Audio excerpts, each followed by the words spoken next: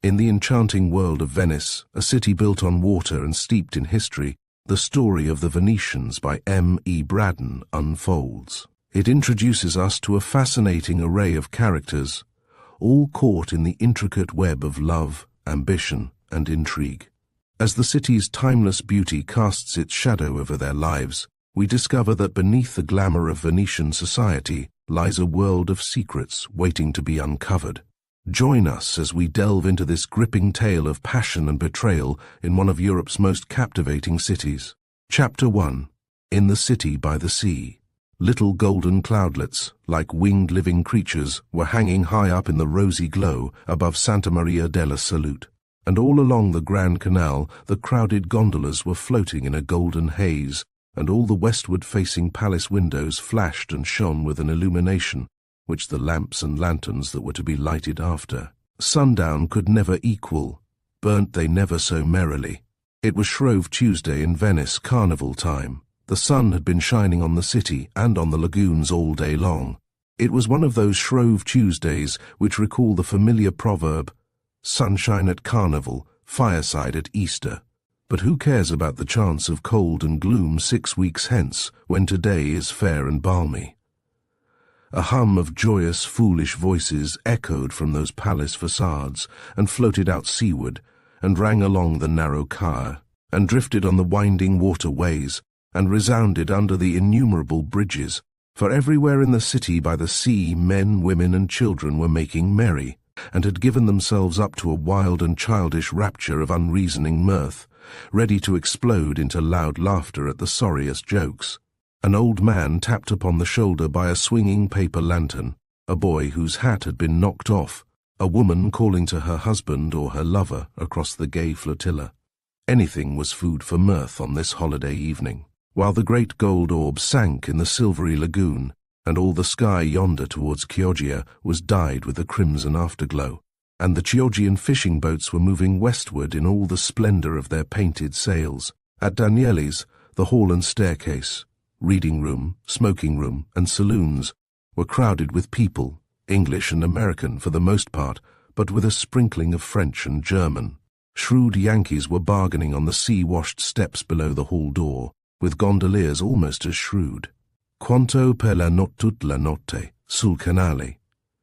Tonight the gondoliers would have it all their own way, for everyone wanted a gondola to row up and down the Grand Canal, with gaudy Chinese lanterns and singing men, twanging guitar or tinkling mandolin to that tune which is almost the national melody of Venice fin de siècle, Funicoli, Funicola. The dining rooms at Danieli's are capacious enough for all ordinary occasions, but tonight there was not space for half the number who wanted to dine. The waiters were flying about wildly, trying to appease the hungry crowd with promises of tables, subito, subito. But travellers in Italy know what subito means in an Italian restaurant, and were not comforted by these assurances. Amiable Signor Campi moved about among his men, and his very presence gave comfort somehow, and finally everybody had food and wine, and a din of jovial voices rose up from the table d'hôte to the grand old rooms above.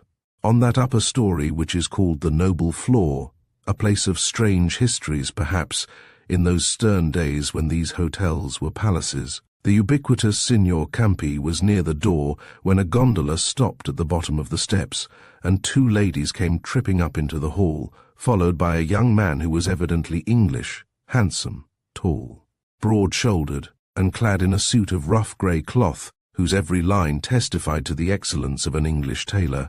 The ladies were as evidently not English, and they had a carnival air which was totally different from the gaiety of the American young ladies in their neat tailor gowns, or the English ladies in their table d'hôte silks. One wore ruby plush, with a train which trailed on the wet steps as she came up to the door.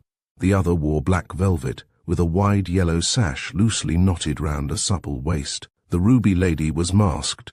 The black velvet lady dangled her lace-fringed mask on the end of a finger, and looked boldly round the crowded hall with her big black eyes which reflected the lamplight in their golden splendor.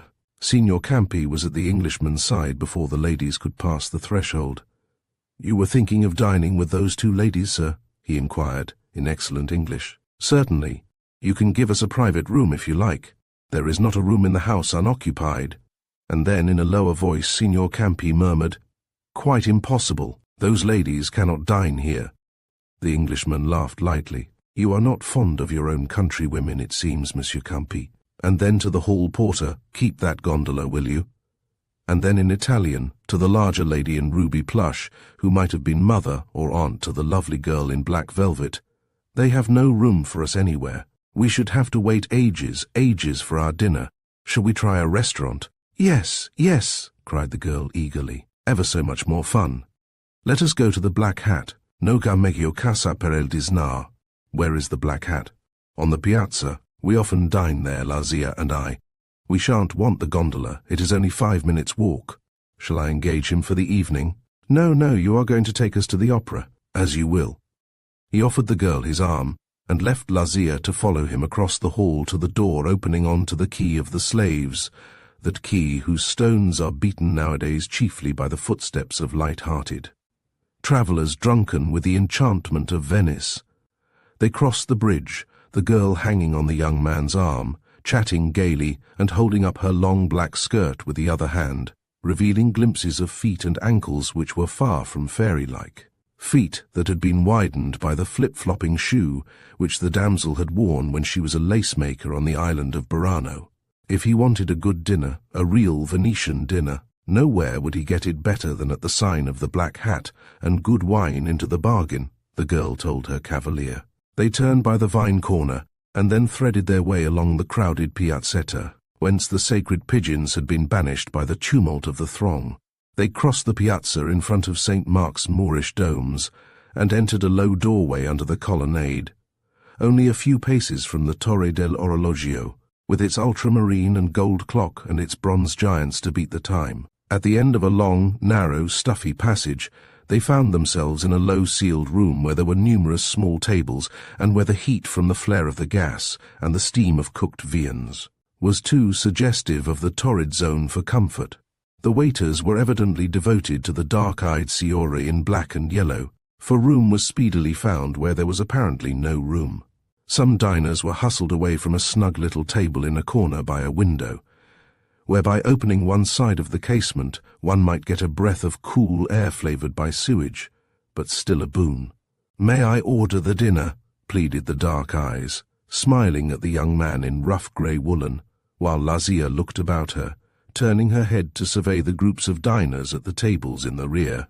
The waiter set a huge flask of Chianti on the table unbidden, and stood, napkin in hand, waiting for Fiordalisa's orders. Fiordalisa, otherwise Lisa, was the name of the dark-eyed damsel, who, to the Englishman's eye, looked as if she had just stepped out of a story in the Decameron. She ordered the dinner, discussing the menu confidentially with the waiter. She ordered, and the dishes came, and they all ate. Vansittart, being too hungry to be daintily curious as to the food set before him after a long day on the lagoons and an afternoon on the Lido, and all the fun and riot of the Grand Canal at sunset, he never knew of what his dinner at the Black Hat was composed, except that he ate some oysters and drank a pint of white wine, and helped to finish a couple of bottles of champagne, which he ordered in lieu of the big flask of Chianti, that they began with a frittura of minnows, and that the most substantial dish which the brisk waiter brought them was a savoury mess of macaroni, with shreds of meat or choppings of liver mixed up in an unctuous gravy. Lisa was in high spirits, and ate ravenously, and drank a good many glasses of the sparkling wine, and told him, half in broken English and half in her Venetian dialect, of the old days when she had worked in the lace factory, where her earnings were about 7 soldi per diem, and where she lived chiefly on polenta. This was the sole knowledge Mr. Vansittart had of her history, since he had only made her acquaintance 3 or 4 hours ago at the concert hall on the Lido, where he had offered this young person and her aunt a cup of coffee, and whence he had brought them back to Venice in his gondola.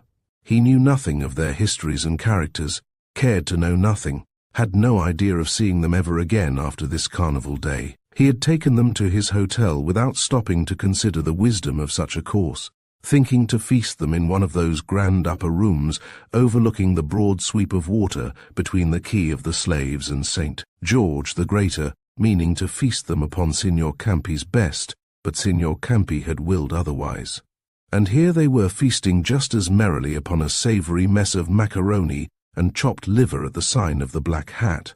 After the savoury dishes, Fiordalisa began upon pastry, with an appetite as of a giant refreshed. She rested her elbow on the table, and the loose sleeve of her velveteen gown rolled back and showed the round white arm. All the little crinkly curls danced upon her pure white forehead and over her dancing eyes as she ate chocolate eclairs and creamy chew to her heart's content, while Vansittart thought what a pretty creature she was, and what a pity Mr. Burgess or Mr. Logstyle was not there with palette and brushes to fix that gay and brilliant image upon canvas for ever. Vansittart was not in love with this chance acquaintance of an idle afternoon. He was only delighted with her. She amused, she fascinated him, just as he was amused and fascinated by this enchanting city of Venice, which had always the same charm and the same glamour for him, come here at what season he might. She impressed him with a sense of her beauty, just as one of those wonderful pictures in the Venetian Academy would have done. His heart was unmoved by this sensuous, eager, earthly loveliness. Her vulgarity, all her words and gestures essentially of the people, interested him, yet kept him worlds away from her. He was rich, idle, alone in Venice, and he thought it was his right to amuse himself to the uttermost at this carnival season. That offer of a cup of coffee, arising out of mutual laughter at some absurdities among the crowd, had been the beginning of the friendliest relations. He strolled on the loose, level sands with Lisa and her aunt, those sands over which Byron used to ride, the poet of whose existence Lisa had never heard, yet who had wasted lightest hours with just such girls as Lisa. And then how could he go back to Venice alone in his gondola, and leave this black-eyed girl and her chaperon to struggle for standing room among the crowd on the twopenny steamer, in their fine clothes and jewels? Those jewels in which lower-class Venetians love to invest their savings? No, it was the most natural thing in life to offer them seats in his gondola, and then to see the fun of the Grand Canal in their company. And what young man with his note-case plethoric with limp Italian notes and a reserve of English banknotes in a close-buttoned inside pocket could refrain from offering dinner, and then, hearing that Lisa was pining to go to the opera, a box at that entertainment? No sooner had she expressed her desire while they were on the Grand Canal than he sent off a Venetian guide, whom he knew of old, to engage a stage box for the evening. Fiordalisa told him about her life at Braddon. While she devoured her pastry, the aunt listening placidly, replete with dinner and wine, caring for nothing except that those old days were a thing of the past, and that neither she nor her handsome niece need toil or starve any more. Not for the present, at any rate. Perhaps never. Lazia was not a woman to peer curiously into the future, while the present gave her a comfortable lodging and meat and drink. The girl talked her Venetian, and Vansittart, who had spent most of his holidays in Italy, and had a quick ear for dialects, was able to understand her. Now and then she spoke English, better than he would have expected from her youthful ignorance. "How is it that you can talk English, signorina mia, and how is it that you left Braddon?" he asked in Italian. "For one, and the same reason. A young English gentleman fell in love with me, and brought my aunt and me to Venice, and is having me educated, in order to marry me and take me to England with him." Vansittart did not believe in the latter half of the story, but he was too polite to express his doubt. "Oh, you are being educated up to our idea of the British matron, are you, Bella mia?" he said, smiling at her, as she wiped her coral lips with the coarse serviette and flung herself back in her chair, satiated with cream and pastry. "And pray, in what does the education consist?" "I am learning to play on the mandolin. A little old man with a cracked voice comes to our lodgings twice a week to teach me, and we sing duets, Lassiderum and Sul Aria." "The mandolin. Ah, that is your English friend's notion of education," said Vansittart, laughing. "Well, I dare say that it is as good as Greek or Latin or the pure science that gave Giordano Bruno such a bad time in this very city." He leant back with his head in an angle of the wall, idle, amused, interested, taking life as it seemed to him. Life ought to be taken very lightly.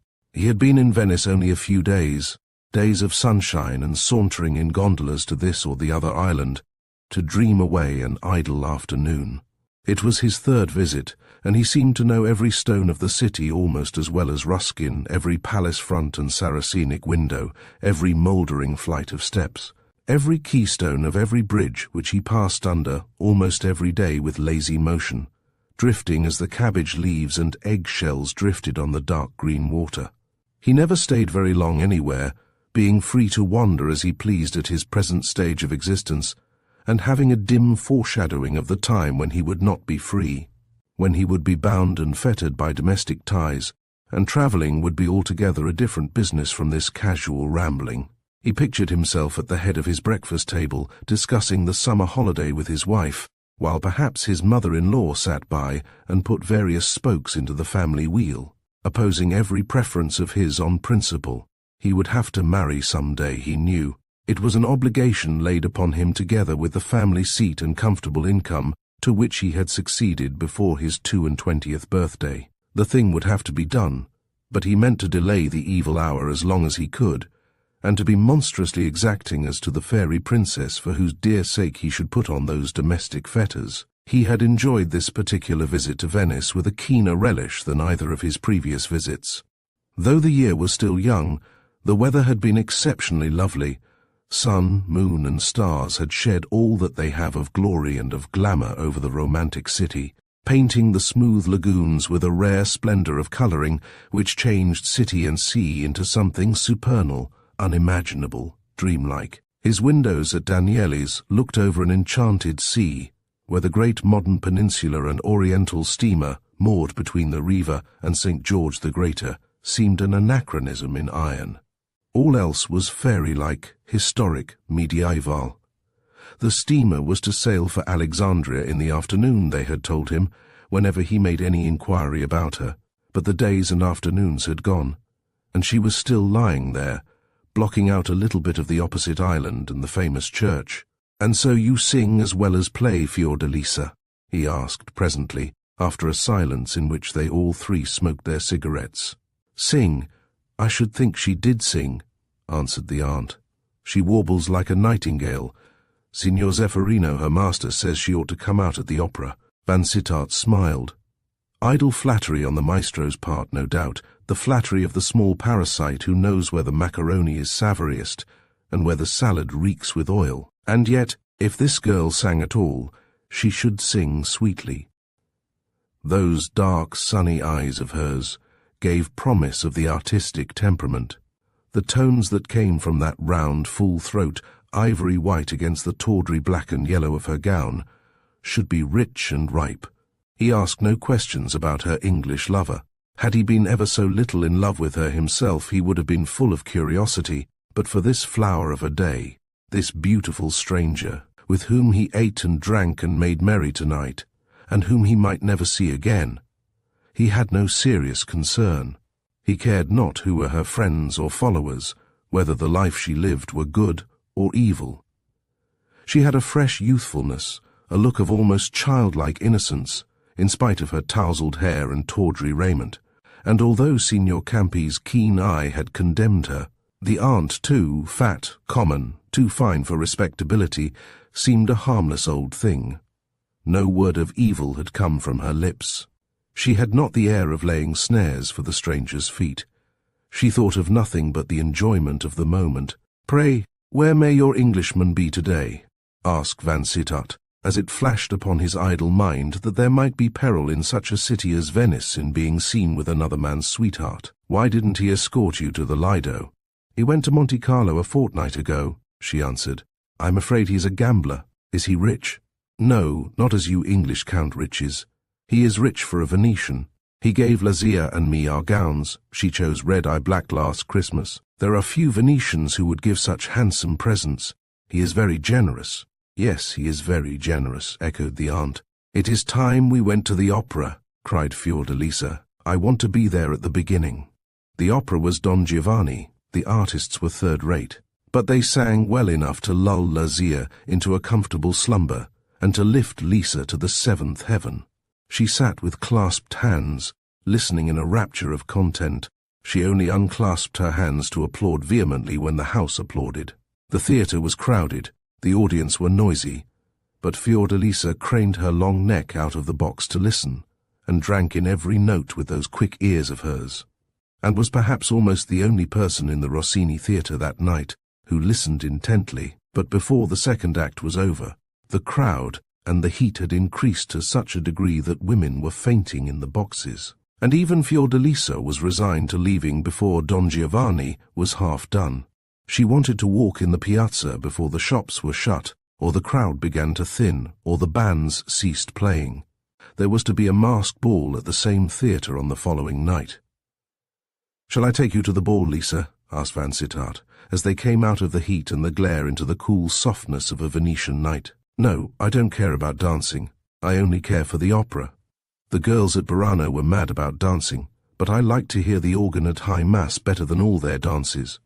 Vansittart thought of bidding his new friends good night at the door of the theatre. Had Venice not been Venice, and had there been any vehicles in waiting, he would have put his fair companions into a coach, paid their fare, and bade them good night forever, without so much as inquiring where they lived. But Venice has a romantic unlikeness to every other city. There was no coach. To say good night and leave them to walk home unescorted was out of the question. "In which direction is your house, Signora?" he asked the elder lady. "Oh, we are not going home," cried Fiordalisa. "We are going to the piazza. This is the time when there will be most fun." "You'll take us, won't you?" she asked, slipping her hand through his arm and boldly taking possession of him.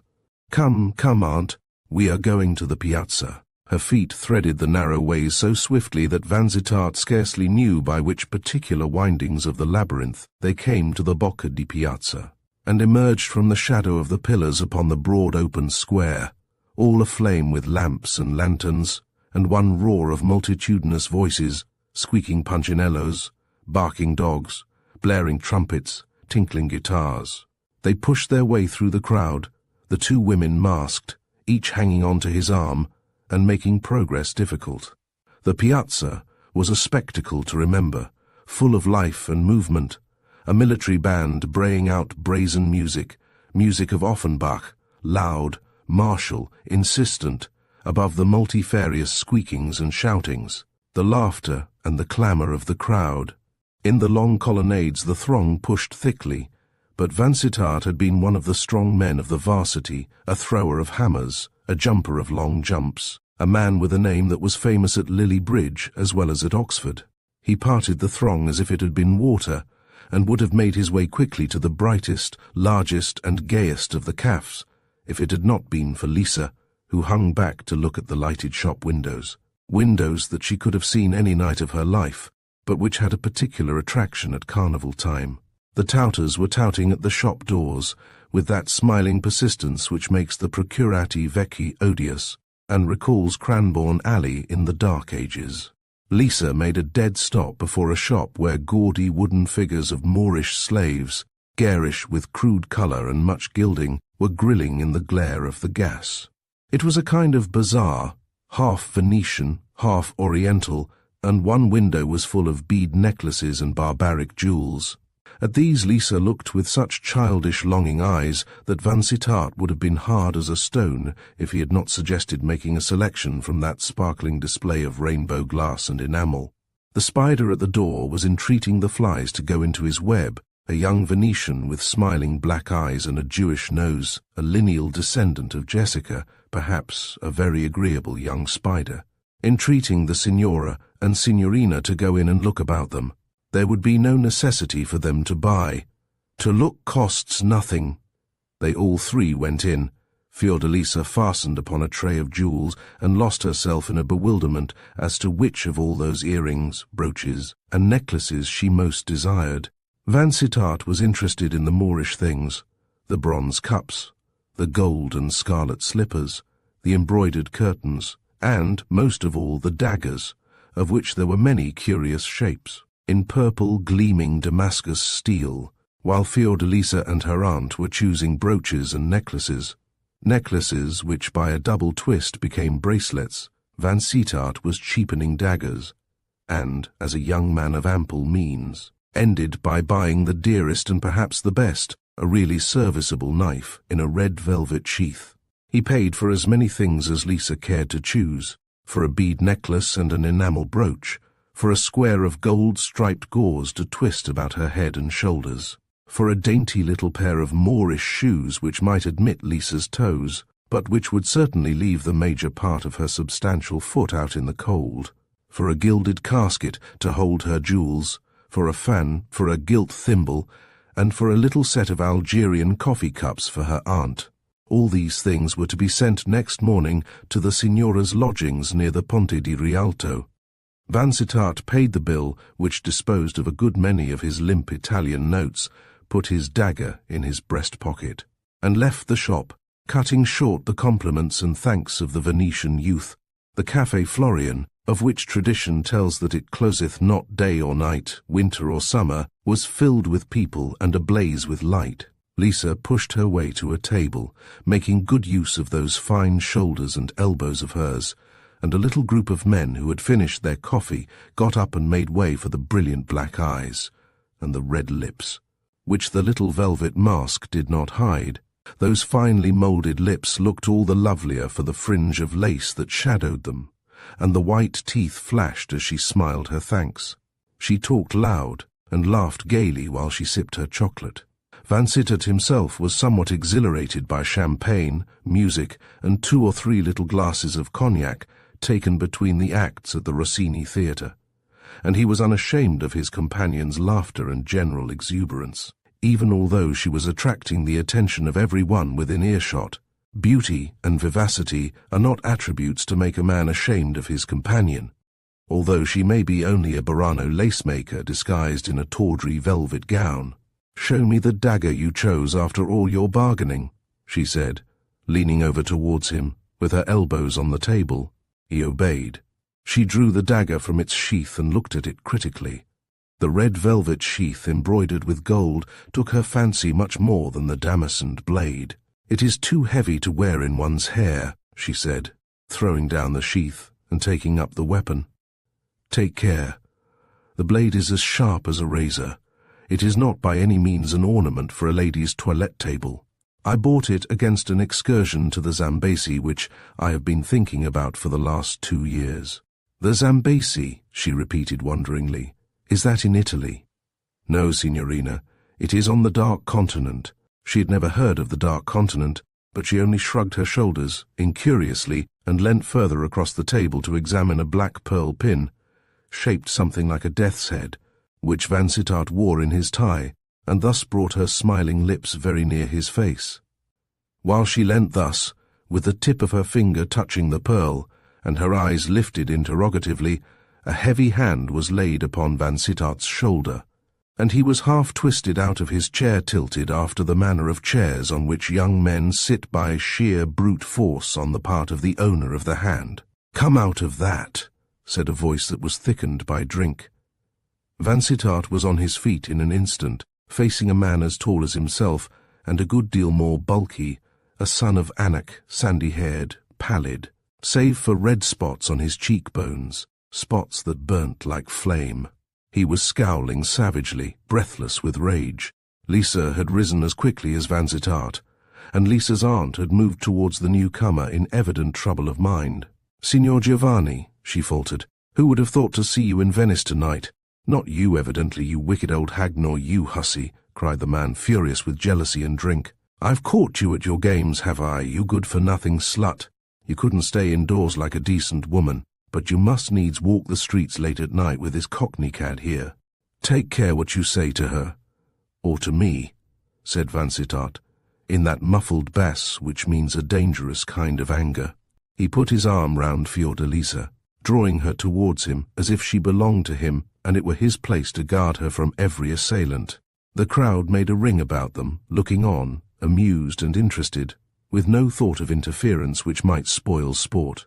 The comedy some of them had seen at the Goldoni Theatre that night was not half so amusing as this bit out of the comedy of real life, the cosmopolitan comedy of human passion. "You infernal blackguard," cried the stranger, trying to tear the girl from Vansittart's protecting clasp. "I'll teach you to carry on with my—" A foul word finished the sentence, a blow from Vansittart, straight in the stranger's teeth, punctuated it. Then came other foul words and other blows, and the men were grappling each other like pugilists fighting for the belt. The unknown was of heavier build and showed traces of former training, but Vansittart was in much better condition and was nearer sobriety, though by no means sober. He had the best of it for some minutes, till the other man by sheer brute force flung him against the table, crashing down among the shattered glasses and coffee cups, and dealt him a savage blow below the belt. Kicking him as he struck, the table reeled over, and Vansittart fell. Under his open hand as it struck the floor he felt the unsheathed dagger which Fiordalisa had flung down in careless indifference, after deciding that it was too big for an ornament. Infuriated by that foul blow, maddened by the brutality of the attack, excited to fever heat by the surrounding circumstances, even by the very atmosphere, which reeked with tobacco and brandy, Vansittart sprang to his feet, clutched his foe by the collar, and plunged the dagger into his breast. In the moment of doing it, the thing seemed natural, spontaneous, the inevitable outcome of the assault that had been made upon him. In the next moment, as those angry eyes grew dim and the man fell like a log, Vansittart felt himself a coward and a murderer. A sudden silence came upon the crowd, tumultuous a moment ago. A silence fell upon the scene, like a dull grey veil, gauzy, impalpable, that had dropped from the ceiling. "Dead," muttered a voice at Vansittart's elbow, as the man lay in the midst of them, motionless. That knife went straight to the heart. A shriek rent the air, wild and shrill, and the vibrating glasses echoed it with a banshee scream. Lisa flung herself upon the body and tried to staunch the bubbling blood with her poor wisp of a handkerchief. A man pushed his way through the crowd with an authoritative air. A doctor, doubtless, but before he reached the little clear space where the victim lay with Lisa crouching over him, and Lisa's aunt wringing her hands and appealing to the Madonna and all the saints, a rough hand pulled Vansittart's arm, and a man whispered in Italian, "Run, run, while you have the chance." Run? Yes, he was a murderer, and his life belonged to the law, unless he used his heels to save his neck. Quick as lightning he took the hint, clove his way through the crowd, and made a dash for the door nearest the piazzetta. The crowd were busy watching the doctor as he knelt beside that prostrate form, interested too in Fiordalisa, with her mask flung off, her loosened hair falling about her ivory neck, her dark eyes streaming, her red lips convulsed and quivering. Vansittart was at the door, past it, before a man cried, "Stop him! Stop the assassin!" There was a sudden tumult, and 20 men were giving chase, a pack of human bloodhounds, perhaps as much for the sake of sport as from actual horror at the deed. They rushed along the piazzetta, knocking down more than one astonished lounger on their way. They made for the pillars of St. Mark and St. Theodore, for that spot where of old the Republic put her felons to death, and where now the gondolas wait in sunshine and in starshine for the holiday visitors in the dream city. He would make for the water naturally, and jump on board the first gondola he could find, thought his pursuers. But when they reached the quay, there was not a gondola to be seen.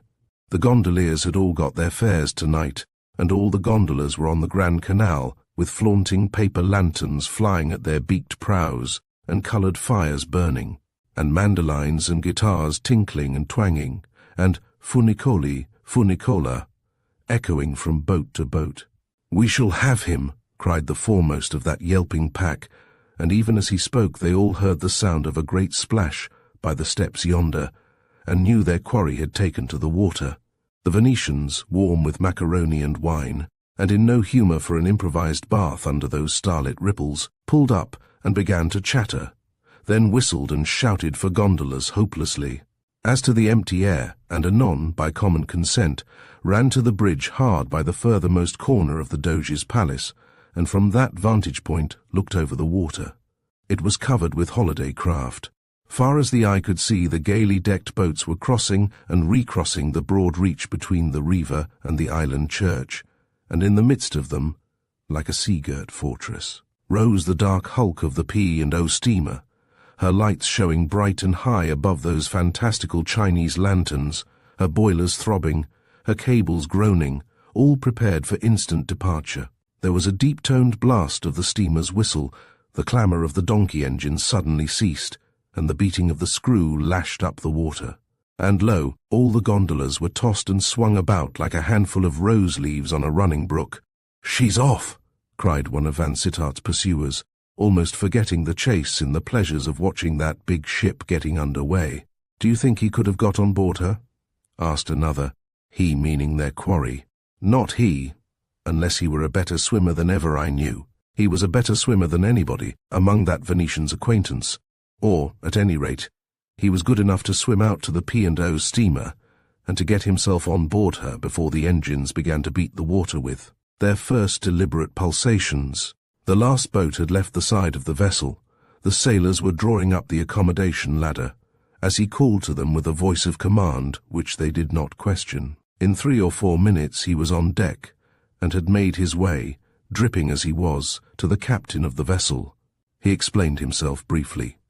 He had got into a carnival frolic only, and wanted to get clear of Venice, and knowing the steamer was to sail for Alexandria that night, had swum out to her at the last moment.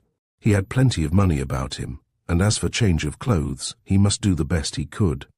"I hope it wasn't anything very bad," said the captain doubtfully, looking at this dripping stranger from top to toe.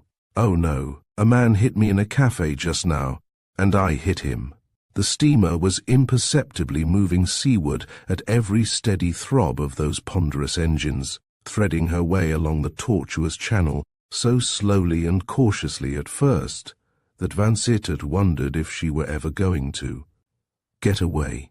Venice, the lamplit, the starlit, the beautiful, glided into the distance, with all her domes and pinnacles, her gondolas and Chinese lanterns, torches and sky rockets, music and laughter.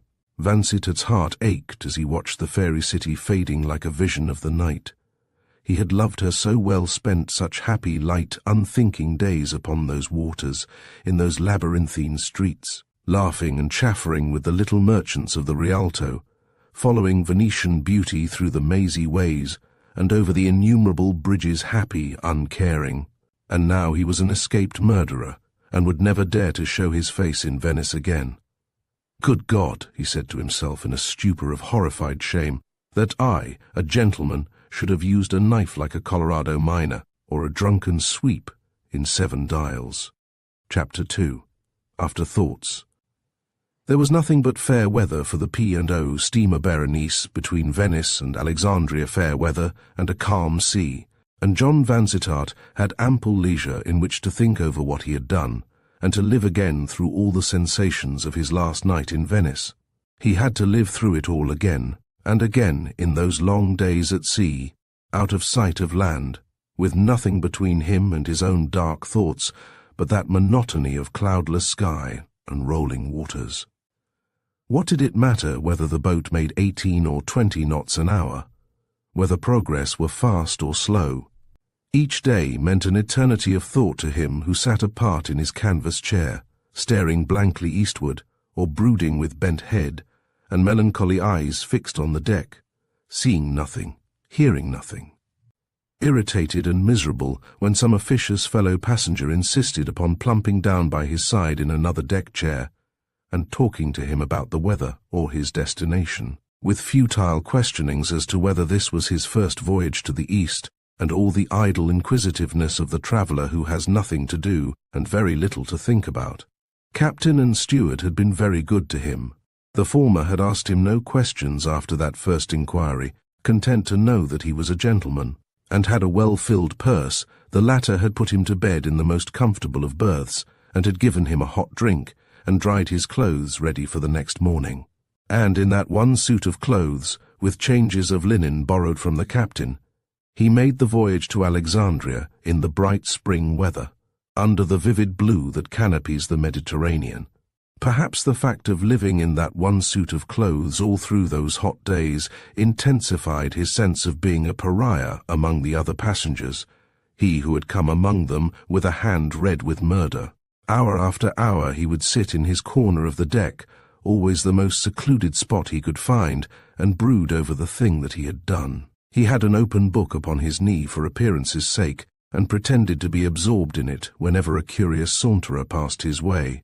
He smoked all day long for comfort's sake, the only comfort possible for his troubled brain, and all day long he thought of his last evening in Venice and the thing that he had done there. To think that he, a gentleman by birth and education, should have slain a man in a tavern row, that he, who in his earliest boyhood had been taught to use his fists and to defend himself after the manner of Englishmen, should have yielded to a tigerish impulse and stabbed an unarmed foe to the heart. He, the well-bred Englishman, had behaved no better than a drunken lascar. He scorned, he hated himself for that blind fury which had made him grip the weapon that accident had placed in his way. He was not particularly sorry for the man he had killed, a violent, drunken brute, who for the sake of the rest of humanity was better dead than alive, a profligate who had betrayed that lovely ignoramus under a promise of marriage, a promise which he had never meant to keep. He hated himself for the manner of the brute's death, rather than for the death itself. If he had killed the man in fair fight, he would have felt no regret at having made an end of him, but to have stabbed an unarmed man, there was the sting, there was the shame of it. All night long, between snatches of troubled sleep, he writhed and tossed in his berth, wishing that he were dead, wondering whether it were not the best thing he could do to throw himself overboard before daybreak, and so make an end of these impotent regrets, this maddening reiteration of details, this perpetual representation of the hateful scene, forever beginning and ending, and beginning again in his tortured brain. He would have decided upon suicide, perhaps, not having any strong religious convictions at this stage of his existence, but his life was not his own to fling away, however unpleasant he might have made it for himself. He had a mother who adored him, and to whom he, for his part, was warmly attached. She was a widow, and he was the head of the house, sole master of the estate, and to him she looked for dignity and comfort. Were he to die, the landed property would pass to his uncle, a dry old bachelor, and though his mother would still have her income, she would be banished from the house in which her wedded life had been spent, and she would be the loser in social status. He had an only sister, too, a fair, frivolous being, of whom, in a lesser degree, he was fond, a sister who had made her appearance in society at the pre-Lenten drawing-room, and had been greatly admired, and who was warranted to make a good match. Poor little Maud! What would become of Maud if he were to throw himself off a P&O steamer? Think of the scandal of it. And yet, if he lived, and that brutal business in the Venetian cafe were to be brought home to him murder or manslaughter, it would be even worse for his sister. Society would look askance at a girl with such a ruffian for a brother an Englishman who used the knife against his fellow man. Daggers and stilettos might be common wear among Venetians, but the knife was not the less odious in the sight of an Englishman because he happened to be in a city where traditions of treachery and secret murder were, interwoven with all her splendor and her beauty. It would be horrible, humiliating, disgraceful for his people, if ever that story came to be known a choice topic for the daily papers, with just that spice of romance and adventure which would justify exhaustive treatment. Thinking over the question from the society point of view, and in most of the great acts of life society stands with the modern Christian in the place which the religious man gives his Creator, Vansittart told himself that every effort of his intelligence must be bent upon dissociating himself from that tragedy in the Venetian cafe. He had got clear of the city by a wonderful bit of luck, for had the steamer started 5 minutes earlier, or a quarter of an hour later, escape that way would have been impossible. He had heard the men giving chase on the piazzetta as he jumped from the quay, heard them shouting when he was in the water. Had the steamer been stationary, those men would have boarded her, and the whole story would have been known. She had weighed anchor in the nick of time for him. But what then? A telegram to the police at Brindisi or Alexandria might stop him, as other fugitive felons are caught every month in the yearmen who get clear off at Liverpool, to be arrested before they step ashore at New York. He paid his passage on the morning after his flight, and gave his name as John Smith, of London. The captain scrutinized him rather suspiciously on hearing that name of Smith, but Vansittart did not look like a swindler or a blackguard. He was under a cloud, perhaps, the captain thought, and Smith was most likely an alias. But anyhow he was a gentleman, and the captain meant to stand his friend. "Are you going to stay long in Cairo?" he asked Vansittart, when they were within sight of Alexandria. "Not long. Perhaps only till I get my luggage. I shall go up the Nile. You'll find it rather hot before you've been a long way." "Oh, I don't mind heat. I'm not a feverish subject," said Vansittart, lightly, having no more idea of going up the Nile than of going to the moon. "You'll stop at Shepherd's, of course." "Yes, decidedly. I'm told it's a very good hotel." While they were nearing their port, he contrived to get a good deal of information about the steamers that touched there. He meant to get off on the first boat that sailed after he landed. All the interval he wanted was the time to buy some ready-made clothes and a valise, so that he might not appear on board the homeward-bound steamer in the miserable condition in which he had introduced himself to the captain of the P&O.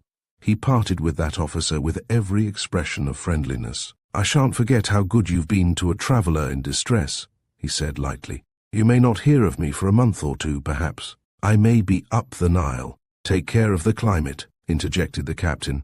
"But as soon as I go back to London, I shall write to you. Goodbye." "Goodbye, Mr. Smith, and good luck to you for a fine swimmer wherever you go." "Oh, I won a cup or two at Oxford," answered the other. "We rather prided ourselves on our swimming in my set." He went to a restaurant where he could sit under an awning and read the latest papers that had found their way to Alexandria. There were plenty of Paris papers: Galignani, Le Figaro, Le Temps. There was a Turin paper, very stale, and there was a copy of the Daily Telegraph that had been left by some traveller, and which was a fortnight old. Nothing to fear there. Vansittart breathed more freely, and thought of going on to Cairo. But second thoughts warned him that Cairo was very English, and that he might meet someone he knew there. Better to stick to his first plan, and go back to England by the first steamer that would take him. He had to think of his possessions at Danieli's, and whether the things he had left there would provide a clue to his identity. He thought not. He had not given his name to the hall porter. The hotel was crowded, and he had, like a convict, been simply known as 150, the number of his room. Clothes, portmanteau, dressing bag, bore only his initials, J.V. He had been travelling in lightest marching order, carrying no books, save those which he picked up on his way, no writing materials, except the compact little case in his dressing bag. It was his habit to destroy all letters as soon as he had read them, even his mother's, after a second or third reading. His card case, note case, and purse were all in his pockets when he made the plunge. No, he had left nothing at Danieli's, nor had he left Danieli's deep in debt, for he had paid his account on Tuesday morning, with a half-formed intention of starting for Verona by the early train on Wednesday. He could resign himself to the loss of portmanteau and contents, and the plain pigskin bag, which had seen good service, and had been scraped and battered upon many a platform. Reflection told him that he had nothing to fear from the newspapers yet awhile, since no newspaper could have travelled faster than the steamer that had brought him, while the news of that homicide at Venice was hardly important enough to be telegraphed to any Egyptian journal. No, he was safe so far, but he told himself that the best thing he could do was to get back to England and the wilderness of London, while the Berenice and her good-natured captain went on to Bombay, where, no doubt, the captain would read of that fatal brawl in the Venetian café, and identify his passenger as the English tourist who had stabbed another man to death. Vansittart pulled himself together, counted his money, and rejoiced at finding that he had enough for his voyage home, and a trifle over for incidental expenses and a small outfit. The greater part of his money was in English banknotes, about which no questions would be asked. He went to the steamboat office, and found that there was a P&O boat leaving that night for London. So he took his passage on board her, selected his berth, and then drove off to an outfitter's to get his kit and a new cabin trunk, just big enough to hold his belongings. He bought a few French novels, and those small necessities of life without which the civilized man feels himself a savage. His ship sailed at midnight. He was on board her early in the evening, pacing the deck in the balmy night, and looking at the lighted town, the massive quays, which testify to English enterprise, the Faroes sending out its long lines of bright white light seaward, the gigantic breakwater all that makes the Egyptian port of today in some wise worthy of the Alexandria of old. when her twin obelisks stood out against the sky, and when her name meant all that was grandest in the splendor of the antique world. Vansittart looked at the starlit sky and lamplit city with a dull, unobservant gaze, while the burden upon his mind deadened his sense of all things fair and strange, and made him indifferent to scenes which would once have aroused his keenest interest. How often he had dreamed his summer daydream of Egypt, lying on a velvet lawn in Hampshire, with a volume of old Herodotus or some modern traveller flung upon the grass beside him in the idlesse of a July afternoon. How often he had promised himself a long winter in that historic land. He had not much of the explorer's ardour in those boyish days, no bent towards undiscovered watersheds and unpleasant encounters with blackamoors, no ambition to be reckoned amongst the mighty marksmen of the world, or to be called the father of lions, though in some vague visions he had fancied himself wandering in that lone land, where the Zambesi leaps headlong into the fathomless gorge, in blinding whiteness of foam and deafening thunder of sound, a beauty and a terror to eye and ear. The things he most wanted to see were the things that his fellow men had made, the palaces and statues, and fortresses and tombs that mean history. He was not a naturalist or a scientific traveller, had no hope of making the world any richer by his discoveries, or of reading the smallest paper at the Geographical Society. He wanted to see men and cities, and all splendid memorials of past ages, for his own pleasure and amusement. And Egypt was one of the countries to which he had looked for delight, if ever satiety and weariness should overtake him amidst the nearer delights of his beloved Italy. And behold, today he had walked those Egyptian streets, and let those Egyptian faces pass by him, with eyes that saw not, and with a mind that felt no interest in the things the eyes looked at. The distress in his thoughts, the perpetual labouring of his troubled mind, would not allow of pleasure in anything. That aching agony of remorse had taken hold of him, and left room for no other feeling. To the end of his life, all that was picturesque and individual in this Egyptian seaport would be part and parcel of his self-humiliation, associated for ever with the thought that he had slain a fellow creature, under circumstances for which he could find no excuse. Again and again, as he paced the deck in the starlight, the face of the man he had killed stood out against the deep azure of the sky and sea, as it had looked at him in that awful moment when one last ejaculation, "God!" broke from the parted lips, and the man fell as if struck by a thunderbolt. There was scarcely any change in his face as he fell, no ghastly pallor, no convulsion of the features. As he lay there looking up at the ceiling, one might hardly have thought him dead. No torrent of blood rushed from those parted lips. The stream ebbed slow and dull from the pierced heart. That savage thrust of the dagger had done its work well.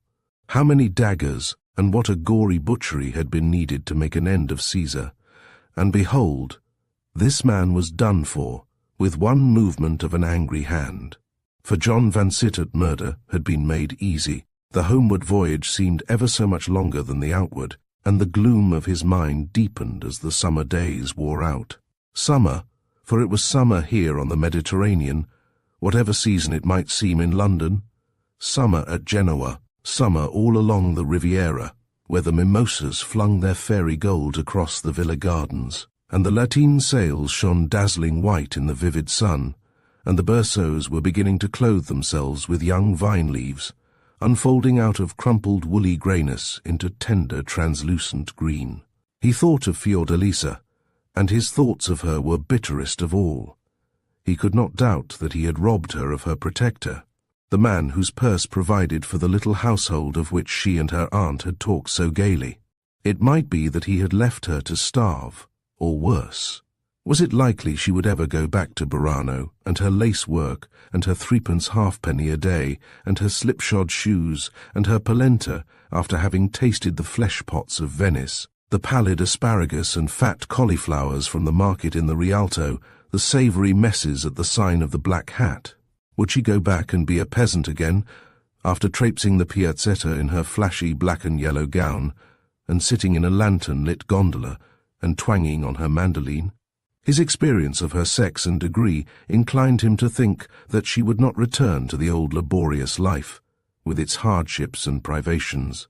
The first step upon the broad high road of sin having been taken, there would be but little scruple about the second, and those bold, beautiful eyes, that swan throat and graceful form, would belong to somebody else. The easy-going aunt would hardly stand in the way of a new settlement, when the last of their poor possessions had been carried to the Monte di Pieta, and hunger was at hand. Somebody else would pay the little old singing master, and listen admiringly while Lisa sang to the wiry tinkling of her mandolin. And the lanterns would swing from the beak of the gondola in the festival evenings, and the rockets would shoot up through the purple night in front of Santa Maria della Salute, and all the palaces on the Grand Canal would shine rosy red, reflecting the Bengal fires, and Lisa would forget her murdered man, while those substantial feet of hers tripped gaily down the brimstone path. If that tall, broad-shouldered, sandy-haired man had lived, he might have kept his promise and married her. Who is to be sure that he would not? There are men in the world who will wed the girl they love, be she barmaid or ballet dancer, and that this man was fond of Fiordalisa, there could be little doubt. His savage jealousy indicated the passionate force of the civilized savage's love. Alas for Fiordalisa, widowed in the very morning of life. He who had wrecked her fortune could do nothing to help her. He dared not stretch out his hand towards her. His interest, for the sake of others as well as for his own sake, lay in severing every link that could connect him with the catastrophe of that fatal night. No, he could do nothing for Fiordalisa. He would not have grudged her the half of his income, and he dared not send her so much as a £10 note. She must sink or swim. The thought of her peril doubled the sum of his remorse. He landed at Marseille, and here, too, it was summer at her brightest, with azure skies, and a sea deeper, bluer, more darkly glorious than the lapis lazuli in a jewelled chasse. The streets were full of traffic and abloom with flower girls, noisily pressing their bunches of roses and pale Parma violets upon him as he walked up the Rue de la Canebière on his way from the quay to the railway hotel. There had been a time when the sights and sounds of that southern port were like strong wine, exhilarating, delighting him, when he could not have too much of the animation and picturesqueness of the place, the Corniche road, the wide-stretching bay with rocks and lighthouses, the sea marks of every kind, and that glittering point where the waterways divide to the left for Hindustan China, Japan to the right for the New World and the setting sun, two paths upon the trackless blue that seemed each to lead direct to fairyland. And behold, he had come from the land of glamour and mystery, from the tombs of the pharaohs, from the ashes of Cleopatra, heart-weary, caring for nothing. He went into one of the big cafes on his right hand, seated himself at a table in an obscure corner, and began to examine the papers, hastily turning them over one after another, worried by the sticks to which they were fastened. Yes, here it was, in the Paris Figaro. A fatal brawl occurred last Tuesday night in one of the cafes in the piazza at Venice. Two Englishmen fought savagely about a Venetian girl who had entered the cafe in the company of one of them. Both men appeared to have been drinking, and after a desperate encounter with fists, in the English fashion, the younger and better-looking of the two snatched up a dagger and stabbed his antagonist to the heart. Death was almost instantaneous. The murderer managed to get away in the confusion caused by the unexpected catastrophe, the crowded state of the piazzetta, and the Riva favouring his escape. It is supposed that he jumped into the water and either managed to scramble into a gondola and get himself conveyed to the railway station, or was drowned, though the latter supposition seems unlikely when it is considered that the canal was crowded with boats. Every effort to discover traces of the missing man has been made by the Venetian police, but as yet without success. The name of the murdered man was John Smith. He had been some time resident in Venice, but did not bear a good character in the city, where he was in debt to several of the smaller tradespeople in the Rialto. Very little seems to have been known about his surroundings, even by the elderly woman who kept house for him, or the girl whose existence cost him his life. John Smith, an assumed name, no doubt, just as false as that name of Smith which Vansittart had given to the captain and steward of the Berenice. It did not seem to him, as he reread this paragraph among the fates divers in the Figaro, that the fatal event had created so much stir as he had supposed it would create. It seemed to him that he was getting off cheaply, and that he might go down to the grave without being called upon to answer for that deadly stroke. The man's isolation saved him.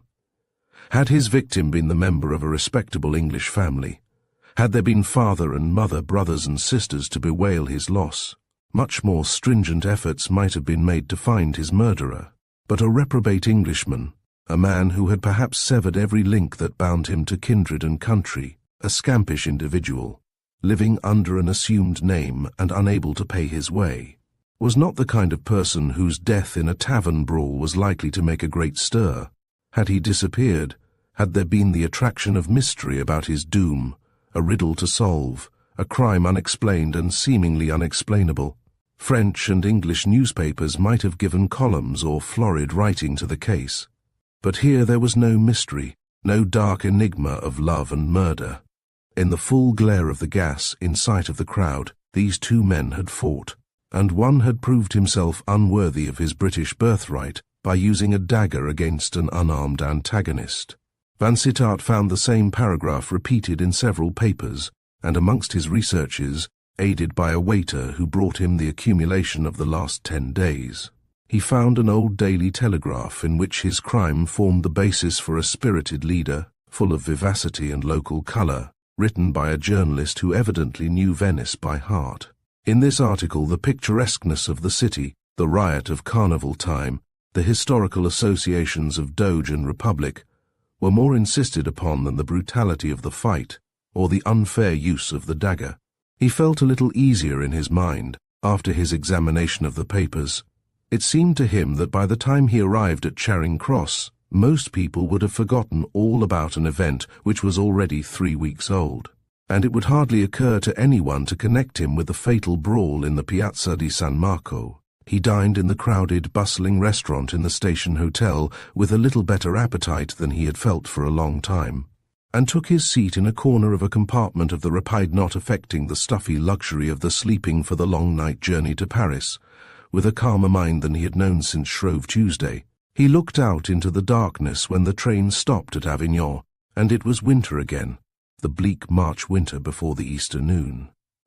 And at Lyons the blasts from the two rivers blew colder still, and he felt that he was near home.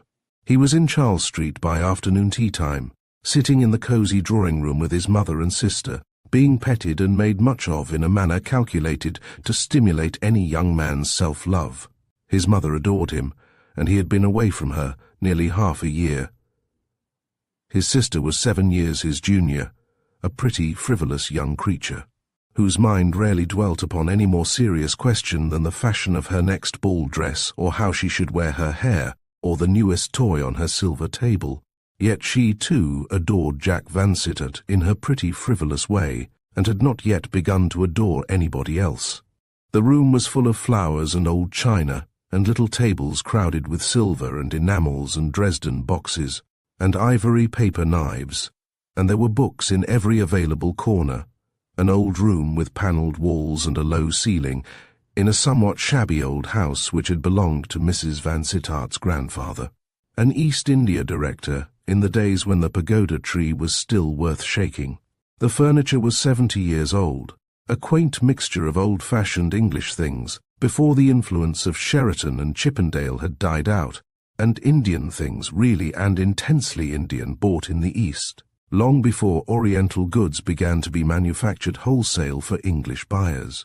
Bombay blackwood, with its clumsy bulkiness enriched by elaborate carving, ivories, screens of black and gold, rainbow-hued embroideries which time had scarcely faded, porcelain jars and enamelled vases, relieved the stern simplicity of rosewood and pale chintz. A few choice watercolours on the walls, and an abundance of flowers harmonized everything, and made Mrs. Vansittart's drawing-room a fitting nest for a very elegant woman and her very pretty daughter. The London house was Mrs. Vansittart's own property. The house in Hampshire belonged to her son, and she spoke of herself and her daughter laughingly as caretakers. "When you marry," said Maud, tossing up her pretty head, with pale gold hair crisped and curled in the prevailing fashion, "Mother and I will have to budge. Whatever slut you may choose to fall in love with will be mistress of Merewood. Why must you needs suppose I may fall in love with a slut? Oh, by the doctrine of opposites. You are one of those orderly, superior persons who are foredoomed to admire some wild girl of the woods, some harum-scarum minx, with fine eyes and half an inch of mud on the edge of her gown. However fine the eyes were, I think the half-inch of mud would be a warning that I could hardly ignore. But I do not claim to be either orderly or superior. My father's Irish blood has infused a spice of disorder into my Anglo-Saxon character. And now, on this bright April afternoon, Jack Vansittart was being petted and fed by these two loving women, who could not do too much to prove their devotion to him after the long severance. They had only given him time to wash his hands and brush the Kentish dust and chalk out of his hair and clothes before he sat down between them to a cup of tea. He had to assure them that he had lunched heartily at Calais and wanted nothing but tea, or else a substantial meal would have been set out in the dining-room below. "And you have come straight through from Marseilles," said Mrs. Vansittart. "What a terrible journey." "Hot and dusty, mother, not very appalling to a traveller, but you are such a stay-at-home." "To my cost," pouted Maud. "I haven't the least idea of what the world is like. I have to take other people's word that it is round. We found your telegram from Marseilles at 2 o'clock this morning when we came home from Mrs. Mountain's dance, and rejoiced as I was to know you were coming back to us. I took it for granted you would loiter in Paris for a week," said Mrs. Vansittart. "Paris is always delightful," replied her son, "but I was tired of wandering, and was honestly homesick. And here I am, safe at home, and ever so much better off than poor old Odysseus. By the way, mother, your Italian spaniel did her level best to bite me as I came upstairs, and she and I were once such friends. Dogs have altered since the days of Argus." "How silly of her. But she'll love you again after a day or two. And now tell me, Jack, all you have been doing and seeing since you left Merewood last October. You are such a bad correspondent that one knows nothing about your wanderings, and if I were not well broken to your neglect, I should be miserable about you. See how wise my system is," he said, laughing. "Were I a good correspondent, an interval of a week without a letter would scare you. I have heard of men who write regularly once a week to their people, or who keep a journal of their travels and send it home every fortnight for family perusal. But since you and Maud both know that I detest letter writing, you expect nothing of me, and are never anxious." "Indeed you are wrong, Jack," said his mother with a sigh. "I have had many an anxious hour about you, but I'm not going to be doleful now I have you at home again, and for a long time, I hope." "Yes, for a long time," echoed Jack. "I am sick of travelling." There was a weariness in his tone that sounded as if he meant what he said. "And now tell me your adventures." The word hurt him like the sharp edge of a knife. "I have had none. No one has adventures nowadays," he said. "I had a fortnight on an American friend's yacht in the Mediterranean, and we had some rather dirty weather, but nothing to hurt. That's my nearest approach to an adventure. I had a month at Monte Carlo, shot a good many pigeons, and missed nearly as many as I shot. Played a little, with varying luck, but am not ruined. Came off on the whole a winner, though to no substantial amount, perhaps enough to buy a pair of solitaires for Maud's pretty little ears, pinching the ear that was nearest him, as the girl sat on a low chair at his side. No, I have had no adventures. I have only been in familiar places. Let me see, from where did I write last?" "From Bologna, ages ago, a shabby little letter," answered Maud. "Ah, I spent a few days in Bologna after I left Florence. I am rather fond of Bologna." "And after that? Where did you go after Bologna? It must be nearly 2 months since you were there." "Oh, I went to Padua and Verona," he answered carelessly, "and then back to Genoa, and then I dawdled along the Riviera, stopping a night or two here and there, to Marseilles, and here I am. That is my history, and I am ready for another cup of tea." Maud filled his cup, and offered him dainty biscuits and tempting cakes, and hung about him fondly, touching the thick hair which made such a waving line across the broad forehead. "Why, how tremendously sunburnt you are," she exclaimed. "You look as if you had just come off a sea voyage." "Do I? Well, I have basked in the sun that shines upon the Mediterranean, and a March sun on the Riviera is a blazer. "And you were at Bologna and Padua, and did not go to your beloved Venice," said his mother. "I thought you were so fond of Venice." "Yes, I delight in the place, but I wanted to go back to the Riviera, where I should be more secure of sunshine and balmy air." "And you left Italy without revisiting Venice?" exclaimed Maud, who had often listened to his raptures about the city by the sea. There was no more to be said. For the first time in his life he had deliberately lied, and to his mother and sister, of all people, to those who in all the world most trusted and believed in him. He hated himself for what he had done, and yet he meant to maintain that false assertion doggedly. He had not been to Venice. Let no casual acquaintance come forward to allege that he had been seen there. In the very teeth of assertion, he would declare that in this springtime of 1886 he had not been in Venice. He rejoiced in the thought that he had told his name to no one at Danieli's, and that he had entered the hotel as a stranger, having stopped at one of the hotels on the Grand Canal on his previous visits. He told himself that no one could convict him of having been in the fatal city last Shrove Tuesday, no one who knew him as Jack Vansittart. "And now that you've had the history of my travels—" "A sorry history, forsooth," cried Maud. "You men have no capacity for description. When Lucy Calder came home from her Italian honeymoon, she talked to me for hours about the places and things she had seen there. Pretty prattler. Would you like me to recite a few pages of Murray or Joanne? All travelling is alike nowadays, Maud, and pleasure and comfort are only a question of good railway service and well-found hotels. We have done with romance and adventure. Life is pretty much the same all over Europe. And now tell me what you have been doing. There is more interest in a girl's life in her first season than in all the cities of Europe." "Well, Jack, to begin with, I was presented at the February drawing room. I went out with Mother a goodish bit last November, don't you know, but I was not actually out. That only began after the drawing room. And had you a pretty frock, and did the royalties look kindly at you when you made your curtsy? The royalties might all have been waxwork from Her Majesty downwards. For anything I knew to the contrary," said Maud. "I saw no faces, only a cloud of feathers and a splendour of jewels and velvet and satin, all vague and troubled, like the figures in a dream. But I got through the business somehow, and Mother said I made no mistakes. And the frock? Oh, the frock was just as pretty as a frock can be. It was Mother's taste. She talked out every detail with Emdel Marie.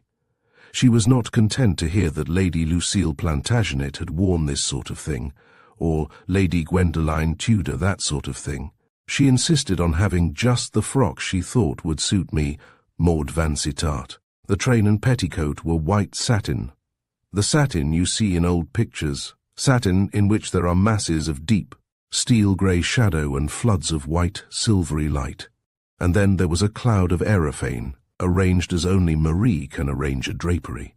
And in the cloud there were clusters of lilies of the valley and fluffy ostrich tips. The lady papers mostly went into raptures about my frock. And did the lady papers say nothing of the wearer?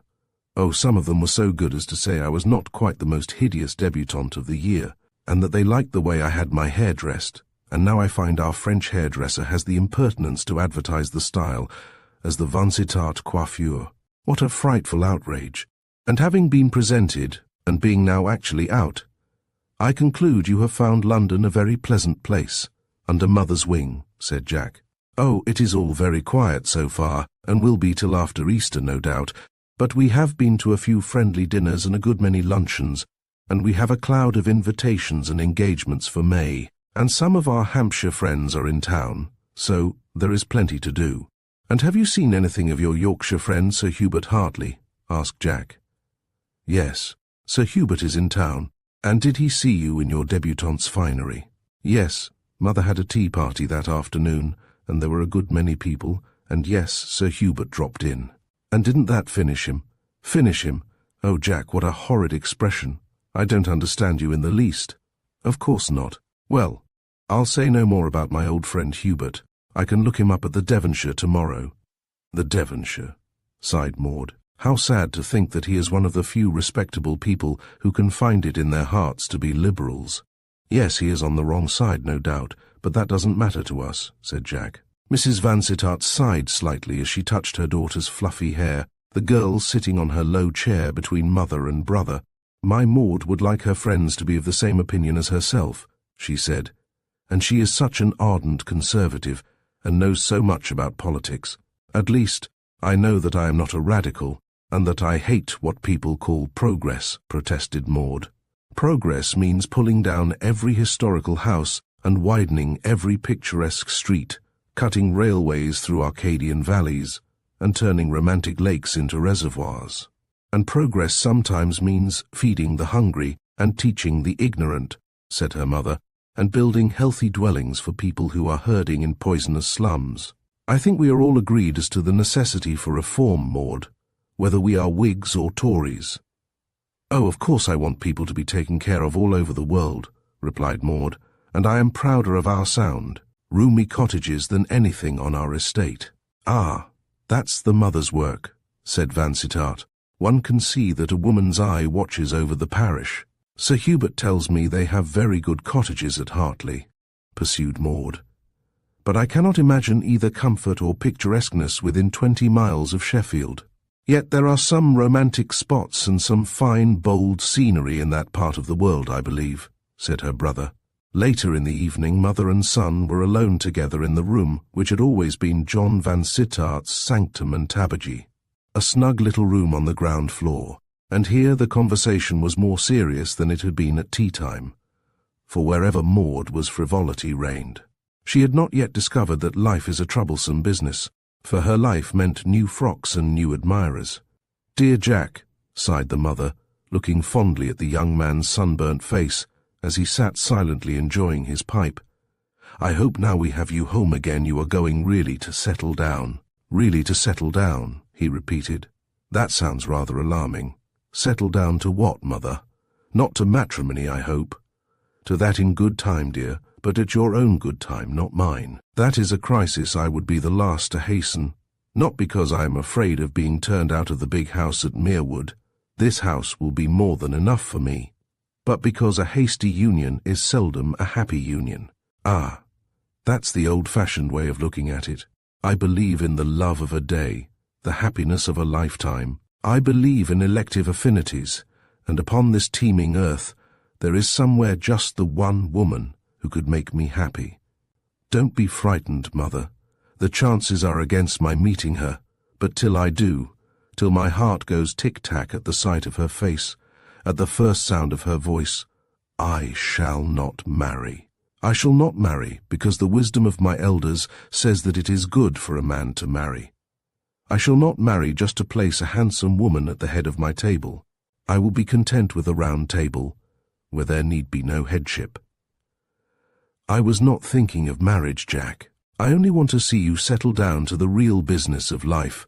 I should be sorry to see you always an idler sauntering through a London season, yachting a little in the Cowes week, shooting a little in September and October, hunting a little in November, and running away from the winter to amuse yourself at Nice or Monte Carlo. Independent as you are, you ought to do something better with your talents. My talents are an unknown quantity. I doubt if anyone in this world, except my fond mother, gives me credit for being even moderately clever. I remember what you were as a boy, Jack, and how well you got on at Balliol. Oh, that was in the atmosphere, I think. I was in love with Greek because I worshipped Jowett. That was a boyish dream. All scholarly ambition is a thing of the past. I shall never do anything in that line." "Perhaps not. You have too much energy and activity for a student's life. I should like to see you a power in the house." "Dearest flatterer, you would like to see me Prime Minister. I have no doubt you think that it simply rests with myself to become First Lord of the Treasury at an earlier age than William Pitt. No, no, Jack. I am not a foolish mother, fondly as I love you, but I know that you have good gifts, and I want the world to profit by them. I should like to see you in Parliament. There is so much to be done by good men in the shaping of our New England, the England of enlightenment and humanity, and I want to see my son's hand at the plough. The field to be ploughed is wide, and the soil is stubborn, but I don't know that my hand would be strong enough to drive a furrow. You could help, Jack. Every good man can help. Mother, I believe you are at heart a radical. I don't think one need be a radical to wish that the masses were better off and more thought of than they are. Some of the best and noblest things that have been done for the poor have been done by conservatives. No, Jack, it is because I am not a radical that I want to see you in Parliament. You are rich, well-born, well-educated. You could fill a place that might be filled by some radical adventurer who would look to parliamentary life as a means of pushing his own fortune. If I can find any constituency willing to elect Conservative me instead of that radical adventurer, who would in all probability be a much better speaker than I am, and appeal to a larger electorate, well and good. I have no great aversion to Parliament, but oh, you artful woman, I know why you would have me write MP after my name. If I can pen him up with the other sheep in the House of Commons, he can go no more a-roving. That is what you say to yourself, mother mine. No, no, Jack. I sadly want you at home, but I am not a hypocrite. Most of all, I want to see you with higher aims than those of a mere pleasure-seeker. I want to be proud of my son. She drew her chair nearer his, and took his strong, broad hand in both her own. In her eyes he was all that youth and manhood should be.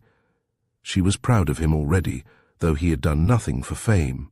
She was proud of his height and strength, proud of his good looks, courage, good temper, of all those qualities which go to make an English gentleman. Proud of me, he echoed. Poor mother.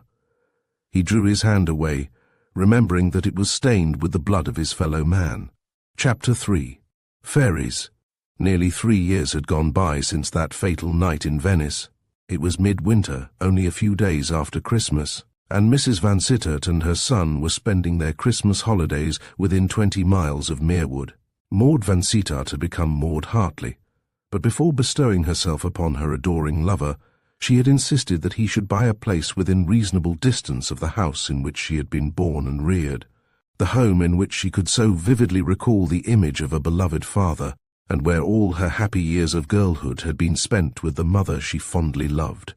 Sir Hubert had a fine place in the wild Yorkshire hills, half an hour's journey from Sheffield, a solid red-brick manor house in the Georgian style, built by his great-grandfather. But to that house, as a home, Maud would not consent to go. Her lover being rich enough to buy a second country seat as easily as some men buy a second horse, there had only remained the trouble of choosing a home that Maud could approve. A house was found, neither too old nor too new, upon the side of Blackdown, in that rich and picturesque country between Petworth and Haslemere Redwold Towers, a roomy, well-built mansion, with just land enough to satisfy Hubert Hartley's idea of a home farm, without diverting his capital from that wider domain of Hartley Manor, where he had fields and pastures of 100 acres each, and where he grew prize oxen and cart horses worth their weight in gold, as it seemed to Maud, when she heard of £600 or £700 being given for one of these creatures. Merewood, John Vansittart's patrimonial estate, was near Liss, in Hampshire, a long, low, capacious house, on a ridge of pine-clad hill and fronting a wild valley, which grew very little of a profitable nature for man or beast, but where the perfume of the pine woods and the gold and purple of gorse and heather were worth all that the fattest soils can produce. Fertile pastures and spacious cornfields were not wanting to the estate, but those lay behind the crest of the hill. Maud had been married nearly 2 years, and there was a short-coated baby in the nursery at Redwold, albeit Sir Hubert would rather the eyes of his firstborn had opened upon the light that shone into the family bedchamber at Hartley Manor, the patriarchal bedchamber with its patriarchal bed, birth-chamber and death-chamber, room in which the good old great-grandsire's eyes had closed peacefully, verily, falling on sleep. After a life of 90 years, and after having enriched the world with many useful inventions and established a wealthy progeny, unhappily, Maud hated Hartley Manor House, and only went there for a month in the shooting season as a concession to the best of husbands. Of course, I always meant to marry him, she told her brother, and he is the only man for whom I ever cared a straw, but I wanted to have my fling in London, and I like being talked about as the pretty Miss Vansittart. I was, you know, Jack. You needn't laugh at me. And I liked making other young men miserable by leading them on a little, meaning nothing all the time. Had you many victims? Were there any suicides? Don't talk nonsense. You know how little young men care nowadays. There were some of them who would have liked to marry me, had everything been made easy, settlements and all that. And, with sudden solemnity, I might have had a coronet if I had made the most of my chances. A hard-up coronet, do you mean? A coronet that wanted regilding? No, sir. All those go to America. My coronet was well provided for, but it was not to be, with a faint sigh. I could not throw Hubert over, he was so ridiculously fond of me.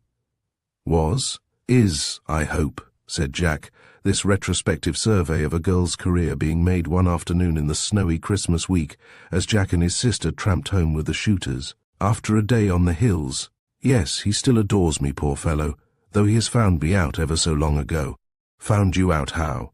Oh, he has found that I am frivolous and selfish, and utterly worthless from the socialist's point of view. He has found out that, although I am fond of pretty cottages and cottage gardens, I don't care much about the cottagers, and that I never know what to say to them. He has found out that I haven't the interests of the poor really at heart. In short, he has found that I am a thoroughbred Tory instead of a hot-headed radical as he is. I'm afraid we ought never to have married. It is like trying to join fire and water. Oh, but I think you managed to get on capitally together, in spite of any difference in your political views. Indeed, I did not think you knew much about politics. I don't. I know hardly anything. I never read the debates, and my mind always wanders when people are talking politics. But my conservatism and Hubert's radicalism enter into everything, into our way with servants, into our treatment of our friends, into our ideas about dress, manners, church. I cannot even shake hands with a cottager as he does. I have tried to imitate him, but I can't achieve that unconscious air of equality which comes so natural to him. And do what I will, I can't help feeling ashamed of that great-grandfather of his who began life in Sheffield as a poor lad, and who invented something, some quite small thing, it seems to me, and so laid the foundations of the Hartley wealth. That is a little bit of family history, which I should, so like everybody, to forget, while poor Hubert is quite proud of it. At Hartley Manor he loves to show strangers the great-grandfather's portrait in his working clothes, just as he looked when he invented the thing, whatever it was. You would not have him ashamed of the founder of his fortune. I have heard of a house in which the portrait of the good man who made the family wealth has a looking-glass in front of it, so that the will which ordained that that portrait should hang on one particular panel in the dining-room as long as the family mansion stood may be kept to the letter, while it is broken in the spirit.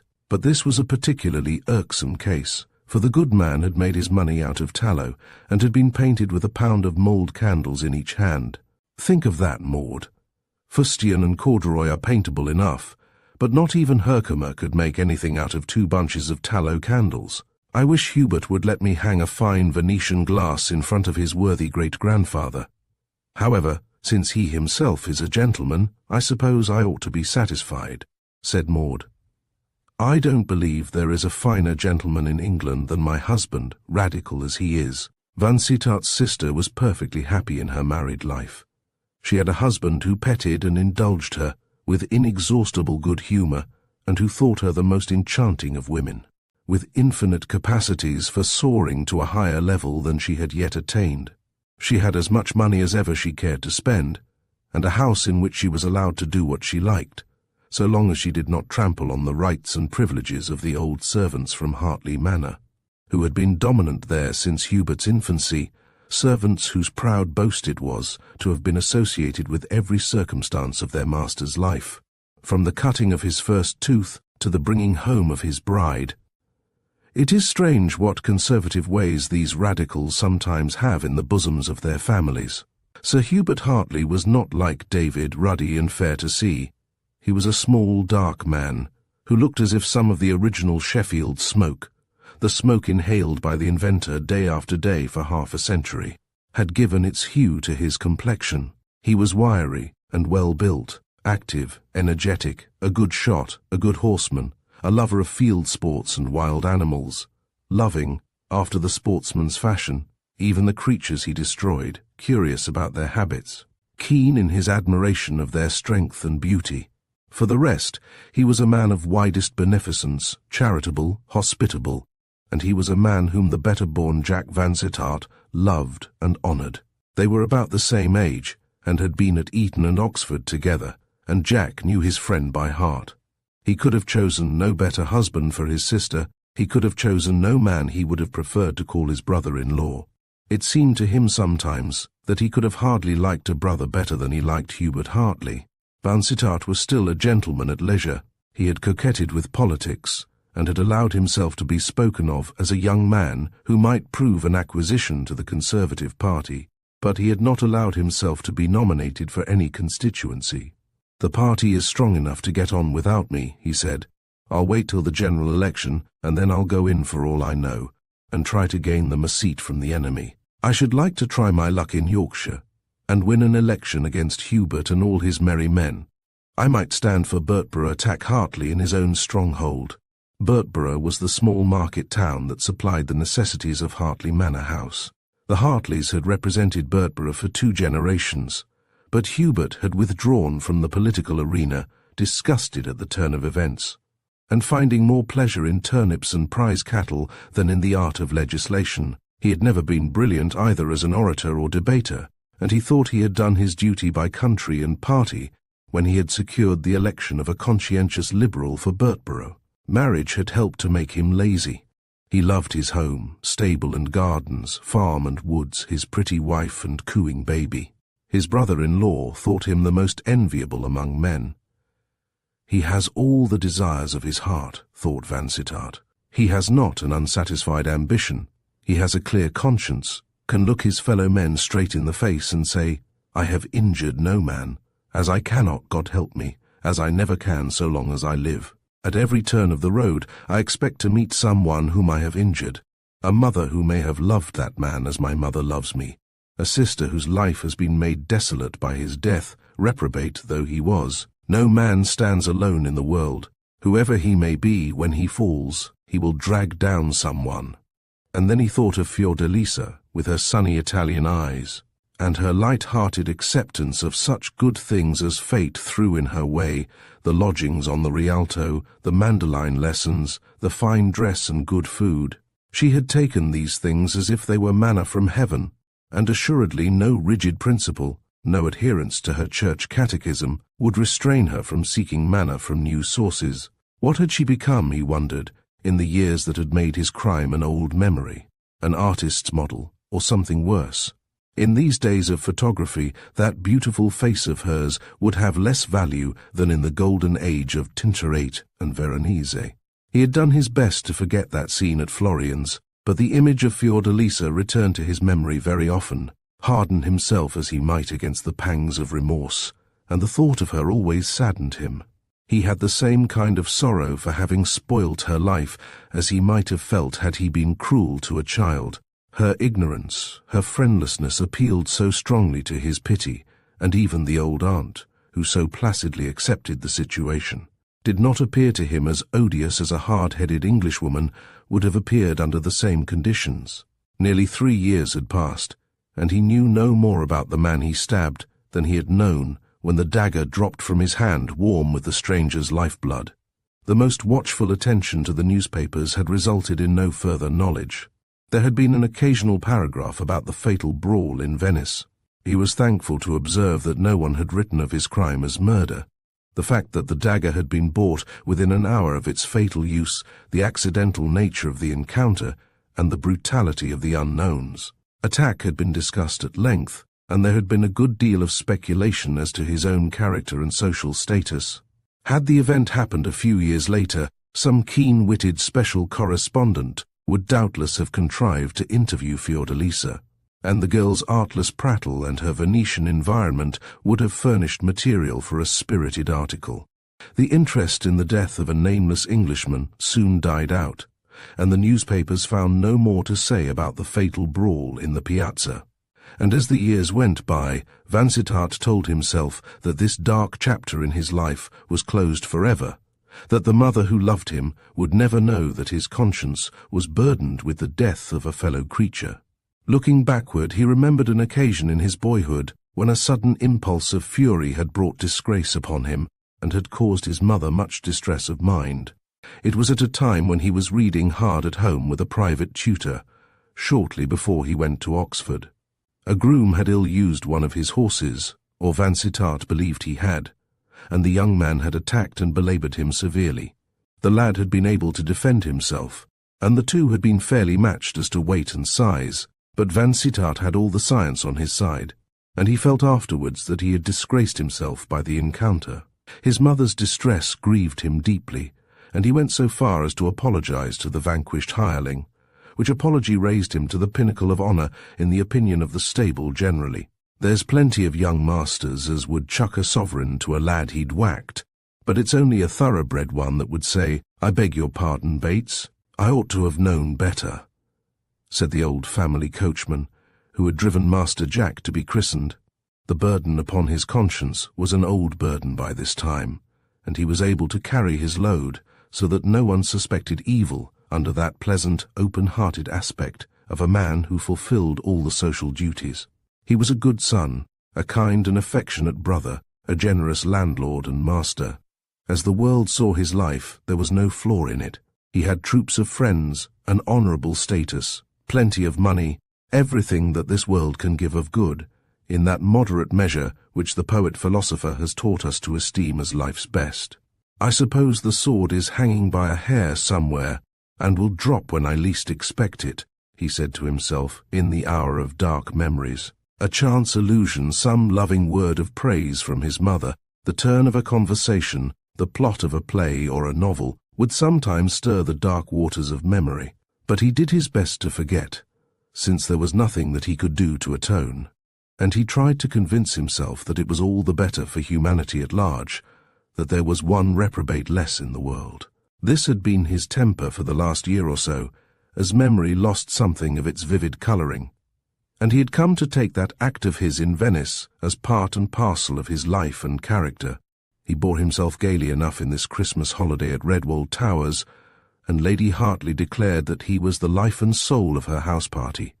"You have not such a passion for field sports as the rest of the men," she said.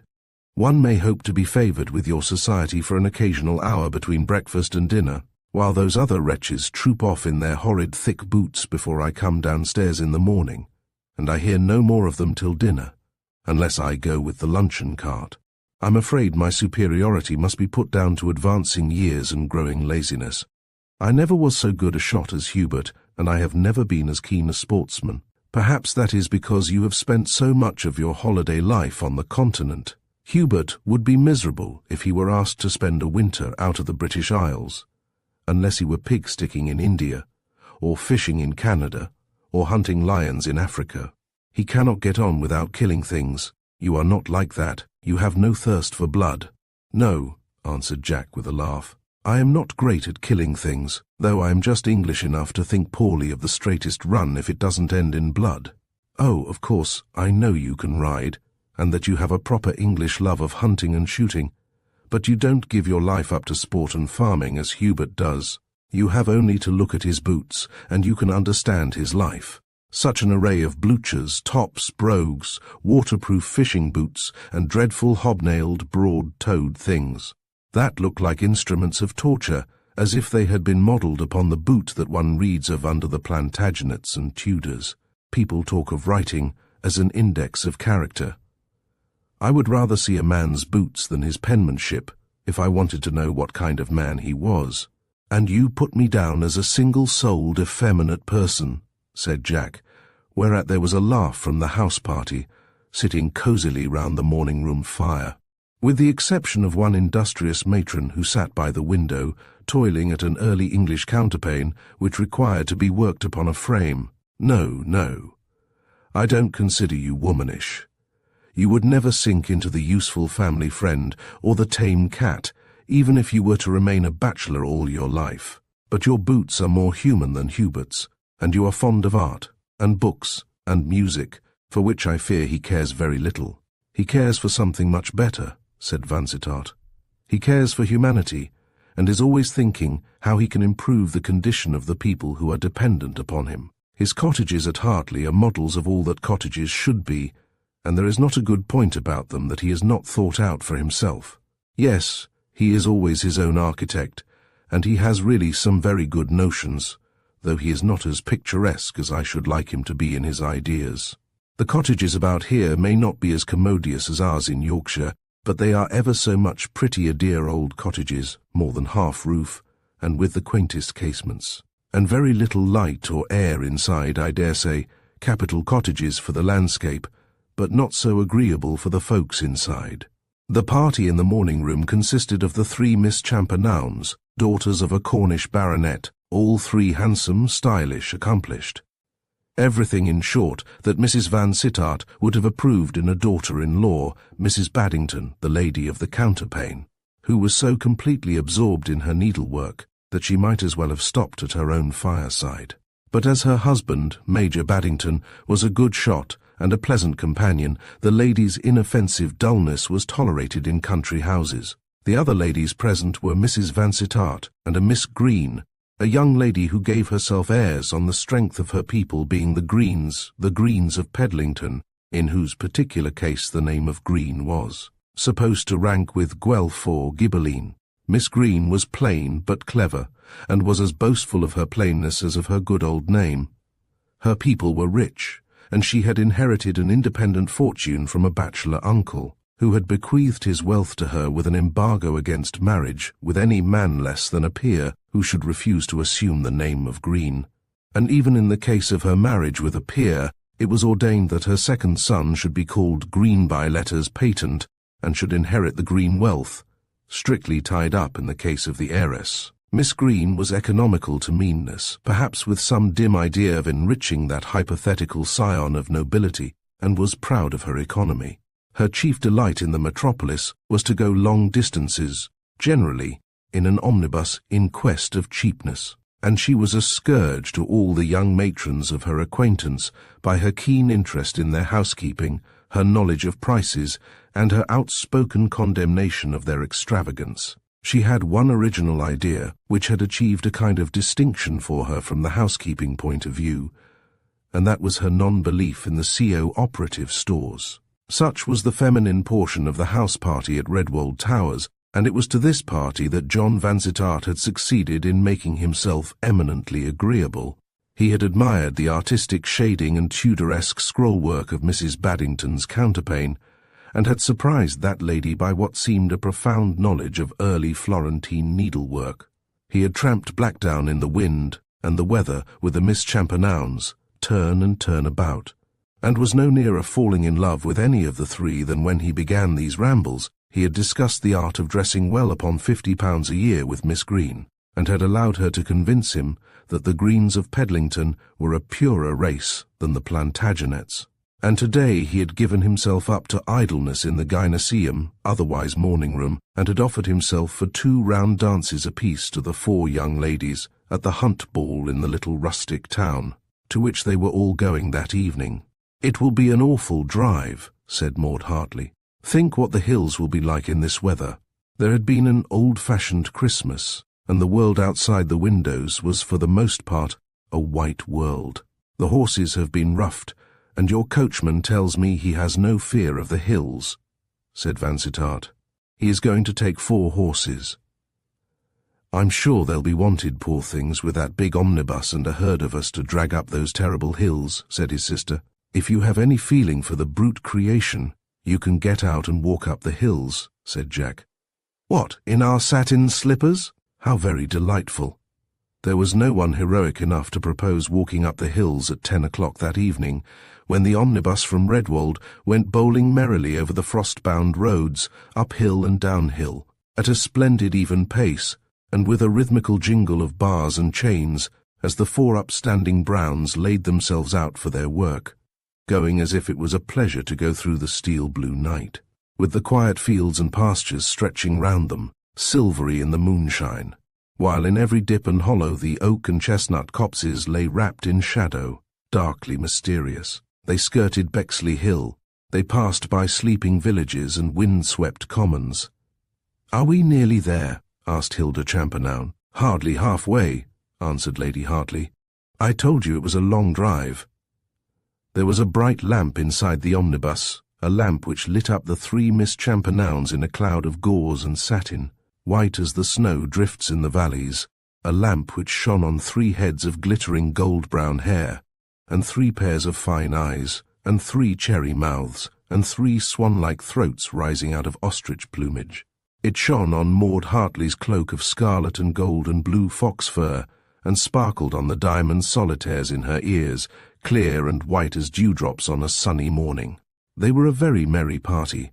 Major Baddington and Sir Hubert were outside, wrapped to the ears in fur coats and caps, and enjoying their smoke in the frosty air. Vansittart and 2 other young men rode inside with the feminine contingent, who were glad of this leaven of masculine society, though they pretended to be in alarm at the crushing of their draperies. I feel a dark foreboding that all the dancing men will have engaged themselves for the evening before we arrive, said Claudia Champernowne. Not if they know the Miss Champernownes are going to be there, said Mr. Tivett, a young man with a small voice and a reputation for all the social talents. Who cares anything about us? Cried Claudia. We are strangers in the land. I think that some of the dancing men will wait for my party, said Maud. I am famous for taking pretty girls to our local dances. They were steadily ascending the worst hill they had to climb. The omnibus was on an inclined plane, and Hilda Champernowne, in her place at the back of the vehicle, looked down upon Jack Vansittart, seated in a hollow by the door. They were near the top when the brake was put on suddenly, and the horses were pulled up. A ripple of silvery laughter rang out upon the frosty air. "Fairies!" cried Vansittart. "Who can it be, and why are we stopping?" asked Miss Champernowne, "when we are so late too?" There were voices, 2 or 3 feminine voices, all talking at once, and then Hubert was heard answering. Anon more laughter. Sir Hubert and a groom got off the bus, and the former came to the door. "Can you make room for 3 girls?" he asked. "Not for a mouse," replied his wife. "We are hideously crushed already. I believe all our gowns are spoilt." "Then a little more squeezing won't hurt," said Sir Hubert. "Look here, you 3 men can come outside. It'll be a tight pack, but we'll manage it, and the 3 ladies can have your places. It's a lovely night. You're none of you bronchial, I hope?" "A chronic sufferer, from my cradle," said Mr. Tivett in a meek little voice. "Oh, Tivett can stay inside. He is the nearest approach I know to Euclid's definition of a line length without breadth." Jack Vansittart was out by this time, and Reggie Hudson, a soldierly young man, slipped out after him. The women drew themselves together discontentedly. Each would have had an omnibus to herself if she could. "I haven't the faintest idea whom we are making room for," grumbled Maud. "I know we shall be dreadfully late," sighed Claudia. "I say, you good folks out there, hurry up, please," cried the gallant Tivett. "It's getting on for 11, and this isn't a picnic party." He was talking to the empty air. A ripple of that elfin laughter from the top of the hill was all that answered him. Sir Hubert, Vansittart, and Major Baddington were all standing round a most melancholy specimen of the genus fly, the very oldest and mouldiest of one-horse landaus, which had broken down hopelessly on the top of the hill. "We knew that the springs were weak," said a silver-clear voice out of a swansdown hood. "They've been getting weaker and weaker ever since we've had anything to do with the fly, but we had no idea the shafts were all wrong." "The shafts were right enough when we started, miss," growled a voice that was half muffled in a red comforter, such a comforter as denotes the rustic fly man. "It was your weight coming up the hill as did it." "My weight!" cried Swansdown-Hood, lifting herself up on her springy feet like a feminine Mercury. "Do I look such a Daniel Lambert?" Her hood fell off with that arch toss of the head, and looking at her in the vivid moonlight it seemed to Jack Vansittart as if that jocular exclamation of his had been well-founded, and that the woman who stood before him on the crest of the hill, her beauty and her whiteness shining out against the steel-blue sky like a finer light in light, was enchanting enough to have stood for Titania.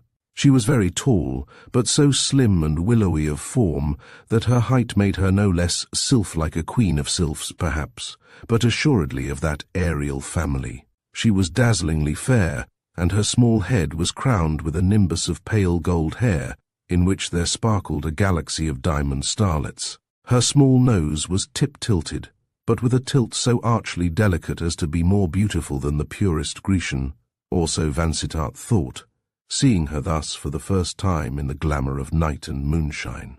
and with all the piquancy of the unexpected. "The horse fell down, and the shafts went crash," said another young person, who presented to view only a nose and narrow slip of face between the folds of a red plaid shawl. Just such a shawl as a well-to-do farmer's wife might have worn driving to market. "I thought we should all be killed." "And so you would have been, if I hadn't put the brake on sharp, and got down and sat on is Ed," said the flyman. "That horse didn't ought to have been sent out on such roads as this, and if I'd been master he wouldn't have been."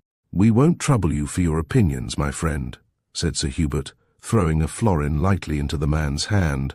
"You'd better take your beast home, and give yourself a hot drink. I'll take care of Miss Marchant and her sisters." "Oh, but really," said Swansdown-Hood, "it is immensely good of you. Only they had better send a fly for us after the dance. We can't encroach upon you for the home journey." "Why not? Of course we shall take you home. Come along, I'm afraid you're catching cold while we're talking." He marched the three girls, the spokeswoman and tallest, all in white from top to toe, the second with a black lace frock showing below her Stuart shawl, the third muffled in a blue opera cloak and a blue Shetland scarf, commonly called a cloud. "Here are the Miss Marchants, come to claim your hospitality," said Sir Hubert to his wife, whereupon Maud replied graciously, "Oh, how do you do, you poor things? Pray come in. How cold you must be. Did your carriage break down? How dreadful. I'm afraid there's not much heat left in our foot-warmers, but it is tolerably warm here. Still, the atmosphere inside the bus was tropical, and I hope you'll be able to make yourselves comfortable. Such a dreadful intrusion. Such a herd of us. How you must all detest us," cried three fresh young voices all at once. The three Champernownes and the Green maintained a stolid silence.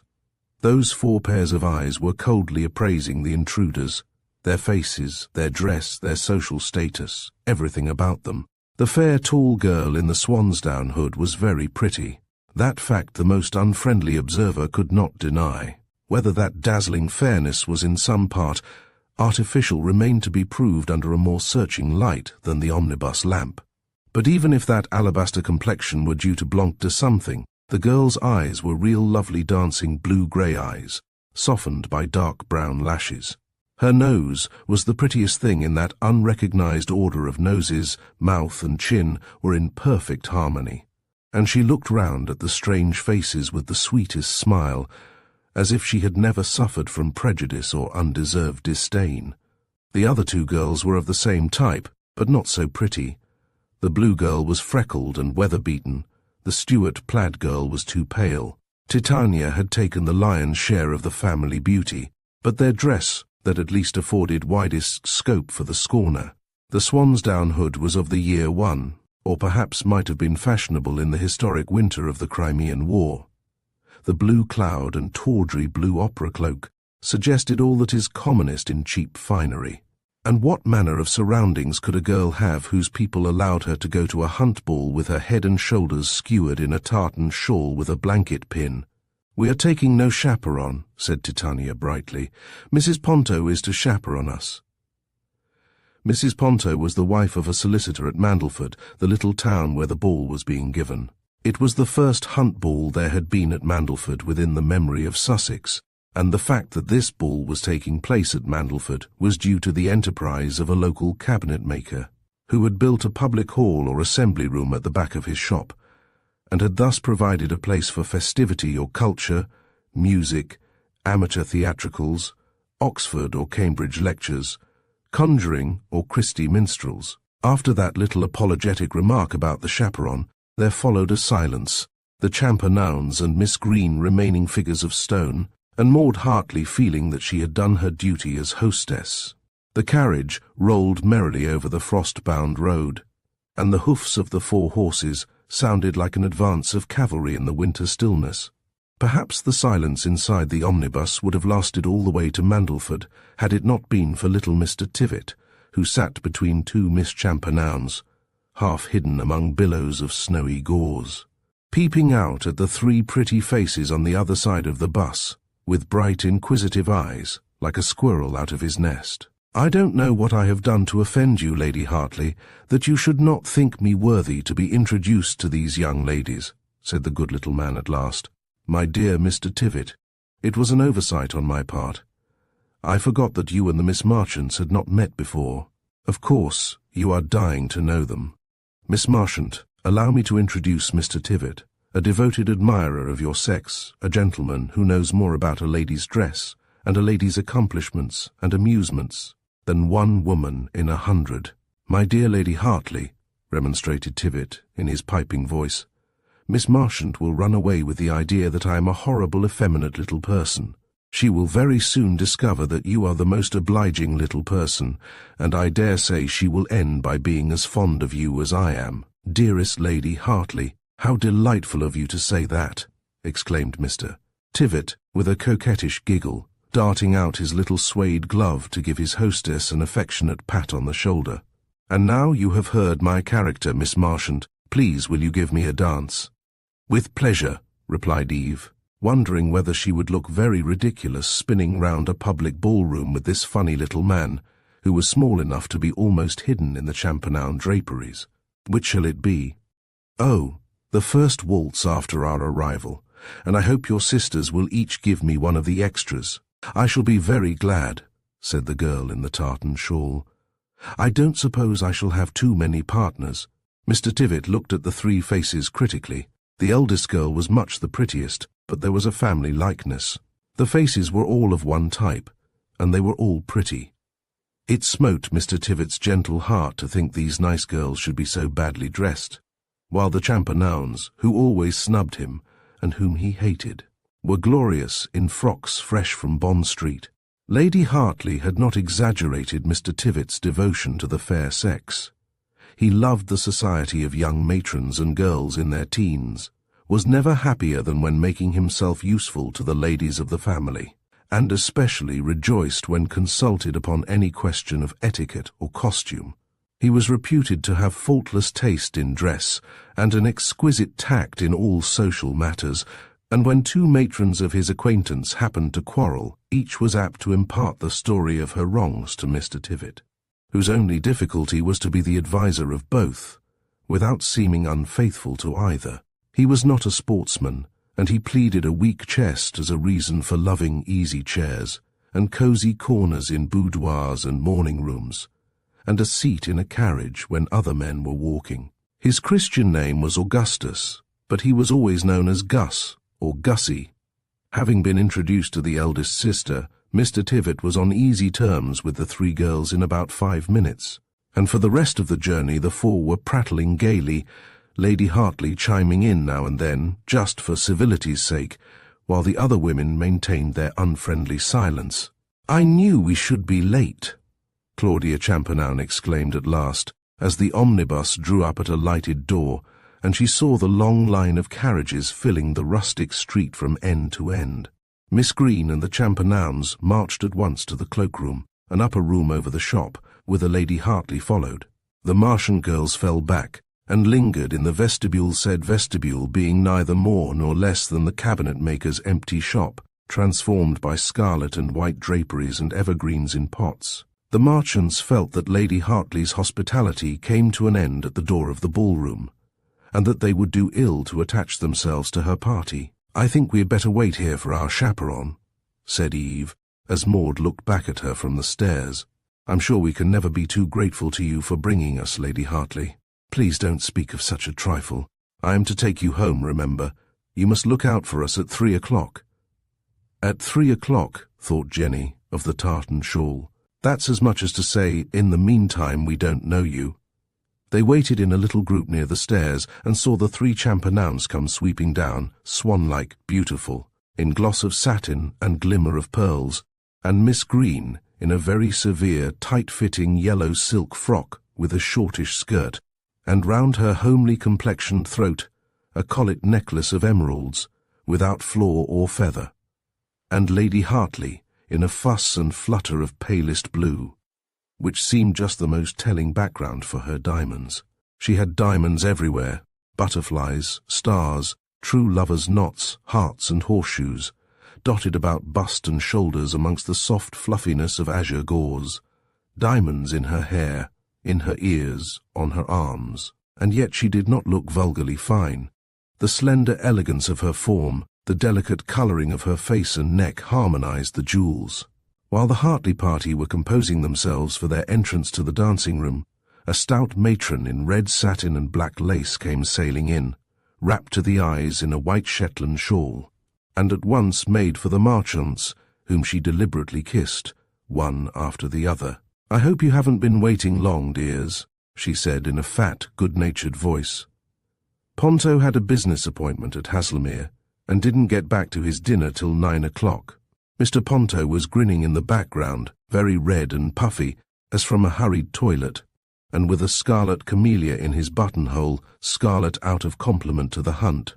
"Oh no, we have only just come," answered Eve, troubled by the supercilious stare of the youngest Miss Champernowne, who was looking back from the threshold of the ballroom while the others went in, looking at Mrs. Ponto as at some natural curiosity, and indeed to a young lady whose evening frock had been produced new and immaculate from a Bond Street carton, Mrs. Ponto's crimson satin, lately done up with Nottingham lace, and obviously let out to accommodate Mrs. Ponto's increasing bulk, was a thing to wonder at. The three Marchants and their chaperon entered the ballroom in a cluster. The Redwold Towers party was absorbed in the brilliant throng, had gone straight into the zenith, where the two local peeresses were holding a kind of court, a court splendid with family diamonds and hereditary Point d'Alencon. Mrs. Ponto made a dash for a corner of the raised bench that went round the room and established herself and her charges in this coign of vantage. "If we don't get seats at once, we mightn't have a chance of sitting down for an hour," said Mrs. Ponto. "Ain't the room full? Now, dears, I shall stay here till someone takes me in to supper, so you can leave your fans with me, and feel you've got someone to come to between your dances. I had my cup of tea before I came, so I shan't trouble about the tea room. It's a pretty sight, ain't it?" A waltz was just ending. The room was very full, but there was the usual surplus of nice-looking girls sitting down, with the usual sprinkling of men who wouldn't dance, and who were quite satisfied to stand about and get in the way of the dancers. The peeresses and their court were on the opposite side of the room, in a central position, which commanded dancers, band, and the festooned archway leading to the tea-room. Lady Hartley had seated herself next old Lady Mandleford, a dowager with white hair, whose son was the well-known Lord Mandleford, a man of prodigious wealth and local importance, a rustic royalty. Eve had shaken out her well-worn white frock. It was made of some soft woolen stuff, which her old servant Nancy had washed, so it had at least the merit of purity. On that tall and perfectly balanced figure, the cheap, simple gown looked exquisite, and the fair, fluffy head, with its glitter of starlets, could not have looked more enchanting had the starlets been old Brazilian diamonds, like Lady Mandleford's, instead of cut glass mounted at Birmingham. The younger sisters had aimed higher than Eve, one in blue, the other in red, straining after Parisian fashion, in cheap silk and satin, had only achieved tawdriness. Eve, in her white frock, might challenge criticism. There was someone on the other side of the room who thought her lovely as a dream, the same man whose eyes had gazed on her beauty in the moonlight an hour ago, and who had told himself that such a face belonged to fairyland rather than to this dull, everyday earth. He stood looking at her now, across the dancers and the crowd, as she sat demurely in her corner, her alabaster fairness set off by the scarlet background. He put his arm through Sir Hubert's. "When you've done talking to Miss Champernowne, I want you to introduce me to Miss Marchant," he said. "With all my heart. But there are 3 Miss Marchants. Which of the 3 are you dying to know?" "The fair girl in white." "Oh, she's the eldest. They are all fair, but I suppose she's the fairest. Come along, then. I'm to dance the Lancers, Maud tells me," he added, lowering his voice, "and with Lady Mandleford. I'm to steer the dowager through that complicated performance." Sir Hubert wore the hunt colours, a scarlet coat with black velvet collar and white satin facings, and he felt that it behoved him to make some sacrifice in honour of a dance that was called the Hunt Ball. "Don't forget that you have engaged yourself to us, Mr. Vansittart," said Miss Green severely.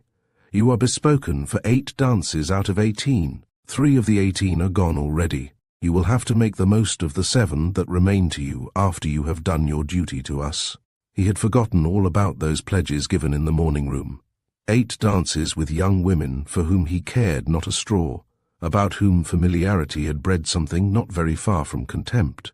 8 dances, a veritable bondage, while Eve Marchant was sitting meekly in her corner, partnerless. No, not partnerless. Even as he looked little, Mr. Tivitt marched up to her with an all-conquering air and led her in among the dancers, just beginning a waltz. Vansittart took Miss Green's programme out of her hand with a desperate air. "Let's begin at once, if you are disengaged," he said. "That makes one off," she answered, laughing, as she rose and took his arm. "How dreadfully sorry for yourself you look." "Then my looks belie me. I was never gladder for myself. I see you have ever so many engagements already. Shall I put myself down for number 18? "Certainly. You are sure we shall have left before that number arrives?" They were moving slowly among the dancers by this time, and a minute later they spun off with a fine rhythmical swing. Miss Green was what the hunting men called a splendid mover. She had taken trouble to excel in her paces, knowing that her appearance was against ballroom triumphs. Men liked to dance with her for 3 reasons. She was rich, she waltzed well, and she had a malevolent tongue, which amused her partners. It was her delight to criticize her fairer sisters, the flaws in their beauty, the tricks which helped them to be beautiful, their affectations, their vanities, their bad taste. "Did you ever see 3 young women fagotees like those Marchant girls?" she murmured, in a low, clear voice, which she had cultivated for speaking evil of people near at hand. "That blue girl, that red girl, I don't know which is worse. The blue frock is an 1.5 inches shorter on one side than on the other, an advantage, as it shows off the blue slipper, which doesn't match the frock, and the blue stocking, which doesn't match the slipper. But the red girl, please notice the lacing of the red bodice. I assure you the girl isn't humpbacked, though that bodice certainly suggests deformity. How observant you are, Miss Green, and with what a keen eye for the infinitesimal. I am looking at their chaperon now, the enormous person in dyed crimson satin. It must have been her wedding gown ages ago, a sweet silver grey. You don't call that lady infinitesimal, I hope? Physically large, perhaps, but from your mental standpoint, microscopic. Now, confess, Miss Green, don't you think these people infinitely insignificant, simply because they happen not to be rich? I think them immensely amusing. One sees such people only at public balls in the heart of the country. That is why public balls are such fun. Do look at the glass stars in the tallest Miss Marchant's hair. Did you ever see anything so absurd?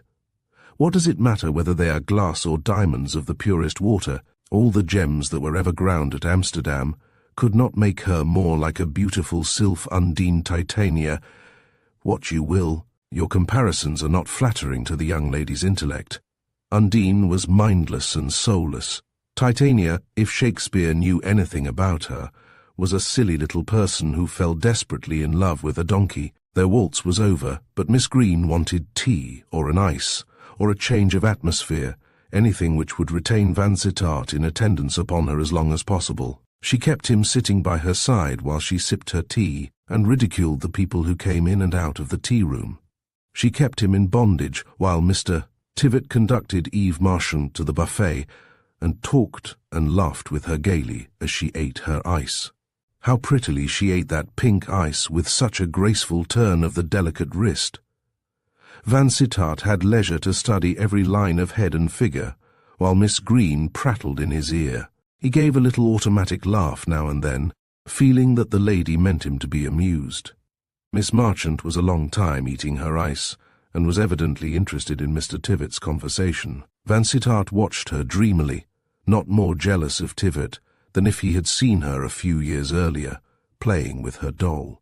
But just as she had resigned the empty ice plate, and was moving towards the door, a man in a hunt coat met and stopped her with a semi-authoritative air that made Vansittart's blood rush angrily to his brow, almost as if the man had insulted him.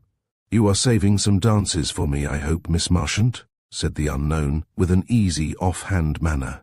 "I don't know," faltered Eve. "I mean, I think I'm engaged for a good many waltzes, as many as I shall care to dance. Let me see," taking her programme out of her hand. "Oh, you fair deceiver. Why, you might answer about this programme as Olivia did about her history, a blank. My lord, I shall write myself against number 7, the dear old Manola, and 11 of all Teufel waltz, and let me see, shall we say 15? The man was good-looking, dark-haired and dark-eyed, well set up, showing to advantage in the hunt coat, a man likely to be in request at a dance. Yet it was evident that Eve Marchant wanted to avoid him. She looked pained and even angry at his persistence. "My engagements are not upon that card," she said, "and I am sure you must have a great many people with whom you ought to dance sooner than with me. That's my business. I have set my heart upon at least 3 dances with you. Then I am sorry to disappoint you. I am engaged for all those numbers. But you are free for others? Tell me which." "That is Mr. Sefton of Chadley," said Miss Green confidentially. "Rather handsome, ain't he? But not good form. He is not a favourite in his own neighbourhood, but he and Miss Marchant are evidently upon very friendly terms." Eve had left the tea-room with Mr. Tivett, closely followed by Mr. Sefton, and Vansittart sat looking after the 3 retreating figures till they were absorbed in the crowd that filled the dancing-room. "Did you think so?" he said coldly. "It seemed to me that the gentleman was not a favourite with the young lady. If you had seen them on Christmas Eve on the ice, you would have a very different opinion. He was teaching her the outside edge. He was devoted, and she seemed delighted. He would be a great catch for her. But I'm afraid he's too much a man of the world to be trapped by a pretty face. He will look higher than Miss Marchant." "What, and who is he?" "Oh, he belongs to an old Sussex family, and has a fine place on the other side of Blackdown. I am told he is clever, but he is not nice somehow. People don't seem to trust him, and there are ugly stories about him, I believe, stories that are not told to ladies, but which have made him unpopular in his own neighbourhood, especially among his own tenant farmers and cottagers. There are the Lancers, and I am engaged to a callow youth who came with the Mandleford party." She rose hurriedly, relinquishing her teacup, which Vansittart had been wearily waiting for, with an air of having been detained by his assiduity. The callow youth, looking very fair and pretty in his brand-new pink coat, appeared in the doorway. "Oh, Myth Queen, I have been looking for you, Evwiwa," he murmured, and they went off to take their places. Their vis-à-vis were Mr. Sefton and Miss Marchant. "So she is dancing with him after all," thought Vansittart, curiously vexed. Varium immutabile semper femina. Chapter 4. The Prelude to Some Brighter World. While the Lancers were being danced to the good old hilarious tunes which always give an air of boisterous gaiety to a public ballroom, Vansittart, ignoring all further obligations to his home party, went in search of little Mr. Tivett, so that by impounding that gentleman he should make sure of an introduction to Miss Marchant before the next dance. He found the agreeable Tivett in an ante-room, an apartment much affected by sitters out, and peculiarly congenial to flirtation, where the good little man had found agreeable occupation in pinning up the lace flounce of a portly matron in yellow satin, not too portly to indulge in round dances, which imparted an alarmingly purple shade to the pearly whiteness of her complexion. "Only mother of pearl," as Mr. Tivett said afterwards. "You may be quite happy about your Mechlin, dear lady," said Tivett, after planting the last pin. "Nothing but the stitches gone. No harm done to your lovely lace, I assure you." He was a clumsy bear all the same. "How sweet of you, dear Mr. Tivett. 10,000 thanks. And now I'll run back to my party, or my young man will be looking for me for the next waltz." And the lady waddled away pantingly, to be steered carefully round the room by and by, in the protecting arm of a tall youth, who had an eye to free luncheons and dinners in the best part of Belgravia. "You lucky little man," cried Vansittart, when the lady was gone. "In favour with both youth and age, you save Mrs. Fotheringay's priceless Mechlin, and you secure your first waltz with the belle of the ball." Tivett gave a little conscious laugh, and shook his suede glove at Vansittart airily. "Pretty girl that, Miss Marchant, ain't she?" said he, "and not a bit of nonsense about her, naivete itself. You should have heard her and the sisters prattle in the bus, while the Champernownes sat looking thunder. You dog, I believe that bronchitis of yours was all humbug. Come along with me, Tivett. I am going to waylay Miss Marchant, and you must introduce me to her. She'll be parading about with that black-muzzled man, most likely. I don't like to shoot another fellow's bird. Nonsense. She doesn't like the black man, She didn't want to dance with him. "I am going to be Ivanhoe and rescue her from that black-bearded Templar." "I couldn't quite make her out," said Tivit. "She seemed not to want to dance with him, and yet she let him march her off. I fancy there's an understanding between them." "No doubt the puss is an arrant flirt," said Tivit, with his little coquettish shrug, as if he were flirting himself. Miss Marchant and Sefton, the black-bearded, came into the anteroom at the head of a procession of youths and maidens, and in the confusion made by so many couples pouring out of the big room into the small room, Vansittart contrived to waylay the lady. She dropped Sefton's arm and turned smilingly to Tivit, and in the next moment the introduction was made, while Sefton was captured by the eldest Miss Champernowne, to whom he was engaged for the next dance. Miss Marchant's programme was still a blank, and she allowed Vansittart to write down his name for a couple of waltzes. There was no question now of unwritten engagements blocking the way. He gave her his arm, and they walked slowly to the ballroom, talking those commonplaces with which even the most fateful acquaintance must needs begin. Vansittart talked of the long, cold drive, of the rooms with their red and white panels and vizards and other emblems of the chase, of the heat and the draughts, of the people, the faces, the frocks. Easily as she had prattled with the lively Tivit, Vansittart found her somewhat reticent and even shy. But she waltzed delightfully, and he had never enjoyed a dance better than this dance, in which his arm was round that slender waist, and that pretty, fair head with its crystal starlets was almost level with his own, so tall and straight was she. The waltz ended, these two dancing till the final chord. He took her for the conventional scamper through anteroom and tea-room, which communicated with each other by a canvas corridor, delightfully cool and dangerously draughty, and so back to the ballroom, where he restored her to the worthy lady in the red gown, with whom sat the younger Marchant girls, who were glad to dance one dance out of three, like those hunting men of modest pretensions who were satisfied with a day a week. They were quite aware that although tolerated by the county and invited to garden parties, they were not in society, and must not expect that the fine flower of the hunt, greatly in request among a majority of the fair sex, would indulge them with more than an occasional dance. Secure of an after-supper waltz with Eve, Vansittart remembered his home engagements, tore himself away from Miss Marchant, and went across the room to that galaxy of the best people in which his sister had her place. The Champernownes were wandering with their partners, but Miss Green was sitting by Lady Mandleford, and entertaining that mild old lady with the cheap cynicism which passes current for wit. Vansittart booked himself for his second dance with Miss Green, and then went to look for the Champernownes. He found Claudia enjoying a confidential chat with Mr. Sefton in a corner of the anteroom, and avoided them both as if they had been plague-stricken. He discovered a younger Champernowne in the tea-room, and offered himself for those dances so lightly promised in the morning. She had kept some numbers open for him.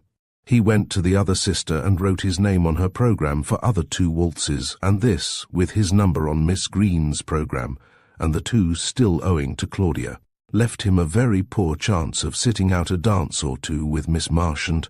He pined for one quiet quarter of an hour of confidential talk with her. He wanted to make friends with her, so that she should prattle to him as freely as she had prattled to little Tivit. That golden opportunity did not come till late in the evening. His dance with Claudia Champernowne came at just the hour when all the best people were pouring into the supper-room. When their waltz was over, he could not avoid asking her to go in to supper, and she promptly accepted. "There will be a crowd," she said, "but we shall get the first of the oysters, and the scrimmage will be more fun than a half-empty room." It was an hour later when he danced his extra with Eve Marchant. The next dance was the Caledonians. "Surely you are not going to dance the Caledonians," he said. "It is a cruelty to keep the floor from all those portly matrons in fine raiment who are sighing for a square dance. I am happy to say I am not engaged for the Caledonians." "Then let us go into that little talking room." "Of course you have been into supper." Miss Marchant owned blushingly that she had not supped. "Poor dear Mrs. Ponto had been sitting so long in her corner," she said, "so I asked my last partner to take her in. Poor dear partner, I think. What a sacrifice for him. Why, you must be famishing, and I'm afraid all the oysters must have been eaten by this time. I can be quite happy without oysters." "Can you?" The youngest Miss Champernowne was inclined to scold the waiters because of the poor supply of natives. The Miss Champernownes are used to such luxuries as oysters, and can't do without them, laughed Eve. My sisters and I have been brought up in a harder manner. Curious, isn't it, how fashion changes, said Vansittart, taking her to a little table in the furthest corner of the room, a tiny table that would only just accommodate 2 people. When Byron was in society, it was considered odious for a young woman to care what she eat or to have a healthy appetite. Nowadays, it is rather chic for a girl to be a gourmet. We have bread and butter, Mrs. affecting a fine taste in dry champagne and a passion for quails. And now what can I get you? Mayonnaise lobster, truffled turkey, boar's head, chicken. She decided for chicken, and trifled with a wing, while Vansittart sipped a glass of champagne. Enchanted to have her all to himself in this corner, wishing that the Caledonians might last forever, and inclined to be reckless about his engagement for the waltz that was to follow. You have been dancing every dance, I think, he said. No, not all. I sat in my corner with Mrs. Ponto, all through a most exquisite waltz. Was it possible you had no partner? Mr. Sefton asked me to dance, and I told him I was tired. I have an idea you don't much like Mr. Sefton. No, he's not a favourite of mine, but he has always been very kind, and he has given my father some shooting, so I don't want to be rude to him. Was that why you danced the lancers with him, after refusing him a dance? How did you know I refused him? Ah, I remember, you were sitting in the tea-room. You must have heard all we said. Every syllable. How flattering to the lady who was talking to you. Dear Miss Green. Oh, she would not mind. She is so pleased with her own conversation that it does not matter whether people listen or not. She is a lady who shakes hands with herself every morning and says, "My dear soul, you are really the cleverest, wittiest, brightest creature. I know, not exactly beautiful, but infinitely charming." And in that humour she comes smiling down to breakfast and lets us all see what poor creatures she thinks us. I find you can be ill-natured, Mr. Vansittart. You are not like Lady Hartley, who has always a kind word to say of every one. That is my sister's little way. She pays most of her debts with kind words. Ah, but she has given us more than words. She asks us to her delightful summer parties, and seems always glad to see us. She is very lucky to have such young ladies at her parties. What would a garden party be if there were not faces in the crowd worth following and asking questions about? But what of Mr. Sefton? I am interested in Mr. Sefton. Why? She asked with innocent wonder. Oh, for various reasons. My father and his father were once friends, and then he is a landowner, a great man in these parts, and one always wants to know about such people. Yes, he has a fine estate, and he is said to be rich, but he is not as popular as his father was. I remember old Mr. Sefton, a splendid gentleman, but this Mr. Sefton and my father get on very well together.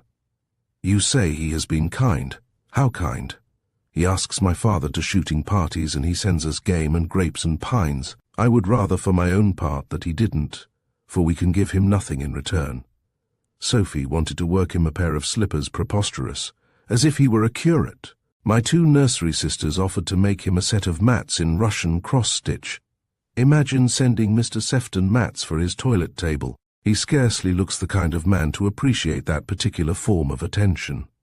Tivit now would be delighted with such a gift. There is nothing too microscopic or too feminine to interest that dear little man. He is a dear little man. It is quite delightful to hear him talk about London people and London parties. Did he set you longing to be in the whirl of a London season? I don't know. It would be very nice for once in one's life, but I am quite happy in our country home, as long as, she faltered a little, father is well and contented. He felt that in this faltering phrase there was a hint of domestic cares. Hubert Hartley had told him, during a few minutes' talk on the omnibus, that Colonel Marchant was something of a bohemian, and a difficult man to get on with. I always feel sorry for those 5 girls of his, Sir Hubert concluded. You are wise in liking your country life, said Vansittart. It is the happier life. All my best days are at Merewood, our place near Liss. Do you know Liss, by the by? No, indeed. I know there is such a place somewhere between here and Portsmouth. You must have passed it, I think. I dare say you sometimes go to Southsea or to the Isle of Wight for your summer holidays. You dare to say too much, she answered with her frank, girlish laugh. We never go anywhere for our summer holidays. We live in the same house all the year round. When a poor man has 5 daughters, he can't afford to carry them about to seaside lodgings, which are always dreadfully dear in the season, I am told. I think we ought to go back to the ballroom.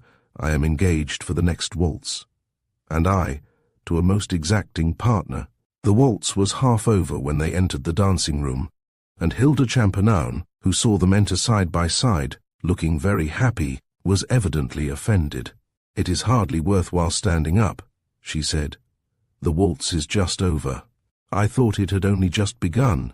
That shows how engrossed you must have been."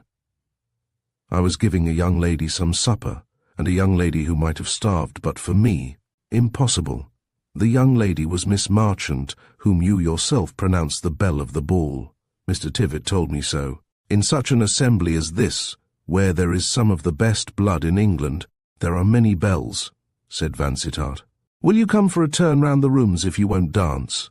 The lady rose and took his arm, somewhat mollified, and in the course of that turn, which could not, from the limited space, last very long, she questioned Vansittart sharply about Miss Marchant. Did he think her good style? Had he found her bright and clever in conversation, or was she very dull? The poor things go nowhere, I am told, except to garden parties, where they are lost in a crowd of nobodies. It has been too sad to see them sitting with that awful woman in the red gown. Why do girls go to dances to endure such purgatory? I would as soon sit in the pillory, like Daniel Defoe, as in that corner with the crimson lady. Oh, but they have been dancing a good deal. Theirs is not quite such a piteous case as you make out. Have they really? Asked Miss Champernowne with a disparaging drawl. I'm glad someone has taken compassion upon them. They've always been sittin' when I happen to look their way. The Champernownes and the Marchants met an hour later in the cloakroom, and this time Lady Hartley formally introduced the Miss Marchants to the haughty Devonians, in the hope that this might make the return journey a little more sociable.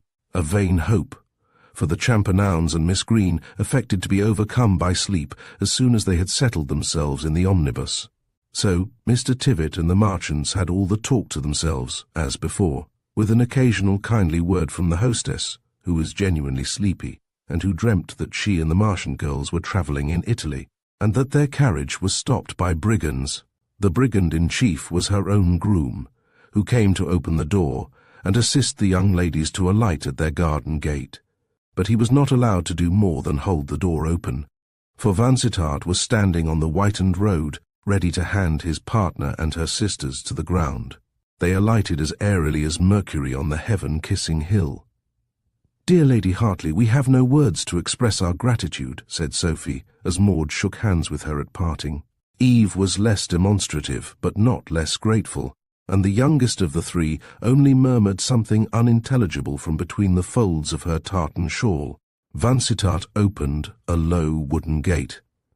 The house stood boldly out against the clear moonlit sky, but he had no time to look at it, for he was absorbed in guiding Eve Marchant's footsteps on the slippery garden path, while the groom followed in attendance on her sisters. The path was smooth as glass, and he almost held her in his arms as they went slowly up the sharp little hill that led to the rustic porch. An old woman opened the door, and the 3 girls were speedily absorbed into a dark vestibule, a single candle glimmering in the distance. "Are we very late, Nancy?" asked Eve. "Not later than I thought you'd be," answered the woman, with a North Country accent, and then there was nothing for Vansittart to do except to wish the 3 sisters good night and go back to the bus, where Sir Hubert was beginning to be uneasy about his horses waiting in the frosty air. "Cuts into them like knives," said Sir Hubert, as his brother-in-law clambered onto the box. "You might have made shorter work of seeing Miss Marchant to her door. I might have let her fall on that inclined plane," growled Vansittart. "Capital for tobogganing, but very dangerous for a young lady in satin shoes. Poor girl, I wonder where her next satin shoes will come from," said Hubert. "Is the Colonel so very hard up?" "Very, I should think, since he is always in debt to the little tradespeople about here. And on the strength of that, "You all talk about those 3 girls as if they were lepers," retorted Vansittart. "I have no patience with the pettiness of village society." Chapter 5. Tea Time in Arcadia. It was long since Vansittart had been haunted by the face of a woman, as he was haunted by the face of Eve Marchant. He had not come to 29 years of age without 1 or 2 grandes passions, which had begun out of a mere fancy. A glance like one of those once fashionable toys called Pharaoh's serpents had swollen to colossal dimensions, and had ended, like the serpent, in a puff of smoke.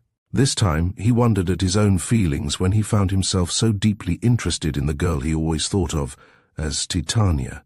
He was inclined to ascribe this sudden interest to the eccentric manner of their first meeting, the 3 pretty faces springing out of a turn in the wooded road, like sylphs in fairyland, the light, silvery laughter, and the something of sadness in the fate of this bright, light-hearted girl which appealed to his deeper feelings. To whatever cause he might ascribe his interest, the fact remained that he was interested, for he found himself thinking about Eve Marchant a great deal more than he had ever thought of any one subject, except that one fatal subject of his misadventure at Venice, and he found himself very bad company for other people in consequence.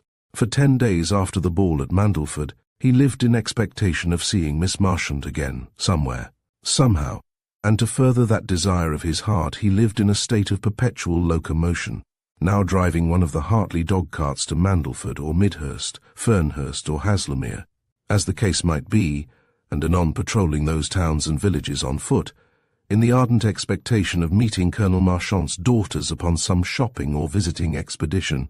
Go where he would, he drew blank.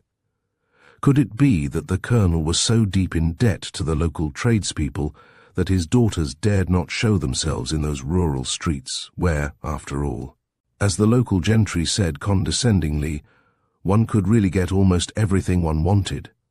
He walked, he drove, he haunted the great pond in Redwold Park, which was thrown open to the public for skating, and where the men and maidens of the neighbourhood came daily to disport themselves, but vainly did he look for the Marchants. "I thought the Miss Marchants were skaters," he said to Miss Green, on the 3rd morning, as he helped her to put on her Mount Charles skates. "So they are. They almost lived on this pond before Christmas. Perhaps they have worn out their boots and are obliged to stay at home." Those 10 days of expectancy and disappointment made Jack Vansittart desperate. It seemed to him ages since the night of the ball.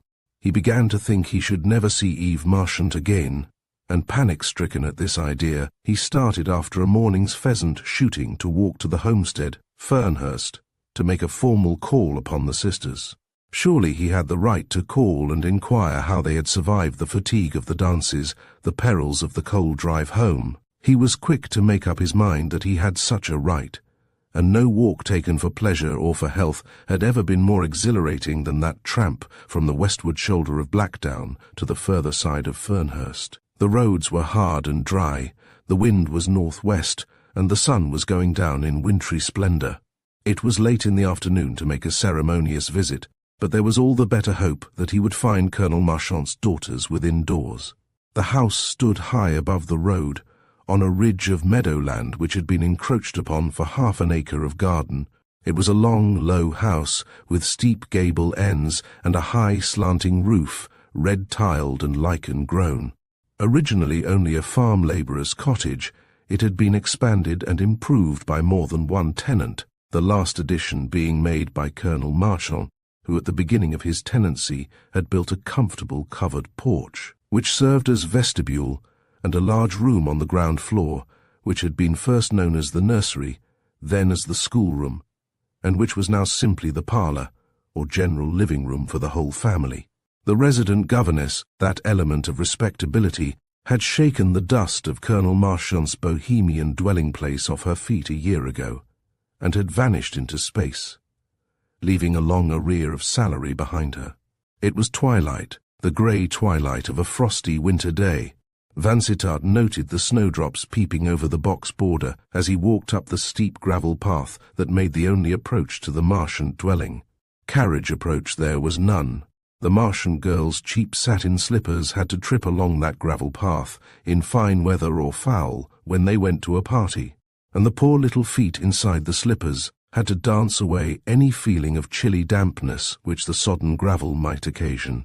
Vansittart looked about him in the evening grey as he waited for the opening of the door. He had rung a bell that sounded twice too loud for the size of the house, and had set up much barking of indoor and outdoor dogs. There were 2 long strips of grass sloping down to the holly hedge that shut off the road, and a long flower border on either side of the gravel path.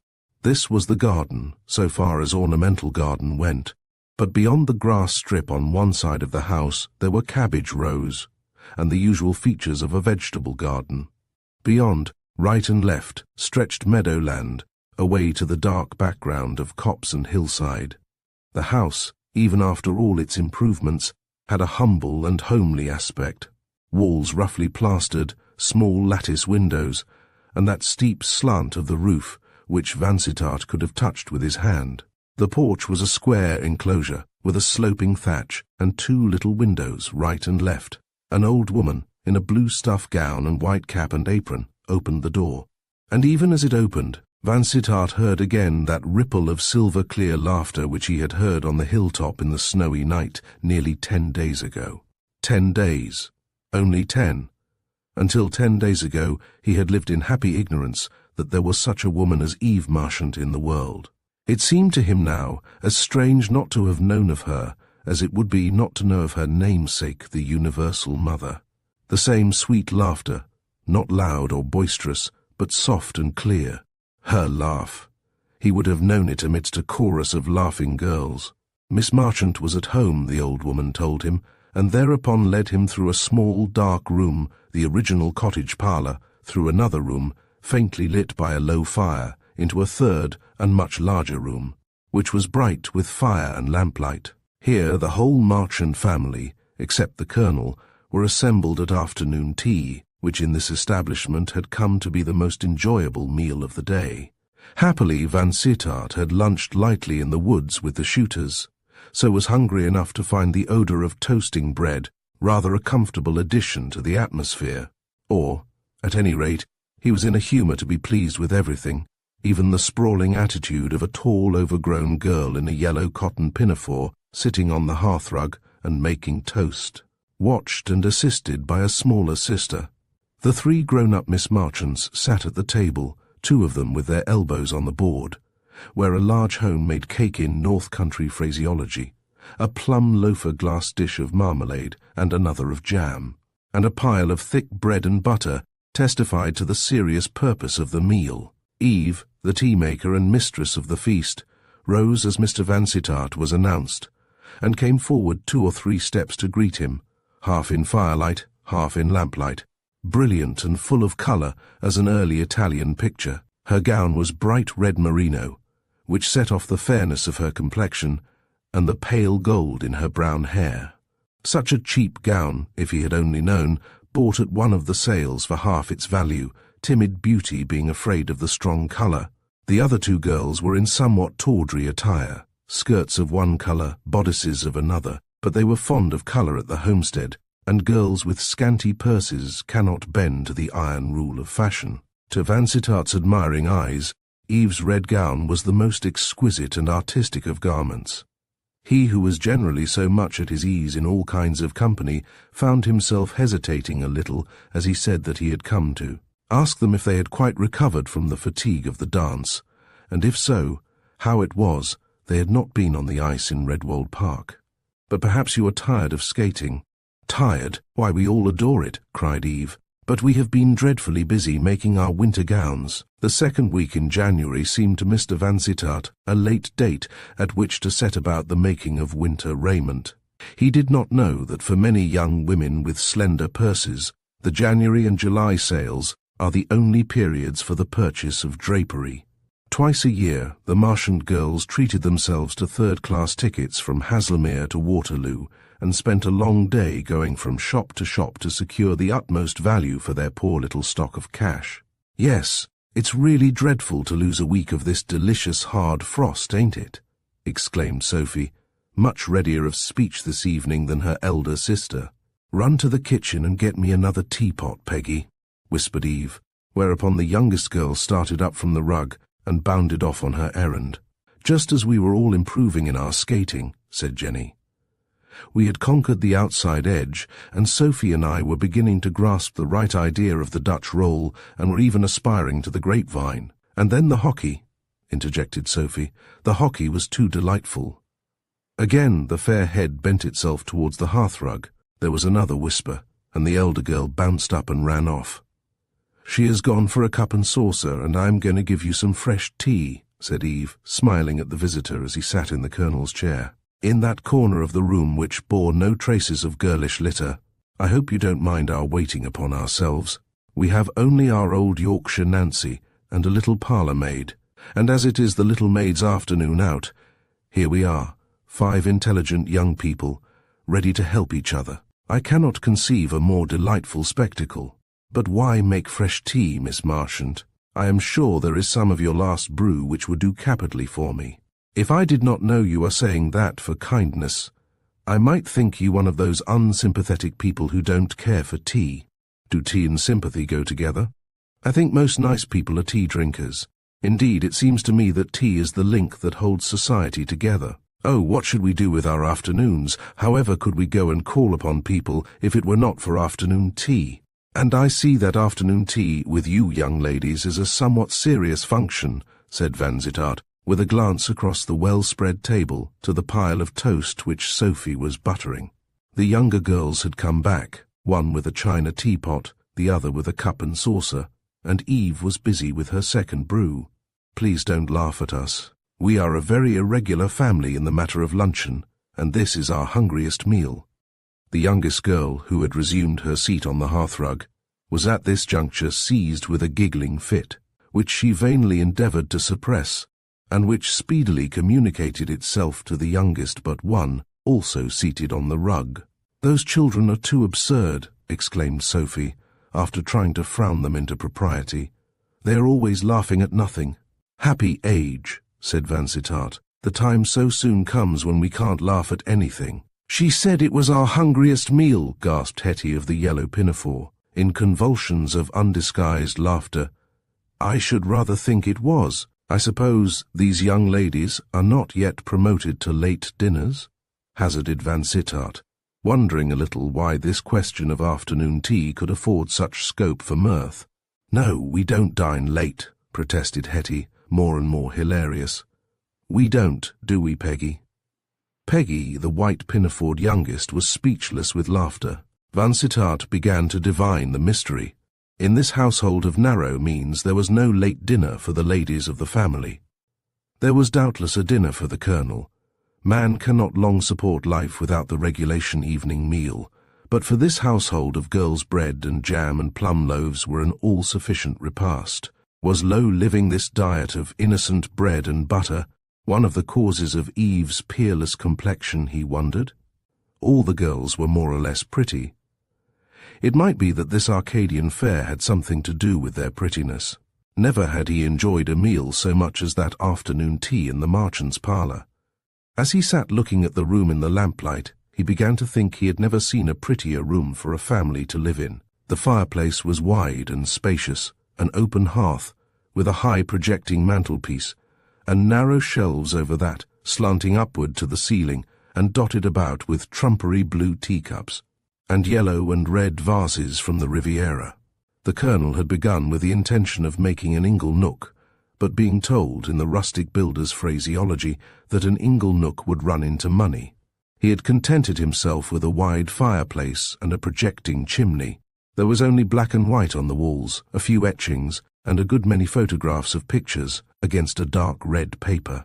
There was a cottage piano in a corner, draped with a Bellagio rug of vivid amber, and there were other Bellagio rugs on the sofa and on the Colonel's armchair. For the rest, the furniture was of the shabbiest, clumsy, substantial old chairs and tables that suggested the hindermost dens of the second-hand furniture dealer. Those yards and back premises in which he keeps his least attractive goods. The room was uncarpeted, but crudely coloured Indian rugs of the cheaper kind brightened the oak-stained floor here and there, and gave a suggestion of luxury. The lamp in the middle of the round table was subdued by a large shade of art muslin, daintily frilled and ribboned, evidently a home production. The German tablecloth was of white and red damask. The crockery was white, cheap but pretty, and there were a few winter flowers and bright berries in brown glass vases. Altogether, that tea-table had a delightful aspect to John Vansittart. The room, the firelight, the fresh young faces, with that one fairest face shining like a star among the others, the hoydens upon the hearthrug, giggling at the idea of a dinnerless household, made up a scene of homely enchantment. Even a white fox terrier which had begun by snapping at him, and which was now at his knee begging for toast, seemed part and parcel of the pleasant homeliness. It was tea-time in a domestic fairyland, a fairyland where people eat slices of buttered plum loaf and hot frizzling toast, a fairyland odorous of strawberry jam, a land where young women put their elbows on the table and had no need of a chaperon to keep them in countenance during the visit of a young man, in a word, the fairyland of Bohemia. To Vansittart, who in England had known only the respectabilities, the everlasting laws and conventionalities of smart people, differing in detail with the fashion of the hour, but fundamentally the same to Vansittart, the young man of property and position, this glimpse of an unconventional household was as novel as it was fascinating. Pretty as Eve Marchant was, he would not have admired her half so much at a ball in Grosvenor Square. It was the touch of pathos, the touch of comedy in the girl's history and surroundings which interested him. He sat long at the tea-table, and ate more buttered toast than he had eaten at a sitting since he was an undergraduate. He forgot even to ask if Colonel Marchant were at home, and had almost forgotten the existence of that gentleman, when Hetty, the youngest but one, on being reproved for noisy utterance, replied, "It don't matter. Father can't hear me at the rag. Colonel Marchant is in town, I conclude," said Vansittart. "He went up by the afternoon train," Eve answered with a stately air. "He is dining with some old chums tonight, and I don't think he'll be home before Saturday. I have not been fortunate enough to meet him yet. I'm afraid he's rather unsociable," answered Eve, suddenly serious, while over all the young faces there spread a shadow of seriousness. "He lets us accept invitations, and I'm sure people are very kind to go on asking us when we can't pay them the proper respect of new frocks." "What do people care about frocks?" exclaimed Jenny, the third daughter, with a Republican air. "If we are asked out, it is because we are liked in spite of our old frocks, or because people are sorry for us," said Eve gravely. "I don't think people are ever sorry for youth and beauty," said Vansittart. "Both are objects of envy rather than of compassion." "Oh, I can't follow you there," answered Eve. "Everybody is young once. Youth is as common as chickweed or groundsel, and it lasts such a short time. And if one has to spend that one bright little bit of life in a state of perpetual hard-upishness, I am sure one deserves to be pitied." She talked of her poverty with an alarming frankness. Most people hide their indigence as if it were an ugly sore, or if they speak of it, speak softly, apologetically, or with an assumed lightness, as if their poverty were not really poverty, but only a genteel limitation of means, implying none of the shortcomings of actual want. But this girl talked of her old frock and her father's poverty without a blush. "Father won't visit anywhere now," she said. "He can't forget that he once lived in a big house, and had 1,000 acres of shooting, and bred his own pheasants. He can hardly bring himself to shoot other people's birds, even when they ask him to their big shoots." "Your old home was in the north, I think," said Vansittart, delighted at being let into the family secrets. "In Yorkshire, within 10 miles of Beverley. Do you know Beverley?" "Yes, I was there once, a queer sleepy old place, once renowned for its corruption, now from a political point of view nil. A town with a bar which did something to Charles I, I believe. Did Beverley shut him out, or did Beverley let him in after Hull had shut him out? My common or gardener history is at fault there." "Beverley is a dear old town," asserted Eve. "I haven't seen it since I was 12 years old, but I can remember the countenance of every house in the marketplace, and the colouring of every window in the minster. Father won a cup at the races when I was 11, and I took it home in the carriage with me. I remember having it in my lap, a great gilt cup. I thought it was gold till my governess told me it was only silver gilt. Heaven knows what became of that cup. Father despised it. The race was a paltry affair, I believe, and his horse was a poor creature. He had won ever so many better cups at bigger races, but I only remember the cup I carried home, and the broad, bright common, and the blazing July day, and the happy-looking people. It was my last summer in Yorkshire, my last summer in the house where I was born. Before the next summer we all came here, Mother and the governess and the rest of us. Peggy was a baby in long clothes, and Mother was only just beginning to be seriously ill. And if you could have seen this place when we first came to it, you would have pitied us, said Sophie. A parson's family had been living in it, an overgrown family like us, but without the faintest idea of the beautiful. The parson's wife kept poultry, and there were horrid wired enclosures close to the parlour window, and there was no porch, and no possibility of saying not at home to callers. There were only vegetables in the garden, potatoes and scarlet runners, where we have made lawns. She calls those long strips of grass lawns, interjected Peggy, irreverently disposed towards a dictatorial grown-up sister who was not the eldest. Against Eve no one rebelled. And think how squeezed we all must have been till Father built this room, and picture to yourself the mess and muddle we had to endure all the time it was being built. It didn't matter to him, for he was out of the worst of it. He had to take Mother to the south that winter, explained Eve. She had been in weak health for ever so long before we left Yorkshire. A weakly plant can't bear being torn up by the roots, can it? I think that change in our fortunes broke her heart, added to other things.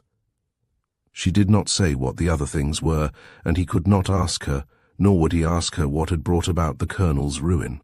He could make a shrewd guess upon the latter point. The value of landed property had gone down, and the man had kept a racing stud. Between those two facts there was ample room for change of fortune. Mother never came back to us, said Eve with a gentle sigh. She is lying in the cemetery at Cannes. People have told me about her grave, and that it is in a lovely spot. There is some comfort in being able to think of that, after all these years. I know that resting place well, said Vansittart. There is no lovelier home for the dead. There was a brief silence. Even the children on the hearthrug were dumb, and there was no sound but the contented purring of Hetty's colossal cat, a brindled grey, with a fluffy white breast, a cat that was satiated with the worship of pretty girls, and gave himself as many airs as if he had been kittened in Egypt and ranked among gods. Dear as Beverley was. I hope you all like your Sussex home, said Vansittart. Sussex is well enough, but when one is used to a big stone house with a picture gallery, and one of the finest Jacobean staircases in the East Riding, it is rather hard to come down to a labourer's cottage that has been dodged and expanded into the most inconvenient house in the neighbourhood, said Sophie, with a grand air, and tilting her retrousse nose a little higher than usual. Again the girls on the hearthrug burst into inextinguishable laughter. "What a snob you are, Sophie," cried the outspoken Hetty. "You say all that as if you had learnt it by heart, and as for coming down, you came down to the labourer's cottage when you were 11 years old. You ought to be used to it now you are 20. 20. Sophie the second was 20, and there was only a year between her and Vansittart's incomparable she, who had migrated to Sussex when she was 12, 21, in the fair majority of her girlish charms. He thought it the most delightful period in woman's life, fair as in her teens, but wiser, mature for love and wisdom. All earthly blisses must end. The blissfulest 5 o'clock tea cannot last for ever, but Vansittart was determined to make this endure as long as he could. The meal was finished. Even those long, lean hands of the youngsters had ceased to be stretched harpy-like towards the table for more bread and jam, or another slice of cake, which an elder sister dispensed with somewhat offensive comments upon the ravenous maw of youth. "Oh, come now," cried the offended Peggy. "Suppose I do eat a lot. I haven't stopped growing yet." "You have, yet I've heard you say you could sit and eat one of Nancy's plum loaves all the evening. But that was when there was no one here but ourselves." Sophie blushed furiously, and Vansittart came laughingly to the rescue. "I can vouch for the seductiveness of Nancy's plum loaf," he said. "I think I must coax her to impart the recipe to my mother's cook. Is your Nancy a coaxable person?" "Not very. She adores us, but she is rather gruff and grim to the outside world. She was in father's service as kitchen maid when she was 14, at the time of his marriage, ages before I was born," said Eve. Ages. Yet she was the eldest. What did that word ages mean? 3 years, perhaps, in a young lady's vocabulary. "And she followed your fortunes from the old house, and she is as faithful as Caleb Balderstone, I dare say," said Vansittart, and felt in the next moment that it was precisely one of those things he had better have left unsaid. "She is just like Caleb," replied Eve, frankly accepting the suggestion, "just as faithful and true. I feel sure that if it were suddenly put upon us to give a dinner, and there were a saddle of mutton or a forequarter of lamb hanging conveniently before a neighbour's fire, Nancy would elope with it just as audaciously as Caleb made off with the cooper's spittle for the credit of the family. She works like a slave for us from morning till night. She is a splendid manager, and she makes tea cakes as only a Yorkshire woman can. And in cooking she could give points to many of your professed cooks," said Jenny. "Father is a difficult man in the matter of dinner." "And dinner is a difficult matter for poor people," laughed Eve, to the annoyance of Sophie, who had not yet taken to heart the foolishness of the ostrich family, and who was always anxious to slur over an impecuniousness which was visible to the naked eye. It was only Eve who had learnt to grasp the nettle.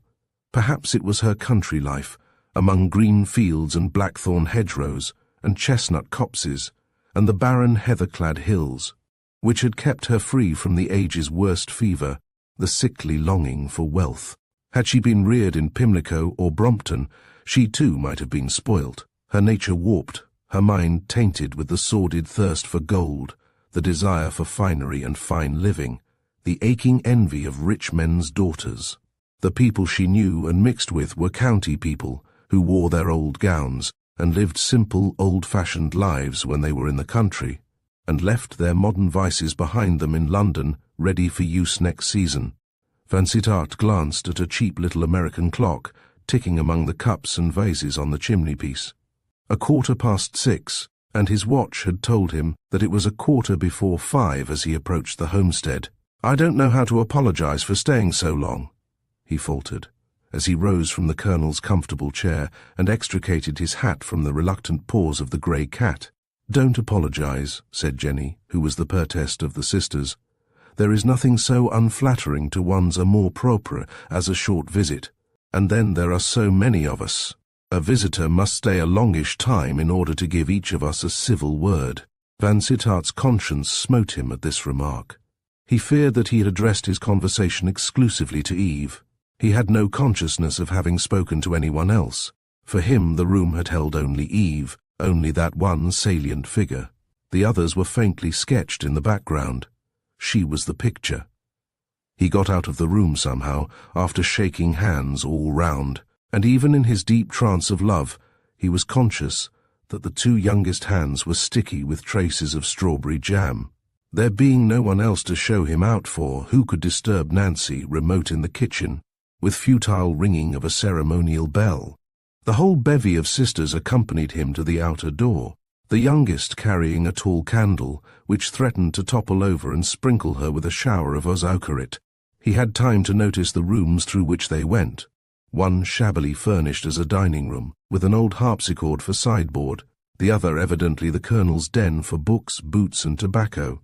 He had time to note the porch or vestibule, where there hung much outer apparel, feminine and masculine, hats, scarves, fishing basket, sticks of all shapes and thicknesses, mostly from native woods and hedgerows. He had time to note everything during that lingering departure, protracted by idle talk about the roads and the weather. And yet, while his eye took in the shabbiness and smallness of those two rooms, the rustiness of the Colonel's overcoats, mind and eye both were filled with but one image, the figure of a tall, fair girl, whose fluffy head overtopped her sister's and shone conspicuous among them all, as it would have shone, he thought, amidst 1,000, by its fresh and innocent beauty. "And that is the girl I love, and that is the girl I mean to marry," he said to himself, as he walked briskly along the footpath towards Blackdown. After such dawdling in Armida's parlour, he would have to walk his fastest to be in time to dress for the 8 o'clock dinner. Chapter 6. Why should he refrain? Why should he not marry Colonel Marchant's daughter? Vansittart asked himself, in the quiet of those night watches which are said to bring counsel. Why should he not marry Eve Marchant? Asked Jack Vansittart of Councillor Night. He was lord not only of himself, but of a handsome income and a desirable estate. He had nobody to please but himself, and, well, yes, he wanted to please his mother, even in a matter so entirely personal as his choice of a wife. She had been so devoted a mother, and they had loved each other so dearly. In all his life he had kept only one secret from her, the secret of that night at Venice. In all his life he had only once told her a lie, when he told her he had not been in Venice during that last Italian tour. He wanted to please her, if it were possible, in this most serious question of his marriage. He knew that she loved him too unselfishly to be sorry that he should marry, albeit marriage must in some wise lessen their companionship as mother and son. The major half of his existence must needs belong to the woman he chose for his wife. His mother was resigned to take her lesser place in his life, she had often told him, provided that the wife were worthy, pure as well as beautiful, sprung from an honourable race, reared by a good mother. These were the conditions she had laid upon his choice. What would she think of Colonel Marchant's daughter, motherless, the child of a disreputable father, a girl reared under every social disadvantage, a girl who had dragged herself up anyhow, according to village gossips, a girl who had neither accomplishments nor education, and who had shown herself an audacious flirt? Said the village, for Eve's frank freedom of speech and manner was the rustic idea of audacity in flirtation. To talk easily with a man under 40 was to be an outrageous flirt. The rustic idea of a well-conducted young woman was simpering silence. What would his mother think of such a choice? His mother, who had been born and bred in just that stratum of English respectability which is narrowest in its sociology and strongest in its prejudices. His mother, who belonged to the county families, those deeply rooted children of the soil to whom the word trade is an abomination, who think that the church and the army were established for the maintenance of their younger sons, who consider they make a concession when they send a son to the bar, and who shudder at the notion of a doctor or a solicitor issuing from their superior circles. What would Mrs. Vansittart think of an alliance with the daughter of a man whose name was dishonoured, who, albeit he too had been born of that elect race, and was indisputably county, had made himself a pauper and an outcast by his misconduct, and who had lived for the last 9 years in a bohemian and utterly intolerable manner, spending his time mysteriously in London, letting his daughters run wild, and having to be summoned for his rates and taxes? The charges against Colonel Marchant, as Vansittart had heard them, were manifold. He had begun life in a marching regiment, without expectations, had married a lovely girl of low birth, or supposed to be of low birth, since her pedigree was unknown to Sussex, and her antecedents and uprising had never been explained or expounded to the curious in the neighbourhood of the Colonel's present abode. Within 2 years of this marriage he had succeeded, most unexpectedly, by the death of a young cousin, to a fine estate in Yorkshire, considerably dipped by previous owners, but still a fine estate, and had immediately begun a career of extravagance, horse-racing, betting, and disreputable company, which had ultimately forced him to sell mansion and manor, farms and homesteads, that had belonged to his family since the Commonwealth, when the lands of East Grinley were bestowed by Cromwell on one of his finest soldiers, Major Fear the Lord Marchant, an officer who had helped to turn the fortunes of the day at Marston Moor, and who had been left for dead on the field of Dunbar. Colonel Marchant had kept race horses, and in his latter and worst days, when ruin was close at hand, had been suspected of shady dealings in the management of his stud, and had been the subject of a jockey club inquiry, which, albeit not important enough to become a cause célèbre, had left the colonel with a tarnished reputation on the turf, and the dark suspicion of having made a good deal of money by in-and-out running. He withdrew from the racing world under a cloud, not quite cleaned out, for the money he had won in the previous autumn served to buy the cottage near Fernhurst, and to carry his family from Yorkshire to Sussex. Here he began life anew, a ruined man, with 5 young daughters and an invalid wife. Of Colonel Marchant's existence at the homestead local society had very little to say, except in a general way that he was not nice. He neglected his daughters, he never went to church, and he was always in debt. Maiden ladies and old women of the masculine gender used to speculate upon how long he would be able to go on before his creditors took desperate measures. How long would Midhurst and Haslemere bear and forbear with a man who was known to be deep in debt in both towns? All this and much more had John Vansittart heard from various people since the night of the hunt ball, for he had laid himself out with considerable artfulness to hear all he could about the Marchant family. In the beginning of things, albeit Eve appeared to him in all the innocent loveliness of Titania, he had told himself that he could not marry into such a family. Such an alliance would blight his life. He would have those 4 sisters upon his shoulders. He would be disgraced by a disreputable father-in-law. And now in the night watches he told himself a very different story.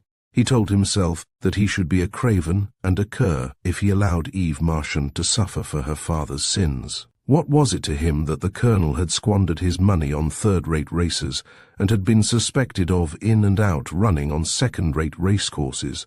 He loved the colonel's daughter, and as an honest man, it was his duty to take her away from unworthy surroundings. Inclination and honesty pointing the same way, he was determined to do his duty, yes, even at the risk of disappointing the mother he loved. So much for the night watches. He saw before him a fierce battle between love and prejudice, but he was determined to fight that battle. The war began while this resolve was yet a new thing. "So you have been calling at the homestead, Jack," said his sister at luncheon next day. "Who told you that?" he asked curtly, reddening a little.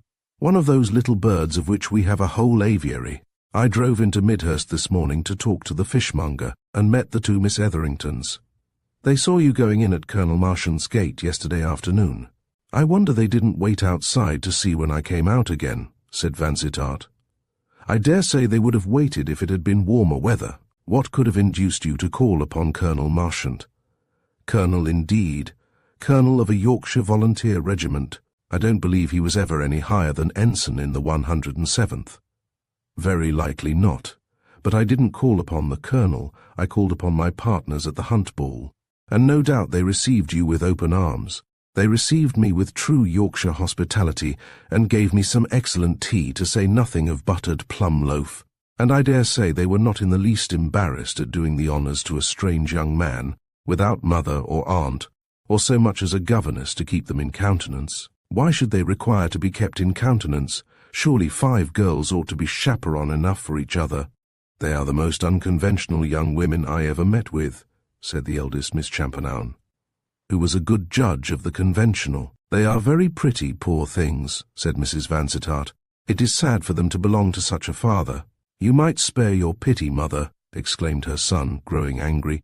"I don't know anything about Colonel Marchant, but I haven't the slightest doubt that the things that are said about him in this neighbourhood are the usual exaggerations and distortions of the truth. As for his daughters, I never made the acquaintance of 5 brighter, healthier, merrier girls.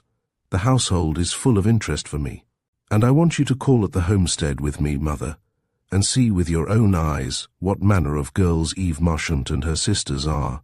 "I call upon them, Jack," exclaimed his mother. "I, who am only a visitor here, what good could that do?" "Plenty of good, if you like. You don't live quite at the other end of England. From Haslemere to Liss is not half an hour's journey, and if you happen to like Miss Marchant, as I think you will, you might ask her to visit you at Merewood." A light dawned upon the hitherto unsuspecting mother, a light which was far from welcome. She sat looking at her son dumbly. "Why not ask the whole 5 while you are about it, Mrs. Vansittart?" said Claudia Champernowne, her thin lips contracting a little, as if she, too, saw cause for offence in Vansittart's suggestion. "My dear Jack, you must know I am the last person in the world to invite strange young women to my house, young women whose bohemian ways would make me miserable," remonstrated Mrs. Vansittart severely. "I can't think what can have put such an idea into your head." "Christian charity, no doubt," sneered Claudia. "Well, after all, these girls are not actually disreputable," pleaded Lady Hartley, who was always good-natured. "One sees them at all the omnium gatherums in the neighbourhood, and they don't behave worse than the general run of girls. If you had asked me to take notice of them, Jack, I could understand you, but to bother Mother who lives in another county, and who can't be supposed to care about taking up strange girls. So be it, Maud. You shall go with me the next time I call at the homestead. What? You are actually going to keep up a calling acquaintance with the Marchant girls? How very eccentric. Yes, I am going to keep up my acquaintance with the Miss Marchants. I am going to make myself acquainted with their father. I am going to see with my own eyes whether Lucifer is quite as black as he is painted, answered Vansittart, doggedly. You won't like the Colonel. I am positive upon that point, said Maud. Hubert is an excellent judge of character, and he couldn't stand the Colonel, although he felt sorry for the man and tried to be civil to him. Colonel Marchant is an impossible person. What has he done that makes him impossible? Oh, I really can't give you the exact details, but they say all sorts of unpleasant things about him. They say. We know who they are, an unknown quantity, which, when inquired into, resolves itself into half a dozen old women of both sexes. Unhappily, everybody knows that he is in debt all over the neighbourhood. He must be a remarkable man to have found a neighbourhood so trustful. Oh, I suppose he pays a little on account from time to time, or he would not be able to go on anyhow, but really now, Jack, you can't expect me to be on intimate terms with a household of that kind. I am very glad to have those poor girls at my garden parties, for they are pretty and tolerably well behaved, though their frocks and hats are too dreadful. What did I tell you Lady Corisande Hawberk called those poor girls when she saw them here last summer, Claudia? Lady Hartley's burlesque troupe. Yes, that was it, Lady Hartley's burlesque troupe. They were all three dressed differently, and so fine, especially the two younger. The eldest is a shade more enlightened. One wore cheap black lace over apricot silk. You are a man, so you don't know what cheap black lace means, and a Gainsborough hat. Another was in peach-coloured cotton, that papery, shiny cotton, which is meant to look like silk, with a straw sailor hat all over nodding peach-coloured poppies. And her parasol. Heavens, her parasol! Bright scarlet cotton and 6 feet high. Lady Corisande was immensely amused. Is poverty so good a joke? Asked Vansittart, black as thunder. Oh, it wasn't their poverty one laughed at. It was their childlike ignorance of our world and its ways. If they had all three worn clean white frocks and neat straw hats, they would have looked charming. It was the effort to be in the height of fashion, with colours and materials 3 years old, put in Claudia. I tell you, it is poverty you laugh at, poverty alone that is ridiculous. We have arrived at a state of things in which there is nothing respected or respectable except money. We pretend to honour rank and ancient lineage, but in our secret hearts we set no value on either, unless sustained by wealth. What a tirade! Cried Lady Hartley, and all because of a little good-natured laughter at those girls' frocks. To think that a pretty face which you have seen only twice should exercise such dominion over you. The ladies left the dining-room in a cluster to put on their hats for a walk to the ice. Skating was the rage at Redwall Towers, and even Mrs. Vansittart went to look on. She liked to see her son and daughter disporting themselves, each an adept in the art, and then there was the off chance of meeting the German nurse with the year-old baby somewhere in the grounds before sunset. The baby had already taken a strong grip upon the grandmother's heart. John Vansittart did not go with the skaters, as it had been his wont to go, nor did he offer to keep his mother company in her afternoon walk.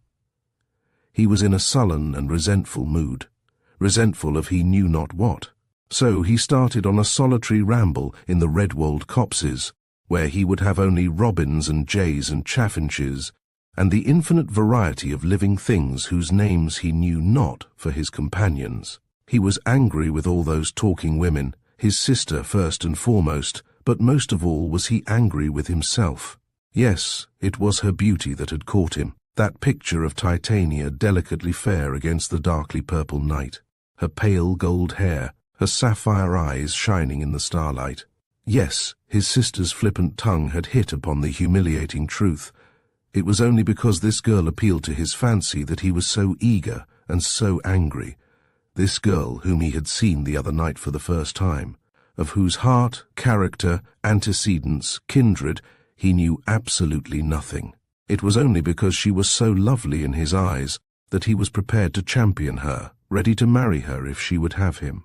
I am a fool, he told himself, an arrant fool. A fool so foolish that even shallow-brained Maud can see my folly. I know nothing of this girl. Absolutely nothing except that surface frankness which passes for innocence, and which might be assumed by Becky Sharp herself. Indeed, we are told that it was Becky's guilelessness which always impressed people in her favor. May not this girl, daughter of a shady father, be every bit as clever and far-seeing as Becky Sharp? I dare say she is laughing at my infatuation already, and wondering how far it will lead me. Sefton, too. Miss Green said there was an understanding between them. His manner was certainly a thought too easy. No doubt she is trying to hook Sefton, a landowner, one of the best matches in the neighborhood, and she puts on that standoffish manner of malice aforethought to lead him on by keeping him off.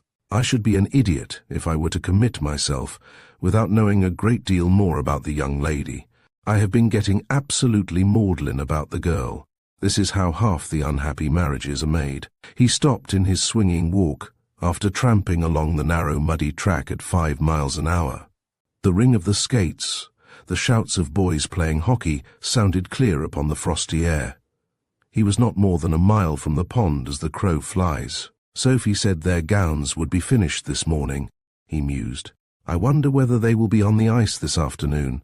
He tramped the narrow track between the thick growth of oak and fir, emerged from the copse, and struck out a path across some low-lying pastures to the lake, which lay in the lowest part of Redwold Park, and only 5 minutes' walk from one of the lodges where some of the skaters kept their skates.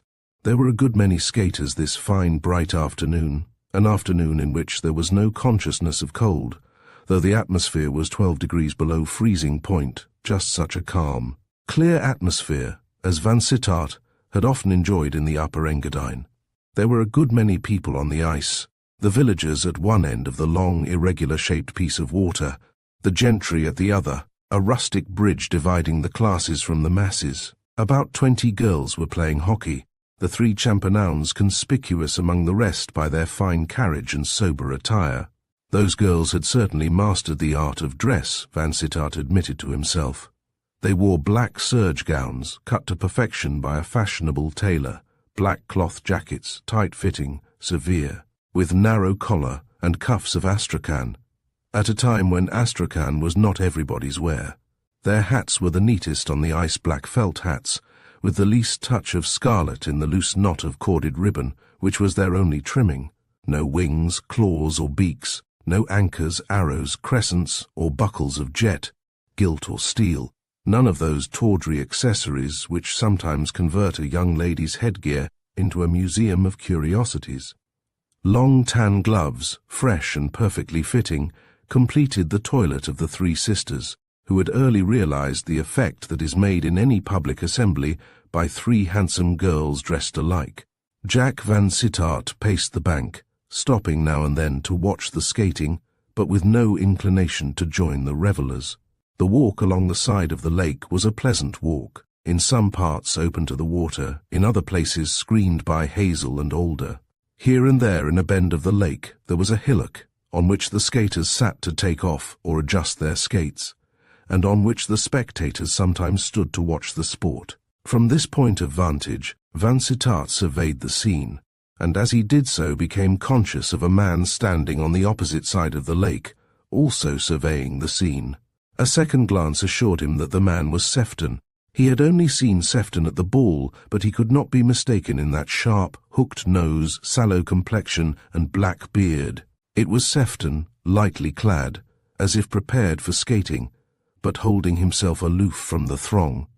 There was a fascination for Vansittart in this solitary spectator, and it was while watching him that he became aware of a new arrival. Sefton, whose hawk-like eyes had been looking up and down the lake, suddenly concentrated his attention on one spot at the end near the lodge, and as suddenly walked off in that direction. Vansittart imitated him on his side of the lake, and was speedily enlightened as to the cause of Sefton's movements. As he neared the lodge gate, he saw 3 young women approaching, 3 young women in blue gowns, widely different in shade. Now, the champanowns and his sister who talked of chiffons for an hour at a stretch, had dinned into his brain the fact that blue was not worn that winter. The colour might be a beautiful colour in the abstract, the colour of sky and sea, of sapphires and forget-me-nots, of children's eyes and running brooks, but it was a colour which no woman who respected herself would wear. It was out, and that monosyllable meant that it was anathema maranatha. And behold, here came the three girls in their new winter frocks, a blaze of blue, Sophie splendid in peacock cloth, trimmed with plush that almost matched, Jenny in uncompromising azure, the blue of Reckitt's and the British laundress, Eve less startling in a dark Oxford cloth, very plainly made, with a little home-made toque of the same stuff. The fact was that the fashionable drapers were almost giving away their blue stuffs that January, and the prudent Marchants had been able to get the best materials at a third of their value. And after all, it isn't the colour, but the style of a gown that makes it fashionable or otherwise, Sophie had said philosophically as she pored over a fashion plate, trying to realise a creation which nobody ever saw out of that fashion plate. The girls seemed quite happy in their blue raiment, or at least the two younger girls, who greeted Vansittart with frank cordiality. Eve had a somewhat absent air as she shook hands, he thought, though her sudden blush thrilled him with the fancy that he might not be quite indifferent to her. He saw her glance away from him while they were talking, and look right and left, as if expecting to see someone. Could it be Sefton? Mr. Sefton came across the ice while Vansittart was asking himself that question, shook hands with the three girls, and then walked away with Eve along the path, where the hazels and alders soon hid them from the jealous eyes that followed their steps. Miss Green was right, thought Vansittart. There is an understanding between them. The two younger girls skipped off to an adjacent bank to put on their skates, and were soon provided with a pair of youthful admirers, both clerical, to assist them in the operation. Vansittart stood looking idly at the hockey playing for some minutes, quite long enough to allow Eve and her companion to get a good way towards the further end of the pond. And then he turned and strolled in the same direction. As he sauntered on, disgusted with life and the world, which seemed just now made up of disillusions, he heard slow footsteps approaching him, just where the path made a sudden bend, footsteps and voices. They were coming back, those two. They had not prolonged their tete-a-tete. The aspect of affairs was not quite so black as it had seemed 10 minutes ago. He did not purposely listen to what they were saying. The sharp bend of the path, screened at this point by a clump of hazels, divided him from them. Short of calling out to them to warn them of his vicinity, he could not have avoided hearing what he did hear, only 5 short sentences. "I am very sorry. It was a false scent," said Mr. Sefton, "and we are no nearer knowing anything." "No nearer. I sincerely regret your disappointment." There was a lingering tenderness in his tone that made Vansittart feel a touch of the original savage that lives in all of us, a rush of boiling blood to brain and heart, which hints at the hereditary taint transmitted by bloodthirsty ancestors. A few more steps, and he and Miss Marchant were face to face, as she and her companion turned the corner of the hazel clump. She looked at him piteously through a veil of tears as they passed each other. Sefton had power to make her cry. Surely that implied something more than common acquaintance, nay, even more than friendship. All the tragedy of an unhappy love affair might be in those tears. He looked back. She and Sefton had parted company. He was talking to some men on the bank. She had joined her sisters on the ice and was standing with her skates in her hand, as if debating whether to put them on or not. Should he go and entreat to be allowed to kneel at her feet, and do her nightly service by buckling stiff buckles and battling with difficult straps? No, he would not be such a slave. Let Sefton wait upon her, Sefton, who had all her confidence, Sefton, who could bring tears to those lovely eyes. Vansittart rambled off across the frozen pasture, turning his back resolutely upon the noise of many voices, the ringing of many skates. It was a false scent. What could that possibly mean? How in the language of lovers could that phrase come in? A false scent. "I deeply regret your disappointment." What disappointment? Why should she be disappointed, and Sefton regretful? In any love affair between those two there could seem no reason for disappointment. The man was free to marry whom he pleased. Did he mean honourably by this girl, Or was he only fooling her with attentions which were to end in unworthy trifling? Was he taking a base advantage of her dubious position to essay the seducer's part? From all that he had heard of Sefton's character, Vansittart doubted much that he was capable of a generous love, or that he was the kind of man to marry a girl whose father was under a cloud. And she? Was she weak and foolish, innocently yielding her heart to a man who meant evil? Or was she her father's daughter, a schemer by instinct and inclination, like Becky Sharp? Vansittart tried to put himself in Joe Sedley's place, tried to realize how a man may see honesty and sweet simplicity where there are only craft and finished acting. To poor vain Josh Becky had seemed all truth and girlish innocence. Only one man of all Becky's admirers had ever thoroughly understood her, and that man was Lord Steyne. Vansittart walked a long way, engrossed by such speculations as these, at one time inclined to believe that this girl whom he so ardently admired was all that girlhood should be inclined to trust her even in the face of all. Strange seeming, to trust her and to follow her footsteps with his reverent love, and if he found her responsive to that love, to take her for his wife, in the teeth of all opposition. Why should my mother be made unhappy by such a marriage? He asked himself. If I can prove that Eve Marchant is in no wise injured by her surroundings, what more do we want? What are the surroundings to my mother, or to me? Even if I had to pension the Colonel for the rest of his life, I should think little of the cost, if it brought me the girl I love. After all, he told himself, time was the only test. Time must decide everything. His duty to himself was to possess his soul with patience, to see as much as he could of the Marchant family, without committing himself to a matrimonial engagement, and without being guilty of anything that could be deemed flirtation. No, he would trifle with no woman's feelings, he would not love and ride away. He would put a bridle upon his tongue, but he would make it his business to pluck out the heart of the Marchant mystery. Surely among 5 girls he could manage to be kind and friendly, without entangling himself with any one of the 5. Having made out for himself a line of conduct, he walked back to the lake. The shadows of twilight were creeping over the grass. There were very few people on the ice. The Marchants had taken off their skates, and were saying goodbye to the 2 curates who had been their attendant swains. We have such an awful way to walk if we go by the high road, and we must go that way, for the footpath will be snowed up, said Sophie. It will be dark long before we are home. The curates had, one an evening school, the other a penny reading, coming on at 7:30, so they were fain to say good night. Vansittart came up as they parted. Let me walk home with you, he said. I haven't had nearly enough walking. Then what a tremendous walker you must be, said Jenny. I saw you marching over the grass just now as if you were walking for a wager. His attendance was accepted tacitly, and presently he and Eve were walking side by side, in the rear, while the 2 younger girls walked on in front, turning round every now and then to join in the conversation, so that the 4 made one party. Eve's eyes were bright enough now, but she was more silent than she had been at their tea drinking, and she was evidently out of spirits. I'm afraid you didn't enjoy the skating this afternoon. Not much. The mornings are pleasanter. We came too late. Shall you come tomorrow morning? Yes, I have promised my young sisters to bring them for a long morning. They won't let me off. Do they skate? Hetty skates. The little one only slides. She is a most determined slider. Does Colonel Marchant never come with you? Never. He does not care about walking with girls. Perhaps it is presumptuous in a bachelor to speculate on domestic feelings, but I think if I were a widower with 5 nice daughters, my chief delight would be in going about with them. If you look round among your friends, I fancy you will find that kind of father the exception rather than the rule, Eve answered, with a touch of bitterness.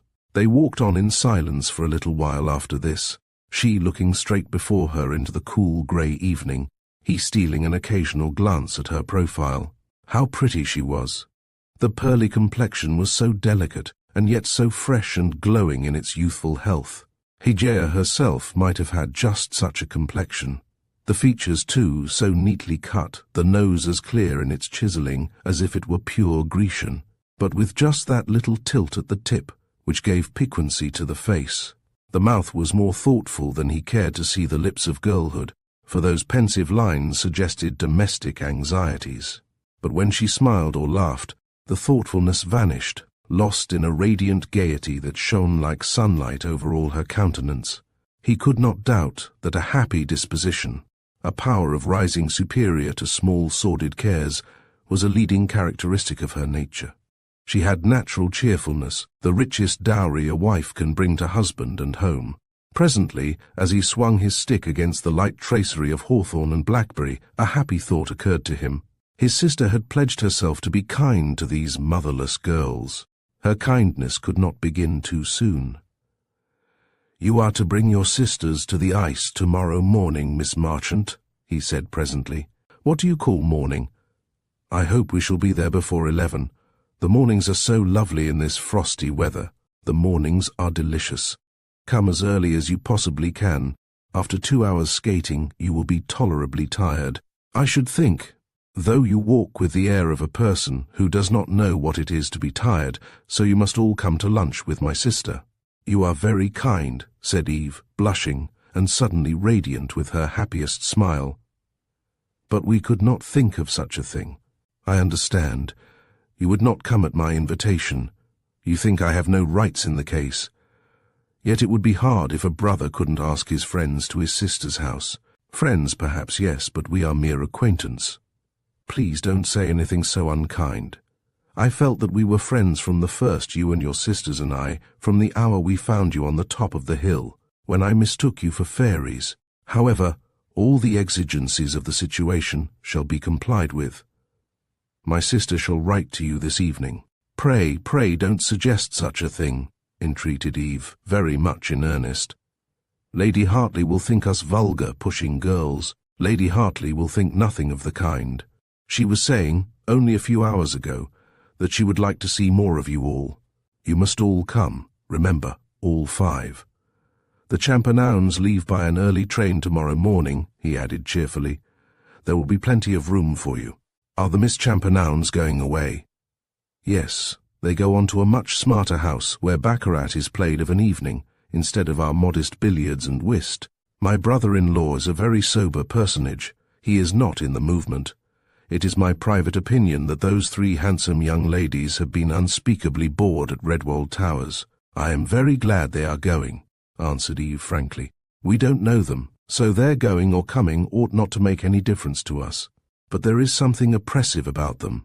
They are so handsome, they dress so well, and they seem so thoroughly pleased with themselves. Yes, there's where the offence comes in. Isn't it odd that from the moment a man or woman lets other people see that he or she is thoroughly delighted with his or her individuality, talents, beauty, or worldly position, everybody else begins to detest that person?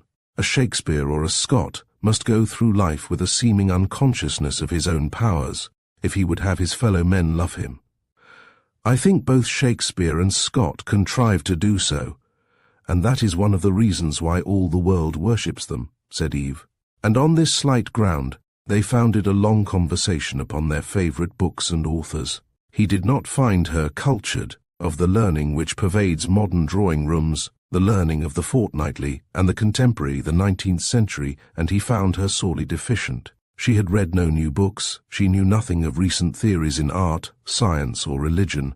She knew her Shakespeare and Scott, her Dickens, Thackeray, and Bulwer Lytton, and had read the poets whom everybody reads. She had never heard of Marlowe, and Beaumont and Fletcher were to her only names. She revelled in fiction, the old familiar fiction of the great masters, but history was a blank. She had not read Froude. She had never heard of Green, Gardner, Freeman, or Maine. "You will find us woefully ignorant," she explained, when she had answered in the negative about several books, which to him were of the best. "We have only had a nursery governess. She was a dear old thing, but I don't think you could imagine a more ignorant person. She came to us when I was 6, and she only left us when Peggy was 9, and she would have stayed on as a kind of duenna, only she had a poor, old, infirm mother, and she was the only spinster daughter left, and so had to go home and nurse the mother. She was very strong upon the multiplication table, and she was pretty good at French. She knew La Grammaire des Grammaires by heart, I believe. But as to history or literature, even the little we contrived to pick up for ourselves was enough to enable us to make fun of her. We used to ask her why Charles II didn't make Erasmus a bishop, or whether Eleanor of Aquitaine was the daughter or only the niece of Charlemagne. She always tumbled into any trap we set for her. A lax idea of chronology, that was all, said Vansittart. He walked very nearly to the homestead, and was dead beat by the time he got back to Redwold Towers. He had been tramping about ever since luncheon. He and Eve Marchant had done a good deal of talking in that 4-mile walk, but not once had he mentioned Sefton's name. Nor had he made the faintest attempt to discover the drift of that confidential conversation of which a few brief sentences had reached his ear. Yet those sentences haunted his memory, and the thought of them came between him and all happier thoughts of Eve Marchant. His sister was considerably his junior, and he had been accustomed to order her to do this or that from her babyhood upward, she deeming herself honoured in obeying his caprices. It was a small thing, then, for him to request her to invite Miss Marchant and all her sisters to luncheon next day.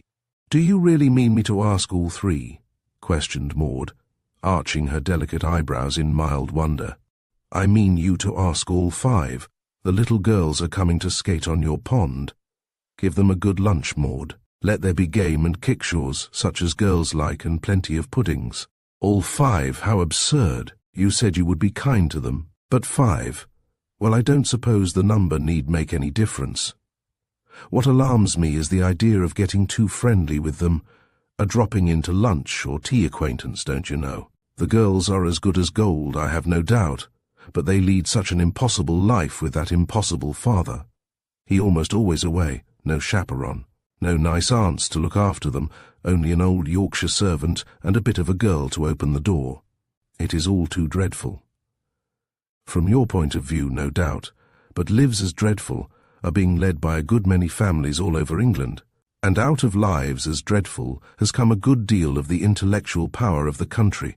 Come, Maud, don't prattle, but write your letter, just a friendly little letter, to say that I have told you they are coming to skate, and that you must insist upon their stopping to lunch."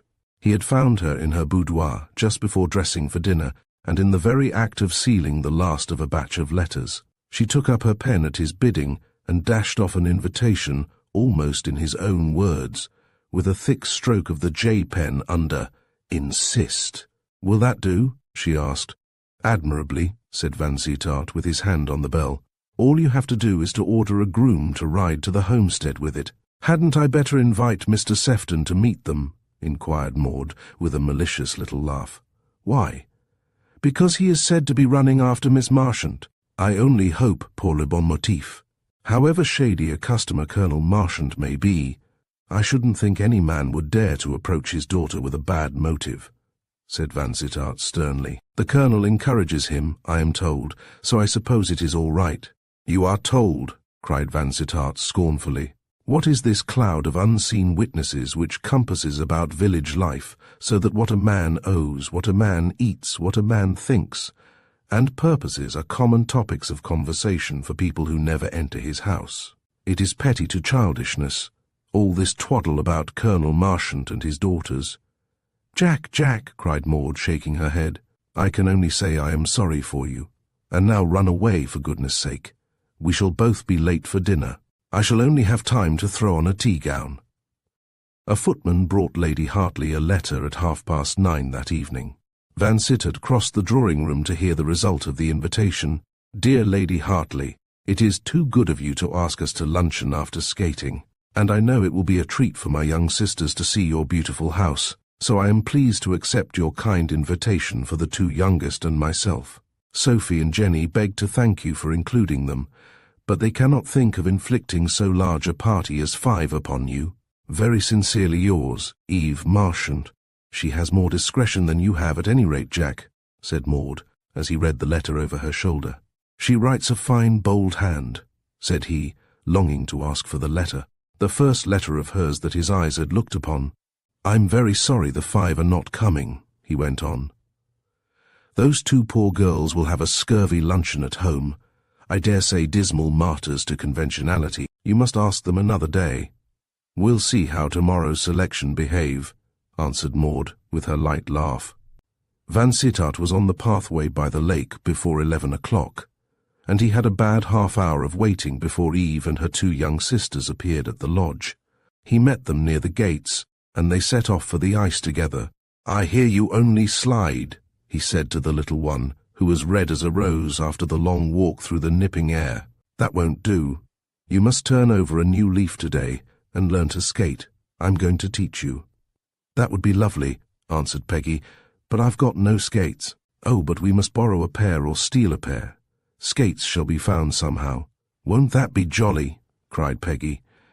The skates were found at the lodge, where Vansittart coolly appropriated a pair belonging to one of the little girls at the nearest parsonage, and the lesson was given.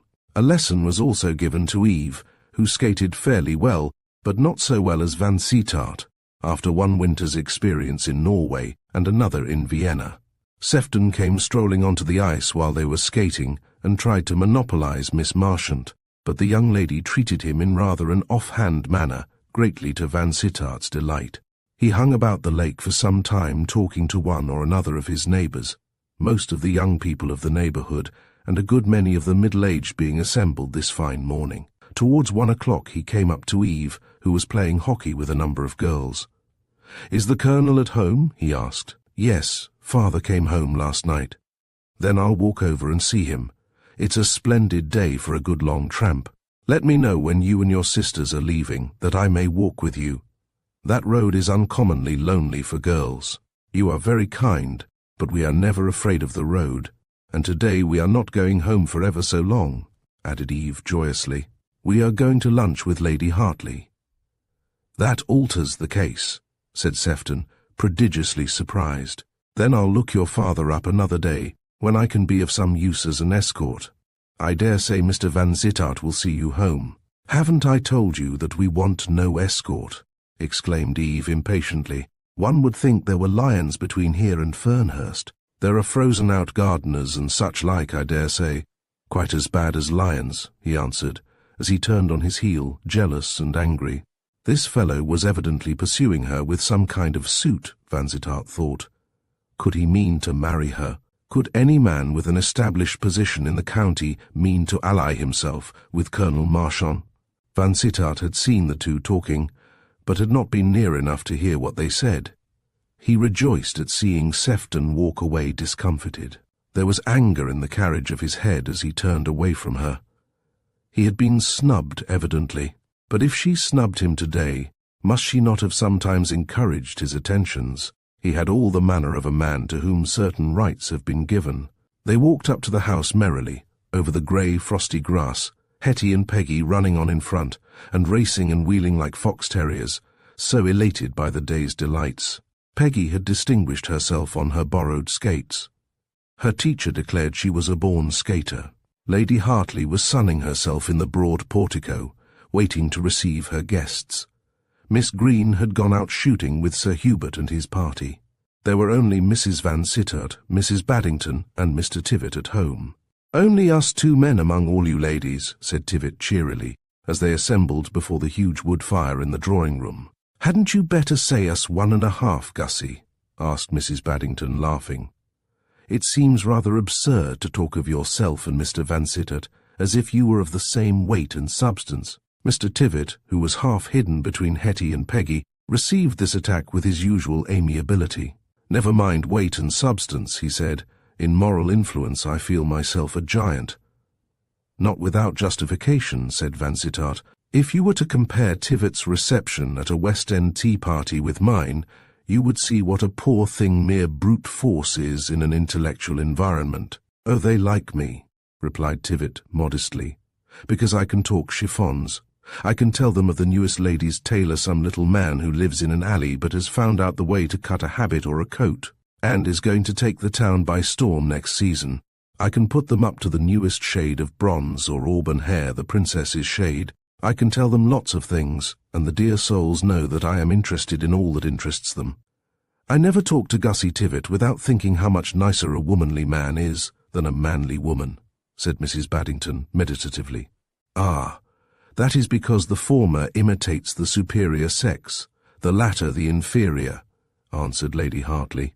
Eve sat in the snug armchair where Vansittart had placed her, silent but happy, looking about the room and admiring the wonderful mixture of old and new things. Furniture that was really old, furniture that cleverly reproduced the antique, trifles and modern inventions of all kinds, which make a rich woman's drawing-room a wonderland for the dwellers in shabby houses. The tall standard lamps of copper or brass or wrought iron with their fantastical shades, the abundance of flowers and flowering plants and palms. In a season when for the commonalty flowers are not, all those things made an atmosphere of luxury which Colonel Marchant's daughter needs, must feel in sharpest contrast with her own surroundings. She admired, without a pang of envy. She had taken her surroundings for granted a long time ago, and so long as her father was able to pacify his creditors by occasional payments, and so long as rates and taxes got themselves settled without desperate measures, Eve Marchant was at peace with destiny. While her senses of sight and scent were absorbing the beauty and perfume of the room, Mrs. Vansittart came in from a walk with the nurse and baby, and her son made haste to introduce his sister's guest. "Mother, this is Miss Marchant," he said briefly, and Eve rose blushing to acknowledge the elder woman's greeting. He would not commit himself, forsooth. Why, in the look he gave her as she rose shyly to take his mother's hand, in the tenderness of his tone as he spoke her name, he was committing himself almost as deeply as if he had said outright, "Mother, this is the woman I love, and I want you to love her."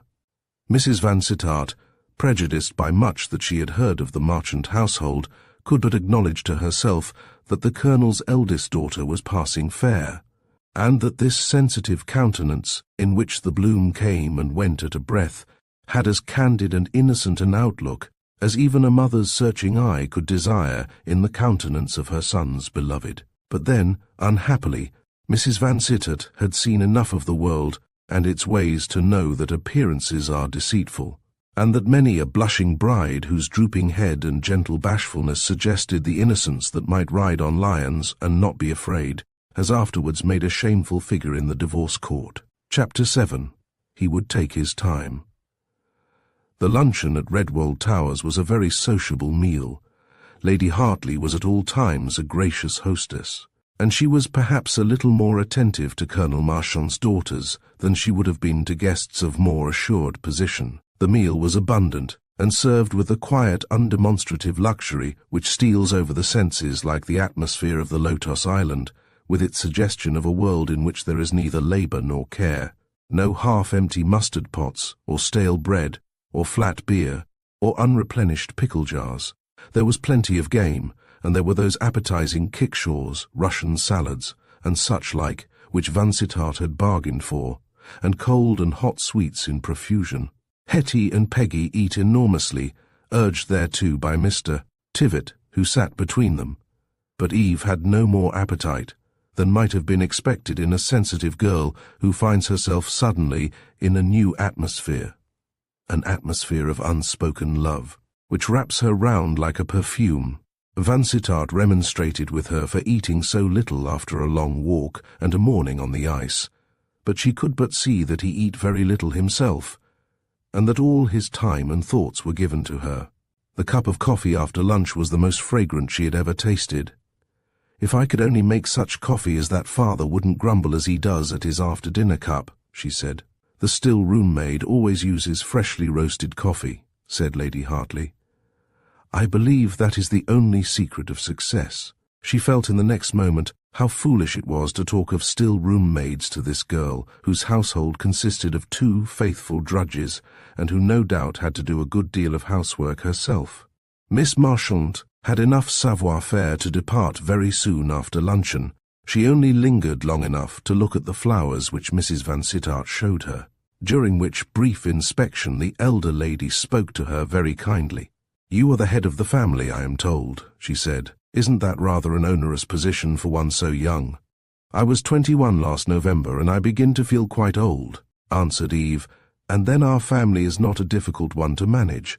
My sisters are very good, and accommodate themselves to circumstances. We live very simply.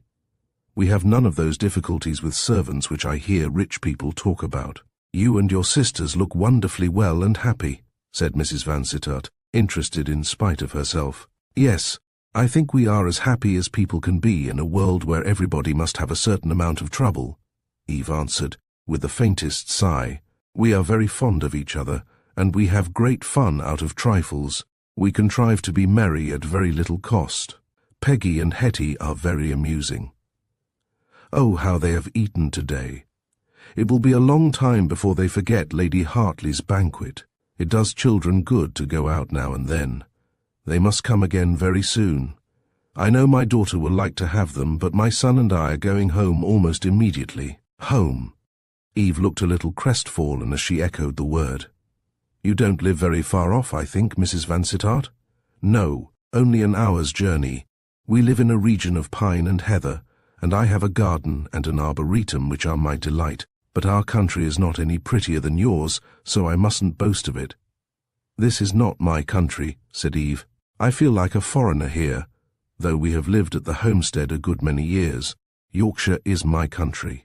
"But surely you must prefer Sussex. Yorkshire is so far away from everything." The two girls came to Eve and hung about her. They had put on their gloves and little fur tippets, spoil of rabbit or cat, and were ready for the start.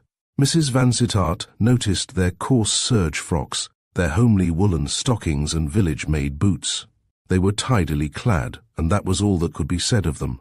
A village tradesman's children would have been smarter, and yet they looked like young ladies. "These are your two youngest sisters, and you have two older 5 daughters in all," said Mrs. Vansittart. "Colonel Marchant ought to be very proud of such a family. And have you no brothers?" "None in England," Eve answered, with a touch of sadness, and then without another moment's delay she began to make her adieu. "I am going to see you home, if you will let me," said Vansittart in the hall. "I heard you say that Colonel Marchant is at home, and I should like to seize the opportunity of making his acquaintance." A faint cloud spread itself over Eve's happy face, and she was somewhat slow in replying. "I'm sure Father will be very pleased to see you, and I'm sure you won't like Father when you see him," cried Peggy, the irrepressible. "Peggy, how dare you!"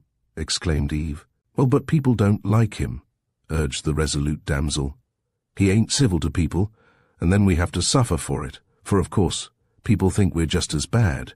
He keeps all his good manners for London." "Peggy, Peggy, don't Peggy me, it's the truth," protested this dreadful child, and then she challenged Vansittart boldly.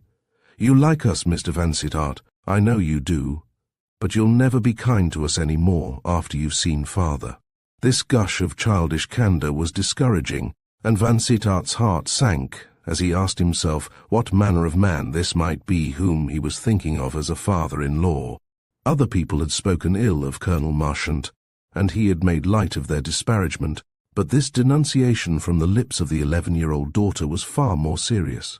"Perhaps the Colonel and I may get on better than you expect, Madam Peggy," he said, with a forced laugh. "And allow me at the same time to suggest that you have forgotten a certain commandment which tells us to honour our fathers and mothers." "Are we to honour any kind of father?" asked Peggy, but Vansittart was not called upon to answer, for Hetty at that moment descrying a squirrel. Both little girls rushed off to watch his ascent of a tall beech that grew on the grassy waste by which they were walking. The walk was a long one, but though there was time for Vansittart and Eve to talk about many things, time for the two younger girls to afford many distractions. An undercurrent of thought about the man he was going to see ran beneath all that light surface talk and made Vansittart's spirit heavy. "You must not think anything of what Peggy says," Eve apologized, directly after that little outbreak of the youngest born. "Father is irritable sometimes. He can't endure noise, and Hetty and Peggy are dreadfully noisy. And our house is so small, I mean from his point of view, and then he snubs them, poor young things, and they think him unkind." "It is a way we have when we are young," answered Vansittart gently, "to take snubs too seriously. If our parents and guardians could only put themselves inside those small skins of ours, they would know what pain their preachings and snubbings inflict." "Father is much to be pitied," pursued Eve in a low voice.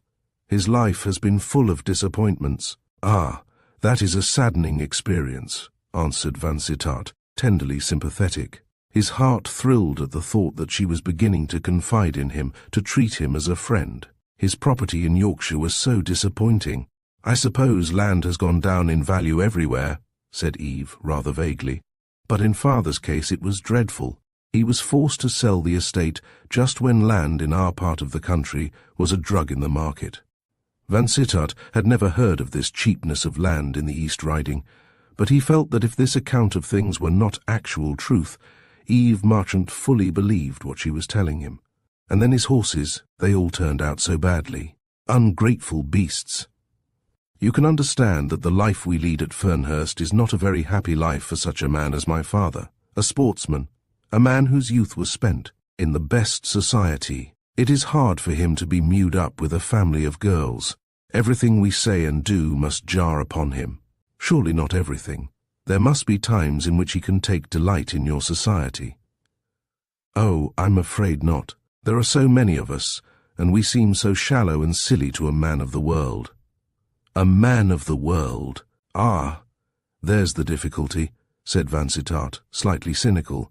That kind of man is apt to be miserable without the world. After this they talked of other things, lightly, joyously, of the country through which they were walking, its beasts and birds and flowers and humble cottage folk, of the places he had seen and the books she had read, those fictions of the great masters which create a populace and a world for the dwellers in lonely homes, and provide companions for the livers of solitary lives. They were at no loss for subjects, though that wellspring of polite conversation, a common circle of smart acquaintance, was denied to them. Their talk was as vivacious as if they had had all London society to dissect. It was tea-time again by the time they arrived at the homestead. The lamp was lighted in the family parlour, the round table was spread, the kettle was hissing on the hob, Sophie and Jenny were sitting on one side of the fire, and on the other side, in that armchair which Vansittart had occupied on a previous occasion, sat a man of about 50, a man with clear-cut features, silver-grey hair and moustache, and a querulous expression of countenance. "What in the name of all that's reasonable made you stay so late, Eve?" he grumbled, as his daughters entered. "Both those children will be laid up with influenza, I dare say, in consequence of your folly." Only at this moment did he observe the masculine figure in the rear. He rose hastily to receive a visitor. "Mr. Vansittart, father," explained Eve. The two men shook hands. "Girls are so foolish," said the colonel, by way of apology for his lecture. "It was very kind of you to take care of my daughters on the dark road, but Eve ought not to have stayed so long. We left very soon after luncheon, father, but the days are so short." "Not any shorter than they were last week. You have had time to become familiar with their shortness, and to make your calculations accordingly." "I'm sure you didn't want us, father," said the sturdy Peggy, "so you needn't make a fuss." Colonel Marchant gave his youngest born a withering scowl, but took no further notice of her contumacy. "Pray sit down, Mr. Vansittart, and take a cup of tea before you tramp home again. You must be a good walker to make so light of that long road, for I suppose you came by the road." "I am country bred, Colonel Marchant, and am pretty well used to tramping about, on foot or on horseback." "Ah, you live near Liss, Eve told me. Have you good hunting thereabouts?" Vansittart mentioned 3 or 4 packs of hounds accessible from his part of the country. "Ah," sighed the colonel, "you young men think nothing of prodigious rides to cover and long railway journeys. You hunt with the Vine from Basingstoke, with the Hambledon from Bishop's Waltham. You are tearing about the country all November and December, I have no doubt." "Indeed, Colonel, I am not so keen a sportsman as you appear to think. A couple of days a week content me, while there are any birds to shoot in my covers." "Ah, 2 days hunting and 4 days shooting. I understand. That is what an Englishman's life should be if he lives on his estate. Sir Hubert tells me you have travelled a good deal." "I have wandered about the continent on the beaten paths. I cannot call myself a traveller, in the modern acceptation of the word. I have never shot lions in Africa, nor have I ever bivouacked among the hill tribes in Upper India, nor risked my life, like Burton, in a pilgrimage to Mecca." "Ah, the men who do that kind of thing are fools," grumbled the colonel. "Providence is too good to them when they are allowed to come home with a whole skin. I have no sympathy with any explorer since Columbus and Raleigh. After the discovery of America, tobacco and potatoes, the rest is leather and prunella." "The Australian and Californian goldfields were surely a good find," suggested Vansittart. "Has all the gold ever found there made you or me a shilling the richer, Mr. Vansittart?"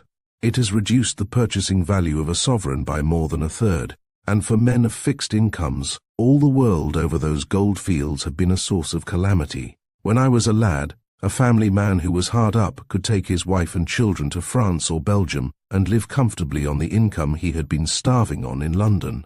Now, life is dear everywhere, even in an out-of-the-way hole like this, concluded the colonel savagely.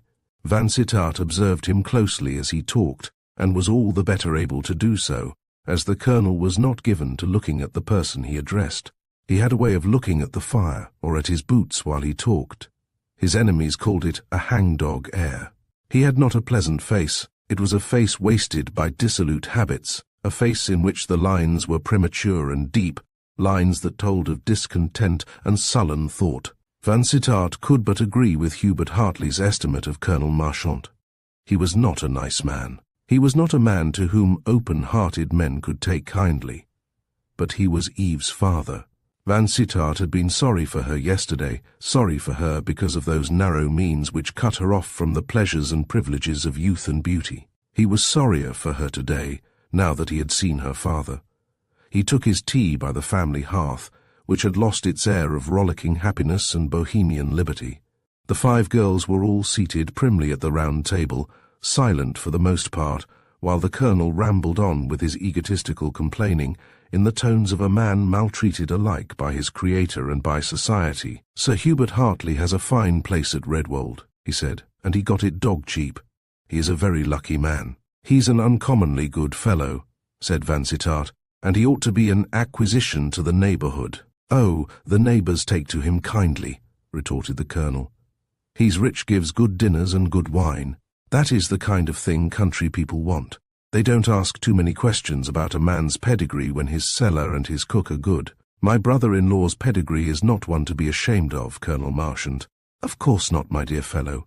Honest labour, talent, patience, invention, the virtues of which Englishmen are supposed to be proud.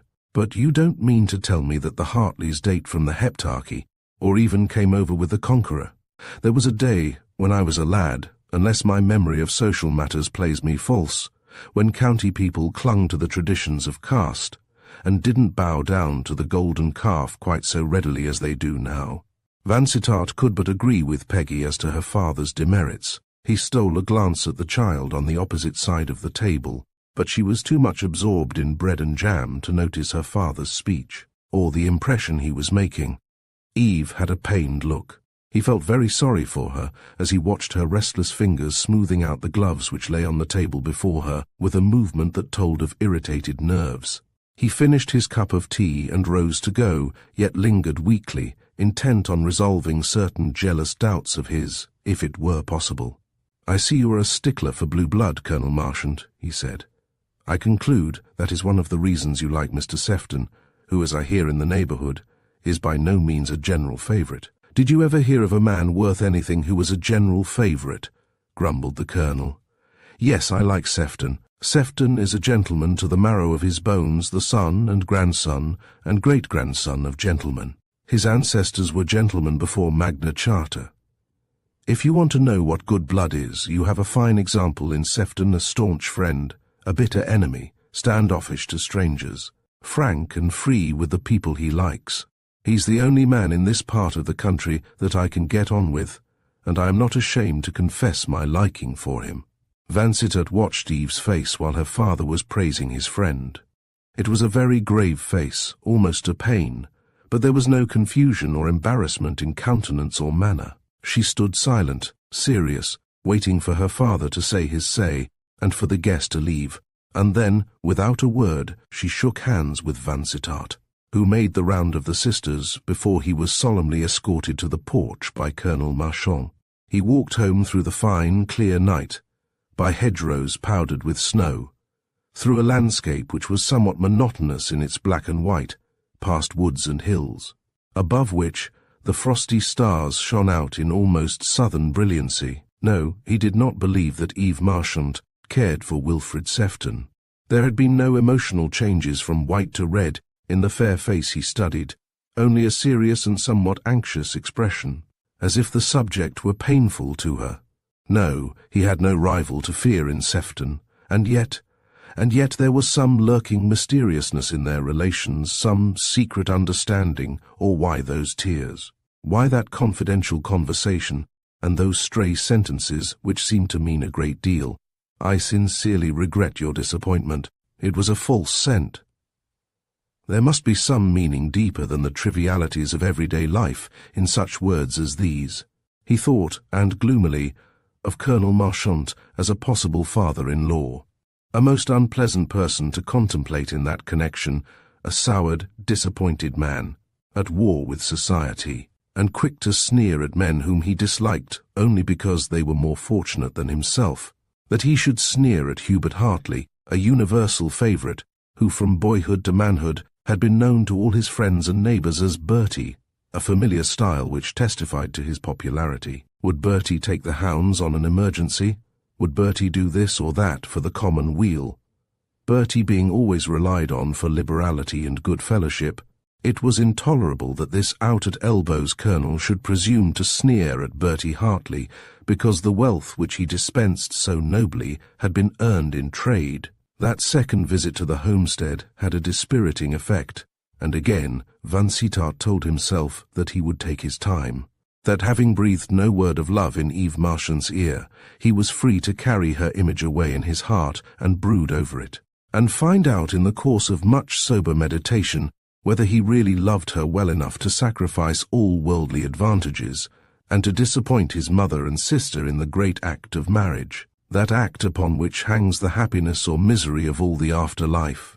A man who has few belongings, and who has been to those belongings as a hero, has need to give some consideration to his people's prejudices before he lead his bride home to the family hearth, where she is to take her place forever in the family history, either as an ornament or a blot upon a fair record. No, he would go no further. He would not be the slave of a foolish passion for a lovely face. He was free to come to Redwold Towers whenever he pleased. He might see Eve Marchant as often as he pleased in the year that was so young. He would take his time. And if, while he hesitated and meditated, some bolder wooer were to appear and snatch the prize, what then? Well, that was a risk which he must run, but he told himself that the chances were against any suitor for the daughter's hand, while the father was to the fore. Colonel Marchant's children were heavily handicapped in the race of life. Chapter 8.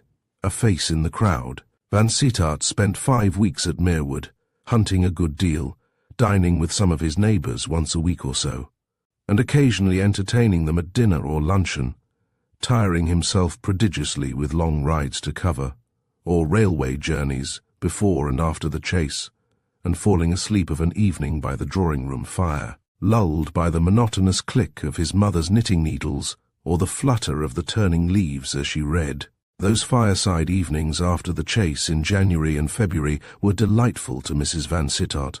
She rejoiced with an exceeding joy at having brought her son safe and sound out of the cave of the siren, having no suspicion of those serious thoughts of the siren which occupied his mind.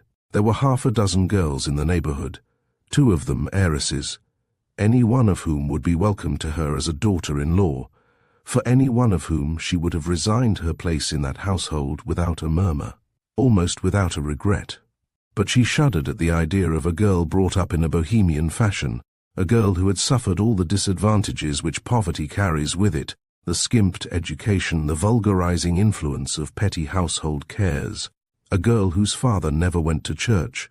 Such a girl would be unspeakably distasteful to her. If Eve Marchant were to reign at Merewood, Mrs. Vansittart's grey hairs must go down in sorrow to the grave. She rejoiced in her son's company, and was even reconciled to the perils of the hunting field, since hunting occupied his days, and prevented his running after Eve Marchant. If he was unusually silent and thoughtful by the fireside, she ascribed silence and thoughtfulness to physical exhaustion. He was there, safe within her ken, and that was enough. She took infinite pains to bring the girls she liked about her, and in her son's way, which was not easy, since Vansittart was far afield nearly every day. She would invite one of her favourites to a friendly dinner, escorted by a young brother, perhaps a proceeding which bored her son infinitely, since, instead of sleeping or brooding by the fire, he must needs play billiards with the cub, or put himself out of the way to amuse the young lady. He was very fond of music of a broad, dramatic style, loved grand opera, from Gluck to Meyerbeer and Verdi, but he had no passion for Grieg or Rubinstein, as expounded, neatly, elegantly, with ladylike inexpressiveness, by his mother's protégés, and it seemed to his ignorant ear that all his mother's protégés played exactly the same pieces in precisely the same manner. If perchance he spent an afternoon at home, he invariably found one of those selected vestals in morning-room or drawing-room when he went to 5 o'clock tea, that meal being one which his mother loved to share with him, and at which dutiful affection constrained his presence whenever he was on the premises. All the charm of that unconstrained half-hour of chat between mother and son was scared away by the presence of a young lady, albeit the most admirable of her sex. His mother's favourites were very nice girls, every one of them, and only 2 out of the 6 were painfully religious. He liked them all well enough, in the beaten way of friendship, but the handsomest and most attractive of them left him cold as marble.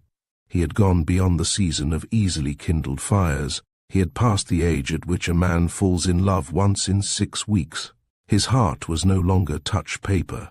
A few months ago he had believed that he would spend his days as a bachelor, had calculated the manifold advantages of remaining single, with an estate which for a single man meant wealth, but which for a man with wife and family would only mean a modest competence.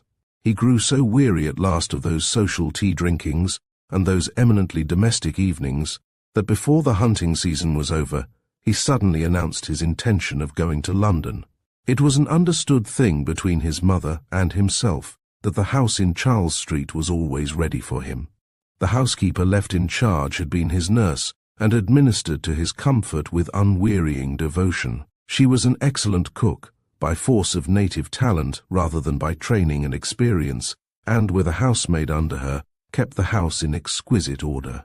These 2 women, with Vansittart's valet, an Italian able to turn his hand to anything, made up an efficient bachelor establishment. To Charles Street, therefore, Vansittart repaired in the Lenten month of March. He had been at some trouble to resist the inclination which would have taken him to Redwold Towers rather than to London. It would have been so easy to offer himself to his sister for a week, and at Redwold it would have been so easy to see Eve Marchant. So difficult, perhaps, to avoid seeing her, since Lady Hartley, who was, above all things, cordial and impulsive, had told him in one of her letters that she had taken a fancy to Miss Marchant, and had invited her and one of the sisters to Redwold very often. "As a wife for you, she is impossible," wrote Maud Hartley. "Pray remember that, Jack. Mother and I are ambitious about your future. We want you to look high, to improve your position from that of a small country gentleman, to make your mark in the world. But, although quite impossible as your wife, as a human being, Miss Marchant is charming, and I mean to do all I can in a neighbourly way to make things pleasanter for her. The father is shockingly neglectful, spends the greater part of his life in London, but that is perhaps an advantage for his daughters, for when he is at home, Eve is a slave to him, has to worry about his dinners, and fetch and carry for him, and try to amuse the unamusable, as Madame de Maintenon said. I gather this not from any murmurings of Eve's, but from the young sisters, who are appallingly outspoken. Vansittart had pledged himself to spend the Easter holidays at Redwold, so he resisted the promptings of inclination, and swore to himself that he would not try to see Eve Marchant before Easter. The interval would then have been long enough to test his feelings, to give him time for thought, before he took any fateful step, and perhaps to throw him in the way of hearing some more specific account of Colonel Marchant's character and antecedents. There is no place, perhaps, in which it is more difficult to get a faithful description of a man than in the village where he lives. There, everything is exaggerated. His income, if he is rich, his debts, if he is poor, his vices, eccentricities, and shortcomings, in any case. Although it was the Lenten season, and although the churches of London were filled with Lenten worshippers, the town looked bright and animated, and there were plenty of votaries in the temples of pleasure theatres, picture galleries, concert halls, and plenty of snug little dinner parties to which a man in Vansittart's position was likely to be bidden. He had a wide circle of acquaintance, and was popular with men and women, accounted a clubbable man by the former, and an eligible party by the latter. Even the women who had no matrimonial views for daughters or sisters or bosom friends still affected Jack Vansittart's society. He had plenty to say to them, was always cheery and cordial, and never seemed to think himself too good for the particular circle in which he found himself. He was dining one evening en petit comité with an old college chum and his young wife, the husband a rising barrister, the wife an accomplished woman and a marvellous manager, able to maintain a pretty little house in Mayfair on an income which a stupid woman would have found hardly enough for Notting Hill or Putney, and to give an appetizing dinner, daintily served and unhackneyed as to menu, for the cost of the average housekeeper's leg of mutton and trimmings. While the cheery little meal was being discussed, a servant brought in a coroneted envelope for the hostess, which, being opened, contained a box for Covent Garden, where there was an early season of Italian opera. "For tonight," said Mrs. Pembroke, and then she read aloud from the letter, "I find at the last moment that I can't use my box. Do go if you are free. The opera is Faust with a new Margarita." "That's rather a pity," sighed the lady, folding up the letter. "Why a pity?" asked Vansittart. "Why shouldn't you go? I dare say your box will hold me as well as Tom, so you need have no conscientious scruples on the ground of inhospitality. Oh, there will be plenty of room. It is Lady Davenant's box on the grand tier. But Tom asked you for a quiet evening, a long talk and smoke, and perhaps an adjournment to the turf for a rubber. I'm afraid you'll be dreadfully bored if I take you to the opera instead." "Pray don't think so badly of me. If it were Wagner, perhaps I might be less sure of myself. There are bits I enjoy in his operas, but I confess myself a tyro in that advanced school. Gounod's Faust I adore. We shall be in time for the Kermesse scene, and the new Gretchen. Pray let us be off." A cab was sent for, and the trio packed themselves into it, Mrs. Pembroke sparkling with pleasure. She was passionately fond of music, and she had been looking forward to a solitary evening by the drawing-room fire, while her husband and his friend sat smoking and prosing together in the barrister's ground-floor den. The house was thin, this premature opera season not having been a marked success. Lady Davenant's box was near the proscenium, a spacious box, which would have accommodated 6 people as easily as 3. Vansittart sat in the middle, between his host and hostess. Tom Pembroke, who was no music lover, dozed in the shadow of the curtain, agreeably lulled by melodies which were pleasant from their familiarity. The cast was not strong, but the Margarita was very young, rather pretty, and sang well. Vansittart and Mrs. Pembroke were both interested. It was near the close of the Kermesse scene that the lady asked her companion, "Do you ever look at the chorus? Such poor old things, some of them. I can't help thinking how weary they must be of singing the same music season after season, and tramping in and out of the same scenes banquets where there is nothing to eat too, and then going home to bread and cheese." "Yes, it must be a hard life," assented Vansittart. "All the trouble of the show, and none of the glory." And then he took a sweeping survey of the gay crowd, peasants, soldiers, citizens, feasting and rejoicing in friendly German fashion under the open sky. Yes, Mrs. Pembroke was right. Most of the chorus were middle-aged. Some were elderly, withered old faces, dark skins which even bismuth could not transform to fairness. Italian eyes, dark and glowing, shone out of worn faces where all other beauty was lacking. Suddenly, among all those homely countenances, he saw a young face, young and beautiful, a face that flashed upon him first with a rapid thrill of recognition, and then with an aspect that struck into his heart like a dagger, and when that sharp pang was over, left a heaviness as of lead. It was Fiordalisa's face. He could not be mistaken. Nay, the fact was made certainty as he looked, for he saw that the girl recognized him. She was gazing upward to the spot where he sat. She was talking about him to the woman who stood next her, indicating him with too expressive gesticulation. Was she telling that stolid listener that the man yonder had slain his fellow creature in a tavern row, that he was a murderer? She would put it so, no doubt she whose lover he had killed. If she was saying this, the stolid woman received the statement very placidly. She only nodded and shrugged her shoulders, and then nodded again, while Fiordalisa talked to her more and more excitedly, with dramatic emphasis. Surely no woman would stand and shrug and nod as this woman shrugged and nodded at a tale of murder. Then Lisa looked up again at him, beaming with smiles, her dark eyes sparkling in the gaslight, and then her turn came to swell the chorus, and then the curtain fell, and he saw her no more.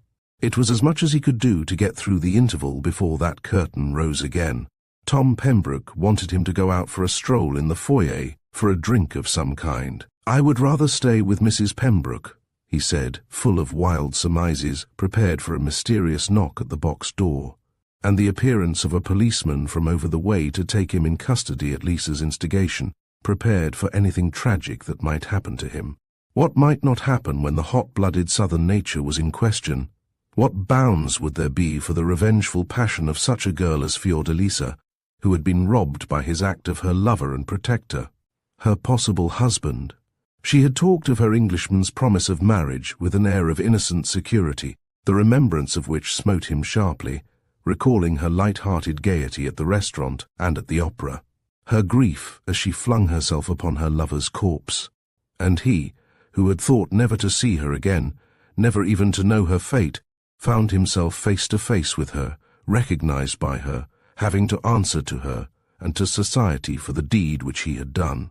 With these thoughts in his mind, with his ear strained for the knocking at the door, he had to talk small talk to Mrs. Pembroke to counterfeit amusement at her criticism of the people in the stalls, the man with 2 strips of hair combed in streaks over a bald head, the woman with corpulent arms bared to the shoulder, the country cousins. He had to laugh at her little jokes, and even to attempt 1 or 2 smart sayings on his own account. The knocking came, and he almost started out of his seat. "It can't be Tom," said Mrs. Pembroke. "He never comes back until after the curtain is up, and sometimes not till the act is nearly over." Vansittart opened the box door, and a treble voice questioned, "Ices, sir?" He made way for the young woman with the tray of ices, and insisted upon Mrs. Pembroke taking one of those party-coloured slabs which have superseded the old-fashioned rose-pink strawberry ice.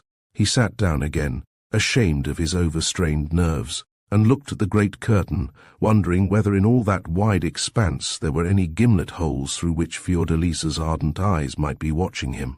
The curtain rose, and the act began, but Vansittart had no longer any ear for the music he loved. His whole attention was concentrated upon the chorus singers. He watched and waited for their coming and going, searched out Lisa's familiar figure amidst the throng that watched Valentine's death throes and Margarita's despair. He singled her out again and again as the troupe moved about the spacious stage, now on one side, now on the other, in the foreground or the background, according to the exigencies of the scene. He watched the stage till the green curtain fell, and then he woke as from a dream, and began to wonder what he must do next. Something he must do assuredly, he told himself, as he helped Mrs. Pembroke with her wraps, and heard her chatter about the performance, which she denounced as second-rate, declaring further that she had been taken in by Lady Davenant's gift of the box. Something he must do, first to ascertain what Fiordalisa's intentions might be, whether she would denounce him to the police, next to make whatever atonement he could make to her for the loss of her lover. He was not going to run away this time, as he had done at Venice. He had been seen and recognized. He would be watched, no doubt, as he left the theatre. This girl would make it her business to find out his name and residence. Even if he wanted to elude her, the thing would be impossible. He had been sitting there all the evening in a conspicuous box on the grand tier, and he had to get away from a sparsely filled theatre.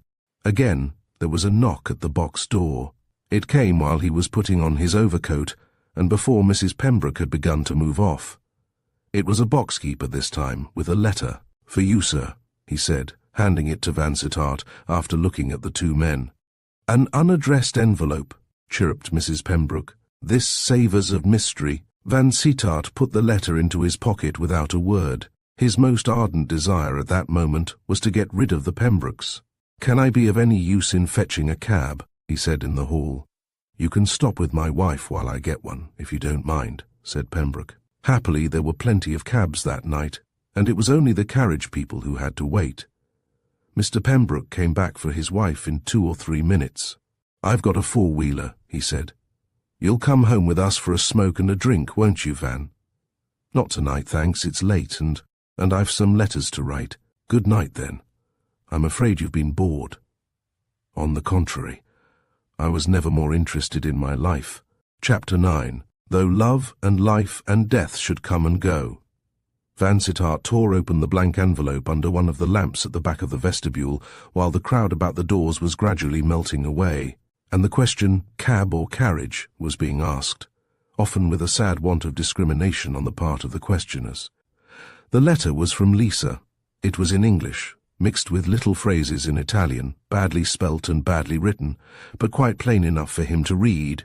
I knew you directly, she wrote, and your face brought back the past that dreadful night, and all I suffered after the of him death. Come to see me, I pray you. It must that we talk together. Come soon, soon. I live with Lazia in Stone Court, Bow Street, no, 24 Billions, quite near the Opera House. Come tonight if she can. Her humble servant, Fiordalisa. He stood with the letter in his hand, pondering. Should he do what the letter asked him? Yes, assuredly, although to obey that summons was to place himself unreservedly in Lisa's power. He was in her power already, perhaps. She might have made her arrangements promptly, so that he should be watched and followed when he left the theatre, and his name and address discovered.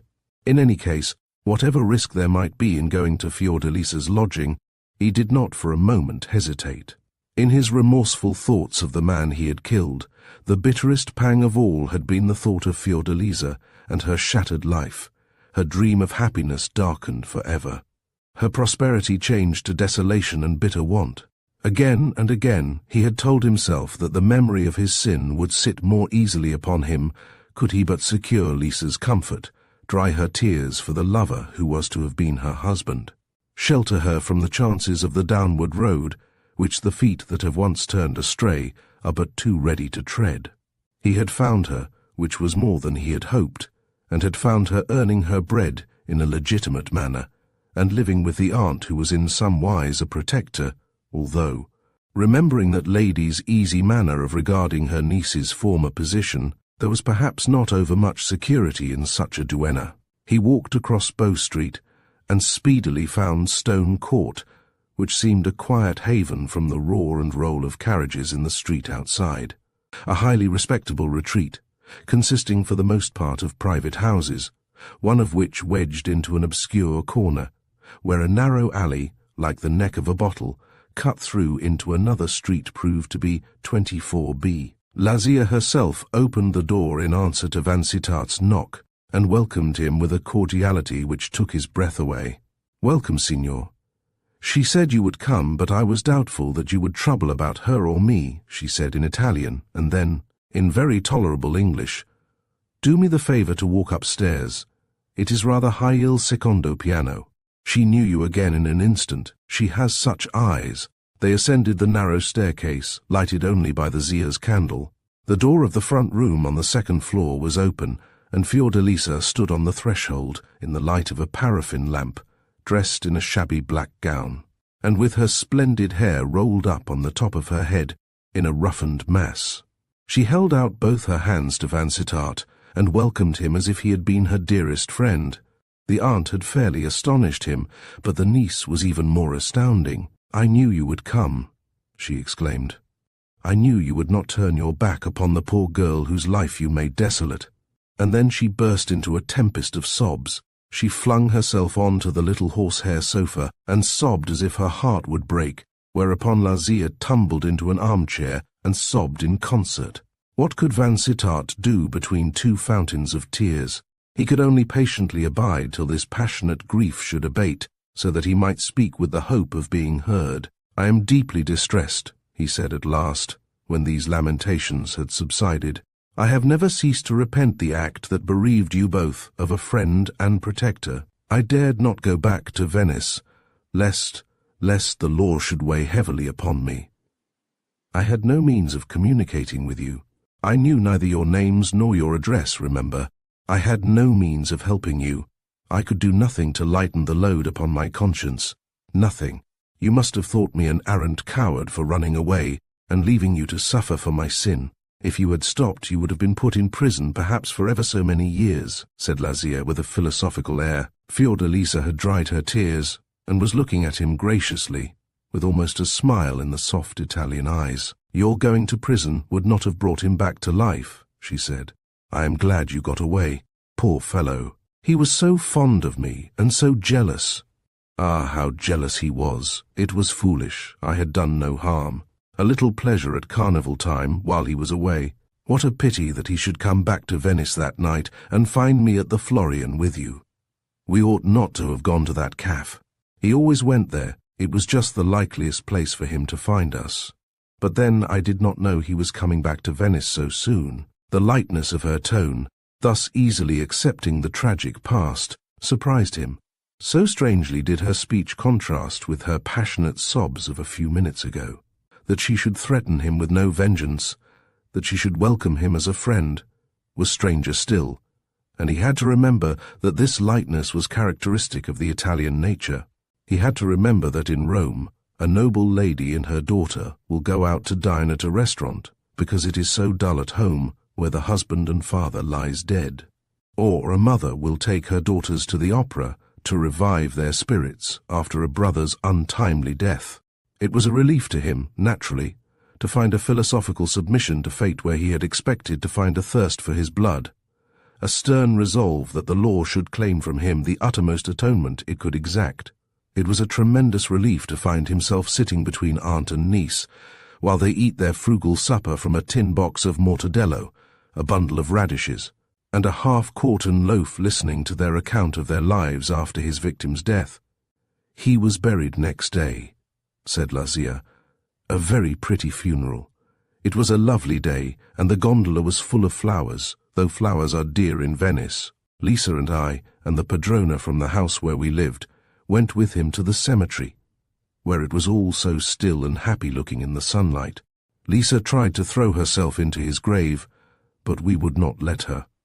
Poor child, she was so miserable. And we thought of the day before when we were returning from the Lido in your gondola, and when the lagoons looked enchanted in the sunset, said Lisa, and our dinner at the Capello Nero, and the champagne, and the pastiti, and the opera afterwards, and the beads you gave me. I have the beads still. I wore the blue necklace tonight. Did you notice it? Indeed, no, Poverina. I was too full of thoughts of you to notice your necklace. Ah, you were surprised to see me, weren't you, after so long? And was not I surprised to see you?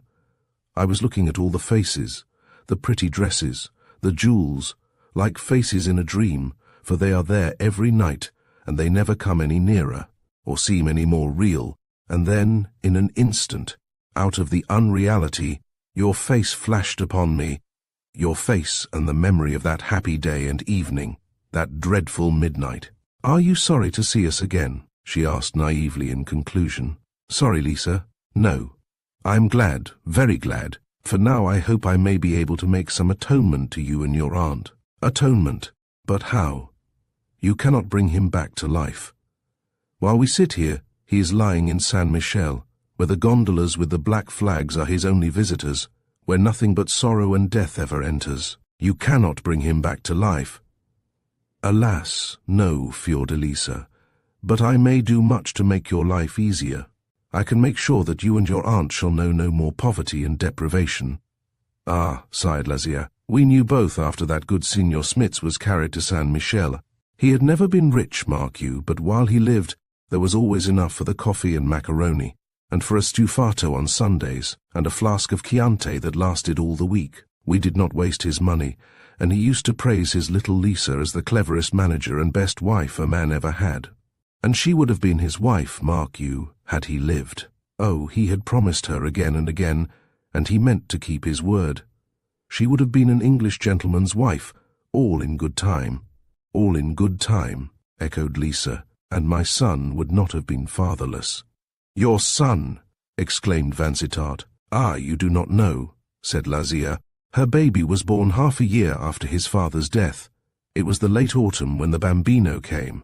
The leaves were all dying off the vines, the strangers were all leaving Venice, the boats were bringing in the winter fuel, and the cold winds were creeping up from the Adriatic and blowing round all the corners of the Cale. We were very poor. There was a little money in the house when he died, and there was more than enough in his purse when he fell to pay for his funeral. But when the last lira was gone, there was nothing but to go back to the lace-making, both of us, and work for the dish of polenta and the garret that lodged us. We did not want to go back to Burano, to see the old faces and hear the old comrades talk about us, after we had lived like ladies and worn velvet gowns. So we went to work at the factory in Venice, and we lived in one little room in the Rialto, right up in the roof of an old house, where we could see nothing but the sky, and there Lisa's baby was born, a beautiful boy. Ah, how proud Signor Smits would have been had he lived to see that lovely infant. "Is the boy living?" asked Vansittart gently. "Living? Yes, he is in the next room. He is the joy of our lives," answered the aunt. Lisa started up from the supper table with her finger on her lips and went across the room, beckoning to Vansittart to follow. She opened a door cautiously, noiselessly, and led him into a bedroom where, by the faint glimmer of a night light, he saw a boy lying in a little cot beside the ancient four-post bed. A boy who was the image of one of Guido's child angels' full round cheeks, with a crimson glow upon their olive clearness, lips like Cupid's bow, long dark lashes fringing blue-veined eyelids, and dark brown hair waving in loose curls about the broad forehead. Truly a beautiful boy. Vansittart could not withhold his praises of that childish sleeper. "You are very fond of him," he said gently, as Lisa stooped to rearrange the blanket over the child's round and dimpled arm, pressing a kiss upon the fat little hand before she covered it. "Oh, I adore him. He is all in the world I have to love, except Lazia. And you have had a hard time of it, through my fault," said Vansittart gravely, as they went back to the sitting-room. It was 1 o'clock by the little American clock on the chimney-piece, 1 by the clock of the church in Covent Garden, which pealed its single stroke with solemn sound as they resumed their seats by the shabby round table. In the light of the paraffin lamp, but late as it was, neither Lisa nor her aunt seemed in any hurry to get rid of their visitor, nor did he mean to go until he had made a compact with them, a compact which should set his mind at rest as to the future. "How did you come from the lace factory at Venice to the stage of Covent Garden?" he asked. "This is a long way for you to have travelled without a friend to help you along." "We had a friend," answered Lisa, "my good old music master. We lost sight of him when our troubles began. But he met me one day as I was leaving the factory. It was when my baby was 3 months old, and he stopped to talk to me. He was shocked to see me so thin and pale, and when I told him how poor we were, Lazia and I, he asked me why I did not turn my voice to account. He always used to praise my voice when Signor Smits asked him how I got on with my education. I had a voice that was worth money, he said, and now in our poverty he was very good to us. He gave me more lessons, without a sous, to be paid for only when I should be earning plenty of money. And after he had taught me a good many choruses in Verdi's operas, he gave me a letter to the impresario at Milan, and he lent us the money for the journey to Milan, and once there all went well with us. I was engaged to sing in the chorus, and I sang there for 2 seasons, and Lazia and I were able to live comfortably and to save money, until one day, when the Scala was closed, an English impresario came to Milan to engage singers for the London season, and I, who had always wanted to go to London, went to him and asked him to engage me, and it was all settled in a few minutes. We have been a year and a half in England, Lazia and I, sometimes travelling with the opera company, but mostly in London. And you have made wonderful progress in our language, Signora." "Don't call me Signora," she said softly. "Call me Fiordalisa, as you did that day at Venice. Tell me how you both like our England." The elder woman shrugged her shoulders, elevated her eyebrows, and flung up her hands in boundless admiration. "Wonderfulissimo," she exclaimed. "The streets, the long, broad streets and splendid shops, the carriages, the fine-dressed people, the smoke, the roar of wheels, the everlasting noise. When I look back and think of Burano, it is like a dream of quiet, a tranquil world set in the bosom of the waters, a cradle for sleep, life that is half slumber. Here everyone is awake." "But your London is not beautiful," said Lisa. "This court is not like Venice. It is liker than your big, noisy streets. But when one looks up, the sky is murky and grey, not like the strip of blue above the Carly. If I could live where I could see water from my window, even your dull, dark river, I should be happier, but to be away from the sound and the sight of waters, that was hard even at Milan, which was still Italy. There are places in London where you might live in sight and sound of the river, said Vansittart. We cannot offer you anything like your lagoons. We have no mountains like the Friuli Range for our sunsets to glorify, but we have a river by which people can live if they like. Not if they like, but if they are rich enough, argued Lisa. We asked if we could have a lodging near the river, but the people at the theatre told us such lodgings are dear. They are not for such as us. We will see about that, said Vansittart, and then he went on more seriously. I want to make a compact with you and your aunt. I want to come to a clear understanding of what we are to be to each other in the future. Are we to be friends, Lisa? Yes, yes, friends, true friends, she answered eagerly. And you forgive me for what was done that night? Yes, I forgive you. The fault was not all yours. He insulted you, he struck you, and you were maddened, and the dagger was there. It was a fatality. Let us think of it no more. We cannot bring him back. It is best to forget. You know, Lisa, that you have it in your power to blight my life, to tell the world what I did that night, to give me up to the strong arm of the law to answer for the life I destroyed. You could do that if you liked. Do you mean to do it? No, she said resolutely. And you, Signora, to the aunt, are you of the same mind as your niece? In all things, Lisa is much cleverer than her poor old aunt. I do as she does.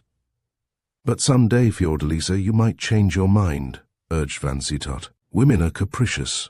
You might take it into your head to betray me, to tell people of that tragedy in Venice, and that I was the chief actor in it. Not for the world would I tell anything that would injure you, she said. Do you mean that, Lisa?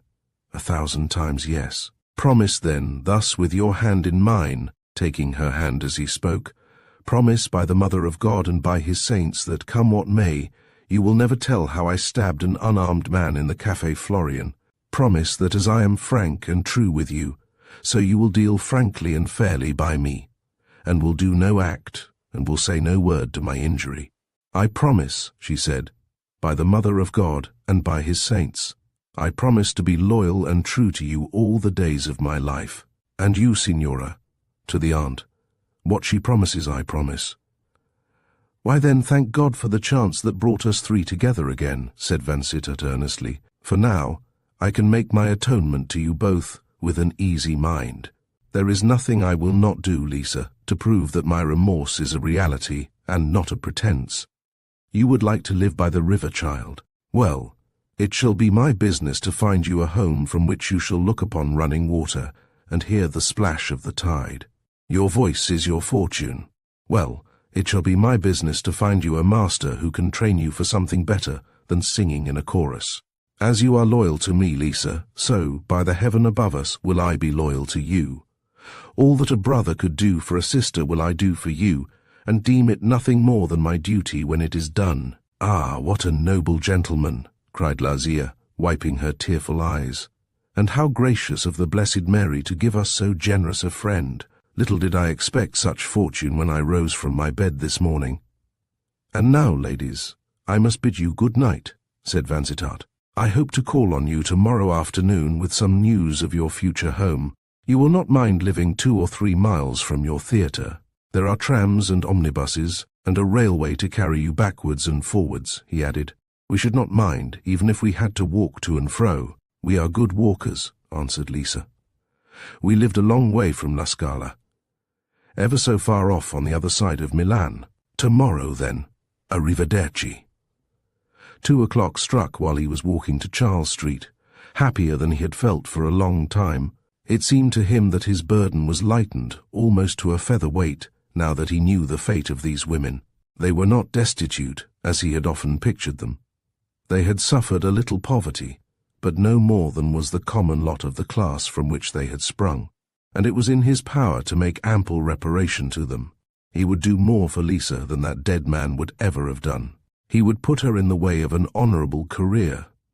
Whatever talent she had should be cultivated at his cost. He would not degrade her by foolish gifts.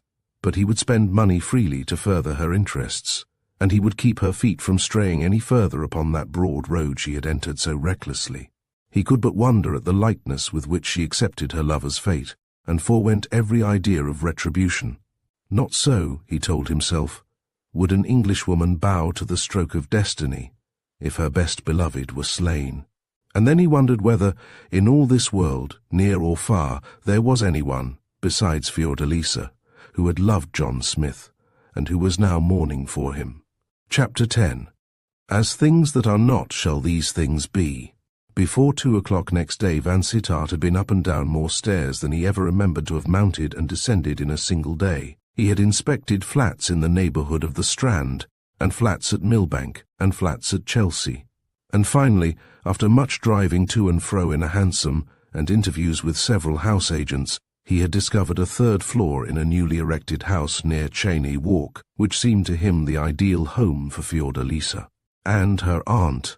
The house stood at a corner, and the windows and balcony of this upper story commanded a fine view of the river and Battersea Park, while to the eastward appeared the Abbey and the Houses of Parliament, and southward rose the Kentish Hills and the Crystal Palace. The flat contained 3 good rooms, with a tiny kitchen at the back. The balcony was architectural, and looked solid and secure. There was a fascinating oriel window at the corner of the principal room, which projected so as to command the west. Nothing could have been brighter or more airy, and the agent who took Vansittart over the rooms assured him that the house was substantially built, and altogether satisfactory. No doubt most agents would say as much about most houses, but the appearance of this house, the thickness of the walls and the solidity of the woodwork went far to justify the agent's praises.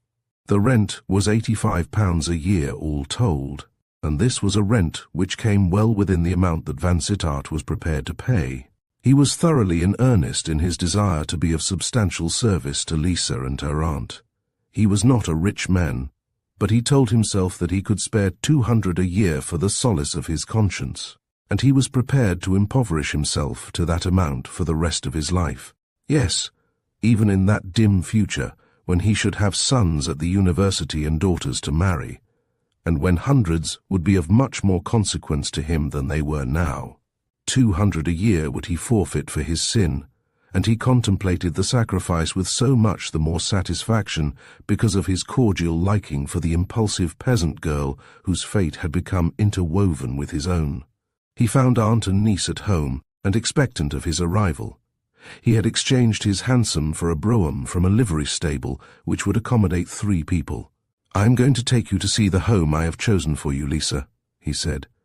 "That is to say, if you would rather make your home in London than in Italy."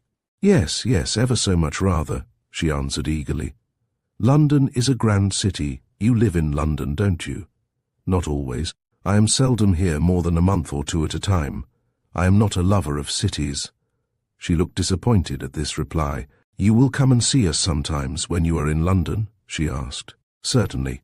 I shall look in upon you now and then to see how you and Lazia are getting on in your new surroundings. And now let us go and look at the apartments I have chosen.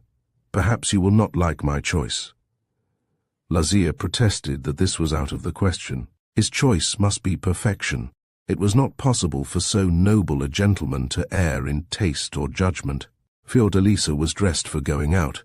She was poorly clad in her well-worn black gown and a little cheap black net bonnet, with pale pink roses in it, but her dress was neater than usual. Lazia had also dressed herself tidily, and looked more reputable than he would have thought possible, remembering the flaunting ruby plush and coppery gold chain in Venice. The little boy had been committed to the care of the landlady, who was prodigiously fond of him, Lisa told Vansittart. The drive by St. James's Park, Buckingham Palace and Eaton Square was a delight to the Venetians. They exclaimed at every new feature of the way. The houses, the soldiers, the trees, the palace, and even the long, solemn, unbeautiful square impressed them. The magnitude of everything was so astounding after Venice. The wide expanses and seemingly illimitable distances filled them with wonder. They had been surprised at the extent of Milan, but this London looked as if it could swallow 20 Milans. The brougham drove along the King's Road, turned into Oakley Street, and brought them suddenly face to face with the Thames in one of its pleasantest aspects. The sun was shining on the river, the trees were purple with swelling leaf buds, the old houses of Cheyne Walk looked bright and gay in the sunlight. "Oh, how pretty!" cried Lisa, and Lisa's aunt was quite as enthusiastic. "There is one thing I must ask you," said Vansittart, "before we come to business with the house agent. I don't know the surname of either of you ladies." "My name is Vivanti," said the aunt, "and Lisa's is the same. She is my brother's daughter." "Then Lisa shall be Madame Vivanti, and you, shall we say Mademoiselle?" "As you will. I have never been married. The man I loved and was to have married was a fisherman, and his boat was wrecked one stormy night between Venice and Chioggia. I never cared for anyone else, so I lived with my brother and his wife, and worked for them and with them. He has a swarm of children, of whom Lisa is the eldest." "Then you have a number of brothers and sisters, Lisa," said Vansittart. "Can you reconcile your mind to living in England and seeing them no more?" Lisa shrugged her shoulders. "There are too many of us," she said. "Each of us felt what it was to be one mouth too many. The mother died 6 years ago, worn out like an old shoe that has tramped over the stones through all weathers. My father would beat us for a word or a look. It was a hard life at Braddon. I don't want to go back there, ever. And your name, signor, you have not told us that." "My name? Ah, true." He hesitated for an instant or so. Could he trust them with the knowledge of his name and surroundings? He thought not. They were women, impulsive, uneducated, therefore uninstructed in the higher law of honor. "My name is Smith," he said. "How strange, the same as his," exclaimed Lisa. "It is a common English name." The carriage stopped at a street corner, and Vansittart led the way up the brand-new staircase to the brand-new 3rd story. Lisa and her aunt were in raptures. Everything was so pretty, the paint, the paper, the ceilings, the windows and balconies, the fireplaces, with their tasteful wooden mantelpieces and shining flowery tiles, and artistic little grates, warranted to consume a minimum of coals and give a maximum of heat. There was a somewhat spacious sitting room with 5 windows, including the oriel in the western corner. Opening out of this were 2 small bedrooms, and on the other side of the landing there was the doll's house kitchen, furnished with many shelves and conveniences for cooking and washing up. A kitchen as ingenious in its arrangements, and almost as small as the steward's cabin on a Jersey steamer. "Now, Madame Vivanti," said Vansittart, when the inspection had been made, addressing Lisa with some ceremony, "if you and your aunt are pleased with these rooms, and if you would like to make your permanent home in London, turning your musical gifts to as much account as you can, I shall be happy to furnish them for you, and to pay the rent always, or at any rate as long as you remain unmarried." And in a graver tone, "Lead a virtuous and reputable life, making no hasty acquaintances, and keeping yourself to yourself until you know this country well enough to make a wise choice of friends. Would you like me to do this?" "How can you ask such a question?" "Ah, you are too good and generous to me. I shall be as happy as a queen to live in rooms like these, with that lovely view over the river. It will be like living in a palace. But pray don't call me Madame Vivanti. I feel as if you were angry with me." "Foolish child, you know better than that," he said, smiling at her. "I am full of friendliest feelings towards you and your aunt, but I must not call you by your Christian name. Men and women do not do that in England, unless they are blood relations or affianced lovers. You must be Madame Vivanti in future." Lisa pouted and looked distressed, but said nothing. Lazia expressed her heartfelt gratitude, for her niece chiefly, for herself in a lesser degree. The kitchen seemed to impress her most of all. There was a hot plate, on which she could cook a risotto or a stufato, or a dish of macaroni, and all those messes which are savoury to the Italian palate. "You will keep house for your niece, and take care of her boy Vansittart," approached this subject with a certain hesitation totally unshared by the boy's mother, "until he is old enough to go to school. Lisa Madame Vivanti will have to work hard at her musical education if she means to rise from the ranks of the chorus. I will look about for a respectable singing master who is not too famous to teach on moderate terms, and I will pay him for a course of lessons to last, say, 6 months. By that time we shall know what Madame's voice is made of." "Call me Siora, if you won't call me Lisa," said the young woman impetuously. "I won't be called by that formal Frenchified madam. It shall be Siora, then, if that will content you. And now, Siora and Lazia, tell me that you are satisfied with me, and that what I am glad to do for you will be in some sense an atonement for what I did that night." Lisa burst into a flood of tears. "You are too generous, you do too much," she cried. "He would never have done so much, not even if he had been rich. He thought anything good enough for us, after he began to get tired of us. You are 100 times better than he was." "Lisa, Lisa," remonstrated the elder woman, "that is a hard thing to say. Oh, I know, I loved him once. Passionately, passionately. I prayed the Holy Mother every night and morning to make him keep his word and marry me. He gave me my velvet gown. Yes, I loved him passionately. He gave me lessons on the mandolin and promised he would have me trained to be a lady. Yes, I loved him. I shall never forget the day he first came into the factory at Burano and looked at us all as we sat at our work and began to talk to me in Italian. There are so few Englishmen who can speak a single sentence of Italian, and his voice was so soft and kind, and he asked me questions about my work. But afterwards, when we were in Venice, he was not always kind, not as kind or as gentle as you are." She cried a little more after these simple utterances, and then she dried her tears, and Lazia comforted her, and they all three went downstairs and drove to the house agent's office, where Vansittart introduced Signora Vivanti, of the Royal Italian Opera, Covent Garden, as a tenant for the 3rd floor of Saltero's mansion, he himself, Mr. John Smith, vouching for the respectability of the ladies, and paying a year's rent in advance with some banknotes he had ready for the transaction. This handsome payment, and the fact that the flat was unfurnished, reconciled the agent to the vagueness of a referee who only described himself as John Smith of London. This done, and the key of the 3rd floor flat having been handed over to him by the agent, Vansittart put Lisa and her aunt into the carriage and bade them goodbye. "You will be driven back to Stone Court," he said, "in plenty of time for your work at the theatre. I will see about furnishing the new rooms tomorrow, and everything ought to be ready for you in a week. You had better give your landlady a week's notice." "She will be sorry to part with Paolo," said Lazia. "She is as fond of him as if she were his grandmother." "You will come to see us in a week," said Lisa earnestly as he shut the carriage door. "In a week. Your new home will be ready," he answered. "I will come all right. Goodbye." He waved his hand to the driver, whom he had instructed to take the ladies back to the entrance of Stone Court. The carriage moved off, Lisa looking at him earnestly, with something of a disappointed air, to the last. Poor child! Did she think I was going to give them a dinner at a restaurant, as I did that day in Venice? He asked himself, as he walked towards Piccadilly. What a curious, impulsive, infantine nature it is, made up of laughter and of tears, taking the ghastliest things lightly, and yet with a capacity for passion and grief. Well, it is a good thing. It is a happy thing for me to be able to mend the broken life, and to give happiness where I had brought misery. He devoted the best part of the following day to the business of furnishing. It was his first experience in that line since he had taken over his predecessor's sticks at Balliol, adding such luxuries and artistic embellishments as his youthful fancy prompted.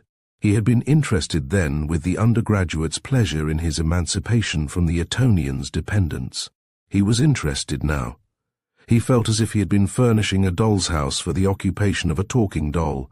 So childishly simple did Lisa's intellect seem to him. He took a pleasure in the task, and exercised taste and common sense in every detail. The rooms were furnished in less than a week, for the furniture was of the simplest, and all ready to his hand at a West End upholsterer's. He had but to make his selection from a variety of styles, all graceful, artistic, and inexpensive.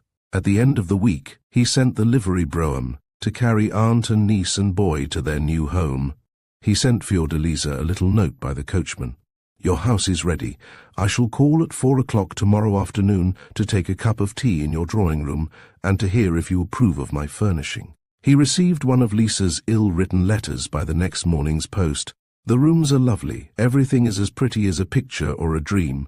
But why did you not come this afternoon to let us thank you? Tomorrow is so far off." This little letter induced punctuality. He was at Lisa's door on the stroke of the hour. The afternoon light was shining in at the south windows. The sun shone golden over the western river.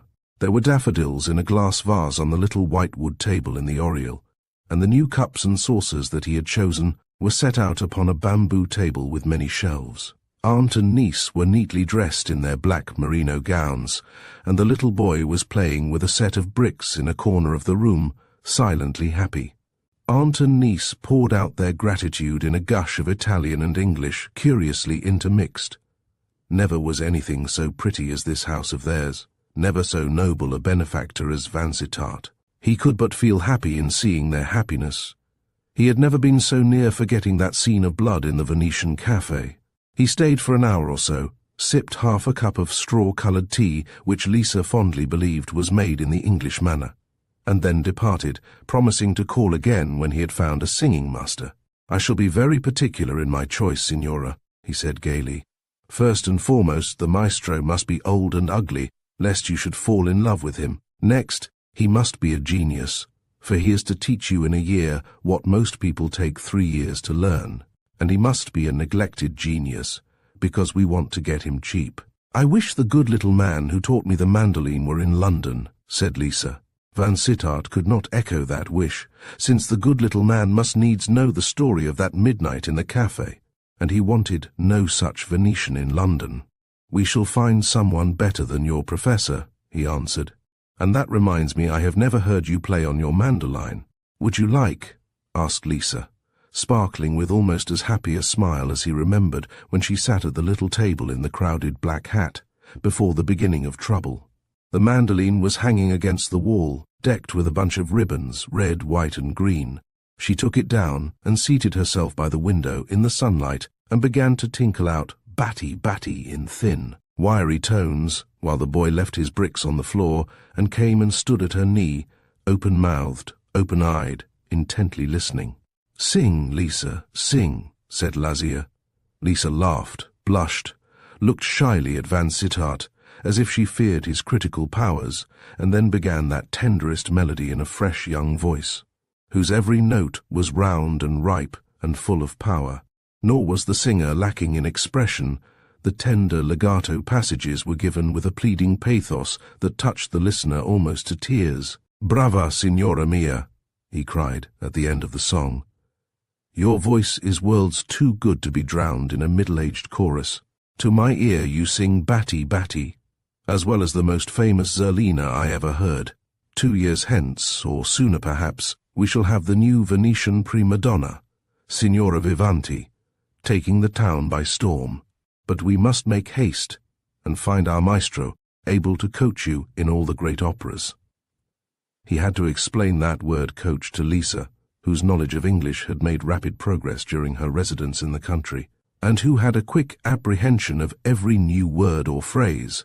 He left her, charmed at the discovery that she could sing so well, and that her future was therefore so full of hope.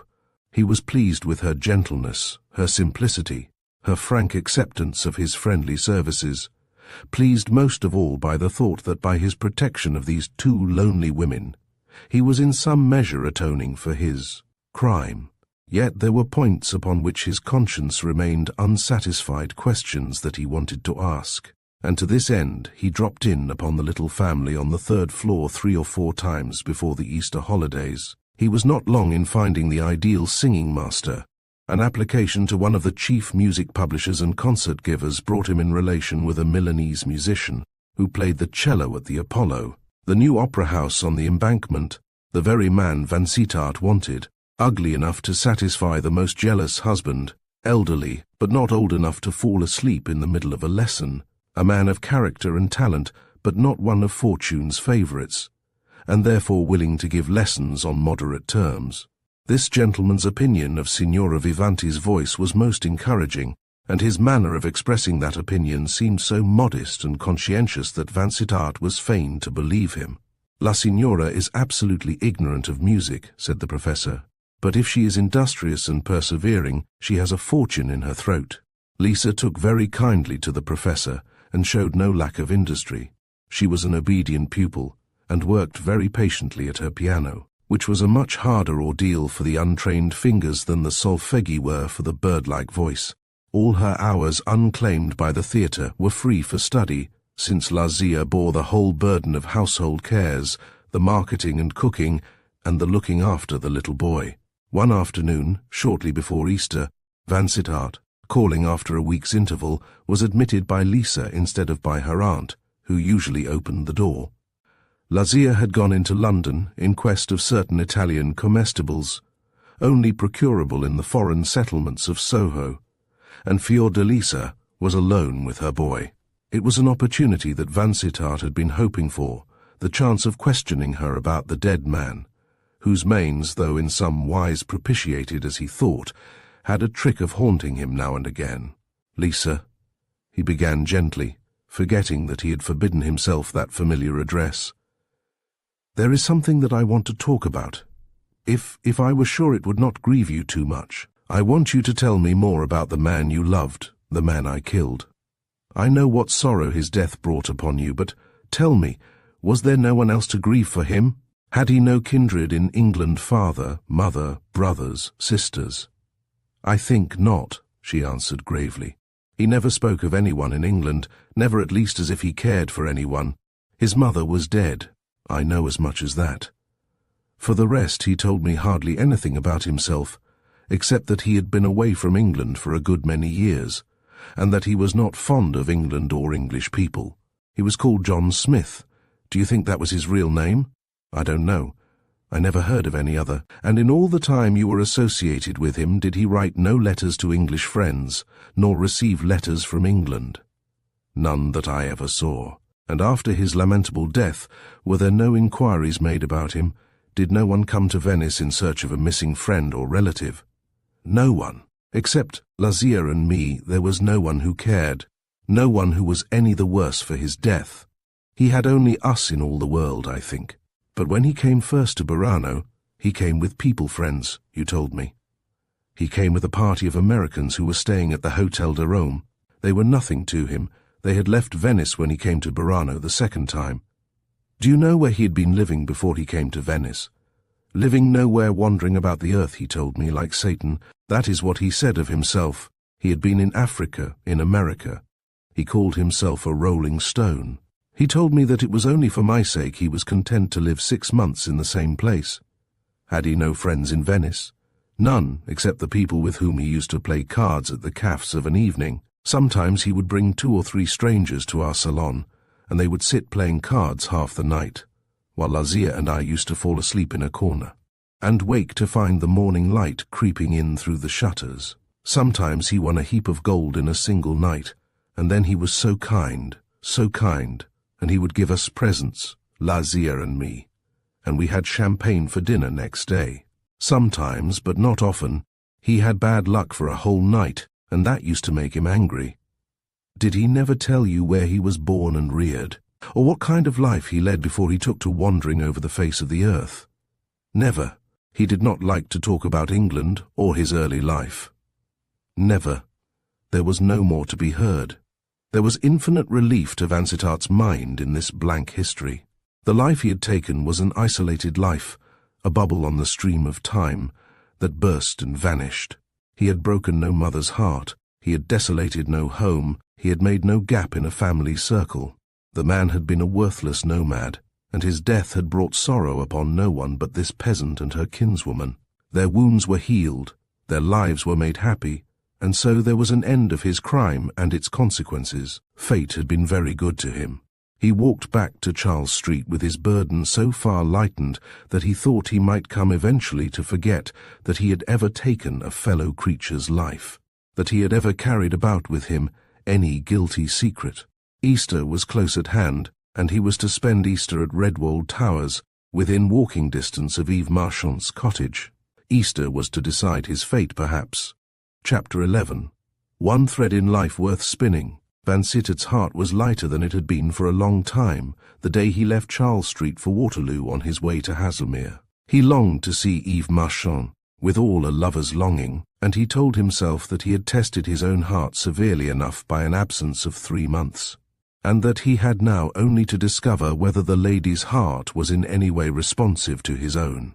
He knew now that his love for Eve Marchant was no passing fancy, no fever of the moment, and he also told himself that if he could be fairly assured of her worthiness to be his wife, he would lose no time in offering himself as her husband.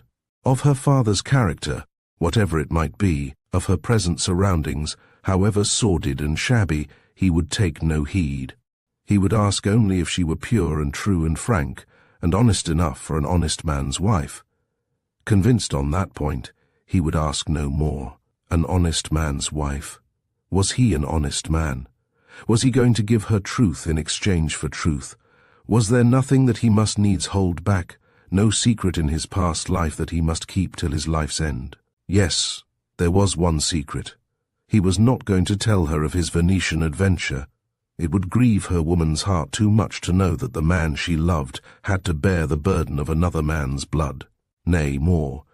With a woman's want of logic, she might deem that impulse of a moment murder, and might refuse to give herself to a man who bore that stain upon his past.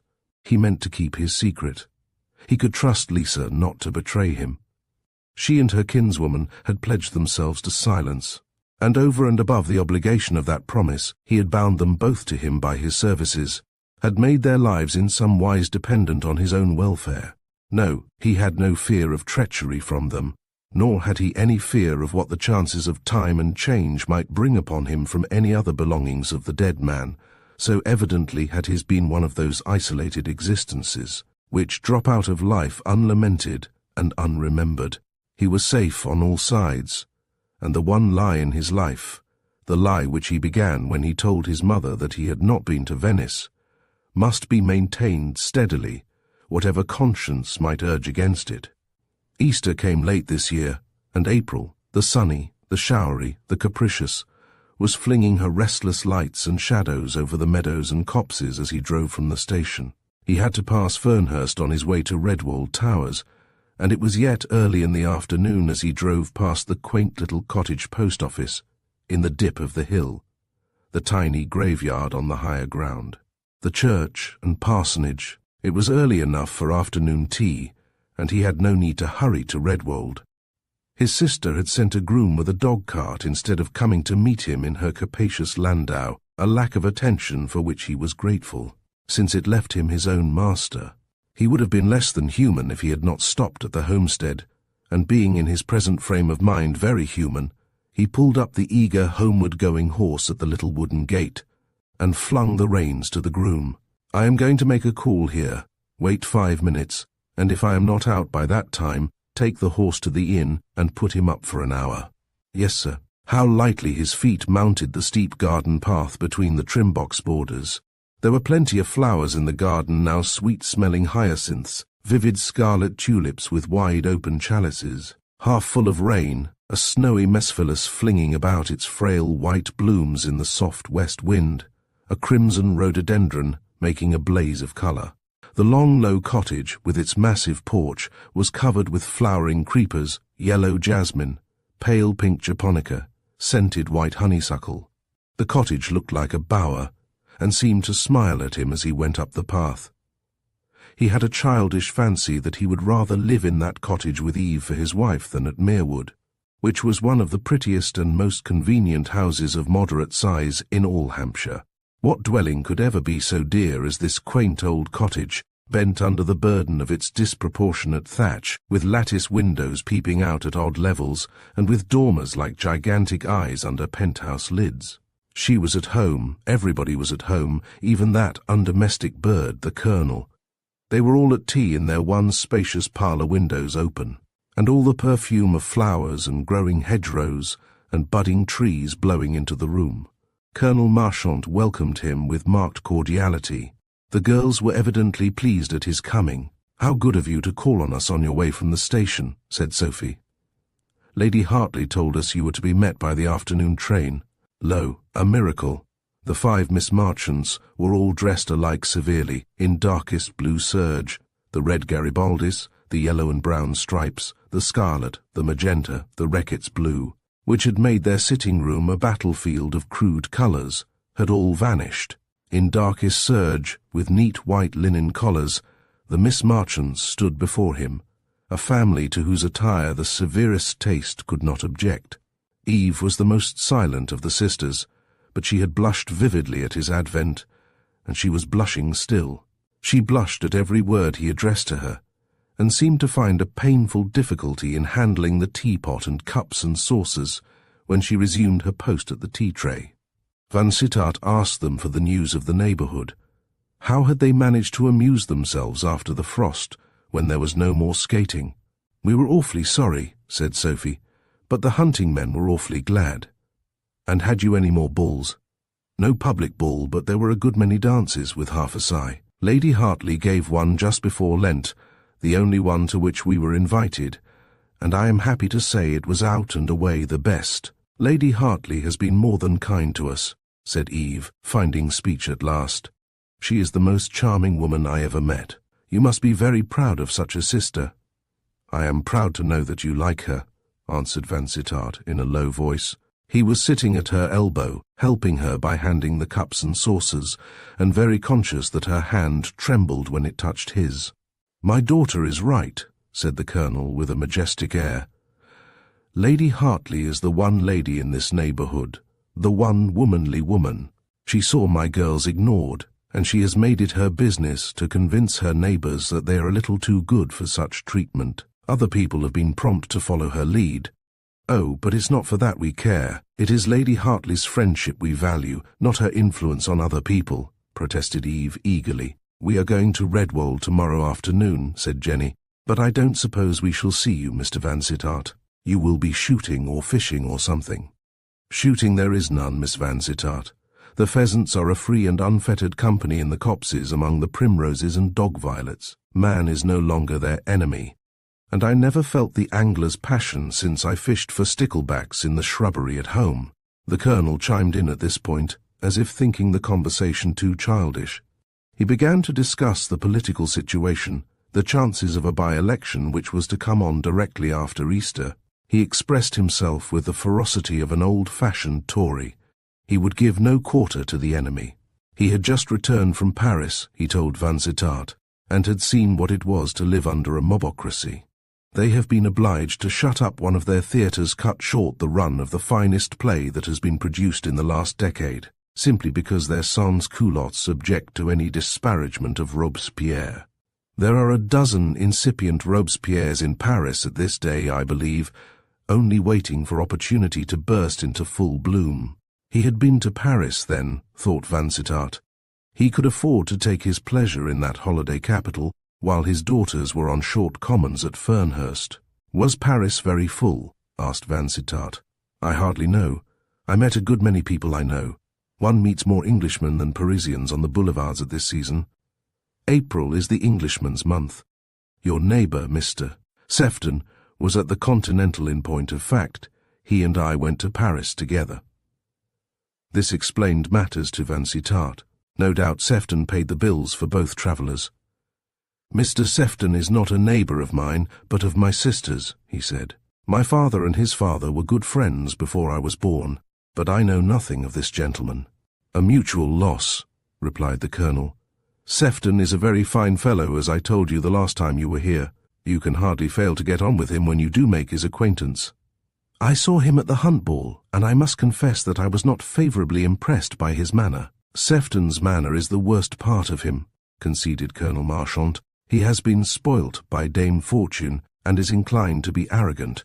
An only child, brought up in the expectation of wealth, and taught by a foolish mother to believe that a landed estate and a fine income constitute a kind of royalty. Sefton might easily be a worse fellow than he is. For my own part, I cannot speak too warmly of him. He has been a capital neighbour, the best neighbour we had, until Lady Hartley was good enough to take a fancy to my girls." "I hope you don't compare Lady Hartley with Mr. Sefton, father," cried the impulsive Hetty. "There is more kindness in a cup of tea from Lady Hartley than in all the game, and fruit and trout, and things with which Mr. Sefton loads us. They are enthusiasts, these girls of mine," said the Colonel blandly. "Lady Hartley has made them her creatures." "Her name reminds me that I must be moving on," said Vansittart. "I hope you will all forgive this invasion. I was anxious to learn how you all were. It seems a long time since I was in this part of the world. It is a long time, said Eve, almost involuntarily. Those few words rejoiced his heart. They sounded like a confession that she had missed him and regretted him, since those long friendly walks and talks in the clear, cold January afternoons. He had never in all their conversations spoken to her in the words of a lover, but he had shown her that he liked her society, and it might be that she had thought him cold and cowardly when he left her, without any token of warmer feeling than this casual friendship of the roads, lanes, and family tea-table, to go away and stay away for 3 months and make no sign. A cruel treatment, if, in those few familiar hours, he had touched her girlish heart by the magnetic power of unspoken love. He left the homestead happy in the thought that she was not indifferent to the fact of his existence, that he was something more to her than a casual acquaintance. He was to see her next day, and it would be his own fault if he did not see her the day after that, and the next, and the next, until the solemn question had been asked, and the low-breathed answer had been given, and she was his forever. All was in his own hand now. He had but to satisfy himself upon one point, her acquaintance with Sefton, what it meant, and how far it had gone, and then the rest was peace, the perfect peace of happy and confiding love. He was unfilial enough to be glad that his mother was not at Redwold. There would be no restraining influence, no maternal arm stretched out to pluck him from his fate. He would be free to fulfill his destiny, and when the fair young bride was won, it would be easy for her to win her own way into that motherly heart. Mrs. Vansittart was not a woman to withhold her affection from her son's wife.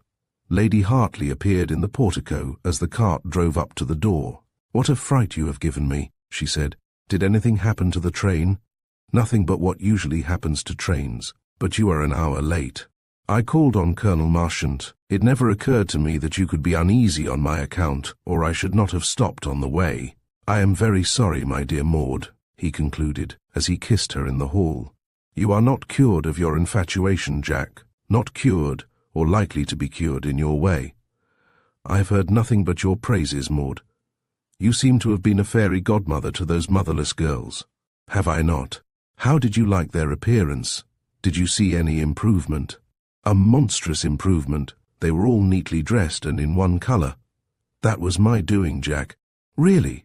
But how did you manage it without wounding their feelings?" "My tact, Jack, my exquisite tact," cried Maud gaily. They were in her morning room by this time, and Vansittart sank into a low armchair, prepared to hear all she had to tell.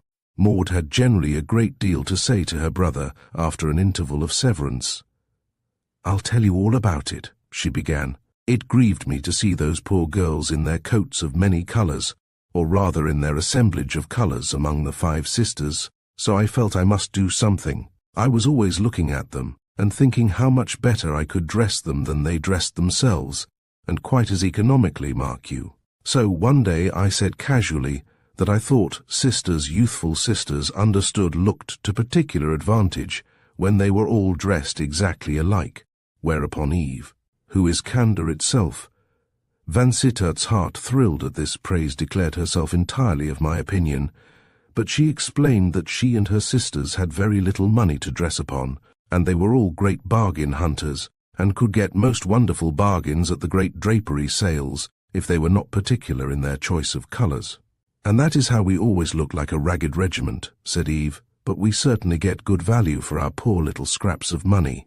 "A girl who ought to be dressed like a duchess," sighed Vansittart. "Well, on this I read her one of my lay sermons.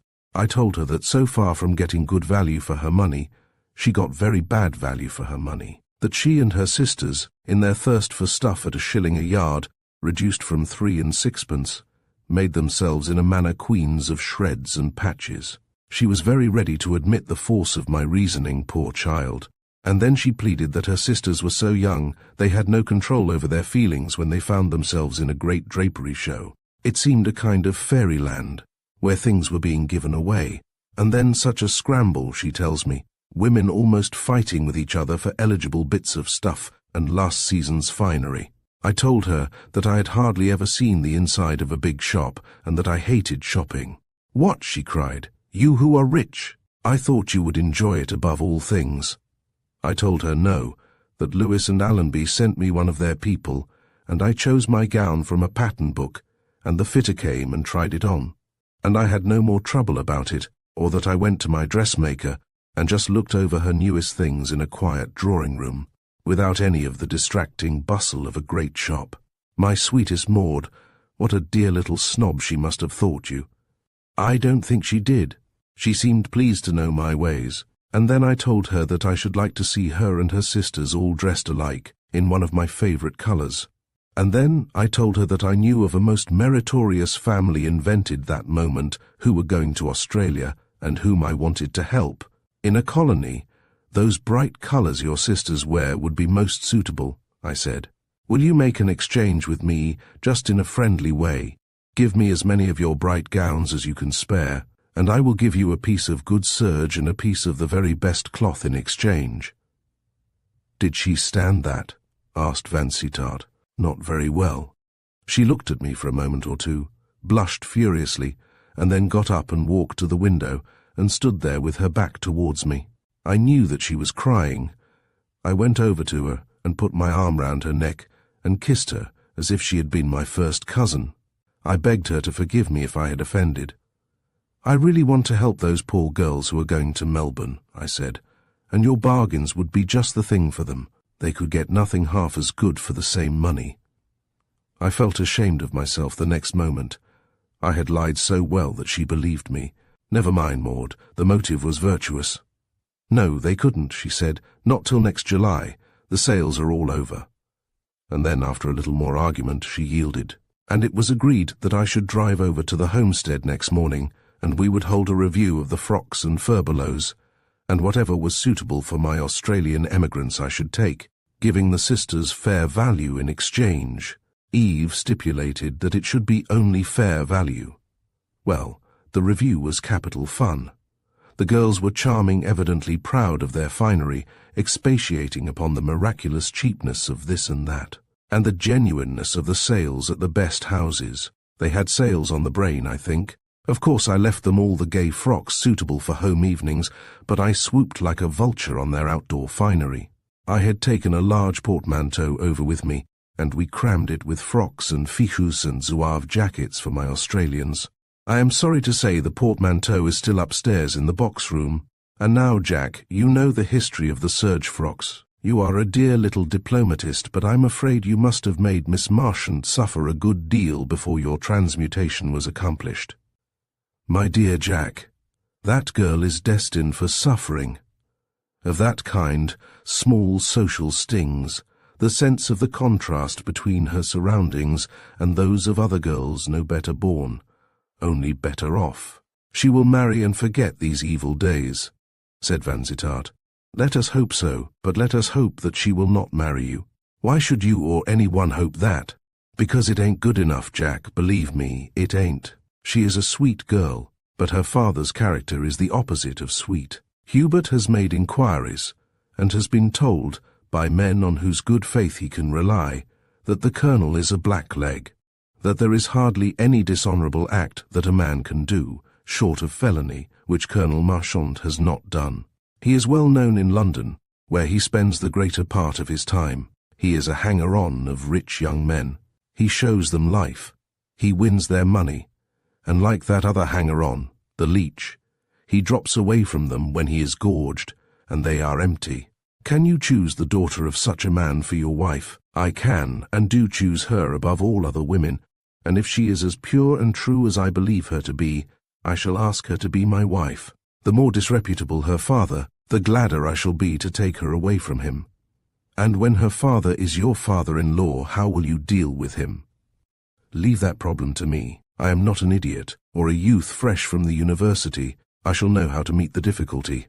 You will not have that man at Merewood, Jack, cried Maud excitedly, to loaf about my mother's garden, the garden that is hers now, and to play cards in my mother's drawing-room. You are running on very fast, Maud. No. If I marry Eve Marchant, be assured I shall not keep open house for her father. He has not been so good a parent as to make his claim indisputable. Such a marriage will break mother's heart, sighed Maud. You know better than that, Maud. You know that only a disreputable marriage would seriously distress my mother, and there can be nothing disreputable in a marriage with a good and pure-minded girl. I promise you that I will not offer myself to Eve Marchant until I feel assured of her perfect truth. There is only one point upon which I have the shadow of a doubt. It seemed to me, from certain trifling indications, that there had been some kind of flirtation between her and Sefton. I cannot quite make that out, Jack, answered Maud thoughtfully. I have seen them together several times since you left. There is certainly something on his side. He pursues her in a manner contrives to place himself near her at every opportunity, and puts on a confidential air when he talks to her. I have watched them closely in her interest, for I really like her. I don't think she encourages him. Indeed, I believe she detests him, but she is not as standoffish as she might be, and I have seen her occasionally talking very confidentially with him, as if they had a secret understanding. "That's it!" cried Vansittart, inwardly raging.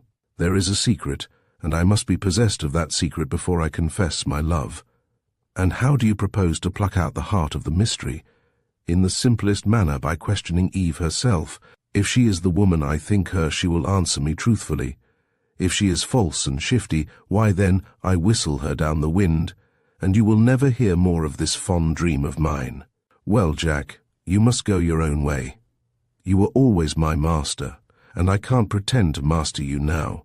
You'll have an opportunity of seeing Eve and Mr. Sefton tomorrow. He is coming to my afternoon. I hope you'll be civil to him, as civil as I can. I'll break no bounds, Maud, but I believe the man to be a scoundrel. If he were pursuing Eve with any good motive, he would have spoken out before now. Precisely my view of the case. It is shameful to compromise her by motiveless attentions. There goes the gong. I am glad we have had this quiet talk. You will not act precipitately, will you, Jack?" concluded his sister appealingly, as she moved towards the door. "I will act as I have said, Maud, not otherwise." Well, with a sigh, I believe she will come through the ordeal, and that I am destined to have her for my sister. You have made her love you already. That leaves less work for you in the future. Poor mother. She will be woefully disappointed.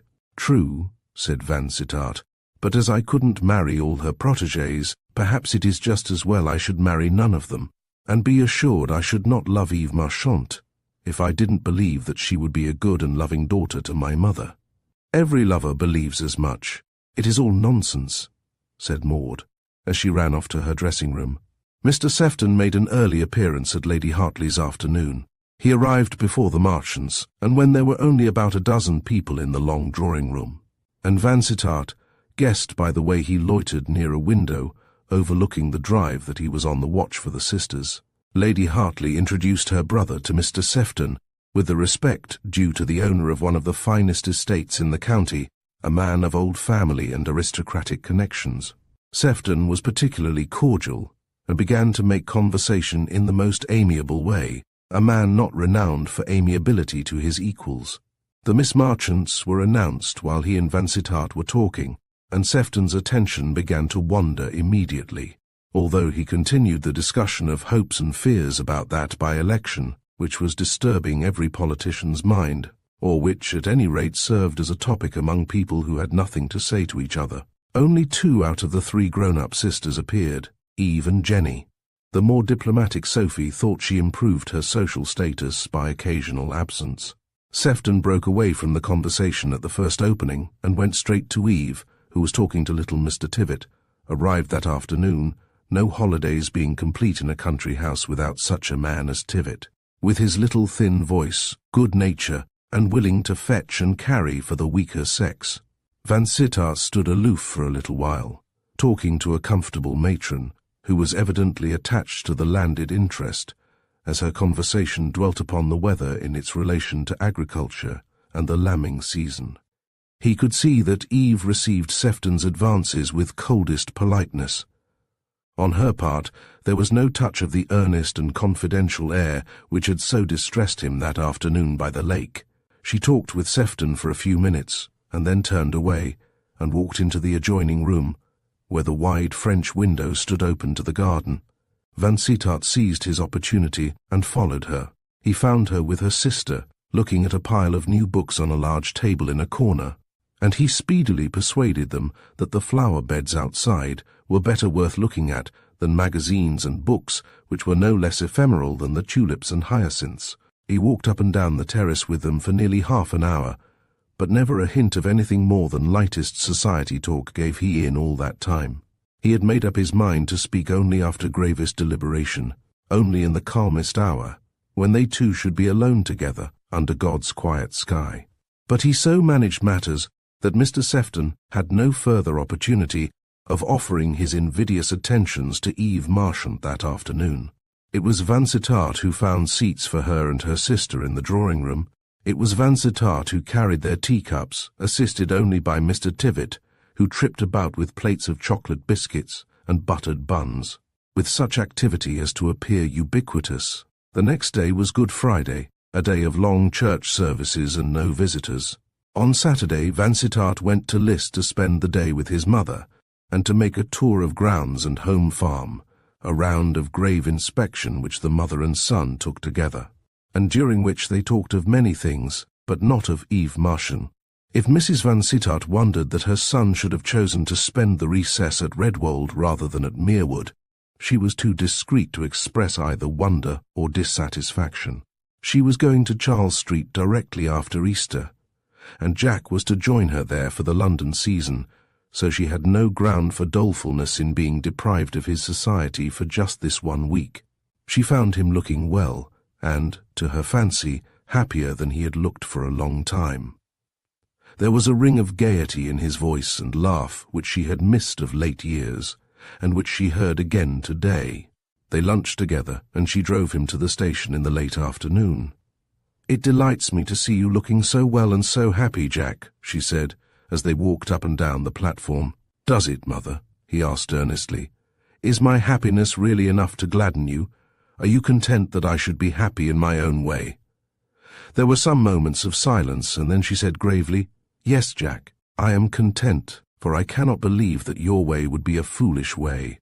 You have seen enough of the world to judge between gold and dross, and you are not the kind of man to plunge wilfully into a morass, led by false lights. No, no, Mother, you may be sure of that. My star shall be a true star, no jack-o'-lantern." The train steamed in opportunely, and cut short the conversation, but enough had been said, Vansittart thought, to break the ice, and it was evident to him that his mother had an inkling of the course which events were taking. The next day was Easter Sunday, a day when the morning sun is said to dance upon the waters, a day when the dawn seems more glorious, when the flowers that deck the churches seem fairer than mere earthly flowers, when the swelling chords of the organ and the voices even of the village choir have a sweetness that suggests the heavenly chorus. To John Vansittart, at least, among those who worshipped in the village church that Easter day, there seemed a gladness in all things, a pure and thrilling gladness, as of minds attuned to holiness and ready to believe. He had read much of that new and widening school of thought which is gradually sapping the old foundations and pulling down the old bulwarks, but there was no remembrance of that modern school in his mind today as he stood up in the village church to join in the Easter hymn. His thoughts had resumed the simplicity of early years. He was able to believe and to pray like a little child. He prayed to be forgiven for that unpremeditated sin of which the world knew not. He prostrated himself in heart and mind at the feet of the Christ who died for sinners. But he did not go to the altar. The Easter communion was not for him whose hands were stained with blood. The Marchants were at the morning service, all 5 of them, fresh and blooming after their long walk, a bunch of English roses, redder or paler as nature had painted each. Eve, tallest, fairest, loveliest, was conspicuous among the sisters. "By Jove! How handsome that girl is," whispered little Tivett as he ducked to put away his hat. He and Vansittart were sitting apart from the rest, the Redwold pew being full without them. "I want to walk home with them after church," whispered Vansittart, also intent upon the disposal of the Sunday cylinder. "Will you come too?" "With pleasure." This was before the service began, before the priest and choir had come into the chancel. The service was brief, a service of jubilant hymns and anthem and short flowery sermon, flowery as the chancel and altar, and pulpit and font. in all their glory of arums, azaleas, spireas, and lilies of the valley. The church clock was striking 12 as the major part of the congregation poured out.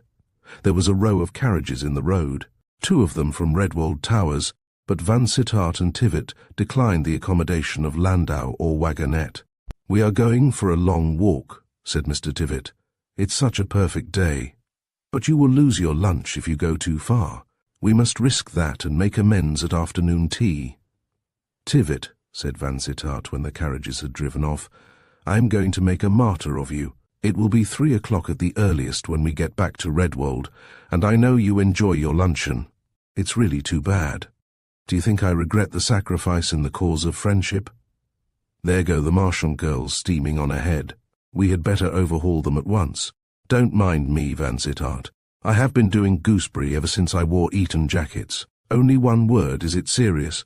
Very serious, sink or swim heaven or Hades. And all in honour. All in honour. Then I am with you to the death. You want a long walk and a long talk with Miss Marchant, and you want me to take the whole bunch of sisters off your hands. Just so, my best of friends. Consider it done." They overtook the young ladies in the dip of the road, where a lane branches off to Bexley Hill.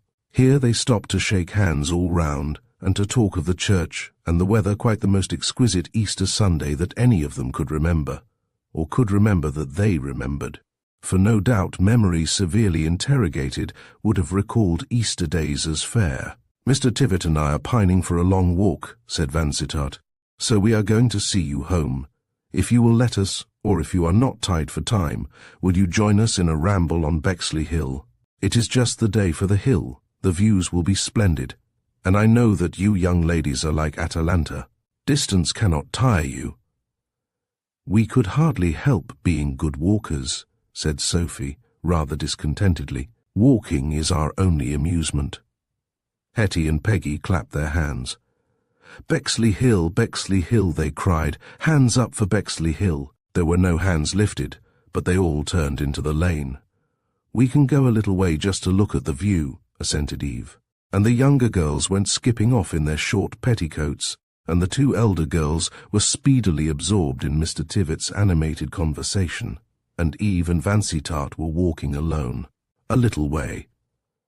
Who could measure distance or count the minutes in such an exhilarating atmosphere as breathed around that wooded hillside in the balmy April morning? Every step seemed to take them into a finer air and to lift their hearts with an increasing gladness. All around them rippled the sea of furze and heather, broken by patches of woodland and grassy glades that were like bits stolen out of the new forest and flung down here upon this swelling hillside. Here and there a squatter's cottage, with low cob wall and steep tiled roof, stood snug and sheltered in its bit of garden. Under the shadow of a venerable beech or oak here and there, a little knot of children sprawled and sunned themselves in front of a cottage door. The rest was silence and solitude, save for the voices of those rare birds which inhabit forest and common land.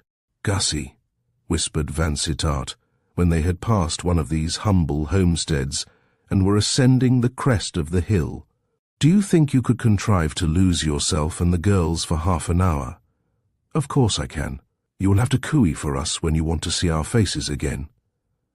This little conversation occurred in the rear of the 5 girls, who had scattered themselves over the hillside, every one believing in her own particular track as the briefest and best ascent. Eve had climbed highest of all the sisters, by a path so narrow, and so hemmed in by bramble and hawthorn, that only one, and that one a dexterous climber, could mount at a time. Vansittart followed her desperately, pushing aside the brambles with his stick. He was breathless when he reached the top, where she stood lightly poised, like Mercury. The ascent, since he stopped to speak to Tivit, had taken only 10 minutes or so. But when he looked round him and downward over the billowy furze and rugged hillside, there was not one vestige of Augustus Tivit or the 4. "Miss Marchant's in view. What can have become of them all?" questioned Eve, gazing wonderingly around. "I thought they were only just behind me. I heard them laughing a few minutes ago. Have they sunk into the earth, or are they hiding behind the bushes?" "Neither. They're only going round the other side of the hill. They will meet us on the top." "It's very silly of them," said Eve, obviously distressed. "There is always some folly or mischief when Hetty is one of our party. Peggy is ever so much more sensible. Don't blame poor Hetty till you are assured she is in fault. I shouldn't wonder if it were all Tivitt's doing. You must scold good little Tivitt. I hope you don't mind being alone with me for a quarter of an hour. I have been longing for the chance of a little serious talk with you. Shall we sit down for a few minutes on this fine old beech trunk? You are out of breath after mounting the hill." She was out of breath, but the hill was not the cause. Her colour came and went, her heart beat furiously. She was speechless with conflicting emotions, fear, joy, wonder, self-abasement. They were on the ridge of the hill. In front of them, far away towards the south, stretched the Sussex Downs, purple in the distance, save for one pale shimmering streak of light which meant the sea. Below them lay the Sussex Weald, rippling meadows, and the vivid green of spacious fields, where the young corn showed emerald bright in the sun pools and winding streamlets, copses and grey fallows. Cottage roofs and village spires. A world lovely enough for Satan to use as a lure for the tempted. But for Vansittart, that world hardly existed. He had eyes, thoughts, comprehension for nothing but this girl who sat mutely at his side, the graceful throat bending a little, the shy violet eyes looking at the ground.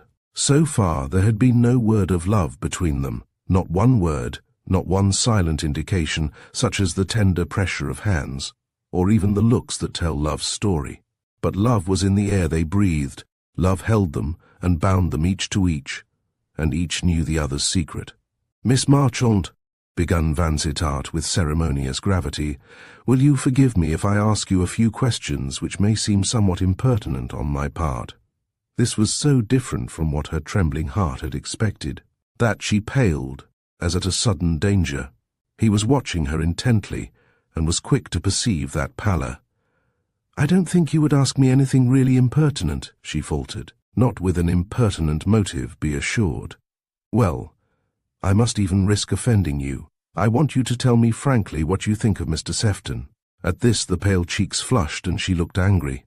"I don't like him, though he is my father's friend, and though he is always very kind, obtrusively kind. He has even offered Sophie and me his horses to ride, to have the exclusive use of 2 of his best hacks, if father would let us ride them, but of course that was out of the question. We could not have accepted such a favour from anyone." "Not from anyone but an affianced lover," said Vansittart. "Do you know, Miss Marchant, when I first saw you and Mr. Sefton together at the ball, I thought you must be engaged. How very foolish of you. He had such an air of taking possession of you, as if he had a superior claim to your attentions. Oh, that is only Mr. Sefton's masterful way. He cannot forget the extent of his acres or the length of his pedigree, but he seems always on such confidential terms with you. I have known him a long time, yes, but his manner to a looker-on implies something more than friendship. Oh, Miss Marchant, forgive me if I presume to question you. My motive is no light one. Last January by the lake I saw you and that man meet, with a look on both sides of a preconcerted meeting. I heard accidentally some few words which Mr. Sefton spoke to you, while you were walking with him by the lake, and those words implied a secret understanding between you and him, something of deep interest of which the outer world knew nothing. Be frank with me for pity's sake. Speak openly to me today, from heart to heart, if you never speak to me again. Is not there something more between you and Wilfred Sefton than an everyday friendship?" "Yes," she answered, "there is something more. There is a secret understanding, not much of a secret.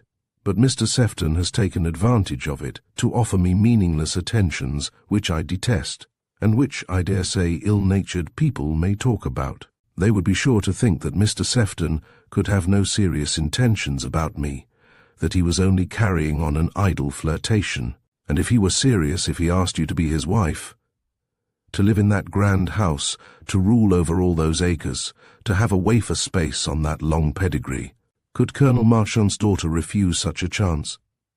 Would Colonel Marchant's daughter accept it?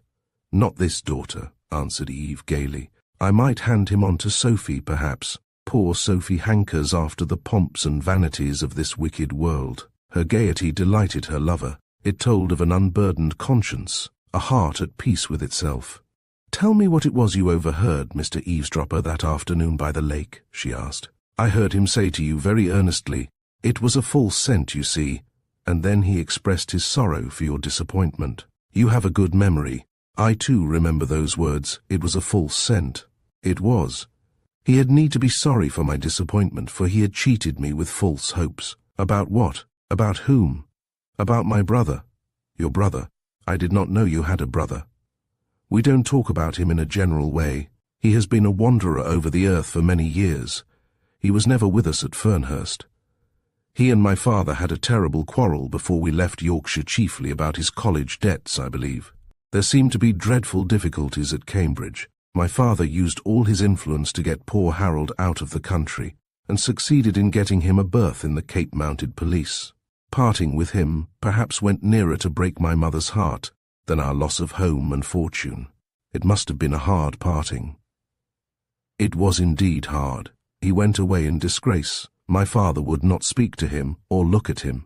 He lived at the vicarage during those last weeks before the ship sailed away with him to Africa. The vicar and his wife were very good to him, but everybody felt that he was under a cloud. I fear that he had done something very wrong at Cambridge, something for which he might have been arrested, for he seemed to be in hiding at the vicarage, and he left one night and was driven over to Hull, where he went on board a boat bound for Hamburg, and he was to sail from Hamburg for the Cape. My mother and I went to say goodbye to him that last evening, after dark. The others were too young to be told anything, they hardly remember him. He kissed us, and cried over us, and promised Mother that for her sake he would try to do well, that he would bear the hardest life in order to redeem his character. He promised that he would write to her by every mail. The dog-cart was at the door while he was saying this. The vicar came into the room to hurry him away. I have never seen my brother since that night." Chapter 12. "One born to love you, sweet." "And Mr. Sefton," asked Vansittart, "what has he to do with this?" "He was with my brother at Cambridge in the same year, at the same college, Trinity. It was not till the year before last that he ever spoke to me about Harold, or that I knew they had been friends. But one summer afternoon when he called and happened to find me in the garden, alone, a thing that seldom happens in our family, he began to talk to me, very kindly, with a great deal of good feeling, about Harold. He said he had been slow to speak about him, as he knew that he must be in some measure under a cloud. And then I told him how unhappy I was about my poor brother, and how it was 4 or 5 years since anything had been heard of him directly or indirectly. His last letter had told us that he was going to join a party of young men who were just setting out upon an exploring tour in the Mashona country. They were willing to take him with them on very easy terms, as he was a fine shot, and strong and active. He would be little better than a servant in the expedition, he told me. "It was to you he wrote then?" "Yes, after my mother's death, only to me. He never wrote to his father. I told Mr. Sefton how unhappy I was about Harold, and my fear, a growing fear, that he must be dead. He argued me out of this terror, and told me that when a man who was leading a wild life far away from home once let a long time slip without writing to his relations, the probabilities were that he would leave off writing altogether. His experience had shown him that this was almost a certainty. And then, seeing how distressed I was, he promised that he would try and find out Harold's whereabouts. He told me that the newspaper press and the electric cable had made the world a very small world, and that he certainly ought to be able to trace my brother's wanderings and bring me some information about him. And did he succeed? No, he failed always in getting any certain knowledge of Harold's wanderings, though he did bring me some scraps of information about his adventures in Mashonaland. But that was all news of past years, ever so long ago. He could hear nothing about Harold in the present, not within the last 4 years, so there was very little comfort in his discoveries. Last November he told me that he had heard of a man at the diamond fields whose description seemed exactly to fit my brother, and he thought this time he was on the right track. He wrote to an agent at Cape Town and took every means of putting himself in communication with this man, both through the agent and by advertisements in the local papers. And the result was disappointment. There was no Harold Marchant among the diamond seekers.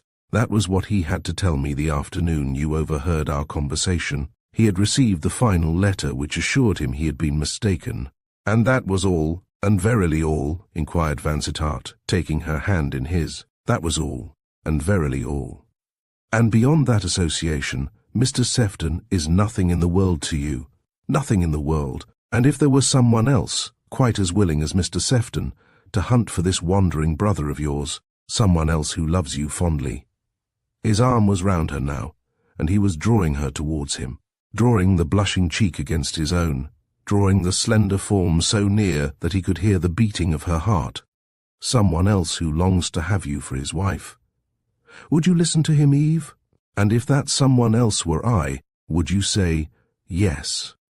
She turned to answer him, but her lips trembled and were mute. There was no need of speech between lovers whose very life breathed love.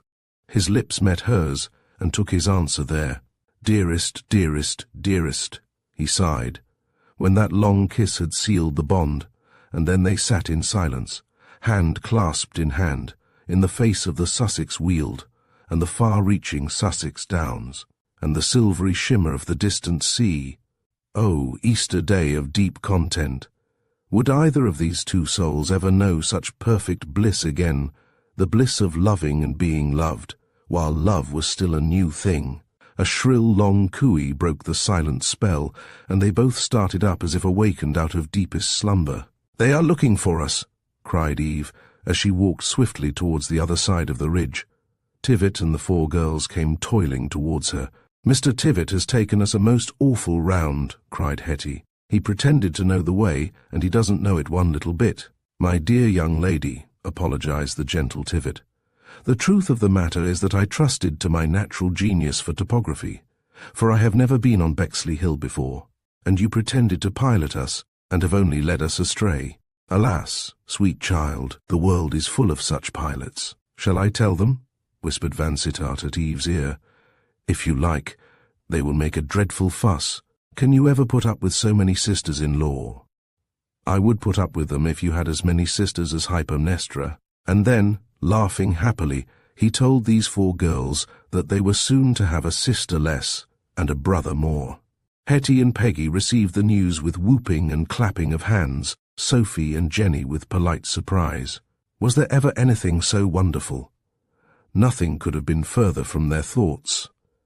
Little Mr. Tivit skipped and frisked like a young lamb in a meadow. Had Eve Marchant been his sister, he could hardly have shown more delight.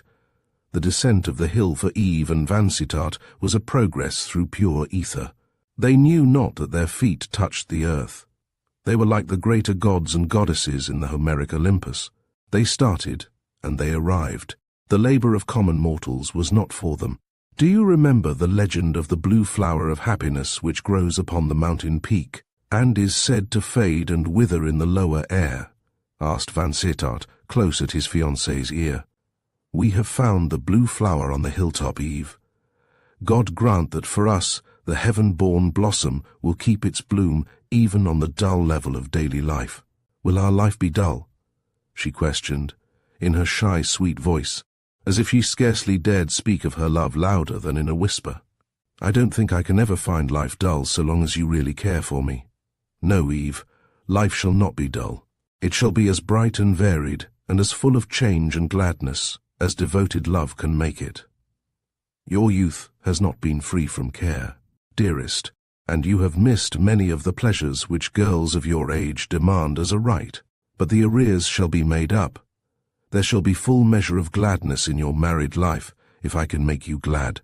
I am not what the modern world calls a rich man, but I am very far from poverty.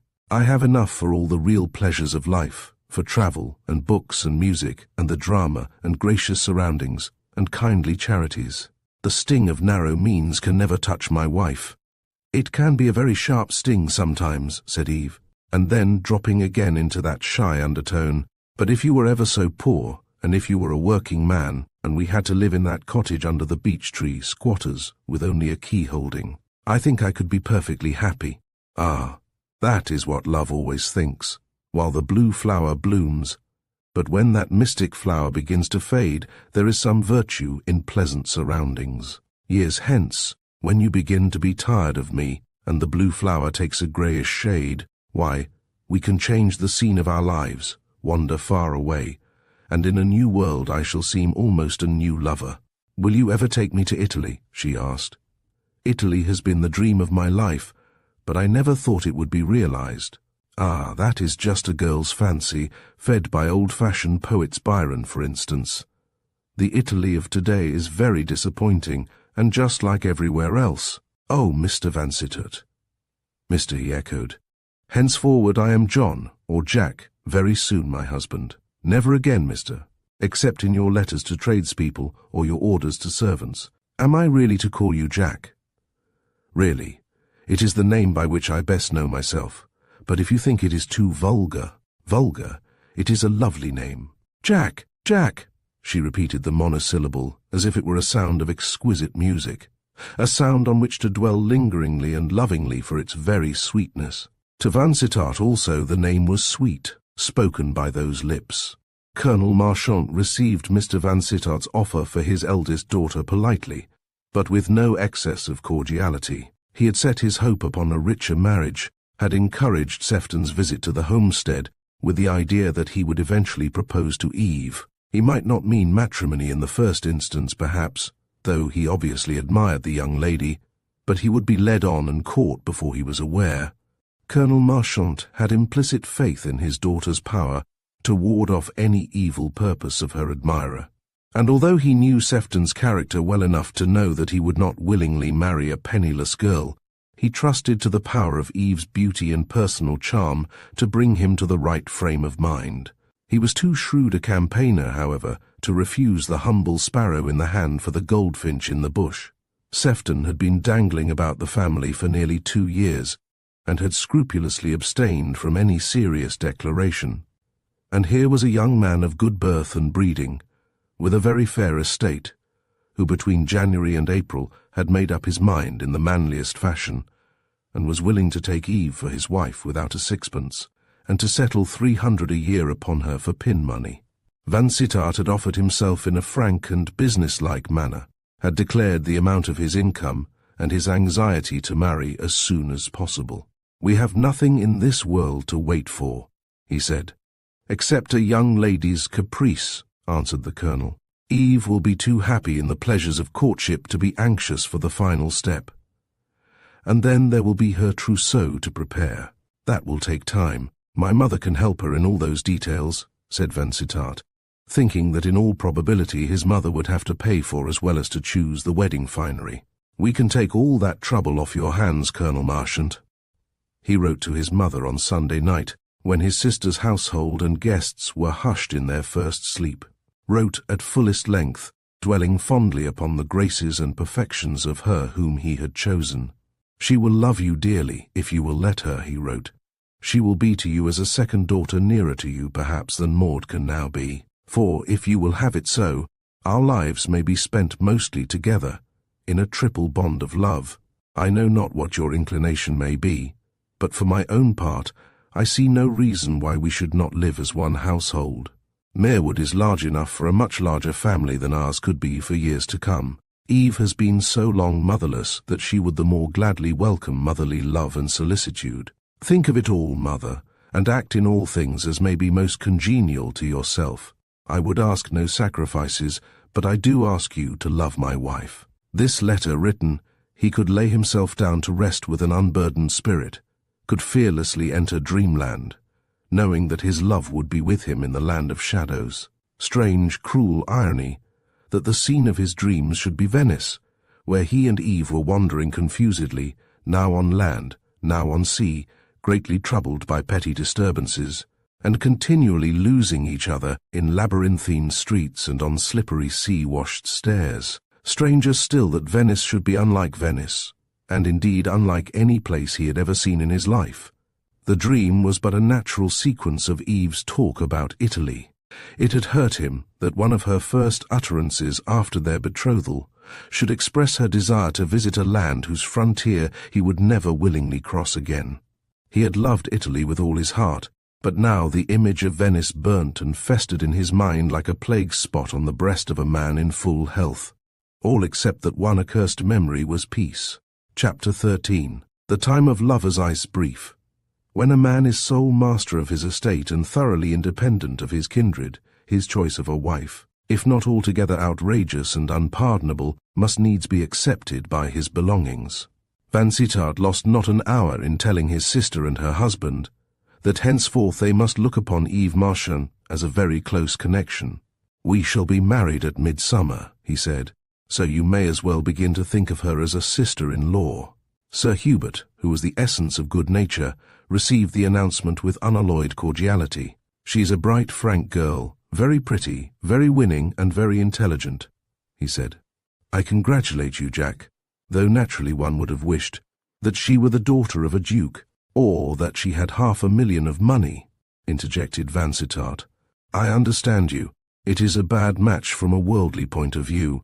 I, who have between 3,000 and 4,000 a year, should have stood out for other 3,000 or 4,000 with a wife, and thus solidified my income. I ought at least to have tried America, seen if the heiress market there would have supplied the proper article. Well, you see, Hubert, I am of too impatient a temper for that kind of thing. I have found the woman I can love with all my heart and mind, and I have lost no time in winning her. You are a paladin, Jack, a troubadour, all that there is of the most romantic and chivalrous," laughed Sir Hubert. "She is a dear, dear girl," sighed Maud, "and I could hardly be fonder of her if she were my sister. But it certainly is the most disappointing choice you could have made." "Is it? Why, I might have chosen a barmaid." "Not you.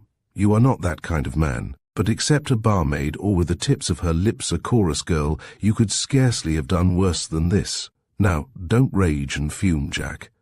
I tell you I think the girl herself adorable, but 4 sisters and an impossible father. Quelle corvée!" "It is a corvée that need never trouble you," cried Vansittart indignantly. "You are extremely ungrateful. Haven't I been forming her for you?" "She needed no forming. She has never been less than a lady, simple and straightforward, never affecting to be rich when she was poor, or to be smarter than her surroundings warranted. Yes, yes, she is perfect, that is understood. She is the betrothed of yesterday, a stage of being which touches the seraphic. But what will you do with her father, and what will you do with her sisters?" "Her sisters are very good girls, and I hope to treat them in a not unbrotherly fashion. As for her father there, though the obligation is small, I grant the difficulty may be great. However, I shall know how to cope with it. No miner ever thought to get gold without some intermixture of quartz. The colonel shall be to me as the gold digger's quartz. I shall get rid of him as speedily as I can." Through all that Easter week Vansittart lived in the blissful dream which beginneth every man's betrothal. At such a time as this, the dumpiest damsel of the milkmaid type is as fair as she who brought slaughter and burning upon Troy. But for Vansittart's abject condition there was the excuse of undeniable beauty, and a charm of manner which even village gossip had never disputed. The young ladies who condemned the Miss Marchants en bloc as bad style had been fain to confess that Eve had winning ways, which made one almost forgive her cheap boots and mended gloves. Vansittart was happy. He had promised to join his mother in Charles Street on the Wednesday after Easter, but he wrote to her apologetically on Tuesday, deferring his arrival till the beginning of the following week, and the beginning of a week is a term so lax that it is sometimes made to mean Wednesday. He was utterly happy. His mother's letter received on Tuesday morning was grave and kindly, and in no way damped his ardour. "You have been so good a son to me, my dear Jack, that I should be hard and ungrateful if I murmured at your choice, although that choice has serious drawbacks in surrounding circumstances. You are too honest and frank and true yourself not to be able to distinguish the difference between realities and semblances. I do not doubt, therefore, that your pretty Eve is all you think her. She certainly is a graceful and gracious creature, with a delicate prettiness of the wild rose type, which I prefer greatly to the azalea or the camellia order of beauty. She cannot fail to love you, nor can she fail to be deeply grateful to you for having rescued her from shabby surroundings and a neglectful father.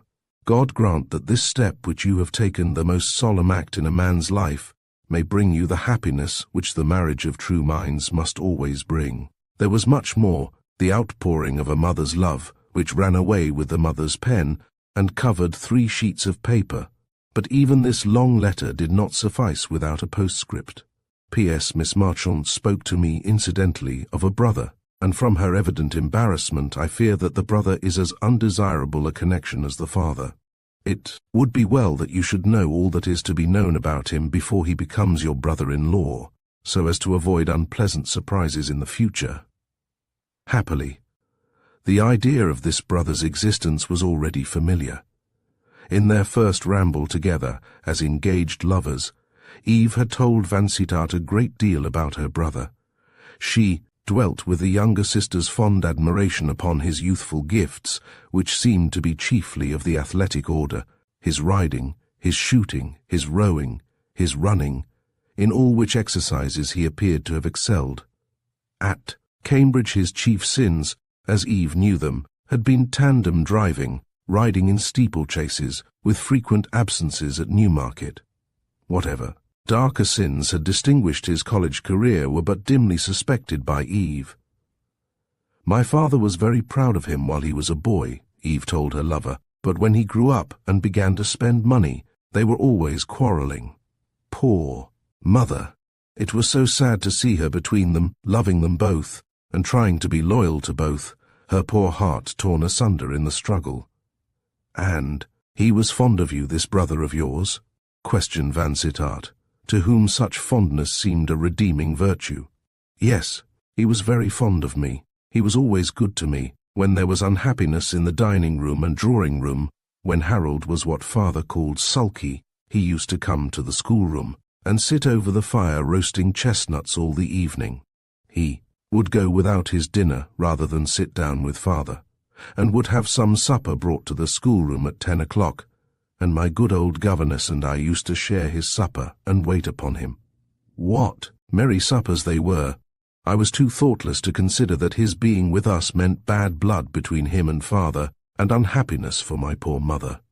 She used to look in at the schoolroom door sometimes, and shake her head, and call us naughty children, but I know it was a relief to her to see him eating and drinking and laughing and talking with dear little Mutterken and me. But I am tiring you with these childish reminiscences. No, love, there is no detail in your past life so trifling that I would not care to know it. I want to feel as if I had known you from your cradle. We will go to see the old place near Beverley some day if you like, and you shall show me the gardens where you played, the rooms in which you lived. One can always get into another man's house by a little management." That Easter week was a time of loveliest weather.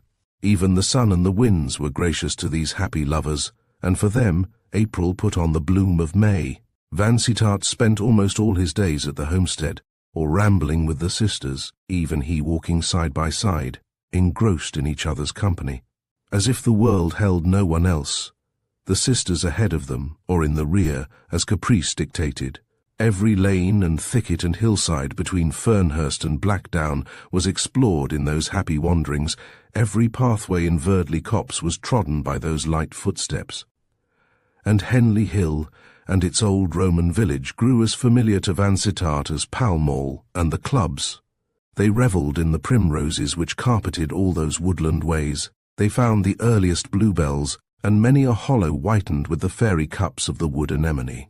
One morning, as they were walking over the soft brown carpet of fir needles and withered oak leaves in Verdley Copse, Vansittart opened a little dark blue velvet box, and showed Eve a ring-a-half hoop of sapphires set with brilliants. "I chose the colour in memory of the blue flower of happiness that you and I found on the hilltop," he said, as he put the ring on the third finger of his sweetheart's slender hand. "If ever you are inclined to be angry with me, or to care for me a little less than you do now, let the memory of the mystical blue flower plead for me, Eve, and the thought of how dearly we loved each other that Easter Sunday years and years ago." She gave a faint shuddering sigh at the image those words evoked. Years and years ago. Will this day when we are young and happy ever be years and years ago? It seems so strange. Age is strange and death is stranger, but they must come, Eve. All we have to hope for is that we may go on loving each other to the end. After those ramblings in the coppices and over the hill, there was afternoon tea at the homestead, a feast for the gods. Colonel Marchant, well content with the progress of affairs, had gone to Brighton for the volunteer review, and was not expected home again till the end of the week. So the sisters were sovereign rulers of the house, and afternoon tea was the order of the day. It is doubtful whether dinner had any part in the scheme of their existence at this time. The short, petticoated youngsters generally carried some hunks of currant cake in a basket, and these hunks were occasionally shared with the elder sisters and even with Vansittart, who went without his luncheon day after day, scarcely knowing that he had missed a meal. Then they all tramped home in their muddy boots, for however blue the sky and however dry the roads, there was always plenty of mud in the copses. And then they all sat round the big loo table to what Hetty called a stodgy. Tea. Stodgy being interpreted meant a meal of cake and toast, and eggs and bread and jam, and a succession of teapots. Vansittart only left the homestead in time to hurry back to Redwold and dress for dinner. On the Thursday evening, the Miss Marchants who were out were all bidden to dinner at Redwold, and were to be driven thither by that very fly which had broken down on the crest of the snowy hill. It was a grand occasion, for an invitation to dinner rarely found its way to the homestead. Cards for garden parties were the highest form of courtesy to which the Miss Marchants had hitherto been accustomed, and this dinner was to be a solemn affair, for Eve was to appear at it in all the importance of her position as Vansittart's future wife. Mrs. Vansittart was coming from London for a night or two in order to be present at the festivity, which would be in a manner Eve's formal acceptance as a member of the family. It was only on Thursday morning that Vansittart discovered with some vexation that Sefton had been asked to this family dinner. Sir Hubert had met him, and had invited him in a casual way, having not the faintest idea that his society would be displeasing either to Eve or her lover. The first person Eve's eyes lighted on when she and her sisters entered the drawing-room was Mr. Sefton. He was standing near the door, and she had to pass him on her way to her hostess. He stood waiting until Lady Hartley turned to greet the younger sisters, and then at once took possession of Eve. "As an old friend, I venture to congratulate you most warmly," he said, holding her hand, after the inevitable shake hands of old acquaintances. "You have done wonderfully well for yourself. It is really a brilliant match. For me, you mean," she said, looking at him with an angry light in her eyes. "Why don't you finish your sentence, Mr. Sefton, and say, 'For you, Miss Marchant, with your disadvantages. I am sorry I have offended you. I don't like to be told I have done well for myself. God has given me the love of a good man. If he were not Mr. Vansittart, but Mr. Smith with only 100 a year, I should be just as happy." Vansittart, that moment approaching, overheard the familiar British patronymic. "What are you saying about Mr. Smith?" he said, remembering how two men, one the slain and the other the slayer, had hidden their identity under that name. "I was only talking of an imaginary Smith," she answered, her face lighting up as she turned to her lover. "There is no such person." "Come and look at the azaleas," said Vansittart. "They are worth a visit," and so, after the lover's fashion, he who had only parted from her at 6 o'clock took her away to the conservatory at the other end of the room, and absorbed her into a solitude of azaleas and orange trees. Mr. Sefton, in the mean, while was talking to Mrs. Vansittart, and not having done over well with his congratulation of the future bride, now occupied himself in congratulating the elder lady upon the advantage of having secured so charming a daughter-in-law. "I quite agree with you," replied Mrs. Vansittart. "She is very pretty and altogether charming. The match is not of my making, but I am pleased to see my son happy and pleased to welcome so fair a daughter. You talk as if you were an old friend of the family. Have you known Colonel Marchant long?" "Ever since he came to this neighbourhood 9 years ago. He has been good enough to accept any little shooting I have had to offer, and he and I have seen a good deal of each other. I knew his son before I knew him. Harold Marchant and I were at Trinity together. Harold Marchant is dead, I conclude. That is more than I or any of his friends can tell you. He is one of that numerous family, the lost tribe of society, the men who have dropped through. I don't quite follow you, my dear Mrs. Vansittart. The less said about Harold Marchant the better. If he is dead, the good old saying comes in de mortuis. If he is alive, I think the less you, or your son, or your daughter-in-law have to do with him, the happier it will be for you. Mr. Sefton, it is not fair to talk to me in this way. I am personally interested in Eve's brother." "What do you mean?" Only what I might mean about a good many young men who have lived within the walls that sheltered Bacon and Newton, Whewell and Macaulay. Harold Marchant's career at Cambridge was a foolish career. Instead of devoting himself to the higher mathematics, he gave himself up to hunting, horse racing, and other amusement of a more dangerous order. He had to leave the university hurriedly. He had to leave the country still more hastily. He has never within my knowledge come back to England. Eve is, or was, passionately attached to him, and to gratify her, I have taken a good deal of trouble in trying to find out his present whereabouts and mode of life, but without avail. It is nearly 10 years since he left this country. He was then 22 years of age. He was last heard of more than 5 years ago with an exploring party in Mashonaland. He is exactly the kind of young man one would like to hear of in Central Africa, and intending to stay there. Poor Eve, how sad for her. But that is all over now. She has a new love, and will soon forget her brother. I do not think she is so shallow as that. Not shallow, but intense. Dinner was announced at this moment, and Sir Hubert came to offer Mrs. Vansittart his arm.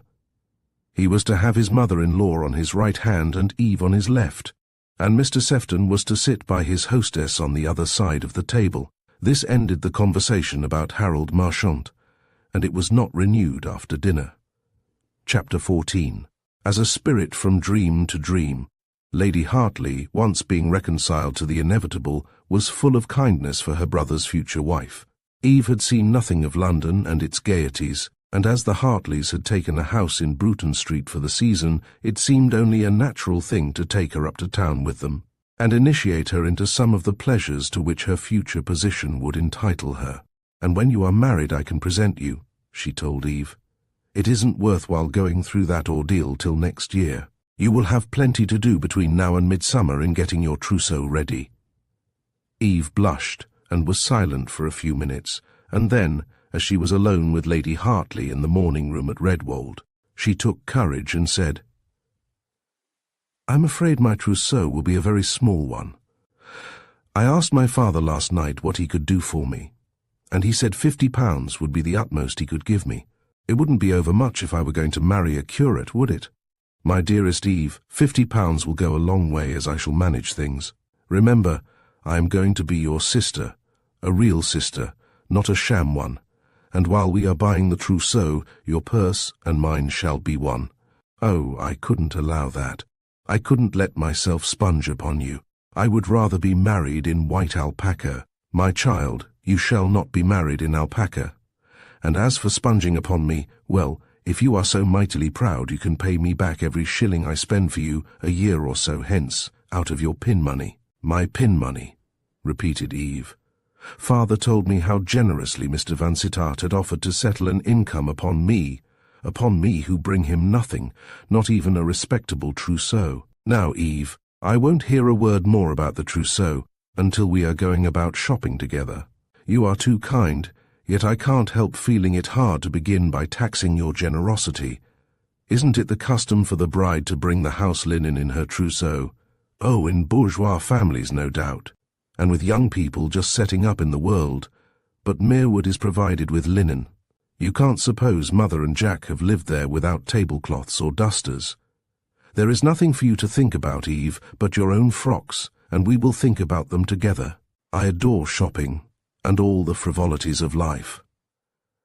10 days later Eve was in London, a petted guest in one of the prettiest houses in Bruton Street. Lady Hartley had the knack of beautifying any house she lived in, even a furnished house, a tent that was to be shifted at the end of the season. Huge boxes of flowers were sent up from Redwold every other day to decorate those London rooms, and not content with this floral decoration, Maud Hartley was always buying things: china, lamps, baskets, elegant frivolities of all kinds, to make the hired house homelike. She would apologize to her husband in an airy way for each fresh extravagance. "That pretty china plaque caught my eye at Howell and James's while Eve and I were looking at their silks," she would say. Sir Hubert complained laughingly that if the Koh-i-Noor were for sale at a London jeweller's, it would inevitably catch Maud's eye. "And her eye once caught, she is hypnotized," said Sir Hubert. "She must buy. Charles Street and Bruton Street are very near. Vansittart could run over, as his sister called it, at any and every hour of the day, and the result of this vicinity was that he lived more in his sister's house than in his mother's. But Mrs. Vansittart was kind, and seemed really pleased with her future daughter-in-law. So when Jack was not in Bruton Street, Eve was in Charles Street, at luncheon sometimes, but oftener at afternoon tea, and at cosy little dinners, in the arrangement of which Mrs. Vansittart excelled. She knew a great many people in London, military, clerical, legal, literary, and artistic, and she knew how to blend her society and bring people together who really liked to meet each other. This world of London in the season was a new world to Eve Marchant. These homes in which the pinch of poverty, the burden of debt, had never been felt, had a new atmosphere.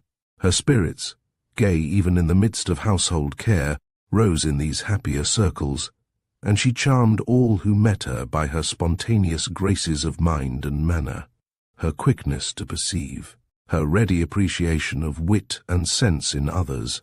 For Vansittart, that month of May in the great city was a period of consummate happiness.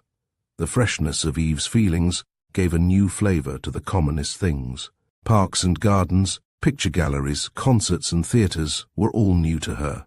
Only on the rarest occasions had she been gratified by an evening in London and the sight of a famous actor. Her father had always excused himself from taking his daughters to any public amusements on the plea of poverty. All the Marchant girls had known of London began and ended in the drapers' shops and the after-season sales. To travel to town by an early train, third class, to tramp about all day in mud or dust, as the case might be, snatching a skimped luncheon at some homely pastry-cook's, was the utmost they had known of metropolitan pleasures, and even days so unluxurious had been holidays for them. To see the shop windows, to have the spending of a little money, ever so little, meant happiness. It was only when they had emptied their purses that the shadow of care descended upon them, and they began to doubt whether they had invested their pittance wisely. Now Eve moved about like a queen, among people who never had to think of money. She was taken to see everything that was worth seeing, to hear everything that was worth hearing. She saw all the picture galleries and learnt to discriminate between all the schools of modern art. She heard Sarasate and Holman and Mentor and all the great instrumentalists of her epoch. She never heard of cabs or omnibuses or fares or money given for tickets. She was carried hither and thither in a luxurious barouche or a snug brougham, and her place at concert and play was always ready for her, one of the best places in the hall or the theatre. The dressmakers and bootmakers and milliners to whom Lady Hartley took her never talked of money. Indeed, they seemed almost to shudder at any allusion to that vulgar drudge twixt man and man. The people at the tailor's were as interested in the gowns and coats they were to make for her as if they had been works of art, for which fame would be the sole recompense. The Frenchwoman who was to make her wedding gown pooh-poohed the question of cost. Expensive, this frieze velvet for the train, yes, that might be, but she would rather make Mademoiselle a present of the fabric than that. With her tall and graceful figure, she should wear anything commonplace or insignificant. Art for art's sake was ostensibly the motto for all Bond Street, and Eve had so much to think of that she could not think very seriously about her trousseau. She let Lady Hartley order what she pleased. She, Eve, had her lover to think about, and that was an absorbing theme. She knew his footstep on the pavement below the open window. She knew the sound of the bell when he rang it. If the weather were wet and he came from Charles Street in a hansom, she knew his way of throwing back the cab doors before the wheels stopped. When he was absent, all her life was made up of thinking about him and listening for his coming. In that morning hour in the drawing-room before he arrived, she might have sat to Sir Frederick Leighton for waiting or expectancy. It was scarcely strange that while John Vansittart was so absorbed in the new delight of his life, John Smith was just a little neglectful of his protégés in Saltero's mansion, Chelsea. John Smith had, indeed, no consciousness of being neglectful. If the image of Lisa flashed across his mind in any moment of his full and happy day, it came and went together with the comfortable thought that he had done his duty to that young woman. She had her aunt, her bright and pretty home, her singing master, and all the delightful hopes and ambitions of an artist who has discovered that she has fortune within her reach. Had he thought of Lisa all day long, he could never have pictured her otherwise than happy and contented. He was at Covent Garden one evening with his sister and his betrothed, and he saw the Venetian amidst her troops of companions. The opera was William Tell, and Lisa was in short petticoats and Swiss bodice, with gold chains about her neck and arms, and gold daggers in her hair. She looked very pretty, amidst that heterogeneous crew of young, middle-aged and elderly. He was in the stalls and at a considerable distance from the stage, and those dark eyes did not find him out and fasten upon him, as they had done that other night, when he was in Lady Davenant's box. The sight of her reminded him that it was nearly a month since he had called upon the aunt and niece, and that she ought to have made some progress with her musical training in the interval, progress enough at any rate, to make the childish creature anxious to report herself to him. Eve was to be engaged at her dressmaker's on the following afternoon, in a solemn ordeal described as trying on, and Vansittart had been warned by his sister that he must not expect to be favoured with her society until the evening, when they were all to dine in Charles Street. It seemed to him that he could hardly employ this afternoon better than in visiting Fiordalisa and her aunt, whose warm southern hearts would be wounded perhaps if he should seem to have lost all interest in their welfare. The day was delightful, one of those brilliant afternoons in May which give to West End London the air of an earthly paradise. A paradise of smart shops and smart people, thoroughbred horses and newly built carriages, liveries spick and span from the tailors. Flowers everywhere in the carriages, in the shops, on the curbstone flowers and fine clothes and spring sunshine. Vansittart walked to Chelsea, glad of an excuse for a walk after the habitual carriage or hansom. He had promised to look at some pictures in Tite Street upon this very afternoon, pictures of that advanced Belgian school, whose work he would scarcely care to show to Miss Marchant without a previous inspection, so he availed himself of the opportunity and called at the painter's house on his way to Saltero's mansion. He found a room full of people looking at pictures set round on easels draped with terracotta silk, criticizing freely and talking prodigiously. He found himself in the midst of an artistic tea party.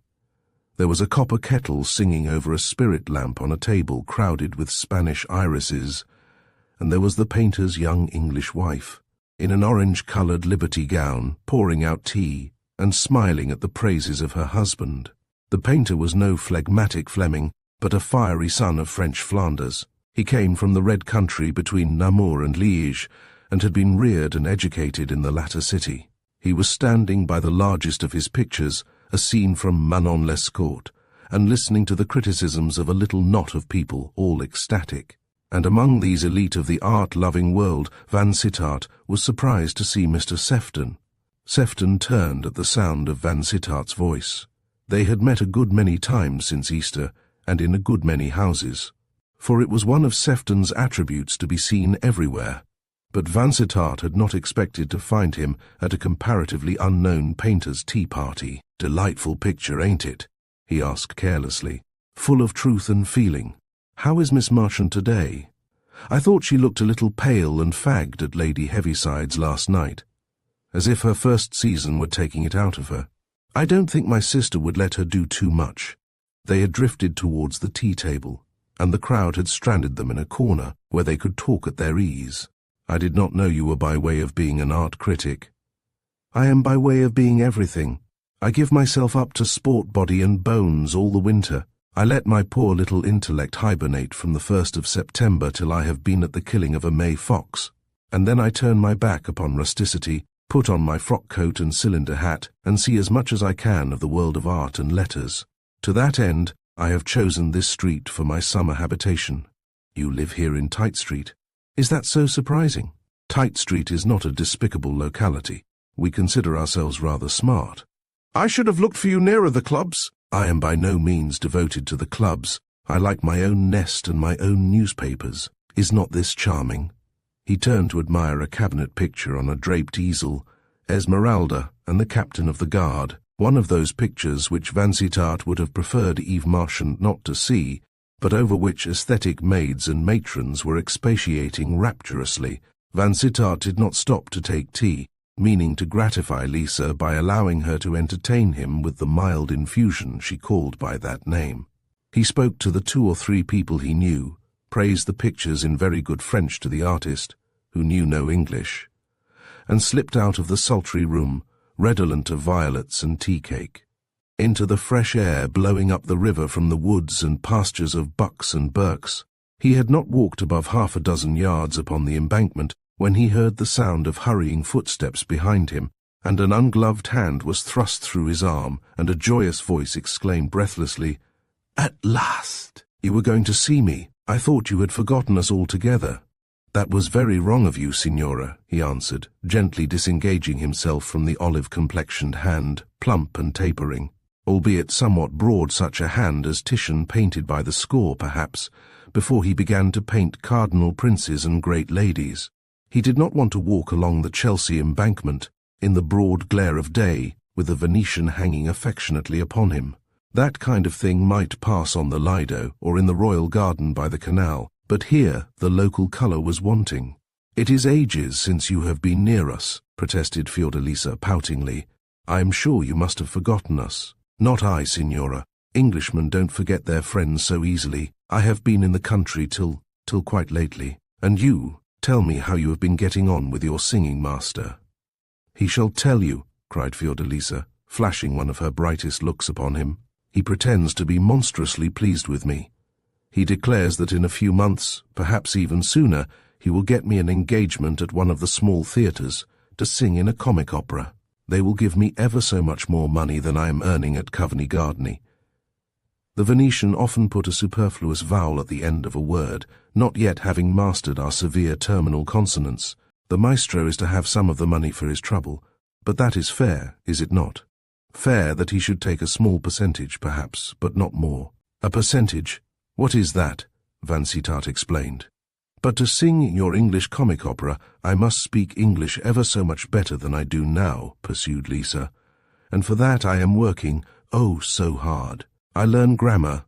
I read storybooks, Bootle's Baby, The Vicar of Wakefield.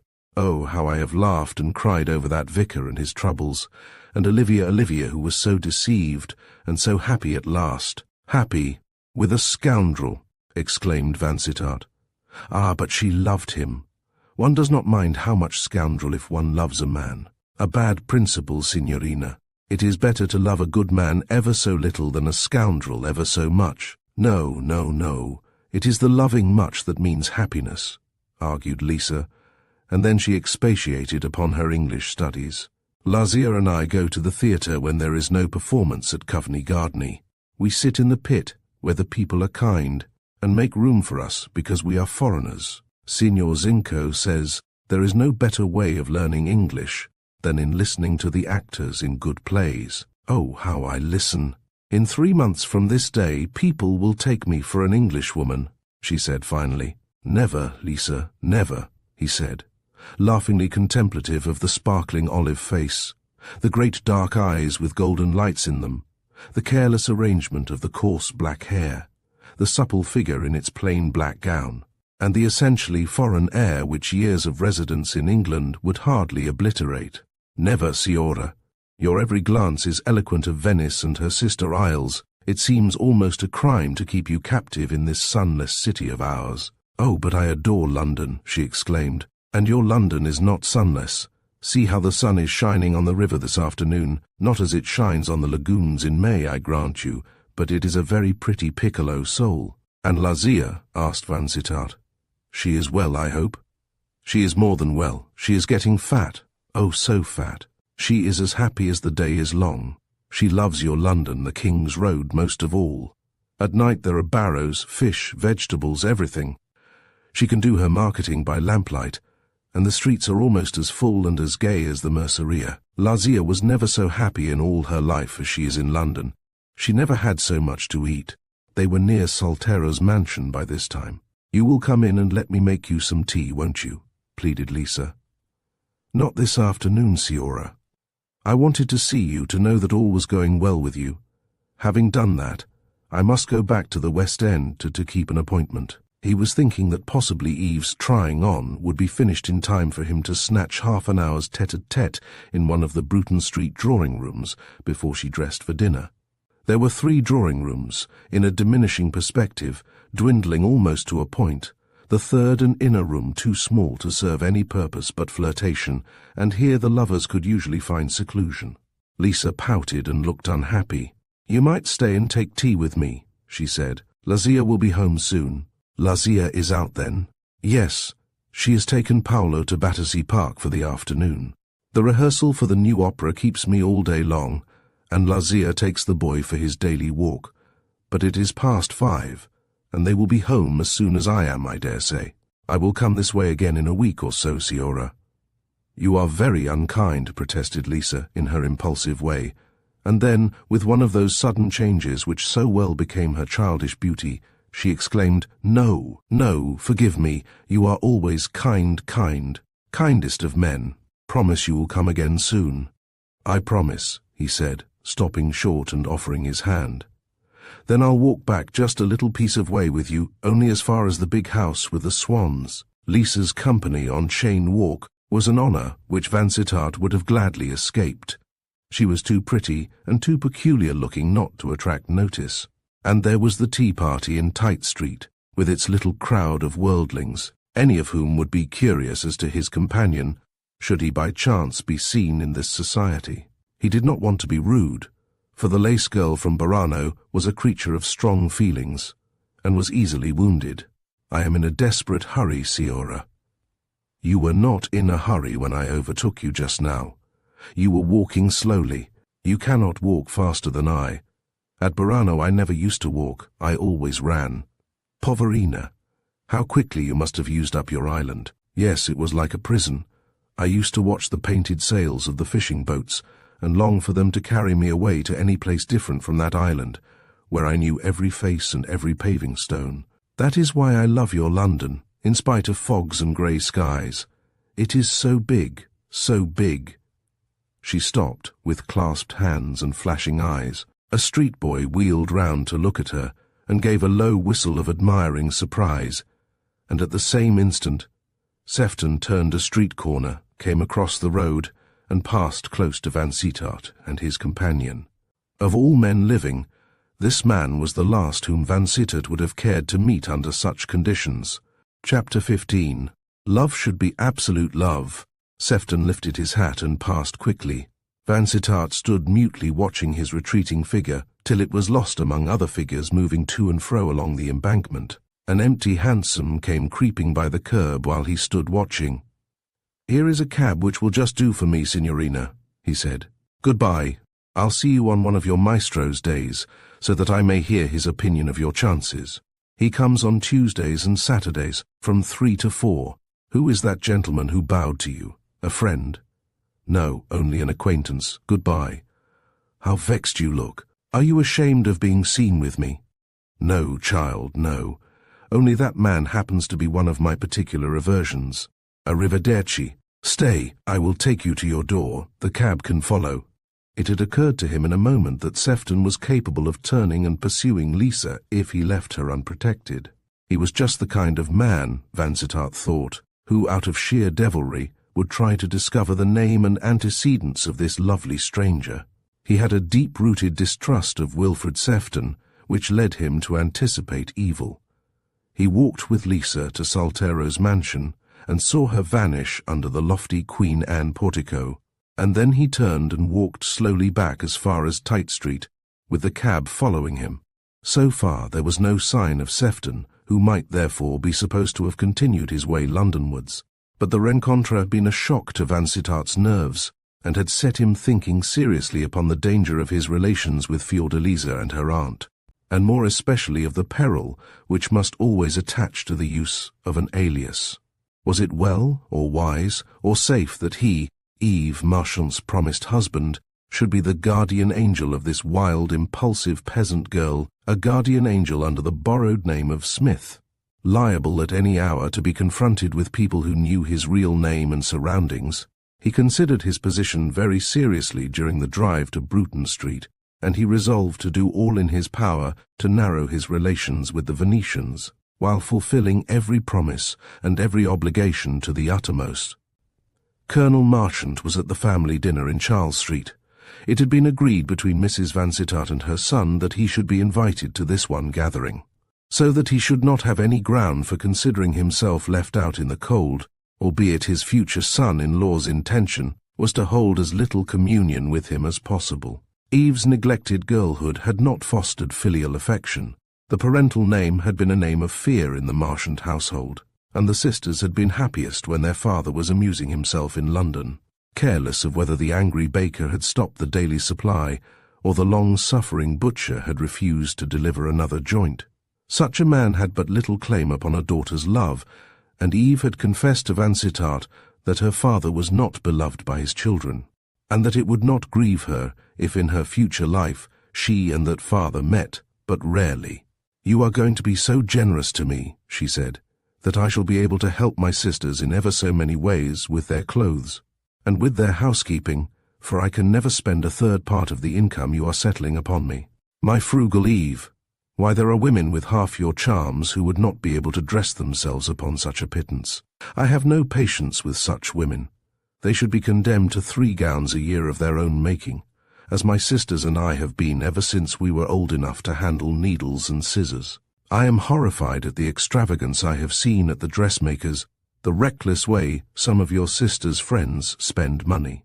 And my sister herself, no doubt. She has a rich husband, and I dare say is one of the worst offenders in this line. Not she. Lady Hartley dresses exquisitely, but she is not extravagant like the others. She is too generous to other people to be lavish upon herself. She is always thinking of doing a kindness to somebody. Poor little Maud. I remember when she was in the schoolroom, all her pocket money used to be spent upon dolls for the hospital children. She used to come and beg of me when she was insolvent. Vansittart met Wilfred Sefton at an evening party within a few days of that rencontre at Chelsea. And at the same party, Vansittart was disturbed by seeing Sefton and his mother in close confabulation in one of those remote and luxurious corners where people are not obliged to listen to the music that is being performed. In the principal room, he questioned his mother about Sefton at breakfast next morning. "You and he seemed uncommonly thick," he said. "What were you talking about?" "About you and your approaching marriage." "I am sure you said nothing that was not kind, but I wish to heaven you would not discuss my affairs with a stranger," said Vansittart, with some warmth. "Mr. Sefton is not a stranger. Your father and his father were very good friends. He is your sister's most influential neighbour, and they are on the friendliest terms. Why should you call him a stranger?" "Because I don't like him, mother, and because I wish never to feel myself on any other footing with him. And yet he likes you, does he? I am a very bad judge of humanity if my dislike of Sefton is not heartily reciprocated by Sefton's dislike of me, and no doubt the more he dislikes me, the more he will assure other people, my kindred especially, that he likes me. You are too straight yourself, mother, in every thought and purpose, to understand the Seftonian mind. It is the kind of intellect which always works crookedly. He admired Eve Marchant, allowed his admiration to be patent to everybody, and yet was not man enough to try to win her for his wife. He had not your courage, Jack, in facing unpleasant surroundings and disagreeable antecedents. He had not manhood enough to marry for love. That is what you mean, mother. He was quite willing to compromise an innocent and pure-minded girl by attentions which he would not have dared to offer to a girl with a watchful father or mother. My dear Jack, you exaggerate Mr. Sefton's attentions. He assured me that his chief interest in Eve arose from his old companionship with her brother, with whom he was on very intimate terms until the unhappy young man turned out an irretrievable scamp. Vansittart winced at the phrase. It is not an agreeable thing for a man to be told that his future brother-in-law, the brother whom his future wife adores, is irretrievable. Mr. Sefton has taken a great deal of trouble to trace Harold Marchant's career since he was last heard of, continued Mrs. Vansittart, and would hold out a friendly hand to him if there were anything to be done. He has no need to hold out a friendly hand. If there is anything to be done for my brother-in-law, I can do it. How ready you are to take new burdens. I think nothing a burden which comes to me with a woman I love. Mrs. Vansittart sighed and was silent, The idea of these disreputable connections which her son was to take to himself in marrying Eve was full of pain for the well-born matron, whose people on every side were of unblemished respectability. Never had there been any doubtful characters in her father's family, or among that branch of the Vansittarts to which her husband belonged. She had been born in just that upper middle class which feels disgrace most keenly. There is no section of society so self-conscious as your county gentry, so fixed in the idea that the eyes of Europe are upon them. The duke or the millionaire can live down anything: sons convicted of felony, daughters divorced, but the country gentleman, who has lived all his life in one place, and knows every face within a radius of 20 miles from the family seat, to him, or still more to his wife or widow, the slightest smirch upon a relative's character means agony. Mrs. Vansittart liked and admired Eve Marchant, but she did not let her heart go out to her as it ought to have gone to the girl who was so soon to be to her as a daughter. Colonel Marchant's existence was a rock of offence which even maternal love could not surmount. She had talked to her family lawyer, an old and trusted ally, and from him she had heard all that was to be said for and against Eve's father. He was not quite so black, perhaps, as his neighbours in the country had painted him, but his career had been altogether disreputable, and his present associations were among the most disreputable men. Calling themselves gentlemen about town, he was a familiar figure in the card-room at clubs where play was high, and was looked upon with unmitigated terror by the parents and guardians of young men of fortune or expectations. A youth who affected Colonel Marchant's society was known to be in a bad way, and now the question was not only of Colonel Marchant, but of his son, who was even a darker character than the father, and whose darkness might at any time overshadow his sister's name. It was easy enough to say that the sister was blameless, that it was no fault of hers that her father was a bohemian, and her brother a swindler and a forger. Society does not easily forgive sisters or daughters for such relationships, and now that the pseudo-scientific craze of heredity has taken hold of the English mind, society is less inclined even than of yore to ignore the black sheep in the fold. Everyone who heard of Eve Marchant's antecedents would anticipate evil for her husband. The bad strain would show itself somehow before long. The duskiness in the parental wool would crop up in the fleece of the lamb. It was hard for the mother who doted on her only son to feel ashamed of his wife's relations and upbringing, and Mrs. Vansittart feared that to the end of her life she must needs feel this shame. Already her neighbours at Merewood had tortured her by their keen interest in her son's betrothed, their eagerness to know every detail, their searching questions about her people, all veiled under that affectionate friendliness which excuses the most tormenting curiosity. Mrs. Vansittart was a good woman and a devoted mother, but she had the temperament which easily yields to worrying ideas, to apprehensions of potential evils. And her love of her son had just that alloy of jealousy which is apt to cause trouble. While Vansittart was going about with his betrothed from one scene of amusement to another, utterly happy in her company, enchanted to show her places and people which were as new to her as if they had been in fairyland, his mother was brooding over her fears and fostering her forebodings, and affording Wilfred Sefton every opportunity of improving his acquaintance with her. It was a shock to Vansittart to find that Sefton had established himself on the most familiar footing in Charles Street, a privileged dropper-in who might call 6 days out of the 7 if he chose. Since Mrs. Vansittart had no allotted day for receiving, but was always at home to her friends between 4 and 5 during the summer season, when the pleasantest hour for driving was after 5. Sefton was clever, lived entirely in society and for society during the brief London season, frequented the studios of artists and the tea parties of littérateurs, knew or pretended to know everything that was going to happen in the world of art and letters, and would have been welcome on his own merits in the circles of the frivolous. He contrived to amuse Mrs. Vansittart, and to impress her with an exaggerated idea of his talent and versatility. "He can talk well upon every subject," she told her son. "My dear mother, you mean that he is an adept in the season's jargon, and can talk of those subjects which came into fashion last month, like the new cut of our coat collars and the new colour of our neckties. A man of that kind always impresses people with his cleverness in May and the first half of June. Talk with him later, and you'll find him flat, stale, and unprofitable. By July he will have emptied his bag. It was scarcely a surprise to Vansittart, knowing his mother's liking for Mr. Sefton, to find that gentleman seated in her drawing-room one Saturday evening when he returned rather late from a polo match at Hurlingham. It was to be Eve's last Saturday in London. June was at hand, and she was to go back to Fernhurst on the 1st of the month to spend the small remnant of her single life with her sisters. She was to be married on St. John's Day. They had lingered at the tea-table on the lawn, sighing sentimentally over the idea that this was positively the last Saturday, that not again for nearly a year could they sit together drinking tea out of the homely little brown teapot and watching the careless crowd come and go in the sunshine and the summery air. In Charles Street, the cups and saucers had not been cleared away, although it was past 7. A side window in the front drawing-room looked westward, up the old-fashioned street, towards the park, and the low sunlight was pouring in through the madras muslin curtain, shining on the jardiniere of golden lilies and over the glittering toys on the silver table. Vansittart opened the drawing-room door, but changed his mind about going in when he saw Sefton established on the sofa, half hidden in a sea of pillows. "I'm very late," he said. "How do you do, Sefton?" with a curt nod.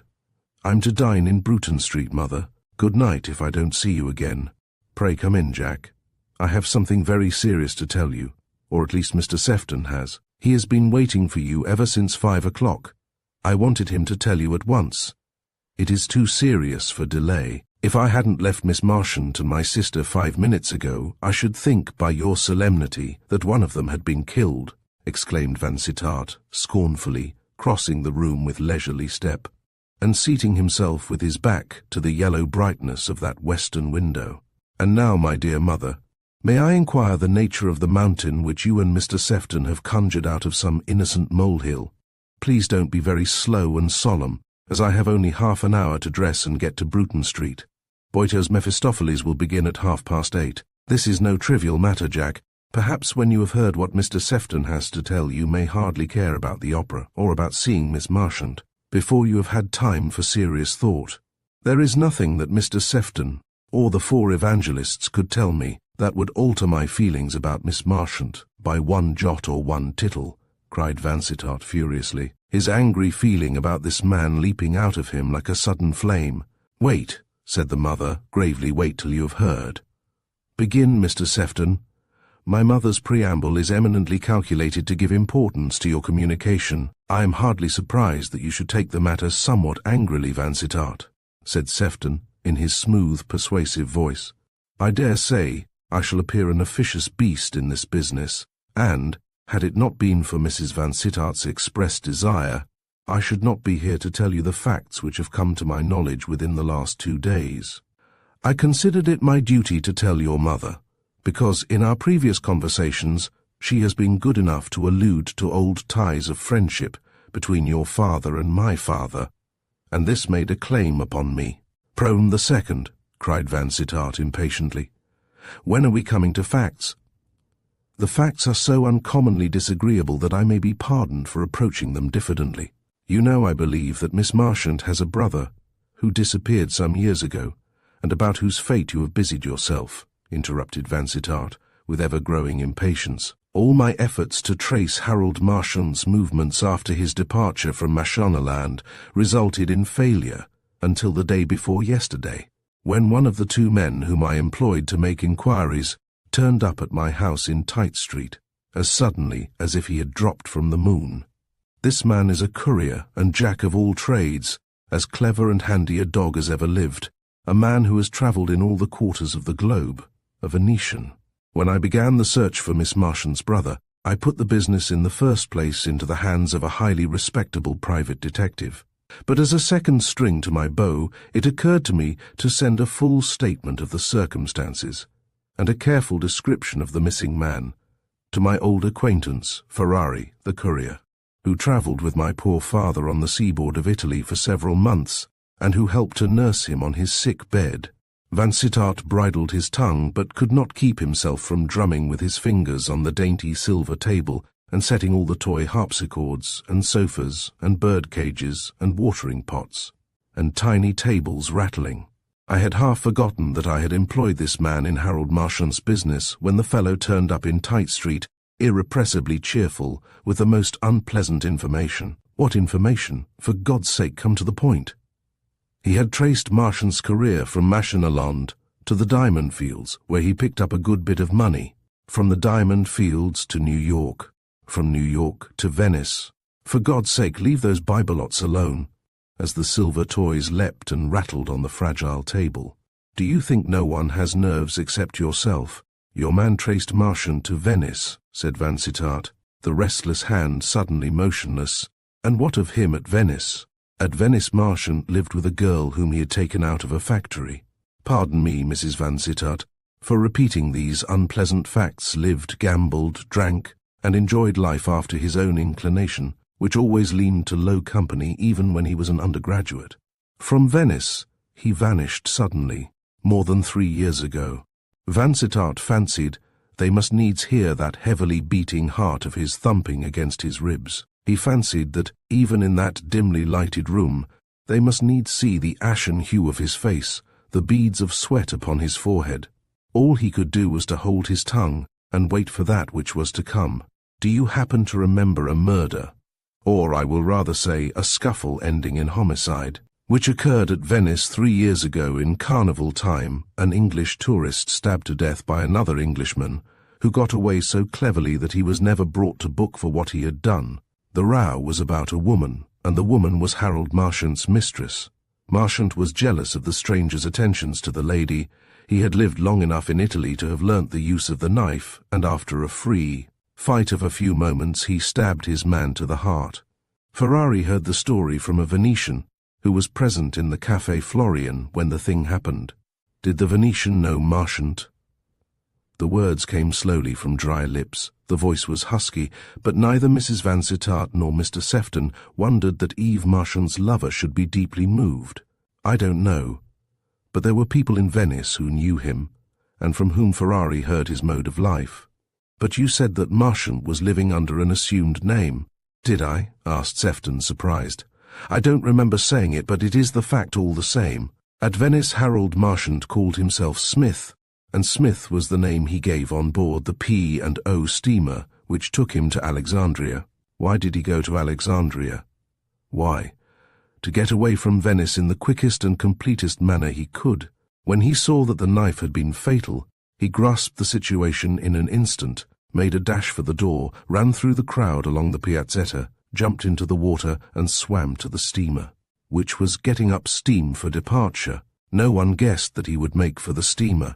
It was a longish swim, and while his pursuers were groping about among the gondolas, the steamer was moving off with Harold on board her, just like him, always quick at expedients, ready at every point where his own interests were at stake, tricky, shifty, dishonest to the core, but a devil for pluck, and as strong as a young lion. I begin to remember the story.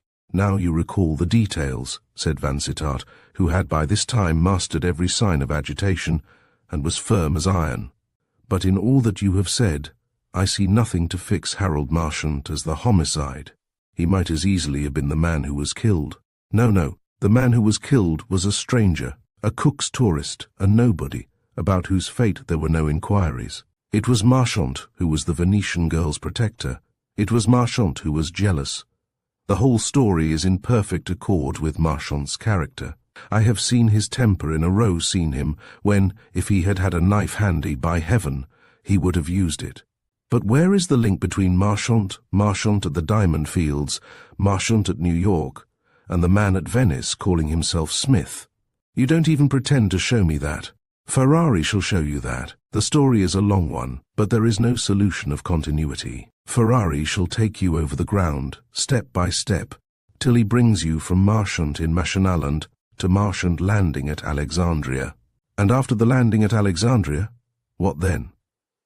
The thing happened more than 3 years ago, you say.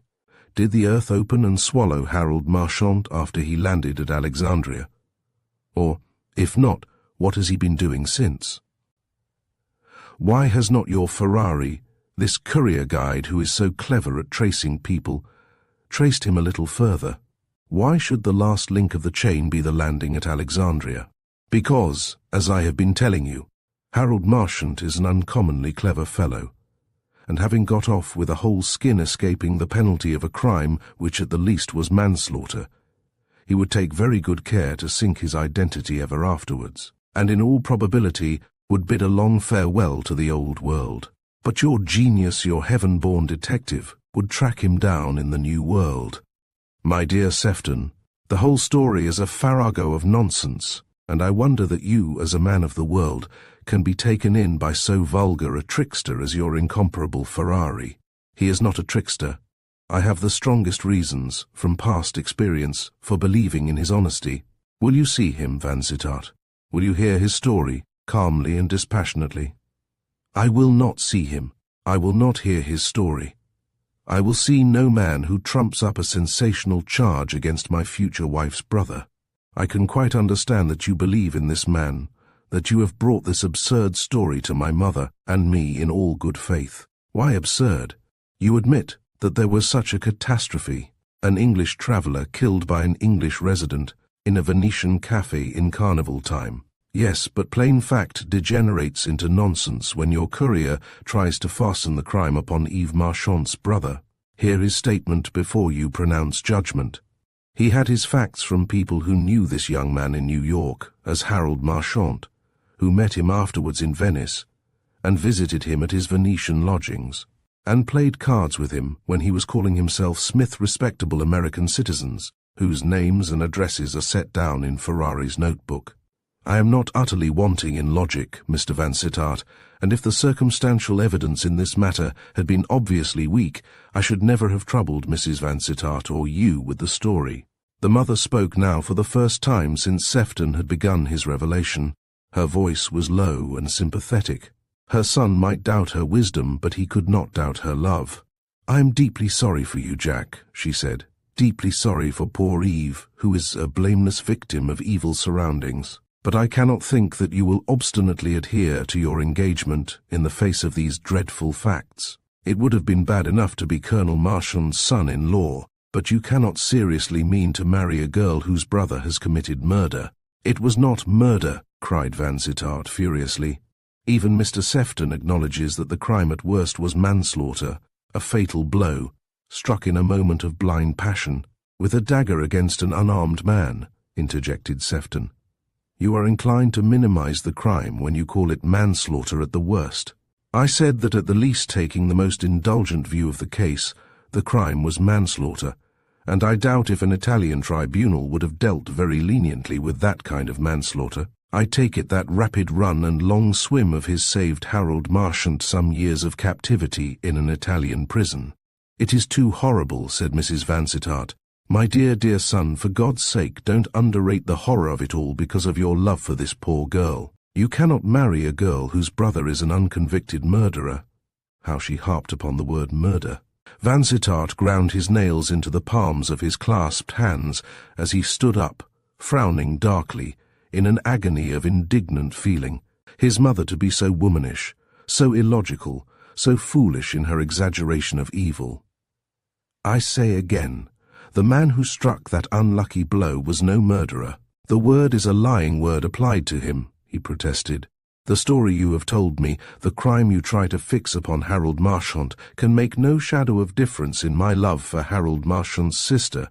Had she 10 brothers, and every one of the 10 were a felon, I would marry her. It is she whom I love, mother, not her surroundings.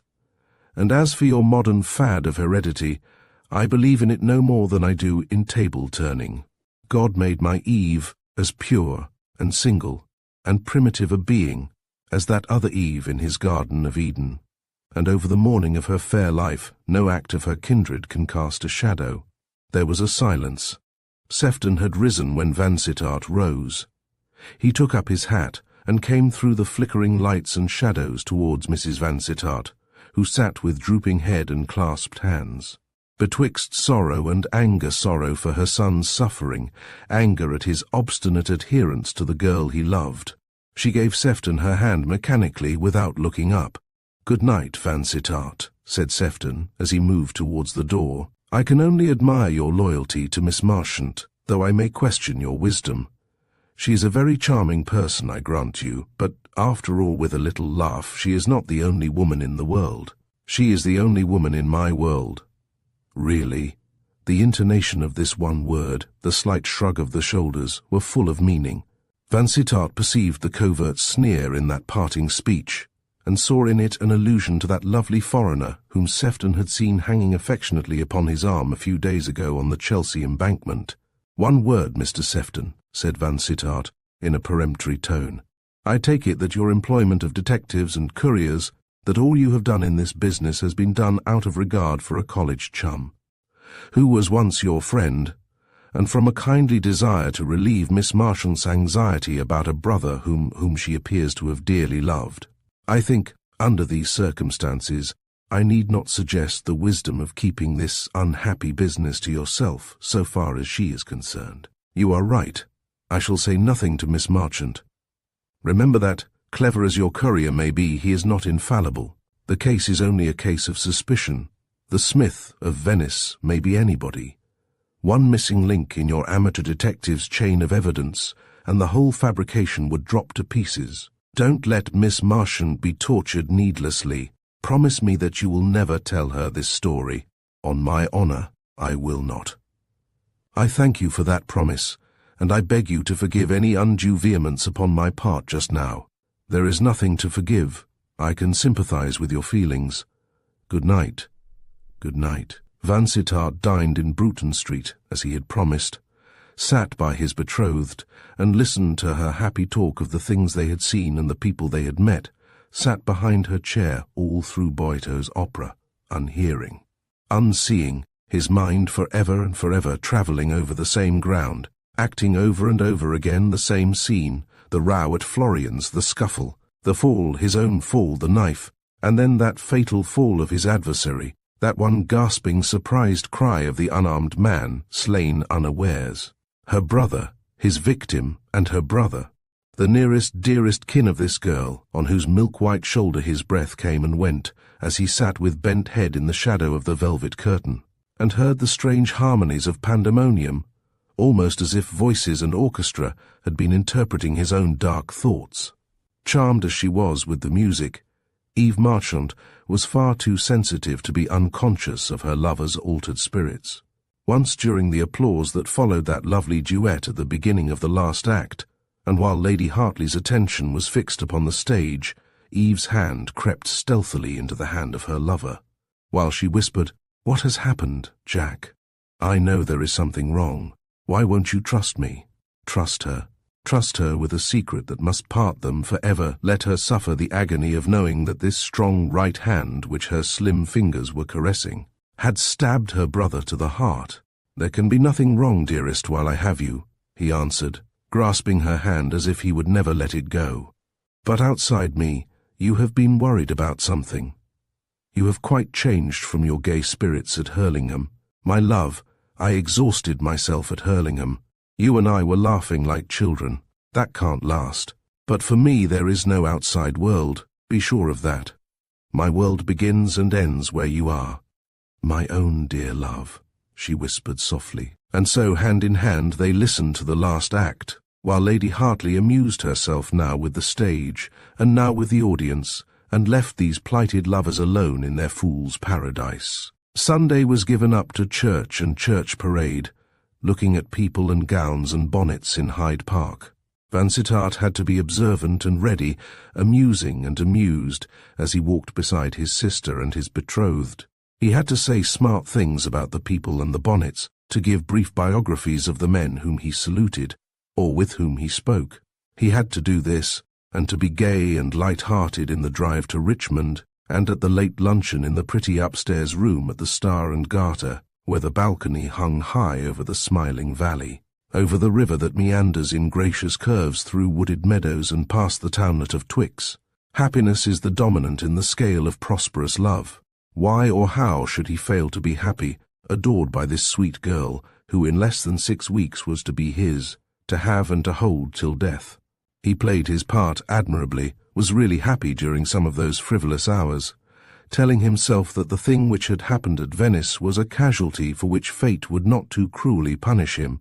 Even Oedipus Rex had a good time of it after he killed his father at the crossroads, he told himself mockingly. It was not till his daughters were grown up that troubles began. He had a long run of prosperity.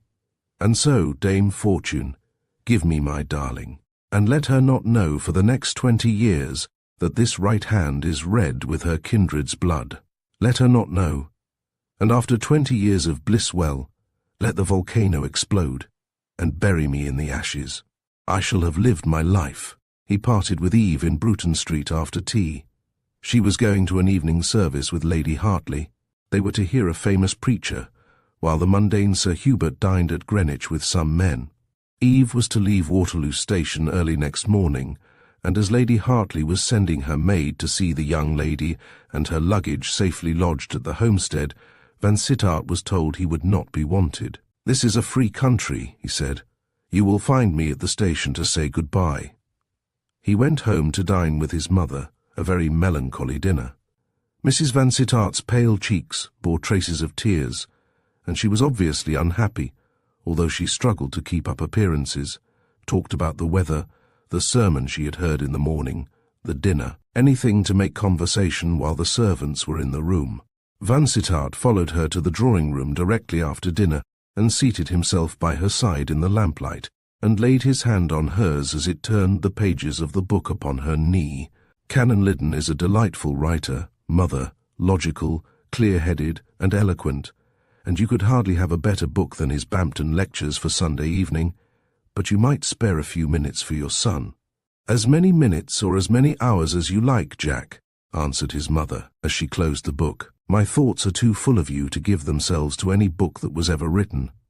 My dear son, what can I say to you? Do you really mean to persist in this miserable alliance? Oh, mother, how cruel you are even in your kindness! How cruel a mother's love can be! It is not a miserable alliance.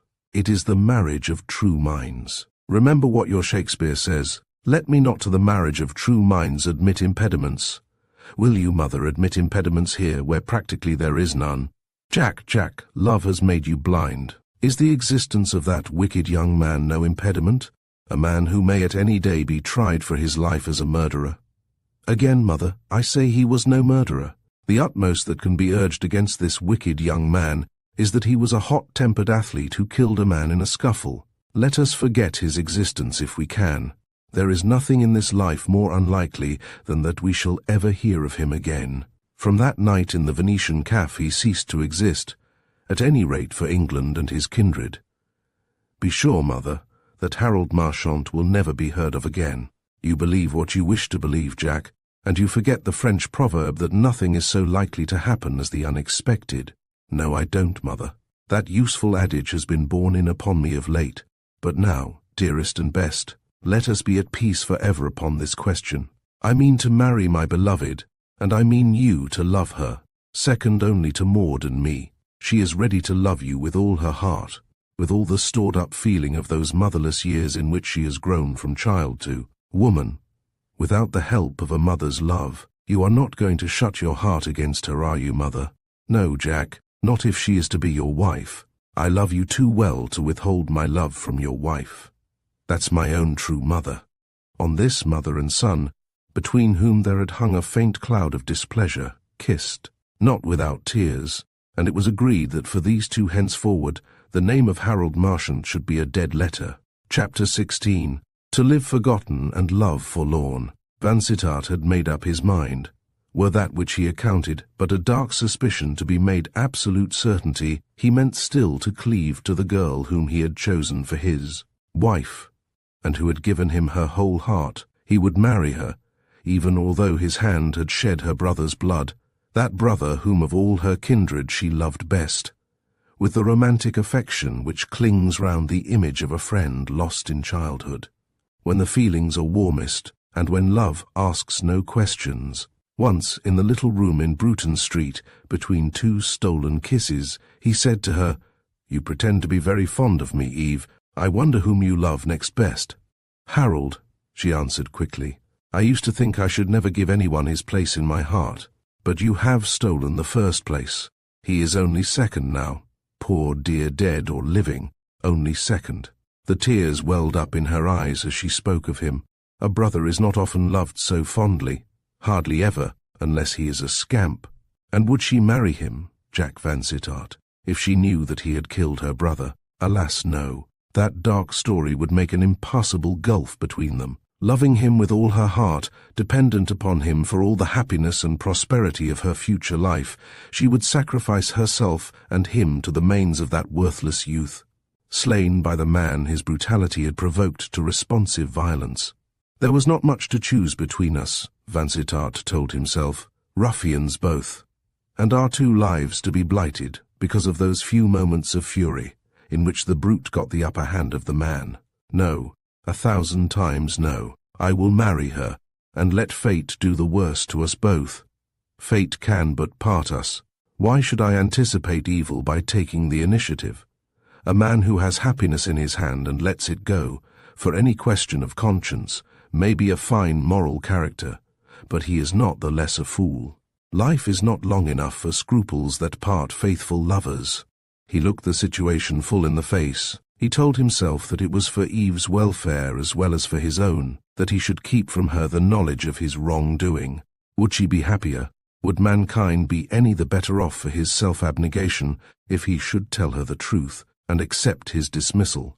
Knowing what he knew, she could scarcely lay her hand in his and take him for her husband. But once the vow spoken, once his wife, he thought that she might forgive him even her brother's blood. She must never know. He had blustered and raged in that troubled scene with Sefton, but sober reflection taught him that if he were to be safe in the future, he must conciliate the man he hated. A word from Sefton could spoil his happiness, and he could not afford to be ill friends with the man who had power to speak that word, nor could he afford to arouse that man's suspicions by any eccentricity of conduct. He had refused to hear the story of Harold Marchant's life from the courier's lips, as Sefton suggested, had refused with scornful vehemence. But reflection told him that he ought to examine the courier's chain of evidence, and to discover for himself if the links were strong enough to make Harold Marchant's identity with Fiordalisa's lover an absolute certainty. He wanted to know the worst, not to be deluded by the illogical imaginings of an amateur detective. Again, it was natural that a man in his position should look closely into this story, testing its accuracy by the severest scrutiny, and he wanted to act naturally, to act as Sefton would expect him to act. Influenced by these considerations, he called in Tite Street on Monday afternoon, and found Sefton at home, in a room which occupied the entire first floor of a small house, but which could be made into 2 rooms by drawing a curtain. It was the most luxurious room that Vansittart had seen for a long time, but there was a studied sobriety in its luxury which marked the man of sense as well as the sybarite. The colouring was subdued dull olive without relief, save from a few pieces of old Italian ebony and ivory work, a writing table, a coffer, a bookcase. Every inch of the floor was carpeted with dark brown velvet pile. No slippery parquetry or sham oak here, no gaudy variety of oriental prayer rugs or furry trophies of the chase. Capacious armchairs tempted to idleness, a choice selection of the newest and oldest books invited to study. 2 large windows looking east and west flooded the room with light, and a fireplace wide enough for a baronial hall promised heat and cheerfulness when frosts and fogs combine to make London odious. "You like my den," said Sefton, when Vansittart murmured his surprise at finding so good a room in so small a house. "Comfortable, ain't it? The house is small, but I've reduced the number of rooms to 3. Below I have only a dining room, above only my bedroom. There is a rabbit hutch at the back of the landing for my valet, and a garret in the roof for the women. Living in a colony of artists, I have taken pains to keep clear of everything artistic. I have neither stained glass nor tapestry, neither Raphael ware nor bronze idols, but I can offer my friends a comfortable chair and a decently cooked dinner. I hope you'll put my professions to the test some evening, when I can get 1 or 2 of my clever neighbours to meet you." Vansittart professed himself ready to dine with Mr. Sefton on any occasion, and straightway proceeded to the business of his visit. "You were good enough to suggest that I should see the courier, Ferrari," he said, "and I was impolite enough to refuse rather roughly, I fear." "You were certainly a little rough," answered Sefton with his suave smile. "But I could make allowances for a man in your position. I honor the warmth of your feelings, and I admire the chivalry which makes you indifferent to the belongings of the woman you love. That which you are pleased to call chivalry, I take to be the natural conduct of any man in such circumstances. Honestly now, Mr. Sefton, would you give up the girl you love if you found her brother had been the chief actor in such a scene as that row in the Venetian cafe? Well, I suppose not, if I were tremendously in love. But life would be considerably embittered, to my mind, by the apprehension of such a brother-in-law's reappearance, or by any unlooked-for concatenation which might bring his personality into the foreground. I am willing to risk such a concatenation. In the meantime, it has occurred to me that I ought to see Ferrari, and look into his story dispassionately. If you will kindly give me his address, I will write and ask him to call upon me. You will find him a very good fellow, a splendid animal, with a fair intelligence," said Sefton, writing an address. "And now I hope you have forgiven me for bringing an unpleasant train of circumstances under your notice. You must remember that the facts in question came to my knowledge solely from my wish to oblige Miss Marchant. It would not have been fair to you to leave you in ignorance of what so nearly concerned your future wife. Certainly not, but it would have been kinder or wiser on your part to have kept this knowledge from my mother. Mrs. Vansittart had won my warmest regard by her kindness to the son of an old friend. I felt my first duty was to her. That was unwise, and your unwisdom has caused much pain. However, I thank you for having spared Miss Marchant the knowledge that would make her miserable. I may rely upon you to keep the secret always." "May I not?" asked Vansittart, earnestly. "Always. You have my promise. Thank you. That sets my mind at rest. I know how to deal with my mother's prejudices, and I know that her affection for Eve will overcome those prejudices in good time." Ferrari called at Charles Street at 11 o'clock next morning, in accordance with Vansittart's request. As the clock struck the hour, a tall, good-looking man, with reddish-brown hair, reddish-brown eyes, and a cheerful, self-satisfied smile, was ushered into Vansittart's study. "You are punctual, Signor Ferrari. Sit down, please, and come to business at once. Mr. Sefton tells me that you are the most business-like of men, as well as the best of fellows. Mr. Sefton have known me many years, sir. I have had the honor to nurse the of him father in his last illness. 10 years ago we was at Venice, at the Grand Hotel. Mr. Sefton's father threw himself out of the window in a paroxysm of pain. I pick him out of the canal, at risk of to drown. The son does not forget what Ferrari did for the father." Those who knew Ferrari intimately discovered that this rescuing of would-be suicides from the Grand Canal was an idiosyncrasy of his. He affected to have saved half the distinguished travellers of Europe in this manner. "Now, Signor Ferrari, you have no doubt considered that the charge you have brought against Mr. Harold Marchant is a very serious one." "Scusatemi, illustrissimo gentleman, I bring no charge," protested Ferrari in his curious English, which he spoke with an American accent, having improved his knowledge of the language in the society of American travellers, few of whom condescended to Italian or even French. "I bring no charge. Mr. Sefton tell me, trace for me the movements of a young man called Harold Marchant. Find him for me. He was last heard of with a party of explorers in Mashonaland. He good shot. Kill big game. With these bare facts I set to work. I am one who never stop. I am like the devil in Job, always going to and fro over the earth. I know men in all parts, couriers, interpreters, servants of every class, money changers, shipping agents. From among these I get my information, and here it is tabulated.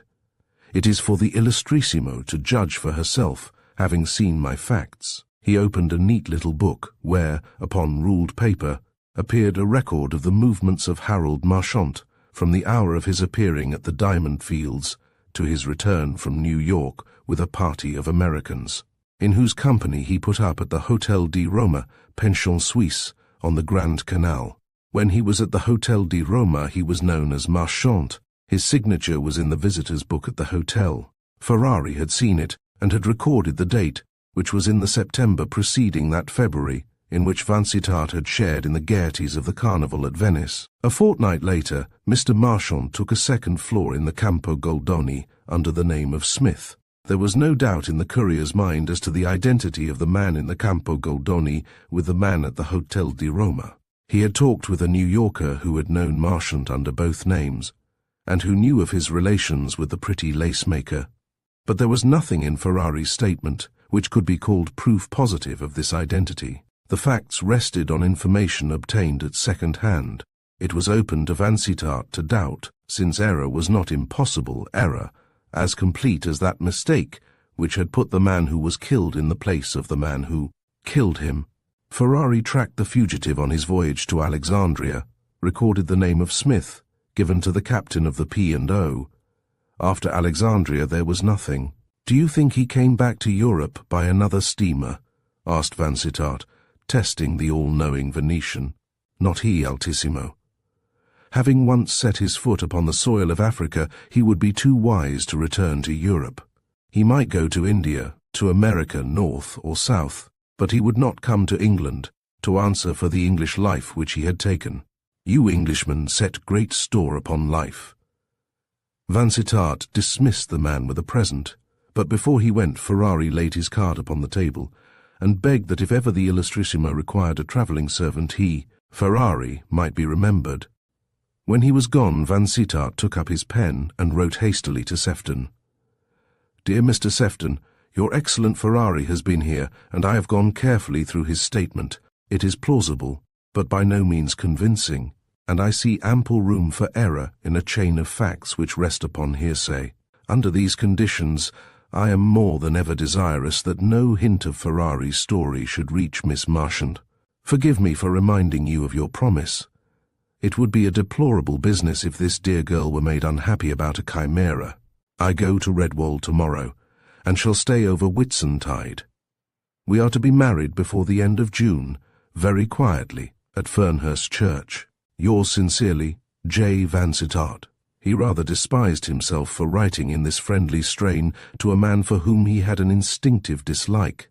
But he tried to believe that his dislike was mere prejudice, and that Sefton's manner with Eve, to which he had taken such violent objection, was only Sefton's manner to young women in general. A bad manner, but without any sinister feeling underlying it, only a bad manner. Tomorrow he was to go to Redwold, to be his sister's guest till after Whitsuntide, or until the wedding if he pleased, and before June was pushed aside by her sultrier sister July, he was to be Eve Marchant's husband. Every day of his life brought that union a day nearer. It had come now to the counting of days. It seemed to him as if time and the calendar were no more, as if he and his love were being swept along on the strong current of their happiness. He could think of nothing, care for nothing but Eve.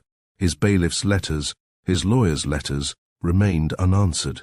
He could not bring himself even to consider his mother's suggestions as to this or that improvement at Marewood, whither Mrs. Vansittart was going at Whitsuntide, to prepare all things for the coming of the bride, and to arrange for her own removal. "Do as much or as little as you like, mother," Vansittart said. "You need alter nothing. Eve will be pleased with things as they are." "It will be a great change from a cottage," sighed Mrs. Vansittart. "I'm afraid she will be bewildered and overpowered by a large household. She can have no idea of managing servants." "The servants can manage themselves, mother. I don't want a managing wife. Yet from what I have seen of Eve in her own home, I take her to be well up in domestic matters." Everything at the homestead seemed the essence of comfort.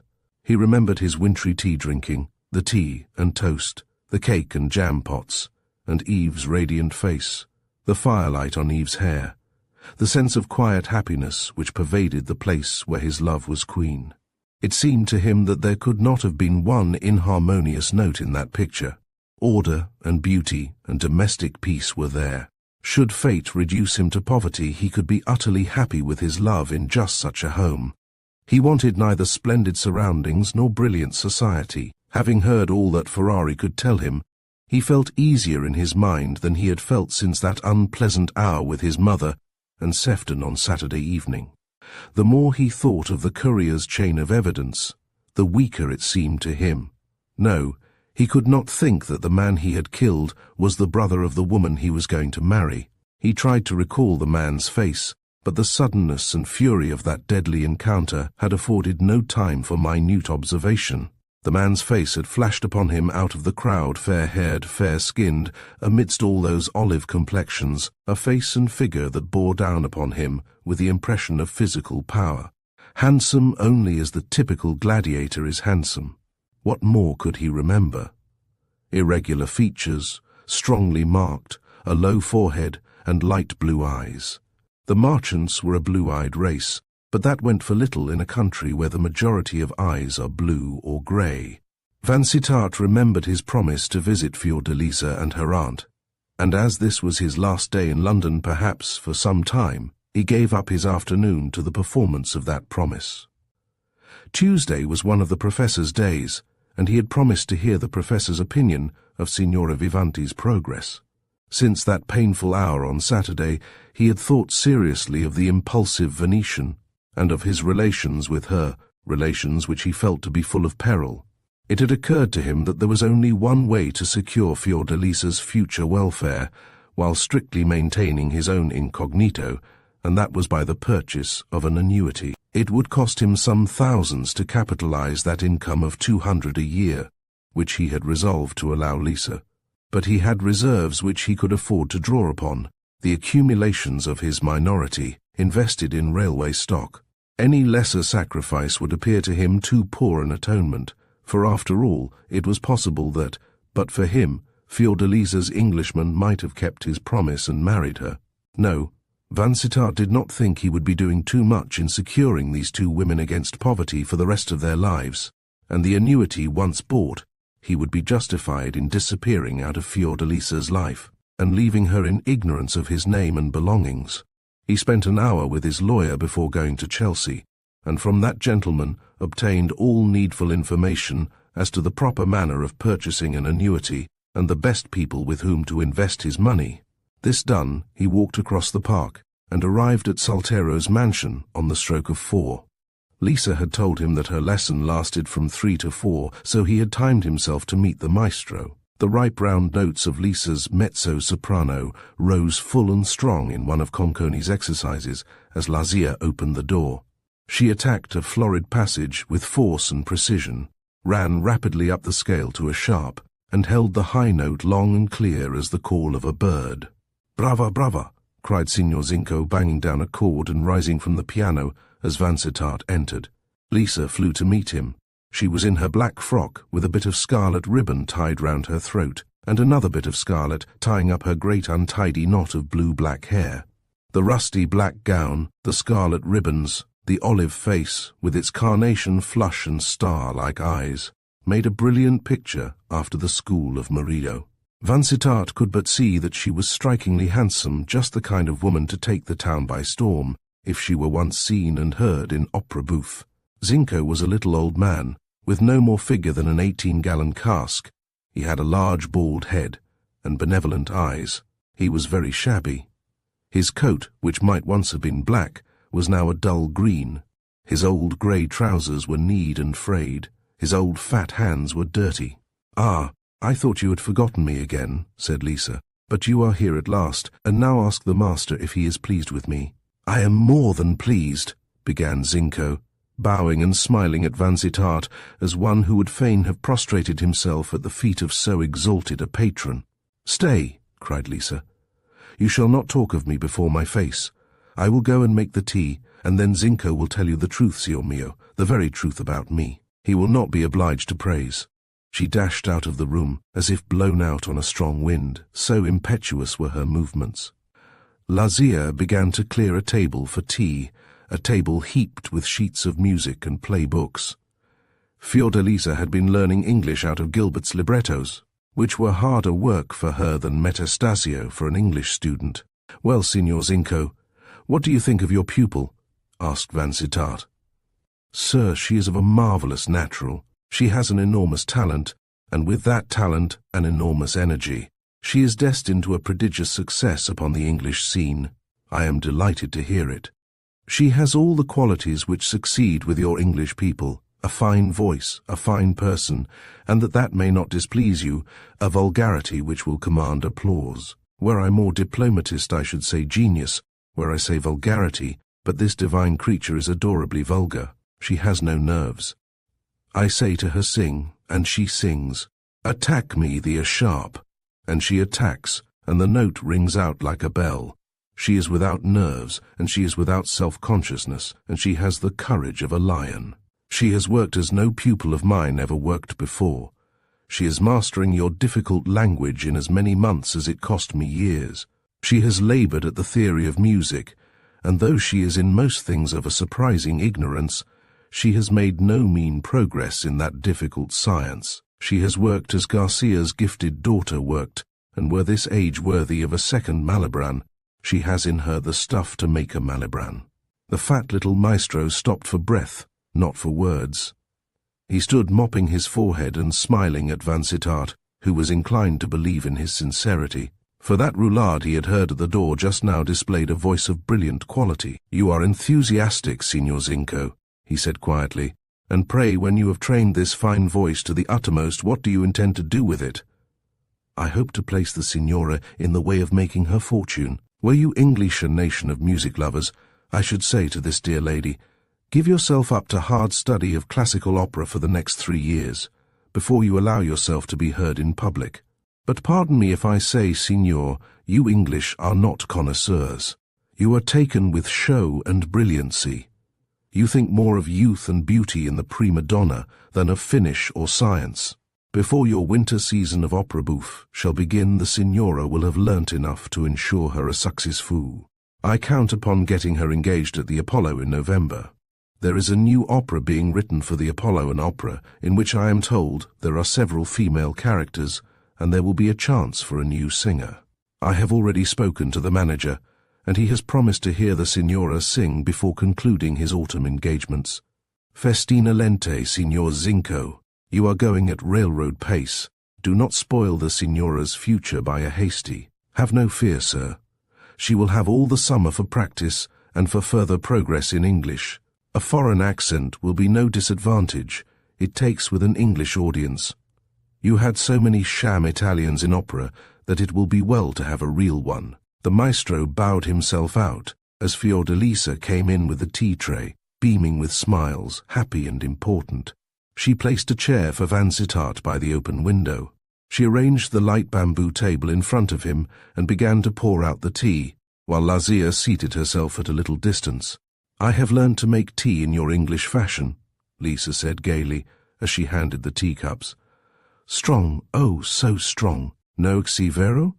Our neighbour on the upper floor taught me. She laughed at my tea one day when she came to see me. And now, what did little Zinco say? He always pretends to be satisfied with me. He praised you to the skies. He says you will make your fortune in opera." "And do you like operas?" Lisa asked, after a thoughtful pause. "I adore music of all kinds, except hurdy-gurdies and banjos." "And will you come sometimes to hear me sing?" "Assuredly, with the greatest pleasure." "I shall owe fame and fortune to you, if ever I am famous or rich," said Lisa, seating herself on a low stool by the window, in the full afternoon sunlight, basking in the brightness and warmth. "What has become of Paolo?" asked Vansittart, looking round the room, where some scattered toys reminded him of the child's existence. "Paolo has gone to tea with a lady on the top floor. She has 3 little girls and a boy, and they all love El Putolo. They let him play with their toys and pull their hair. Hark! There they go." A wild gallop of little feet across the ceiling testified to the animation of the party. "He has been there all the afternoon. He is a bold, bad boy, and so full of mischief," said Lisa, with evident pride. "He is very big for his age, people say, and as active as a monkey. You must go and fetch him directly you have had your tea, Carina mia," she added to her aunt. "He has been with those children nearly 2 hours. He will be awake all night with excitement." "Is he excitable?" asked Vansittart, who felt a new and painful interest in this child of a nameless parent. "Oh, he is terrible. He is ready to jump out of the window when he is happy. He throws himself down on the floor and kicks and screams till he is black in the face, when he is not allowed to do what he likes. He is only a baby, And yet he is our master. That is because he is a man, I suppose. We were created to be your slaves, were we not, Signor mio? Lazia spoils him. Lazia protested that the boy was a cherub, an angel. He wanted nothing in life but his own way, and he was so strong, so big, and so beautiful that people turned in the streets to look at him. Among all the children in Battersea Park I have never seen his equal, and he is not yet 3 years old. He fought with a boy of 6, and sent him away howling. He is a marvel. When he is old enough I shall send him to a gymnasium, said Lisa. I want him to be an athlete, like his father. He told me once that he won cups and prizes at the university by his strength. Oh, how white you have turned, she cried, distressed at the ghastly change in Vansittart's face. I forgot. I ought not to have spoken of him. I never will speak of him again. We will forget that he ever existed. She hung over his chair. She took up his hand and kissed it. Forgive me, she murmured with tears. Unmoved by this little scene, Lazia emptied her teacup, rose, and left the room, and they two, Vansittart and Fiordalisa, were alone. You know that I would not pain you for the world, she sighed. You have been so good to me, my true and only friend. No, Signora. I know that you would not willingly recall that memory which is branded upon my heart and brain. I can never forget. Do not believe even that I wish to forget. I sinned, and I must suffer for my sin. My friendship for you and for your good aunt arose out of that sin. I want to atone to you as far as I can for that fatal act. You understand that, I am sure. Yes, I understand. But you like us, don't you? She pleaded. You are really our friend? I am really your friend, and I want to prove my friendship by settling an income upon you in such a manner that you will not be dependent upon my forethought for the payment of that income. It will be paid to you as regularly as the quarter day comes round. I am going to buy you an annuity, Lisa, that is to say, an income which will be paid to you till the end of your life, so that whether you make your fortune as a singer or not, you can never know extreme poverty. But who will give me the money when quarter day comes? It will be sent to you from an office. You will have no trouble about it. I should hate that. I would rather have the money from your hand. It is you who give it me, not the man at the office. I want to kiss my benefactor's hand. You are my benefactor. That was one of the first words I taught myself after I came to this house. Benefactor, she repeated with her Italian accent. It is easier than most of your English words. Cara Signora, I may be far away. It would be a bad thing for you to depend on my memory for the means of living. Let us be reasonable and businesslike. I shall see to this matter tomorrow. And now, goodbye. He rose and took up his hat. Lisa hung about him, very pale, and with her full lower lip quivering like the lip of a child that is trying not to cry. Why are you doing this? Why are you changing to me? She asked piteously. I am not changing, Lisa. There is no thought of change in me. Only you must be reasonable. There is a dark secret between us, the memory of that fatal night in Venice. It is not well that we should meet often. We cannot see each other without remembering. I remember nothing when I am with you, niente, she cried passionately. Nothing except that I love you with all my heart and soul. She tried to throw herself upon his breast, but as he recoiled, astonished and infinitely pained, she fell on her knees at his feet, and clasped his hand in both of hers, and kissed and cried over it. I love you, she repeated, and you have loved me.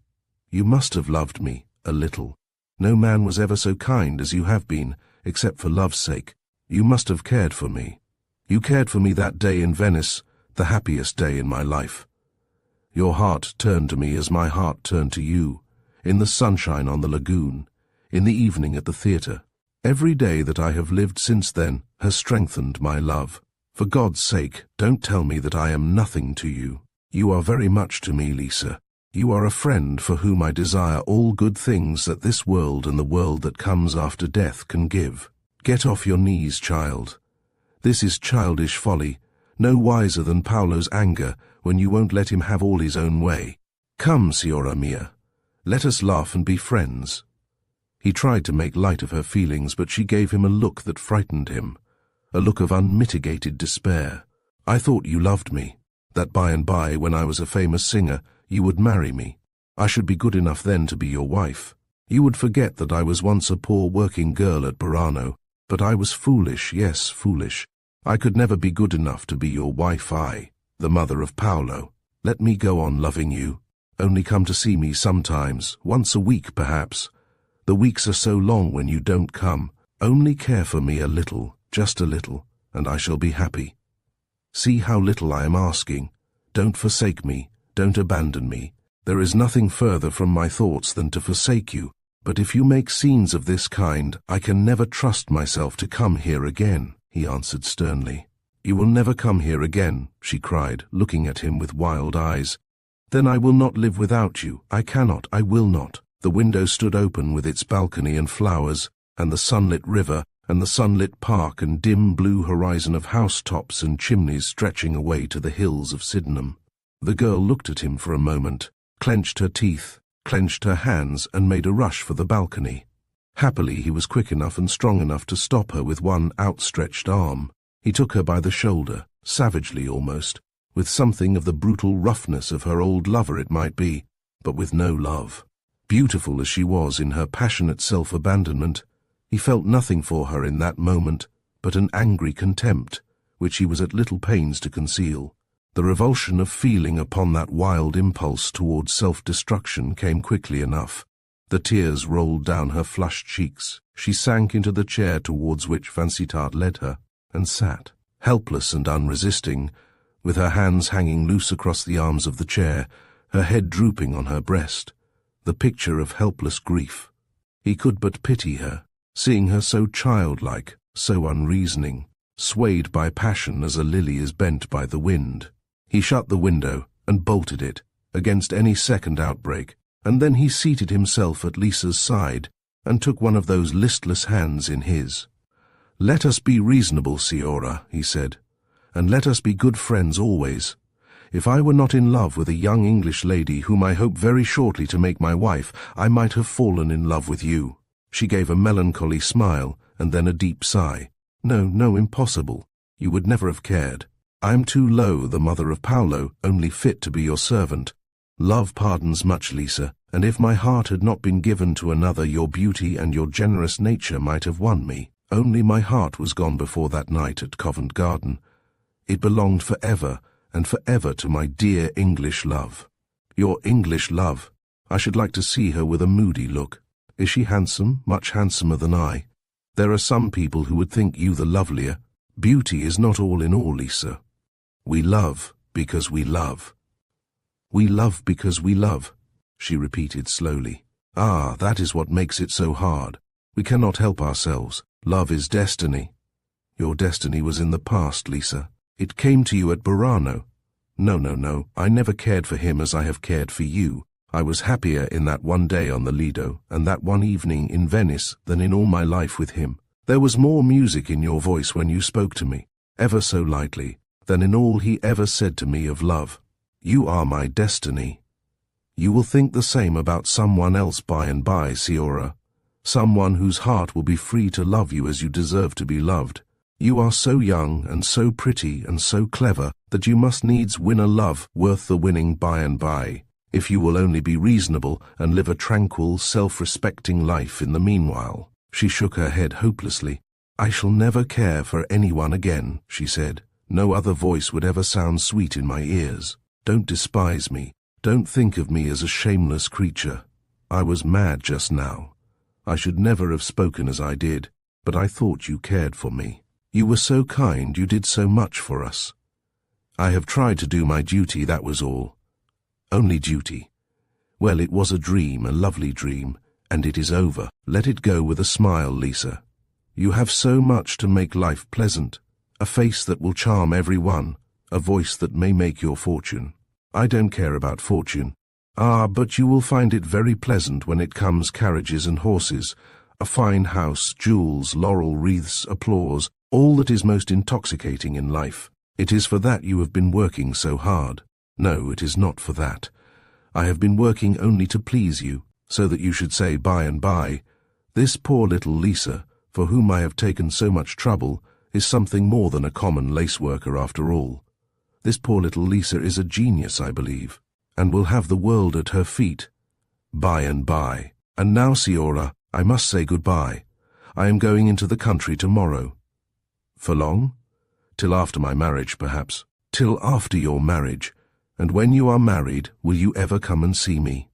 Perhaps, if you will promise never again to talk as foolishly as you have talked today. I promise. I promise anything in this world rather than not see you. If I come, be sure I shall come as your true and loyal friend. Ah, here is your son, as a babyish prattle made itself heard in the little vestibule. First came a rattling of the handle, and then the door was burst open, and Paolo rushed in, a sturdy block of a boy, with flaxen hair and great black eyes, a curious compromise between the Saxon father and the Venetian mother, square-shouldered, sturdy, stolid, yet with flashes of southern impetuousness. He was big for his age, very big, standing straight and strong upon the legs of an infant Hercules. He excelled in everything but speech. Vansittart lifted him in his arms and looked long and earnestly into the cherubic countenance, which first smiled and then frowned at him. He was trying, in this living picture of the dead, to see whether he could discover any trace of the Marchant lineaments. It might be that a foregone conclusion prompted the fancy, that the fear of seeing made him see, but in the turn of the eyebrow and the contour of cheek and chin, he thought he recognized lines which were familiar to him in the faces of Eve and her sister's lines which were not in Fiordalisa's face. He set the boy down with a sigh. "Don't spoil him, Signora," he said to Lazia. "He looks like a boy with a good disposition but a strong temper. He will want judicious training by and by." Lisa followed him to the vestibule and opened the door for him. "Tell me that you are not angry before you go," she said imploringly. "Angry? No, no, how could I be angry? I am only sorry that you should waste so much warmth of feeling on a man whose heart belongs to someone else. What is she like, that someone else? Tell me that, I want to know. Very lovely, very good, very gentle and tender and dear. How can I describe her? She is the only woman in the world for me. Shall I ever see her? I think not, Signora. It would do no good. There is that sad secret which you and I know, but which she does not know. I could not tell her about you without making her wonder how you and I had come to be such friends. And then—" "You do not think that I would tell her," exclaimed Lisa, with a wounded air. "No, no, I know you would not. Only secrets come to light sometimes, unawares. Let the future take care of itself. Once more, goodbye."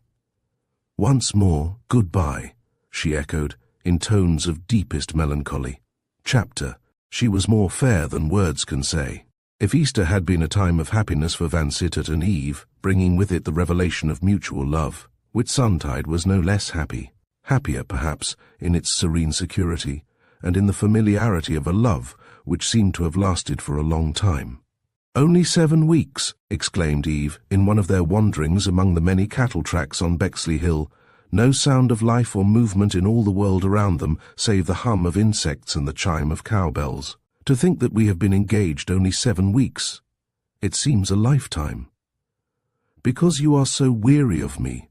asked Vansittart with a lover's fatuous smile. "No, because our love is so colossal. How can it have grown so tremendous in so short a time? Romeo and Juliet's love grew in a single night. Ah, that was in Italy, and for stage effect.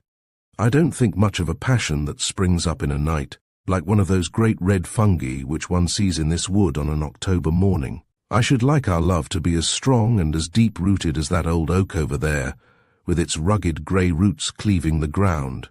Why, so it is, or it will be by the time we celebrate our golden wedding. Our golden wedding. Yes, if we go on living, we must be old and grey some day. It seems hard, doesn't it? How happy those Greek gods and goddesses were, to be forever young. It seems hard that we must change from what we are now.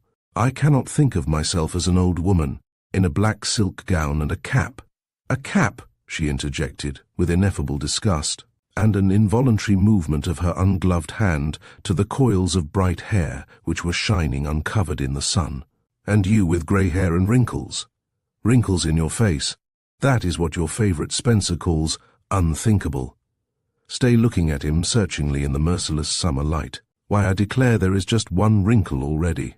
Just one perpendicular wrinkle. That means care, does it not? What care can I have when I have you, except the fear of losing you? Ah, you can have no such fear. I think, like Juliet, I should have had more cunning to be strange. I let you see too soon that I adored you. I made myself too cheap. No more than the stars are cheap. We may all see them and worship them. But that deep perpendicular line, Jack, it must mean something. I have been reading Darwin on expression, remember. Spencer Darwin, you are getting far too learned. I liked you better in your ignorance. How ignorant I was with a long-drawn sigh till you began to educate me. Poor dear Mutterchen never taught us anything but the multiplication table and a little French grammar. We used to devour Scott and Dickens and Bulwer and Thackeray. The books on our shelves will tell you how they have been read. They have been done to rags with reading. They are dropping to pieces like overboiled fowls. And we know our Shakespeare. We have learnt him by heart. We used to make our winter nights merry acting Shakespearean scenes to Nancy and the parlour maid. They were our only audience. But, except those dear novelists and Shakespeare, we read nothing. History was a blank, philosophy a word without meaning. You introduced me to the world of learned authors. Was I wise? Was it not something like Satan's introduction of Eve to the apple? Wise or foolish, you gave me Darwin. And now I want to know what kind of trouble it was that made that line upon your forehead. Some foolish love affair, perhaps. You were in love, ever so much deeper in love than you are with me. No, my dearest, all my earlier loves were lighter than vanity, no more than Romeo's boyish passion for Rosalind. What other care, then? You, who are so rich, can have no money cares. Can I not? Imprimis, I am not rich. And then what income I have is derived chiefly from agricultural land cut up into smallish farms, with homesteads and barns and cowhouses that seem always ready to tumble about the tenants' ears. Unless I spend half a year's rent in repairs. Dear, picturesque old homesteads, I've no doubt. Eminently picturesque, but very troublesome to own. And did repairs, the cost of roofs and drain-pipes, write that deep line on your brow?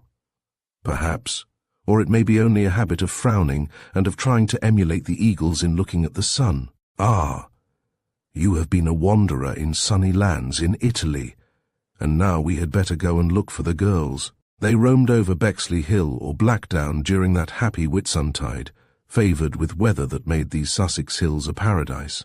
It was the season of hawthorn blossom, and an undulating line of white may-bushes came dancing down the hill like a bridal procession. It was the season of bluebells, and all the woodland hollows trembled with azure bloom, luminous in sunlight, darkly purple in shadow. The season of blossoming trees in cottage gardens, of the laburnum's golden rain, the acacia's perfumed whiteness, the tossing balls of the guelder rose, the mauve blossoms of wistaria glorifying the humblest walls, the small white woodbine scenting the warm air.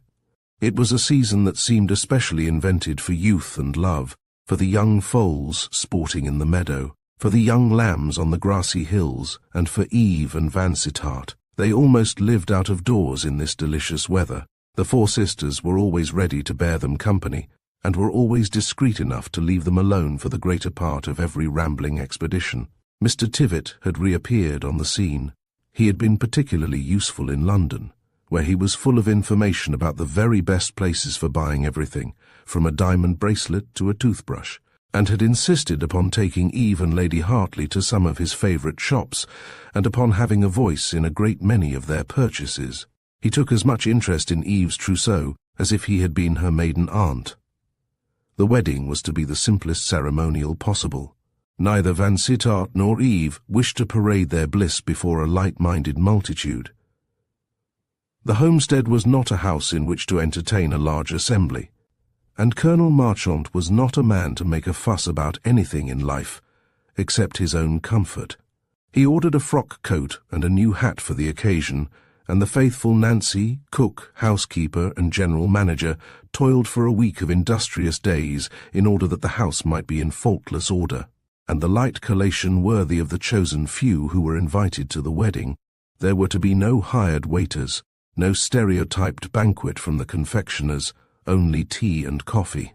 Champagne of a famous brand upon this, the Colonel insisted, and such cakes and biscuits and delicate sandwiches as Nancy knew well how to prepare. For bridesmaids, Eve had her 4 sisters, all in white frocks, and carrying big bunches of Maréchal Niel roses. Hetty and Peggy had been in ecstatic expectation of the day for a month, and full of speculation as to what manner of present the bridegroom would give them. They squabbled about this question almost every night at bedtime, under the sloping roof of the attic which they occupied together, close to the overhanging thatch where there was such a humming and buzzing of summer insects in the June mornings. "He is bound to give us a present," said Peggy. "It's etiquette, accentuating the first syllable. You should say E.T. reproved Hetty. Lady Hartley lays a stress upon the ket." "Don't bother about pronunciation," muttered Peggy. "One can never get on with one's talk when you're so fine ladyfied." "Pronunciation," cried Hetty. "You pick up your language from Susan. No wonder Sophie is horrified at you. Sophie is too fine for anything. Mr. Vansittart said so yesterday when she gave herself airs at the picnic because there were no table napkins. I wonder what the present will be. He's so rich, he's sure to give us something pretty. Suppose he gives us watches." A watch was the dream of Peggy's life. She thought the difference between no watch and watch was the difference between a humdrum existence and a life of exquisite bliss. "Suppose he doesn't," exclaimed her sister contemptuously. "Did you ever hear of a bridegroom giving watches? Of course the bridesmaids are supposed to have watches. Their fathers give them watches directly they are in their teens, unless they are hard up, like our father. I shouldn't wonder if he were to give us diamond arrow brooches." Hetty had seen a diamond arrow in Lady Hartley's bonnet strings, and had conceived a passion for that ornament. "What do you bet that it will be diamond arrows?" "There's no use in betting. If you lose, one never gets paid." "I don't often have any money," Peggy replied naively, and then came a knocking at the lath and plaster partition, and Sophie's sharp voice remonstrating. "Are you children never going to leave off chattering? You are worse than the swallows in the morning." There was one blissfulest of days for Peggy during the week before the wedding, a balmy June morning on which Vansittart came in a dog-cart to take Eve and her youngest sister to Haslemere station, whence the train carried them through a smiling land, perfumed with bean blossoms and those fragrant spices which pine woods exhale under the summer sun, to Liss, where another dog-cart was waiting for them, and whence they drove past copse and common to Merewood, Vansittart's very own house, to which he brought his future wife on a visit of inspection, to see if she would like any alterations, he said. "As if anyone could want to alter such a lovely house," exclaimed Peggy, who was allowed to run about and pry into every hole and corner, and open all the wardrobes and drawers, except in Mrs. Vansittart's rooms, where everything was looked at with almost religious reverence. There were boxes packed already in this lady's dressing-room, the note of departure already sounded. "My mother talks of a house at Brighton," said Vansittart. "She has a good many friends settled there, and the winter climate suits her." "I am sorry she should feel constrained to go away," said Eve, looking ruefully round the spacious morning-room, with its 3 French windows opening onto a wide balcony, a room which could have swallowed up half the homestead. "It seems as if I were turning her out, and I am sure there would have been ample room for both of us in this big house. So I told her, 'Love, but English mothers don't take kindly to the idea of a joint menage. She will come to us often as our guest, I have no doubt, but she insists upon giving up possession to you and me.' They loitered in all the lower rooms, drawing-room and ante-room, library, billiard-room, an unpretentious country house, spread over a good deal of ground, roomy, airy, beautifully lighted, but boasting no art collections, no treasures of old books, unpretentiously furnished after the fashion of a century ago, and with only such modern additions as comfort required. The drawing-room would have appeared shabby to eyes fresh from London drawing-rooms, but the colouring was harmonious, and the room was made beautiful by the flowers on tables, chimney-piece, and cabinets. "I dare say you would like to refurnish this room by and by," said Vansittart. Not for worlds. I would not change one detail that can remind you of your childhood. I remember the drawing room in Yorkshire, and how dearly I loved the sofas and easy chairs, the glass cabinets of old blue china. It would grieve me to go back and see strange furniture in that dear old room, and I love to think that your eyes looked at these things when they were only on a level with that table pointing to a low table with a great bowl of roses upon it. Not my eyes alone, but my father's and grandfather's eyes have looked from yonder low level. I am glad you don't mind the shabby furniture. I confess to a weakness for the old sticks. Shabby furniture, repeated Eve. One would think you were going to marry a princess. Why, this house is a palace compared with the homestead, and yet I have contrived to be happy at the homestead, because heaven has given you one of its choicest gifts, a happy disposition, said Vansittart. It is that sunny temperament which irradiates your beauty. It is not that tip-tilted little nose, so slender in the bridge, so ethereal in its upward curve, nor yet those violet eyes which make you so lovely. It is the happy soul forever singing to itself, like the lark up yonder in the fathomless blue. I shouldn't think you cared for me if you didn't talk nonsense sometimes, answered Eve, gaily, but it is a privilege to be happy, isn't it? Sophie and I have had the same troubles to bear, but they have hurt her ever so much more than they hurt me. Jenny and I sometimes call her Mrs. Gummidge. I think it is because she has never left off struggling to be smart, never left off thinking that we ought to be on the same level as the county families, while Jenny and I gave up the battle at once and confessed to each other frankly that we were poor and shabby and the daughters of a scampish father. And so we have managed to be happy. I love to think that I am like Beatrice, and that I was born under a star that danced. You were born under a star that brought me good luck. They were in the flower garden, a delightful old garden of velvet turf and herbaceous borders, a garden brimful of roses, standard roses and climbing roses and dwarf roses, arches of roses that made the blue sky beyond look bluer, alleys shaded with roses, like the vine-clad berceau of Italy. It was a garden shut in by walls of ilex and yew, and so secluded as to make an al fresco saloon for summer habitation, a saloon in which one could breakfast or dine, without fear of being espied by anyone approaching the hall door. Eve was enchanted with her new home. She poured out her confidence to him who was so soon to be her husband, with the right to know her inmost thoughts, her every impulse or fancy. It was not often that she talked of herself, but today she was full of personal reminiscences, and Vansittart encouraged her innocent egotism. I don't think you realize that you are playing the part of King Cophetua and marrying a beggar maiden, she said. I don't think you can have any idea what a struggle my life has been since I was 12 years old, how that dear Nancy and I have had to scheme and manage in order to feed 4 hungry girls. You remember how Hetty and Peggy giggled when you talked about dinner. We scarcely ever had a meal which you and Lady Hartley would call dinner. We were vegetarians half our time. We abstained when it wasn't Lent. We had our ember days all the year round. Oh, pray don't look so horrified. We had the kind of food we liked. Vegetable soups and savoury messes, salads and cheese, cakes and buns, bread and jam. We had meals that we all enjoyed tremendously, only we could not have asked a dropper in to stay and lunch or dine, could we? So it was lucky people took so little notice of us.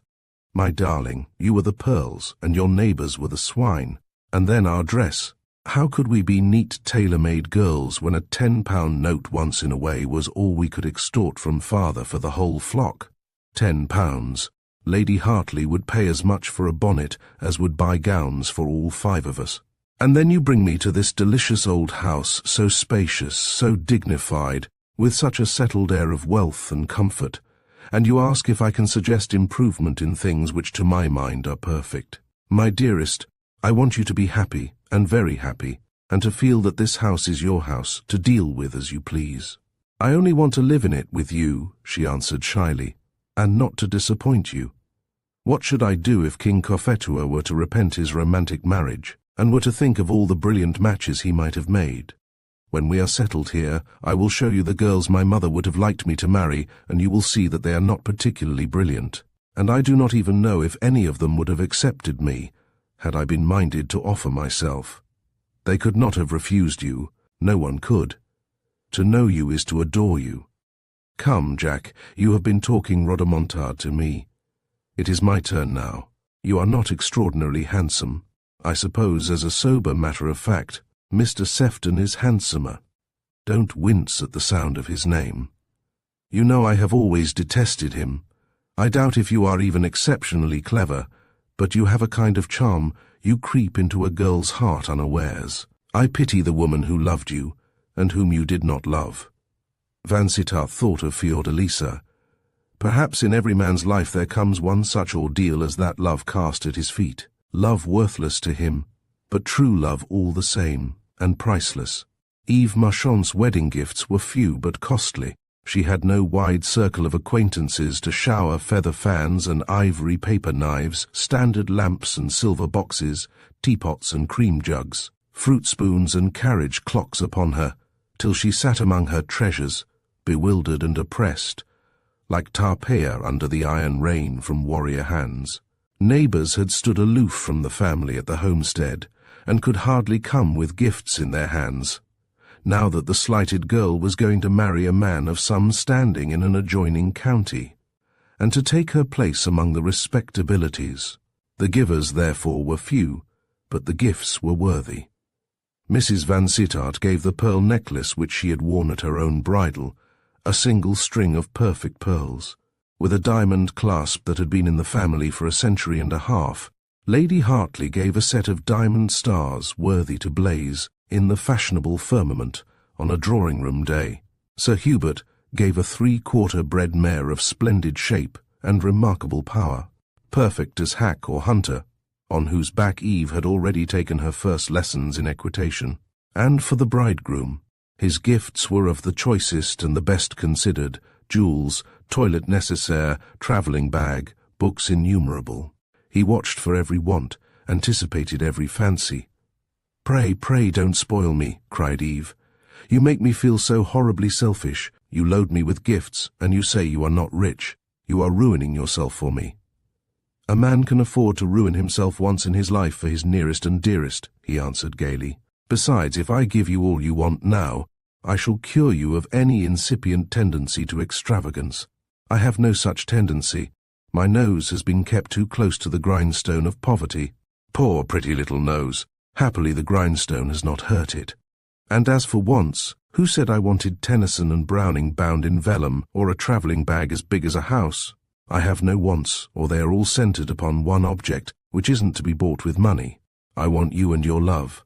I and my love are yours, have been yours since that night in the snowy road, when you entered into my life at a flash, like the sunlight through Newton's shutter, like Undine, like Titania. One of the few wedding presents was embarrassing alike to bride and bridegroom, for it came from a man whom both disliked, but whom one of the two would rather not offend. Eve's appearance in the family sitting-room just a little later than usual one morning was loudly hailed by Hetty and Peggy, who were squabbling over a small parcel which had arrived, registered and insured, by the morning post. "It is a jeweller's box in the shape of a crescent," cried Peggy. "It must be a crescent brooch. How too utterly lovely. But it is not from Mr. Vansittart." They called him Mr. Vansittart still, although he had begged them to call him Jack. It would be too awfully free and easy to call so superb a gentleman by such a vulgar name, Hetty said, when the subject came under discussion. "I say it is from Mr. Vansittart," protested Hetty. "Who else would send her a diamond crescent?" "How do you know it's diamonds?" "Oh, of course. Bridegrooms always give diamonds. Did you ever see anything else in the weddings in the ladies' pictorial?" "Bother the ladies' pictorial. It ain't his handwriting." "Ain't it, stupid? Who said it was? It's the jeweller's writing, of course, with Mr. Vansittart's card inside. Perhaps you will allow me to open the parcel and see what it all means," said Eve, with the eldest sister's dignity. The two young barbarians had had the breakfast table to themselves, Sophie and Jenny not having appeared. There were certain operations with spirit lamp and tongs which made these young ladies later than the unsophisticated juniors. "I shall scold him savagely for sending me this after what I told him yesterday," said Eve, as she tore open the carefully sealed parcel. She was of Hetty's opinion, The gift could be from none but her lover.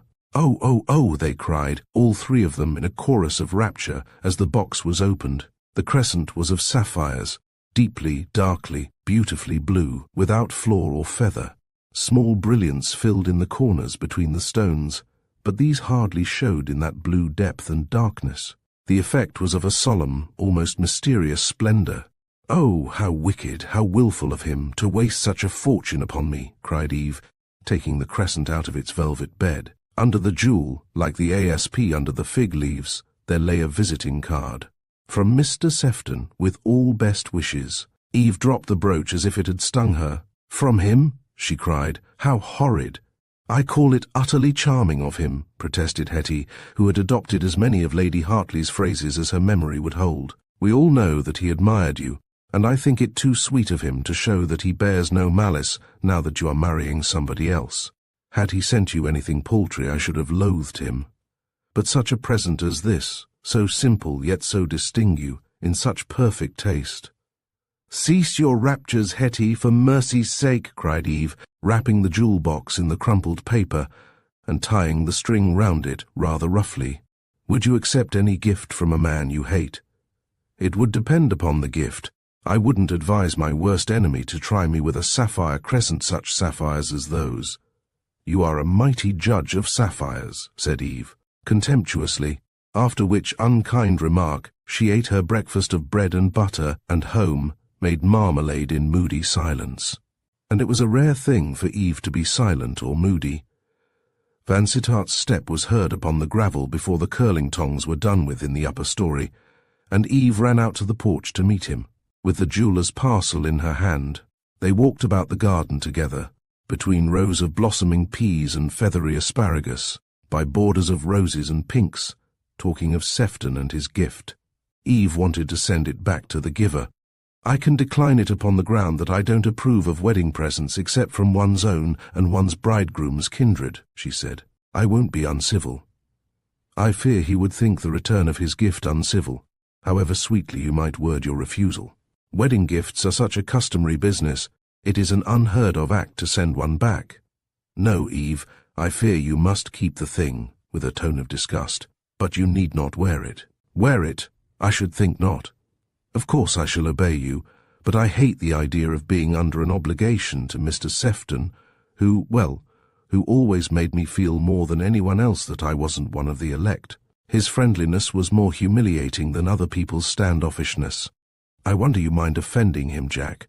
I know you don't like him." "No, but he is my sister's neighbour, and he and the Hartleys are by way of being friendly." "Ah, I see. That is a reason. I wouldn't for the world do anything to make Lady Hartley uncomfortable. He might go to her and tax her with having an unmannerly young woman for a sister-in-law. So I suppose I must write a pretty little formal letter to thank him for his most exquisite gift, the perfect taste of which is only equalled by his condescension in remembering such an outsider as Colonel Marchant's daughter." Something to that effect, but not quite in those words. She broke into gay laughter, the business being settled, and stood on tiptoe to offer her rosy lips to Vansittart's kiss, and all the invisible fairies in the peas blossom, and all the microscopic cupids lurking among the rose leaves, beheld that innocent kiss and laughed their noiseless laugh in sympathy with these true lovers. "I have a good mind," said Eve, as she ran back to the house, "to give Peggy the blue crescent to fasten her pinafore." The wedding at Fernhurst Church was as pretty a wedding as anyone need care to see, although it was a ceremony curtailed of all those surroundings which make weddings worthy to be recorded in the society papers. There was no crowd of smart people, no assemblage of smart gowns stamped with the mantua-maker's cachet and marking the latest development of fashion. No long train of carriages choked the rural road, or filled the little valley with clouds of summer dust. Only the kindred of bride and bridegroom were present, but even these made a gracious group in the chancel, while the music of the rustic choir and the school children with their baskets of roses were enough to give a bridal aspect to the scene. Eve, in her severely simple gown, with no ornaments save the string of pearls round her full firm throat and the natural orange blossoms in her bright hair, was a vision of youthful grace and beauty that satisfied every eye, and made the handsome bridegroom in all his height and breadth and manly strength a mere accessory, hardly worth notice. The four sisters, in their gauzy white frocks and Gainsborough hats, when clustered in a group at the church door, might have suggested four cherubic heads looking out of a fleecy cloud. So fresh and bright were the young faces, in the unalloyed happiness of the occasion, happiness almost supernal, for, regardless of precedent and mysteriously divining Peggy's desire, the bridegroom had given them watches, dainty little watches with an E in brilliance upon each golden back. For Eve, E for ecstasy, E for everlasting bliss. Peggy felt she had nothing more to ask of life, and for spectators, who need have wished a friendlier audience than honest Yorkshire Nancy, and the cottagers who had seen Eve Marchant grow up in their midst, and had experienced many kindnesses from her, the cottagers whose children she had taught in the Sunday school, whose old people she had comforted on their deathbeds, and for whose sake she had often stinted herself in order to take a jug of good soup or a milk pudding to a sick child. Colonel Marchant made a dignified figure at the altar, in a frock-coat extorted from the reviving confidence of a tailor who saw hope in Miss Marchant's marriage. He did all that was required of him, with the grace of a man who had not forgotten the habits of good society. The modest collation at the homestead was a success, for everybody was in good spirits and good appetite. Even Mrs. Vansittart was reconciled to a marriage which gave her son so fair a bride, content to believe that, whatever evil Harold Marchant might have done upon the earth, no shadow from his dark past need ever fall across his sister's pathway. And so, in a clash of joy bells, and in a shower of rice from girlish hands, Eve and Vansittart ran down the steep garden path to the carriage which was to take them to Haslemere, whence they were going to Salisbury, on the first stage of their journey to that rock-bound coast, where that great vision of the guarded mount looks o'er Namancos and Bayona's hold. Chapter 18. The shadow passeth when the tree shall fall. What a happy honeymoon it was, along the porphyry walls of western England. What joyous days that were so long and seemed so short. There never was a less costly honeymoon, for the bride's tastes were simple to childishness, and the bridegroom was too deeply in love to care for anything she did not desire. To ramble in that romantic land, staying here a few days and there a week, all along the wild north coast, from Tintagel to St. Ives, southward then to Penzance and Falmouth and Fowey, was more than enough for bliss. And yet, in all Eve's childish talk with her sisters of what she would do if ever she married a rich man, the honeymoon tour in Italy had been a leading feature in her programme, but in those girlish visions beside the schoolroom fire the husband had been a nonentity, a mere purse-bearer, and all her talk had been of the places she was to see. Now, with this very real husband, all earth was paradisaic, and Sorrento could not have seemed more like a dream of beauty than Penzance. She was exquisitely happy, and what can the human mind require beyond perfect bliss? These wedded lovers lingered long over that summer holiday. It was an ideal summer, a summer of sunshine and cloudless skies, varied only by an occasional thunderstorm tempest enjoyed by Vansittart and Eve, who loved nature in her grand and awful as well as in her milder aspects, and a tempest from the heights above Boscastle or from the grassy cliffs of the Lizard is a spectacle to remember. They spun out the pleasures of that simple Cornish tour. There was nothing to call them home, no tie, no duty, only their own inclination. For the dowager, Mrs. Vansittart was staying at Redwold, absorbed in worship of the third generation, and was to go from Redwold to Ireland for a round of visits to the friends of her early married life. The lovers were therefore free to prolong their wanderings, and it was only when the shortening days suggested fireside pleasures that Vansittart proposed going home. "Going home," cried Eve. "How sweet that sounds, to think that your home is to be my home for evermore. And the servants, your old, well-trained servants, will be bobbing to me as their mistress I, who never had any servant but dear old motherly Nancy, who treats me as if I were her own flesh and blood, and an untaught chit for a parlour-maid, a girl who was always dropping knives off her tray, or smashing the crockery in a most distracting manner. We had only the cheapest things we could buy at Whiteley's sales, with a few relics of former splendor, and it was generally the relics that suffered. I cannot imagine myself the mistress of a fine house with a staff of capable servants.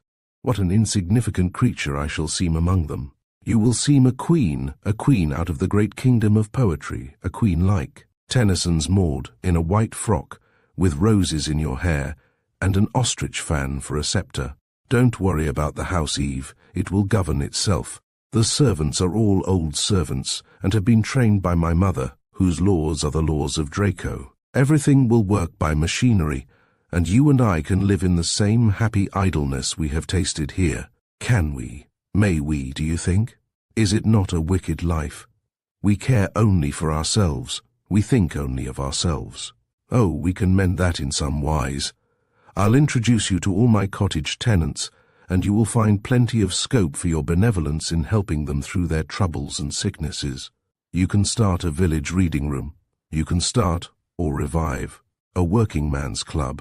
You shall be Lady Bountiful, a young and blooming Bountiful, not dealing in herbs and medicines, but in tea and wine and sago puddings and chicken broth, finding frocks for the children and Sunday bonnets for the mothers flashing across poverty's threshold like a ray of sunshine. Life that seems like a happy dream seldom lasts very long. There is generally a rough awakening. Fate comes, like the servant bidden to call us of a morning, and shakes the sleeper by the shoulder. The dream vanishes through the ivory gate, and the waking world in all its harsh reality is there. Eve's awakening came in a most unexpected shape. It came one October morning, in the first week of her residence at Marewood.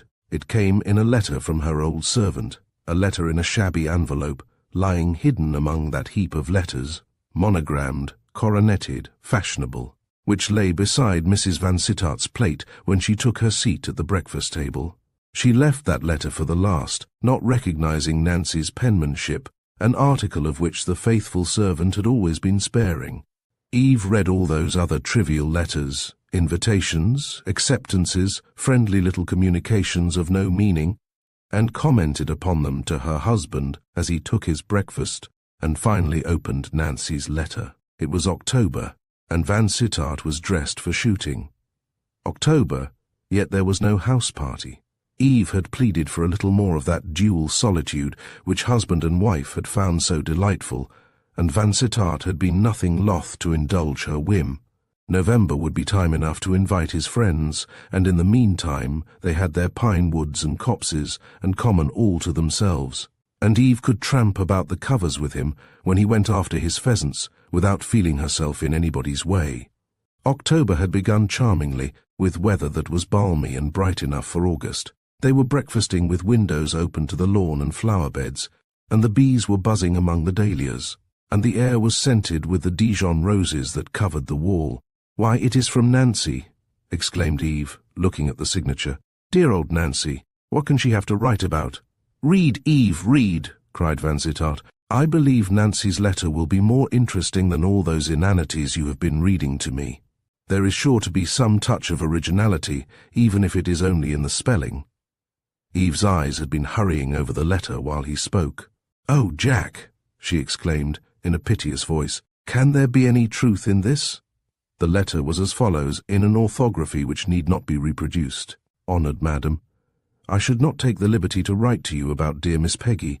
Only at Miss Sophie's and Miss Jenny's age they can't be expected to know anything about illness, and I'm afraid they may pass things over till it's too late to mend matters, and then I know you would blame your old servant for not having spoken out." "What an alarming preamble," said Jack. "What does it all mean?" "It means that Peggy is very ill. Peggy, who seemed the strongest of all of us." She went on reading the letter. "You know what beautiful weather we had after your marriage, honoured madam. The young ladies enjoyed being out of doors all day long and all the evening, sometimes till bedtime. They seldom had dinner indoors. It was picnic basket, Nancy, every morning, and I had to make them Cornish pasties. Any scraps of meat was good enough, so long as there was plenty of pie crust and fruit turnovers. And off they used to go to the copses and the hills directly after breakfast.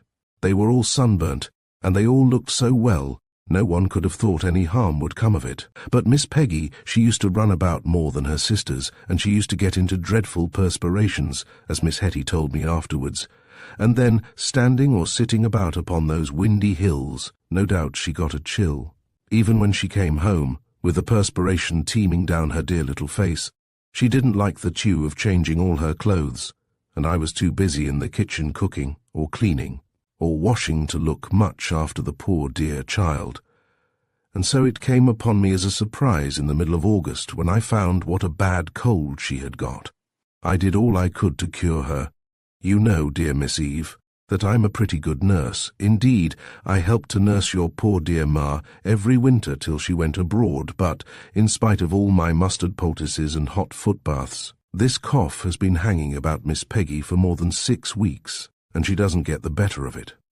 Miss Sophie sent for the doctor about a month ago, and he told her to keep the child warmly clad, and not to let her go out in an east wind, and he sent her a mixture, and he called 2 or 3 times, and then he didn't call any more. But Miss Peggy's cough is worse than it was when the doctor saw her, and the winter will be coming on soon. And I can't forget that her poor Ma died of consumption, so I thought the best thing I could do was to write freely to you. Your faithful friend and servant, Nancy, died of consumption. The words came upon Vansittart like the icy hand of death himself taking hold of his heart. "Is that true, Eve?" he asked. "Did your mother die of consumption?" I never heard exactly what her complaint was. She was far away from us when she died. I remember she always had a cough in the winter, and she had to be very careful of herself. Or at least, people told her she ought to be careful. She seemed to fade away, and I've always fancied that her grief about Harold had a good deal to do with her death. Ah, that was it, no doubt. It was grief killed her. Her son's exile, her change of fortune, were enough to kill a sensitive woman. She died of a broken heart. Anything, he would believe anything, rather than accept the idea of that silent, impalpable enemy threatening his beloved, the horror of hereditary consumption, the shadow that walketh in noonday. "My sweet Peggy," cried Eve, with brimming eyes, "I have been home a week, and I have not been to see my sisters, only an hour's journey by road and rail. It is nearly 3 months since I saw them, and we were never parted before in all our lives. May I go today at once, Jack? I shall be miserable." "Till you have discovered a mare's nest, which I hope and believe Nancy's letter will prove," her husband interjected soothingly. "Yes, dear. We'll go to Haslemere by the first train that will carry us, and we'll telegraph for a fly to take us on to Fernhurst. There shall not be a minute lost. You shall have Peggy in your arms before lunchtime." Dear young Peggy, do you suppose she is not precious to me, as well as to you? I promised I would be to her as a brother. Your sisters are my sisters, Eve. He rang the bell at the beginning of his speech and ordered the dog-cart at the end. "We must catch the London train at 10:15, he told the footman. "Let them bring round the cart as soon as it can be got ready. And now, dearest, your hat and jacket, and I am with you."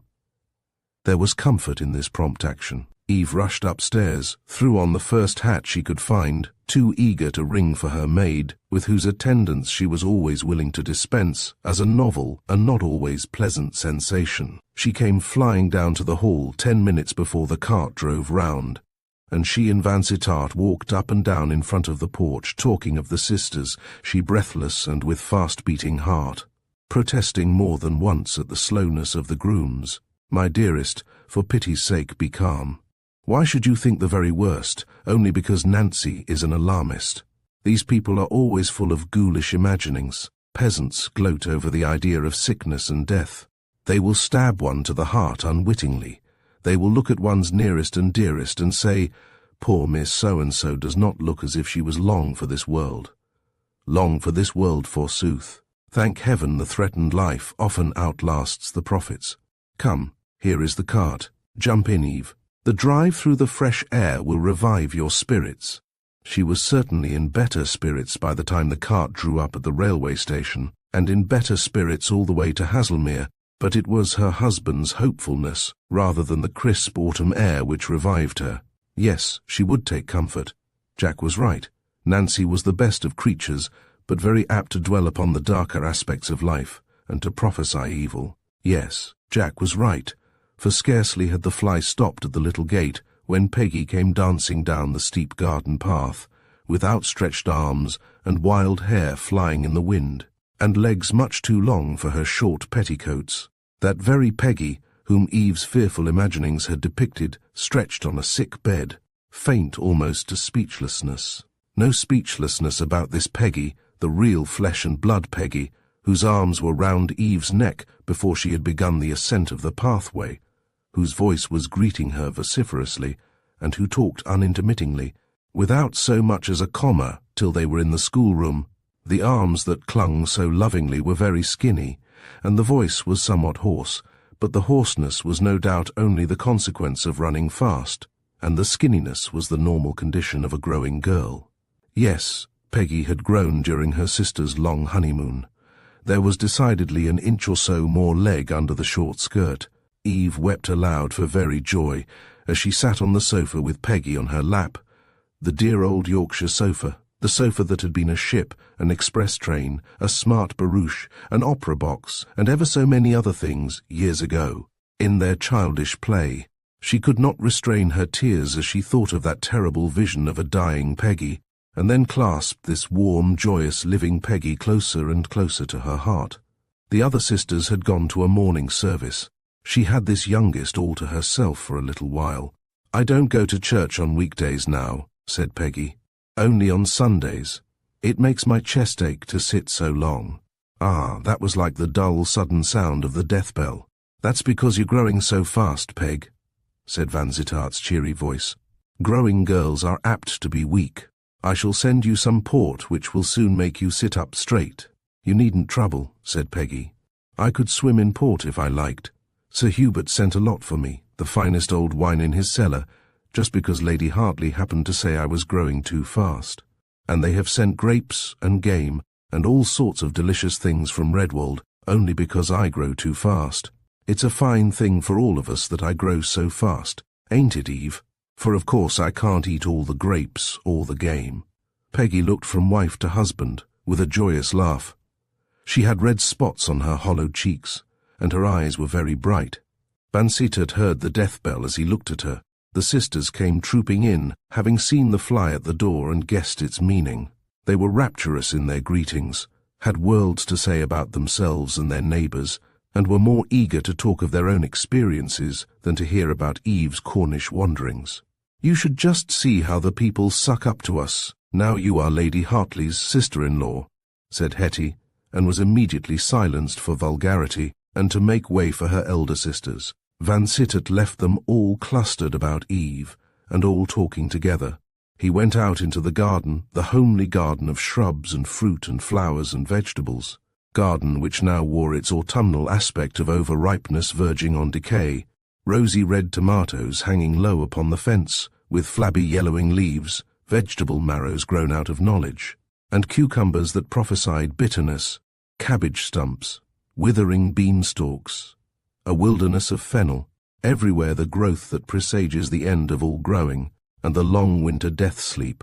It was not to muse upon decaying nature that Vansittart had come out among the rose and carnation borders, the patches of parsley and mint.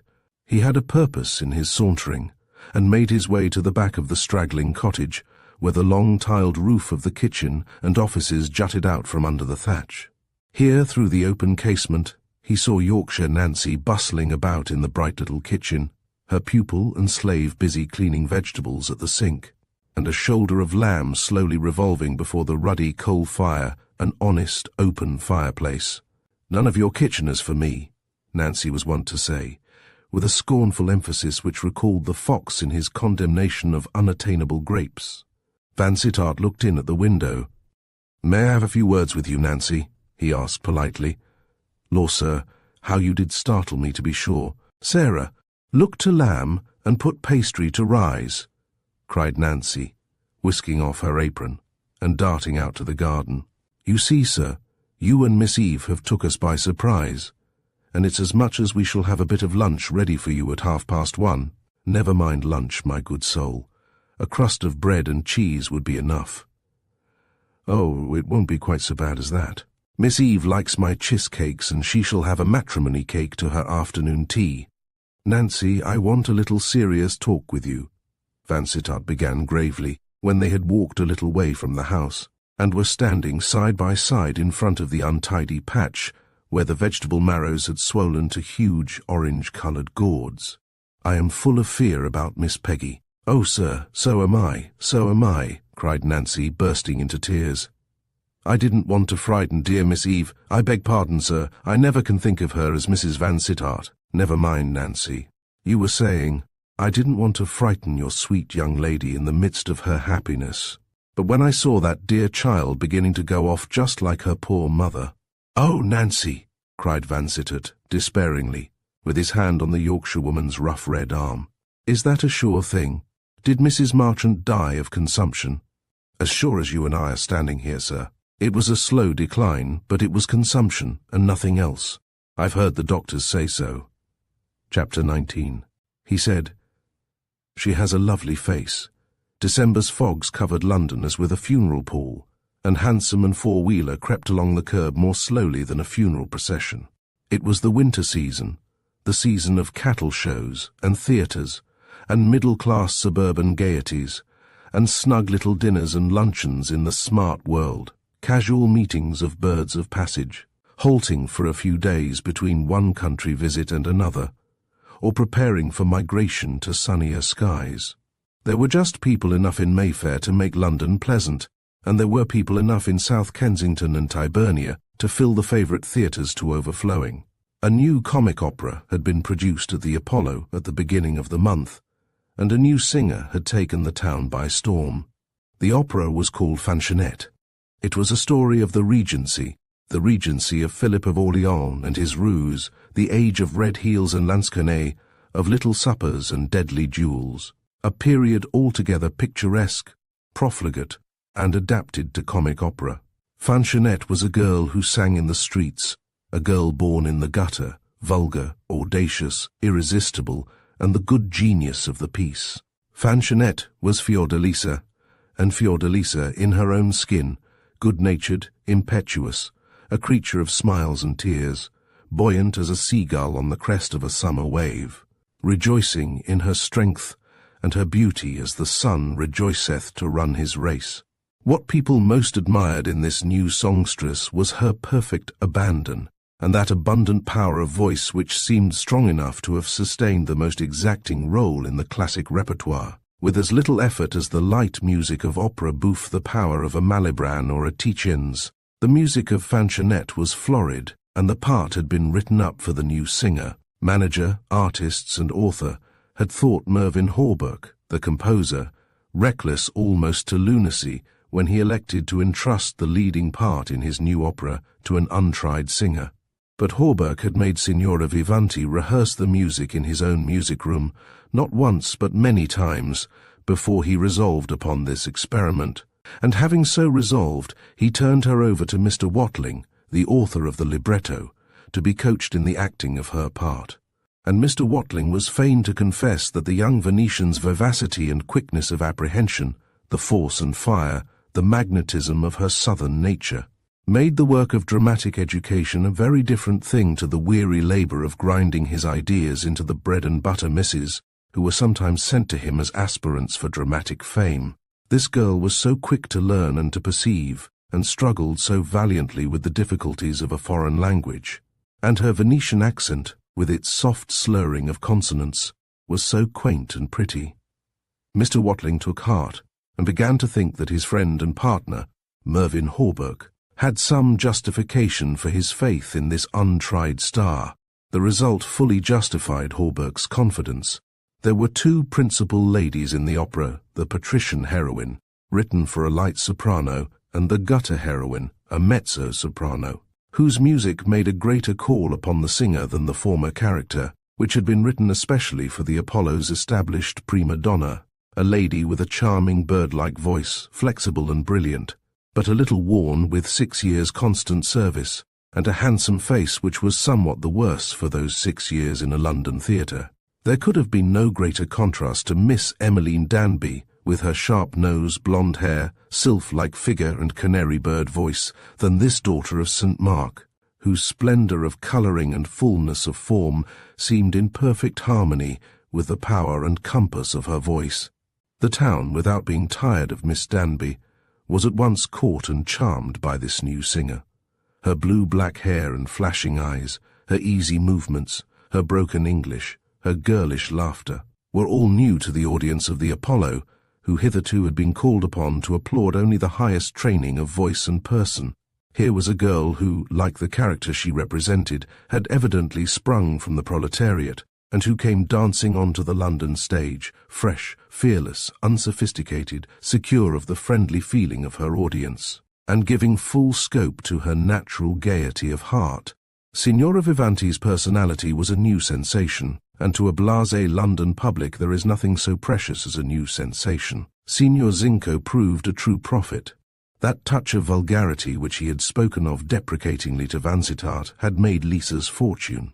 Had she come straight from the Milan Conservatorio, cultivated to the highest pitch, approved by Verdi himself, she would hardly have succeeded as she had done, with all the rough edges of her grand voice unpolished, and all the little caprices and impertinences of a daughter of the people unchastened and unrestrained.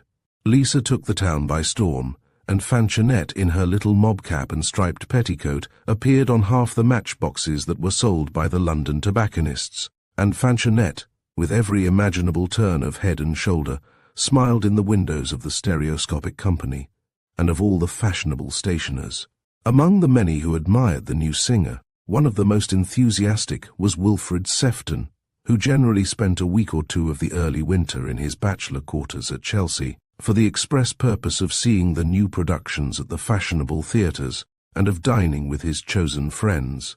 Sefton was passionately fond of music, and knew more about it than is known to most country gentlemen. The loftiest classical school was not too high or too serious for him, and the lightest opera bouffe was not too low. He had a taste sufficiently Catholic to range from Wagner to Offenbach. He was a profound believer in Sullivan, and he had a warm affection for Massenet. Fanchonette was by far the cleverest opera which Mervyn Hawberk had written, and Sefton was at the Apollo on the opening night, charmed with the music and amused by the new singer. He went a second, a third, a fourth time during his fortnight in town, and the oftener he heard the music the better he liked it. And the oftener he saw Signora Vivanti, the more vividly was he impressed by her undisciplined graces of person and manner. She had just that spontaneity which had ever exercised the strongest influence over his mind and fancy. He had passed unmoved through the furnace of the best society, had danced and flirted, and had been on the best possible terms with some of the handsomest women in London, and had yet remained heart-whole. He had never been so near falling in love in all seriousness as with Eve Marchant, and Eve's chief charm had been her frank girlishness, her unsophisticated delight in life. Well, he was cured of his passion for Eve, cured by that cold douche of indifference which the young lady had poured upon him, cured by the feeling of angry scorn which had been evoked by her preference for Vansittart. For a man who, in worldly position, in good looks, and in culture, Wilfred Sefton regarded as his inferior, he could not go on caring for a young woman who had shown herself so deficient in taste as not to prefer the dubious advances of a Sefton to the honest love of a Vansittart. He dismissed Eve from his thoughts for the time being, but not without prophetic musings upon a day when she might be wearied of her commonplace husband, and more appreciative of Mr. Sefton's finer qualities of intellect and person. He was thus in a measure fancy-free as he lolled in his stall at the Apollo, and listened approvingly to Lisa's full and bell-like tones in the quartet, which was already being played on all the barrel organs in London, a quartet in which the composer had borrowed the dramatic form of the famous quartet in Rigoletto, and adapted it to a serio-comic situation. He was free to admire this exuberant Italian beauty, free to pursue a divinity whom he judged an easy conquest. He and the composer were old friends, Hawberk being a familiar figure at all artistic gatherings in the artistic suburb of Chelsea, and from the composer Sefton had heard something of the new prima donna's history. He had been told that she was a daughter of the Venetian people, a lace-maker from one of the islands, that she had come to London with her aunt, to seek her fortune, and that her musical training had been accomplished within the space of a year, under the direction of Signor Zinco, the fat little Italian who played the cello at the Apollo. Such a history did not suggest inaccessible beauty, and there was a touch of originality in it which awakened Sefton's interest. The very name of Venice is a sound of enchantment for some minds, and Sefton, although a man of the world, was not without romantic yearnings. He was always glad to escape from beaten tracks. He had been troubled and perplexed from the night of Signora Vivanti's debut by the conviction that he had seen that brilliant face before, and by the inability to fix the when or the where. Yes, that vivid countenance was decidedly familiar. It was the individual and not the type which he knew, but where and when, where and when. The brain did its work in the usual unconscious way, and one night, sitting lazily in his stall, dreamily watching the scene, and the actress whose image seemed to fill the stage to the exclusion of all other figures, the memory of a past rencontre flashed suddenly upon the dreamer. The face was the face of the foreign girl he had seen on the Chelsea embankment, hanging upon Vansittart's arm. By heaven, there is something fatal in it, thought Sefton. Are the threads always to cross in the web of our lives? He has worsted me with Eve, and now am I to fall in love with his cast-off mistress? He had been quick to make inferences from that little scene on the embankment. The girl hanging on Vansittart's arm, looking up at him pleadingly, passionately. What could such a situation mean but a love affair of the most serious kind?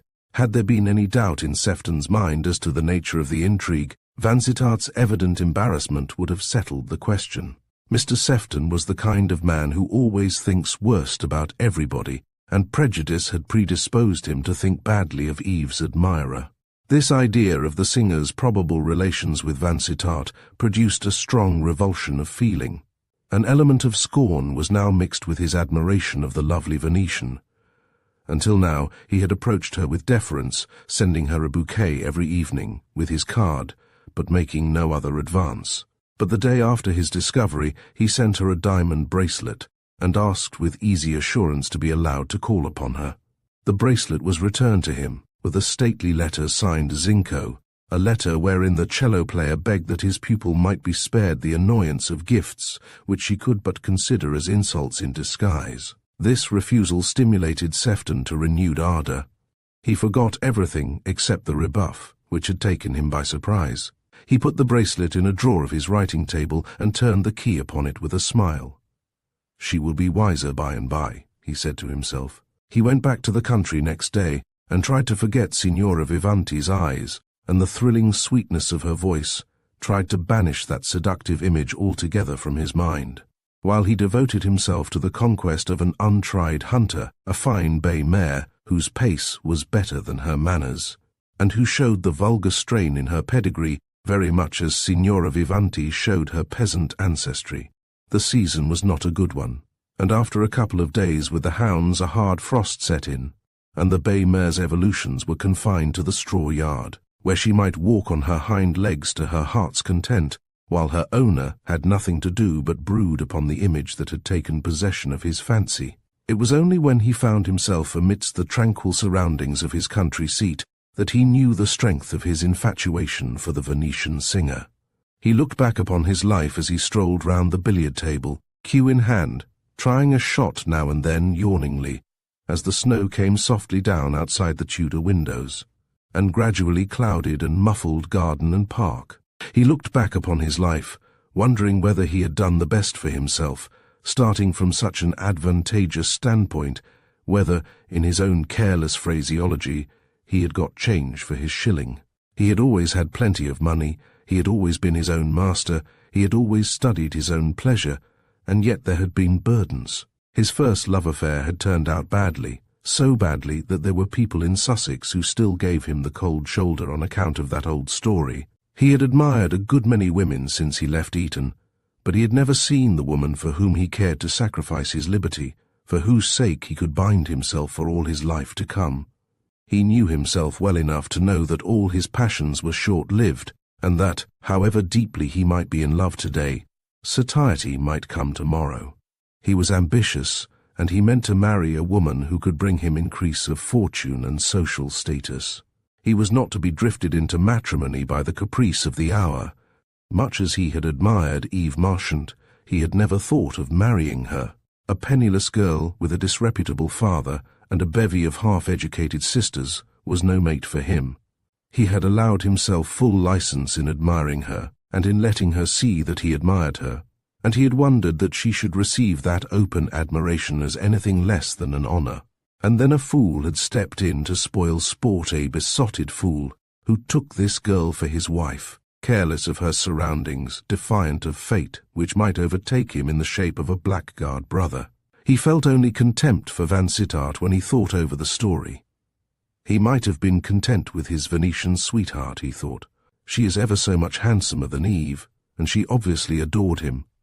While that kind of menage has the convenience of being easily got rid of when a man tires of it. The snow lay deep on all the country round before nightfall, and Sefton went back to his nest in Chelsea on the following afternoon, and was in a stall at the Apollo in the evening. He tried to persuade himself that the music was the chief attraction. "Your music is like a vice, Hawberk," he told the composer at a tea-party next day. "It takes possession of a man. I go night after night to hear Fanchonette, though I know I am wasting my time." "Thanks. Fanchonette is a very pretty opera, quite the best thing I have done," replied Hawberk easily. "And it is very well sung and acted. The singing is good all round, but Lisa Vivanti is a pearl."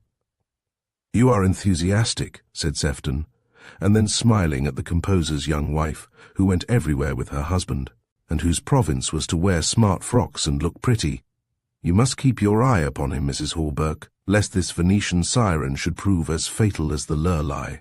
"No fear," cried Hawberk. "Little Lisa is as straight as an arrow and as good as gold. She lives as sedately as a nun, with a comfortable dragon in the shape of an aunt. She would hardly look at a ripping diamond bracelet which some cad sent her the other day.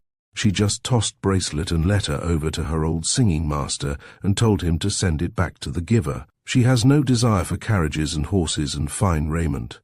She comes to the theatre in a shabby little black frock, and she lives like a peasant on a third floor in this neighbourhood." "That will not last," said Sefton. "Your rara avis will soon realize her own value. The management will be called upon to provide her with a stable and a chef, and diamonds will be accepted freely as fitting tribute to her talents. I don't believe it. I think she is a genuine, honest, right-minded young woman, and that she will gang her ain gait in spite of all counter-influences. There may have been some love affair in the past that has sobered her. I think there has been, for there is a little boy who calls her mother, and for whom she takes no trouble to account. I will vouch for my little Lisa, and I have allowed Mrs. Hawberk to go and see her." "She is quite too sweet," assented the lady. "Such a perfectly naive little person." "Upon my honour," said Hawberk, as his wife fluttered away and was absorbed in a group of acquaintances, "I believe Vivanti is a good woman, in spite of the little peccadillo in a sailor suit. I am very glad to hear it, for I want you to introduce me to the lady." "Oh, but really now, that is just what I don't care about doing. She is keeping herself to herself, and is working conscientiously at her musical education. She is a very busy woman, and she has no idea of society, or its ways and manners. What can she want with such an acquaintance as you?" "Nothing, but I very much want to know her, and I pledge myself to approach her with all the respect due to the best woman in England." "To approach her, yes, I can believe that. No doubt Lucifer approached Eve with all possible courtesy, yet the acquaintance ended badly. I don't see that any good could arise from your acquaintance with my charming Venetian." "I understand," said Sefton with an aggrieved air. "She is so charming that you would like to keep her all to yourself." "Oh, come now, that's a very weak thing in the way of sneers," exclaimed the composer. "I hope I am secure from any insinuations of that sort. Look here, Sefton, I'm just a bit afraid of you, but if you promise to act on the square, I'll get my wife to send you a card for a Sunday evening, at which I believe she's going to get Vivanti to sing for her. That is always the first thing Lavinia thinks of if I venture to introduce her to a singer. That would be very friendly of you, and I promise to act on the square. I am not a married man, and I am my own master. If I were desperately in love, you wouldn't marry a Venetian lace-maker with a damaged reputation. I know you too well to believe you capable of that sort of thing. Nobody knows of what a man is capable, least of all the man himself, said Sefton sententiously. Mr. and Mrs. Hawberk lived in a smart little house in that dainty and artistic region of Cheyne Walk, which even yet retains a faint flavour of Don Saltero, of Bolingbroke and Walpole, of Chelsea buns and Chelsea china, Ranelagh routs and Thames watermen. Mr. Hawberk's house was in a terrace at right angles with the embankment, but further west than Tite Street. It was a new house, with all the latest improvements and all the latest fads tiny panes to Queen Anne windows, admitting the minimum of light and not overmuch air. A spacious ingle nook in a miniature dining room, whereby facetious friends had frequently been heard to ask Mrs. Hawberk which was the ingle nook and which was the dining room. The house was quaint and pretty, and being entirely furnished with Japaneseries was a very fascinating toy, if not altogether the most commodious thing in the way of houses. For party-giving it was delightful, for less than 100 people choked every inch of space in rooms and staircase, and suggested a tremendous reception, so that the smallest of Mrs. Hawberk's parties seemed a crush. Sefton, arriving at 10:30, only half an hour after the time on Mrs. Hawberk's card, found the drawing-rooms blocked with people, mostly standing, and could see no more of Signora Vivanti than if she had been on the other side of the river, but the people in the doorway were talking about her, and their talk informed him that she was somewhere in the innermost angle of the back drawing-room, behind the grand piano, and that she was going to sing. Then there came an authoritative "silence, please," from Hawberk, followed by a sudden hush as of sentences broken off in the middle, and anon a firm hand played the symphony to Sullivan's Orpheus, and the grand mezzo-soprano voice rolled out the grand Shakespearean words set to noble music. The choice of the song was a delicate compliment to Hawberk's master in art, who was among Mrs. Hawberk's guests. The Venetian accent was still present in Lisa's pronunciation, but her English had improved as much as her vocalization under Hawberk's training. He had taken extraordinary pains with this particular song, and every note rang out clear as crystal, pure as thrice-refined gold. The composer's "brava, bravissima" was heard amidst the applause that followed the song. Sefton elbowed his way through the crowd, as politely as was consistent with a determination to reach a given point, and contrived to mingle with the group about the singer. She was standing by the piano in a careless attitude, dressed in a black velvet gown, which set off the yellowish whiteness of her shoulders and full round throat. Clasped round that statuesque throat, she wore a collet necklace of diamonds, splendid in size and colour, a necklace which could not have been bought for less than £600 or £700. So, thought Sefton, those diamonds don't quite come into Hawberk's notion of the lady's character. Mr. Sefton did not know that, after the manner of Venetian women, Lisa looked upon jewellery as an investment, and that nearly all her professional earnings since her debut were represented by the diamonds she wore round her neck. She and Lazia were able to live on so little, and it was such a pleasure to them to save, first to gloat over the golden sovereigns, and then to change them into precious stones. There was such a delightful feeling in being able to wear one's fortune round one's neck. Mr. Hawberk had accompanied the singer, and he was still sitting at the piano when Sefton's eager face reminded him of his promise. "Signora, allow me to introduce another of your English admirers. Mr. Sefton, a connoisseur in the way of music and a cosmopolitan in the way of speech." Lisa turned smilingly to the stranger. "You speak Italian," she said in her own language, and Sefton replying in very good Tuscan. They were soon on easy terms, and presently he had the delight of taking her down to the supper-room, where there was a long, narrow table loaded with delicacies and a perpetual flow of champagne. Lisa enjoyed herself here as frankly as she had enjoyed herself at the sign of the Black Hat in the Piazza di San Marco. She was the same unsophisticated Lisa still, in the matter of quails and lobster mayonnaise, creams and jellies. She stood at the table and ate all the good things that Sefton brought her, and drank 3 or 4 glasses of champagne with jovial unconcern, and talked of the people and the gowns they were wearing in her soft southern tongue, secure of not being understood, though Sefton warned her occasionally that there might be other people in the room besides themselves who knew the language of Dante and Boccaccio. Never had he talked to any beautiful woman who was so thoroughly unsophisticated, and that somewhat plebeian nature had a curious charm for him. He could understand Vansittart's infatuation for such a woman, but could not understand his giving her up for the sake of Eve Marchant, whose charms as compared with Lisa's were as moonlight unto sunlight, or as water unto wine. He hoped to discover all the history of that intrigue by and by, seeing how freely Lisa talked of herself to an acquaintance of an hour. He meant to follow up that acquaintance with all the earnestness of which he was capable.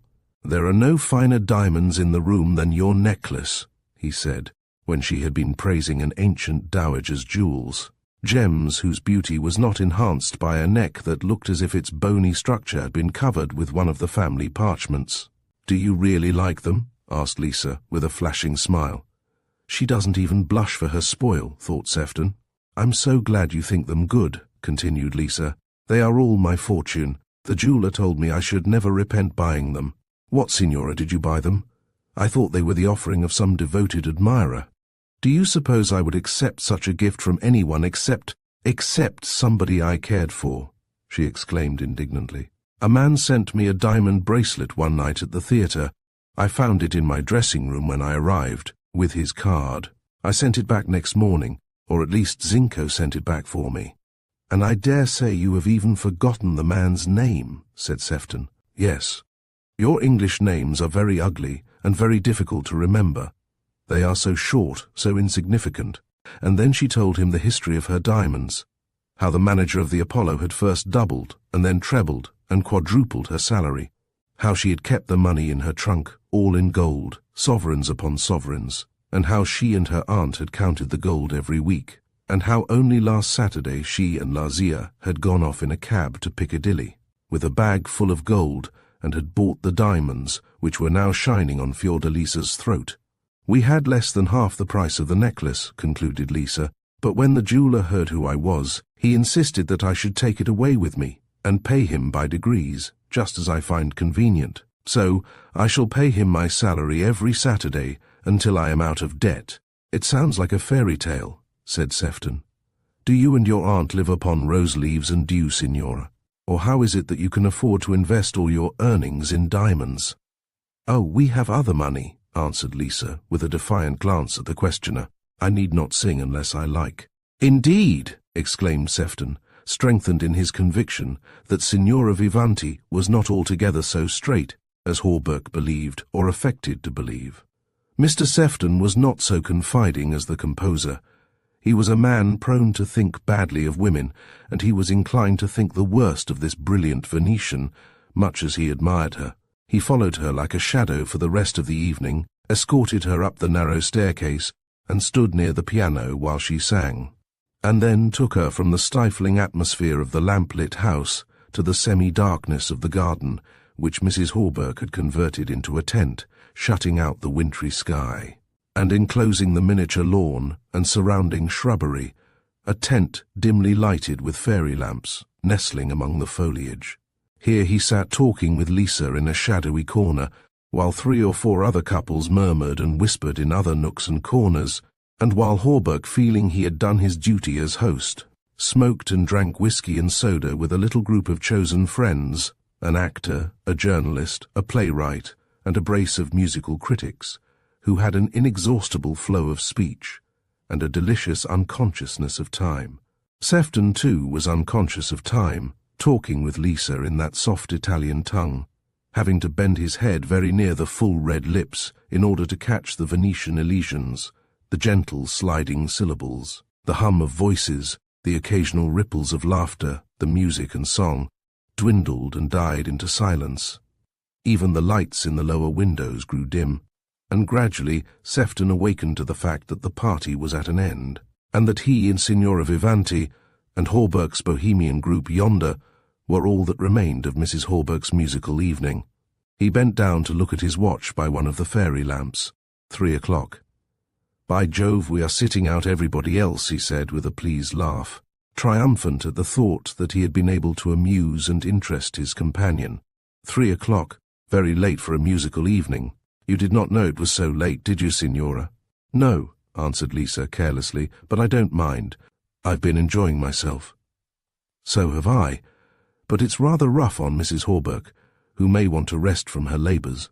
I am quite ready to go home as soon as I get my shawl, said Lisa, rising from the low wicker chair, straight as a dart, her neck and shoulders and long bare arms looking like marble in the glimmer of the toy lamps. Sefton stood and looked at her, drinking her loveliness as if it had been a draught of wine from an enchanted cup.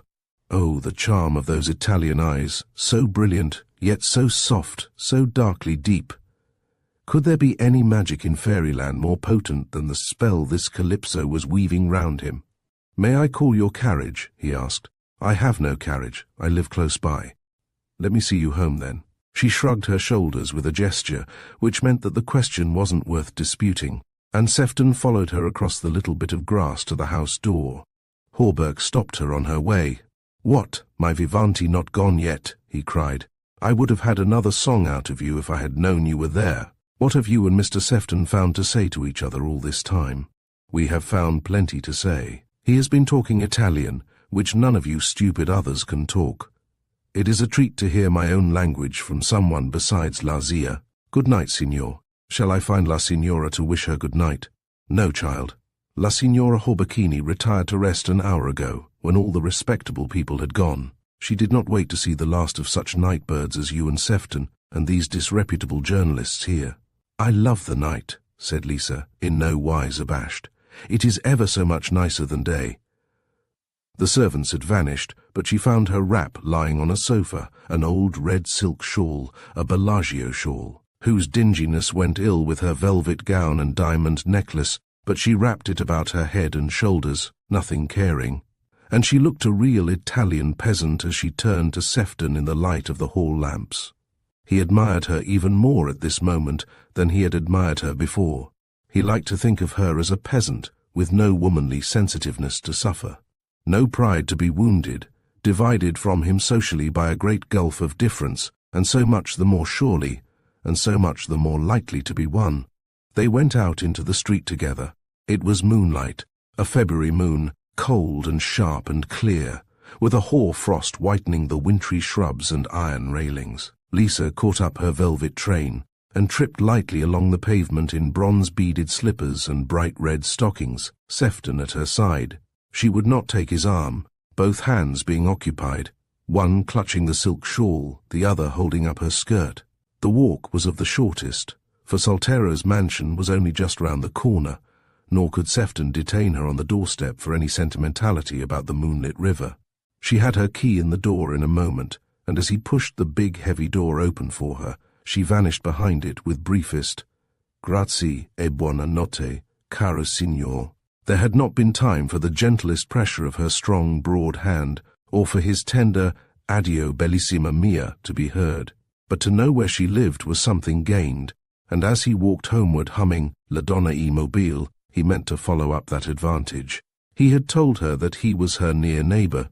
He had gone even further, and had asked her if she would sing for him at a little tea-party, were he to give one in her honour, on which she had only laughed, and said that she had never heard of a man giving a tea-party. The acquaintance begun so auspiciously gave Wilfred Sefton a new zest for London life. He hailed the hardening frosts of February with absolute pleasure, he for whom that month had hitherto been the cream of the hunting season. He cared nothing that his latest acquisitions, the hunters in whose perfections he still believed, whose vices he had not had time to discover, were eating their heads off in his Sussex stables. He was in his stall at the Apollo every night, and Lisa's singing and Lisa's beauty, and the quips and cranks and wanton wiles which constituted Lisa's idea of acting, were enough for his contentment.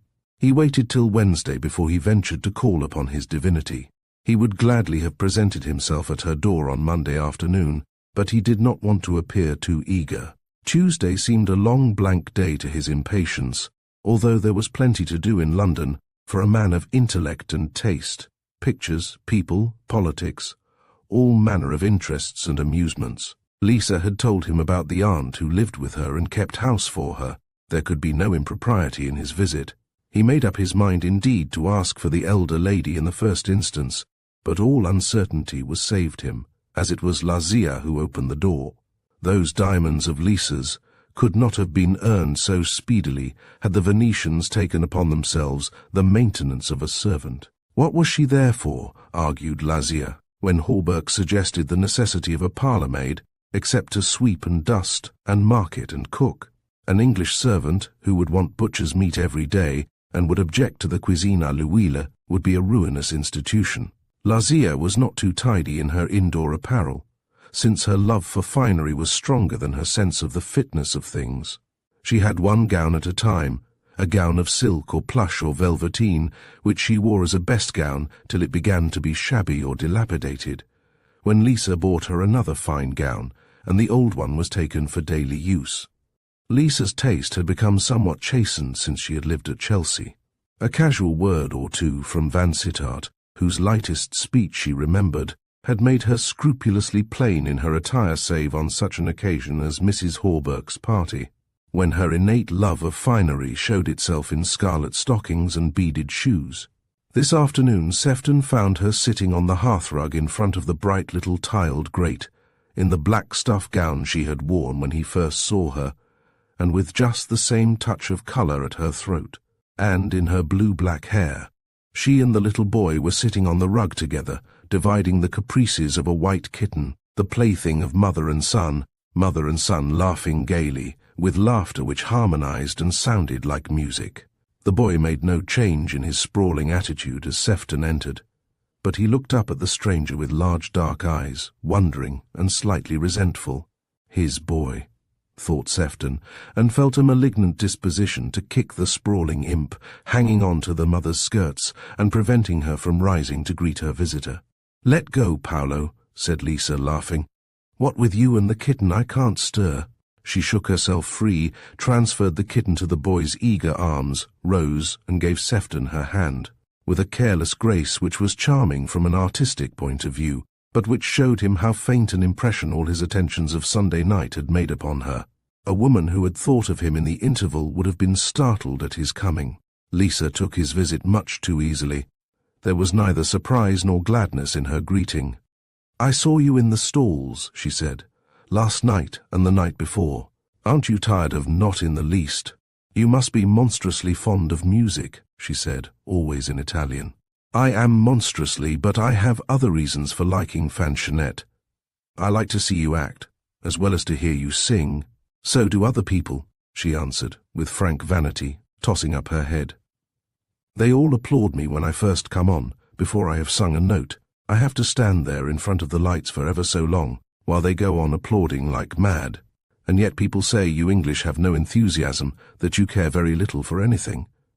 We care a great deal for that which is really beautiful, most of all when it is fresh and new." "Ah, that's what Mr. Hawberk says. I am all the better because I am not highly trained like other singers. My ignorance is my strength." "But she has worked," interposed Lazia. "Ah, how hard she has worked. At her piano, at the English language. She has such a strong will. She has but to make up her mind, and the thing is done. One can read as much, Signora, in those flashing eyes, in that square brow and firmly moulded chin," said Sefton, putting down his hat and cane, and establishing himself in one of the prettily draped basket chairs. "And pray how did it happen that you two ladies made up your minds to seek your fortunes in London?" "It was the impresario who brought us. We were at Milan, and we came to London to sing in the chorus at Covent Garden. It was good fortune which brought us so far from home." "And you hate London, no doubt, after Italy?" "No, indeed, signor. London is a city to love, the wide, wide streets, the big, big houses, the great squares. Ah, the piazza is nothing to your square of Trafalgar. And the shops, the beautiful shops. Your sky is often gloomy, but there are summer days, heavenly days, when the wind blows down to the sea, and sweeps all the darkness out of the heavens, and your sky grows blue, like Italy. Those are days to remember." "True, they are rare enough to be counted on the fingers of one hand," answered Sefton, stooping to take hold of the boy, who had been pursuing his kitten on all fours, and had this moment plunged between Sefton's legs to extract the animated ball of white fluff from under his chair, He felt nothing but aversion for the handsome, dark-eyed brat, but he felt that he must take some notice of the creature if he wanted to stand well with the mother. "Che sta facendo, padroncino?" The boy was friendly and explained himself in a torrent of broken speech. The cat was a bad cat and wouldn't stay with him. Would the signor make him stay? Sefton had to stoop and risk a scratching from the tiny claws in a vain endeavour to get hold of the rebellious beast, which rolled away from him, hissing and spitting, and finally scampered across the room and took refuge behind the piano. Sefton lifted the boy onto his knee and produced his watch, that unfailing object of interest to infancy, usually denominated, on the principle of all slang nomenclature, tick-tick. Once interested in the opening and shutting of the tick-tick, Paolo sat on the visitor's knee, commune image, and allowed Sefton to talk to Lisa and her aunt. He was careful to make himself agreeable to the elder lady, who was charmed to find an Englishman who understood her native tongue. She had contrived to learn a little English, but had made no such progress as her niece, and it was a labour to her to talk. What a pleasure, therefore, to find this suave, handsome Englishman with his courtly manners, quick comprehension, and ready replies. From Lazare he heard a good deal about Lisa's early life, yet there was a certain wise reticence even on that loquacious lady's part. She breathed no word of Lisa's Englishman, the first Mr. Smith, or of the second. In all her talk of their old life, in Venice, at Milan, there was no hint of anyone but themselves. They appeared to have been alone, unprotected, dependent on their own small earnings. After waiting in vain for any allusion to Vansittart, Sefton came straight to the point with a direct question. "I think you know a friend of mine, Signora," he said to Lisa. "Mr. Vansittart?" "Vansittart?" Lisa repeated the name slowly, with a look of blank wonder. "Have you never heard that name before?" "Never." So, thought Sefton, she knew him under an alias. That means a good deal, and confirms my original idea. He put the boy off his knee almost roughly, and rose to depart. "Goodbye, Signora. You will let me call in again some day, I hope?" "If you like. Why did you think I knew your friend, Mr. Vansittart?" "Because last May I saw you in Chainley Walk talking to a man whom I took for Vansittart. A tall man, with fair hair. You seemed very friendly with him. Your hands were clasped upon his arm. You were smiling up at him." This time Lisa blushed a deep carnation, and her face saddened. "Oh, that," she stammered, "that was someone I knew in Italy. Not Vansittart." "No, but the gentleman has a name of some kind," persisted Sefton. "Never mind his name," she answered abruptly. "I don't want to talk about him. I may never see him again, perhaps." And then, brushing away a tear, and becoming suddenly frivolous, she asked, "How did you come to remember me, after so long?" "Because that moment by the river yonder has lived in my memory ever since, because no man can forget the loveliest face he ever saw in his life." With that compliment, and with a lingering clasp of the strong hand, he concluded his first visit to Saltero's mansion, Lazare accompanying him to the door and curtsying him out. Chapter 20. Peggy's Chance. If there were blue skies now and then in a London February, what was February along the Riviera but the most exquisite springtime?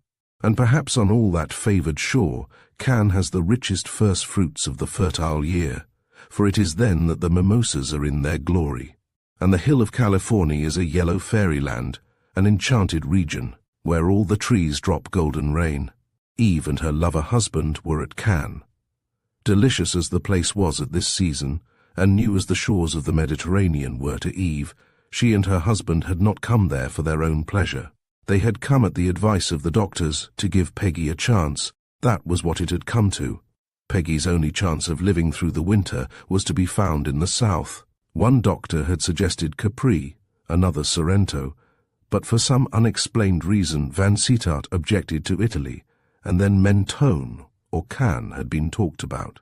And finally Cannes was decided upon, for medical reasons, in order that Peggy might have the watchful care of Dr. Bright, which might give her an additional chance in the hand-to-hand struggle with her grim adversary.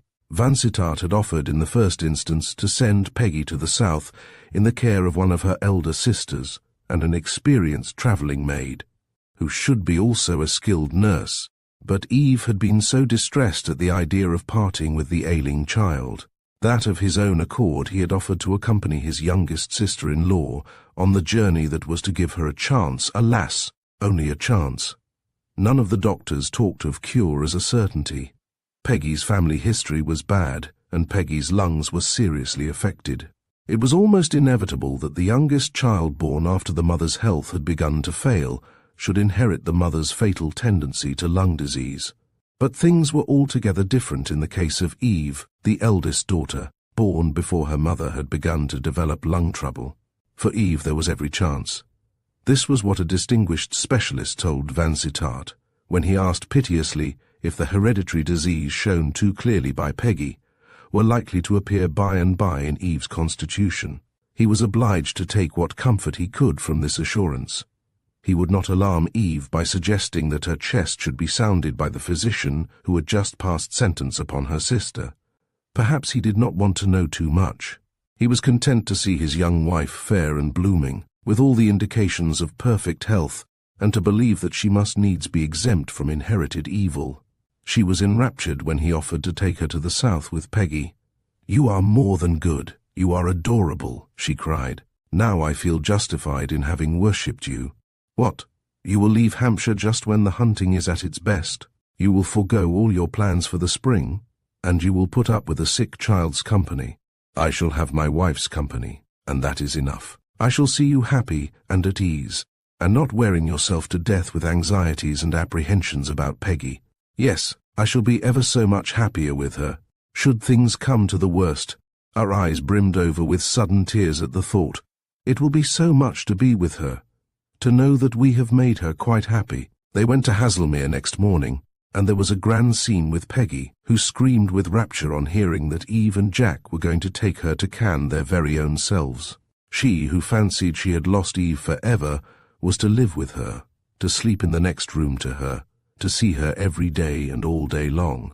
Then came the journey, the long, long journey, which made Eve and Peggy open wondering eyes at the width of France from sea to sea. They travelled with all those luxuries which modern civilization provides for the traveller who is able and willing to pay, and every detail of the journey was a surprise and a joy for Peggy, who brought upon herself more than one bad fit of coughing by her irrepressible raptures.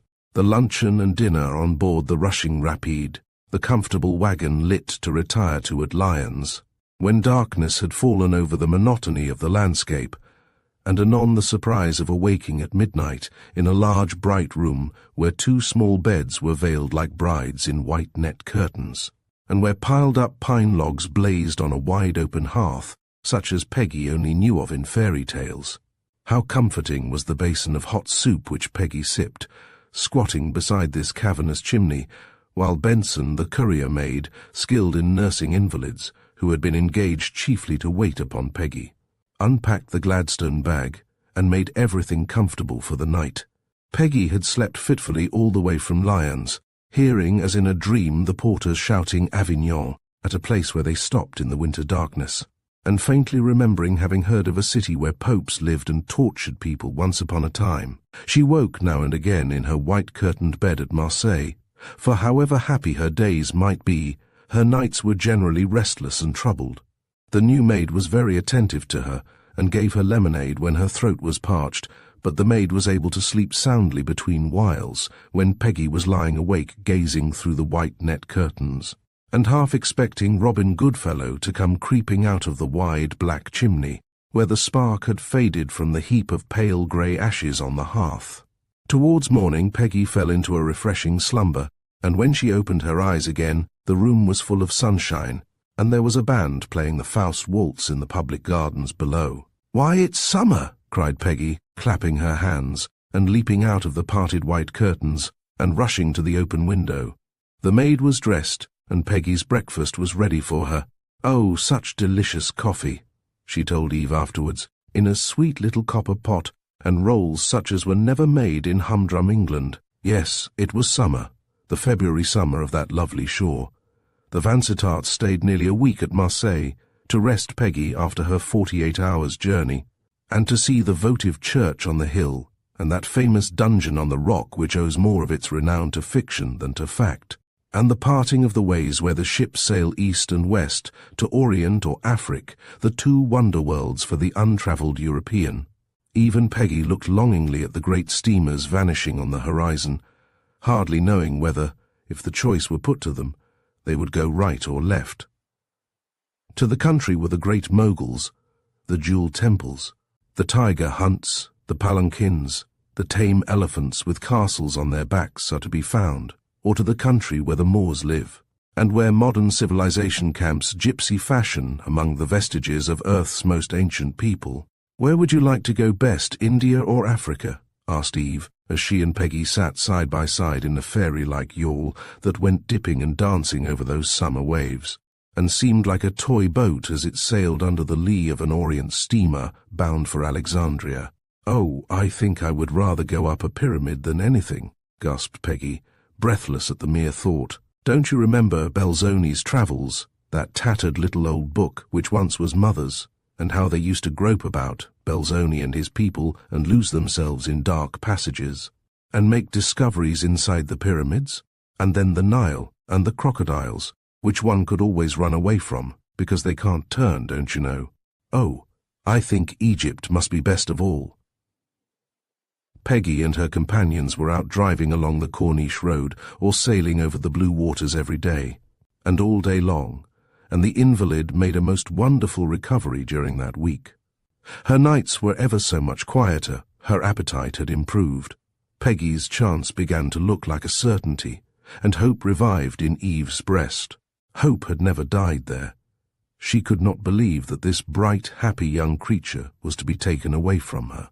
There was such vitality in Peggy, such vigour in those thin arms when they clasped themselves round Eve's neck, such light and life in the full blue eyes when they looked out upon the movement and variety of the Rue Canebière, or the bustle of the quays.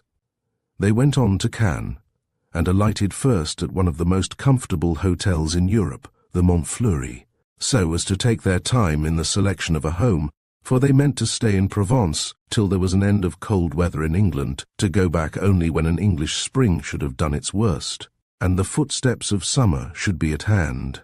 If Cannes should grow too warm, there was Grasse, and there were cool retreats perched still higher on the mountain slopes, where they might spend the last month or so of their sojourn.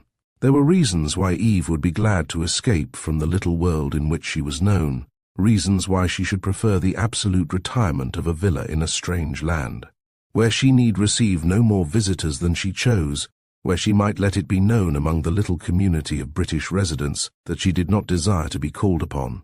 They found just the retreat that suited them, high on the eastern hill, which at this season was cloaked with the mimosa's golden bloom as with a royal garment. The villa stood on higher ground than the Hotel Californie, and all the Gulf of San Juan lay at its feet, and the ships at anchor looked like toy ships in the distance of that steep descent, where palm and pine, cypress and olive, lent their varying form and colour to the rough grey rocks, and where garden below garden spread a carpet of vivid flowers, hedges of roses, beds of pink and purple anemones. The scarlet and orange of the ranunculus amidst the gloom of rocky gorge and pine forest. Beyond the gulf rose the islands, shadowy at eventide, clear and sunlit in those early mornings, when Peggy watched the red fires of dawn lighting up far away yonder towards Italy. She shared Eve's imaginings about that neighbouring country, and thought with wonder of being so near the border of that mystical land. All her ideas of Italy were derived from Childe Harold, the more famous passages of which she had read and learnt diligently under Eve's instruction, the eldest daughter carrying on the education of the youngest in a casual way, after the homely governess had vanished from the scene. The villa was small and unpretentious, flung down carelessly as it seemed in a spacious garden, a garden which had been neglected of late years, since much smarter villas had risen up, white and ornamental, upon the heights of California. But the garden had once been cared for. It was full of roses and ivy-leaved geranium, anemones and narcissi, and what pleased Peggy most of all, there was a grove of orange trees, where she could lie upon the grass and let the mandarin oranges drop into her lap.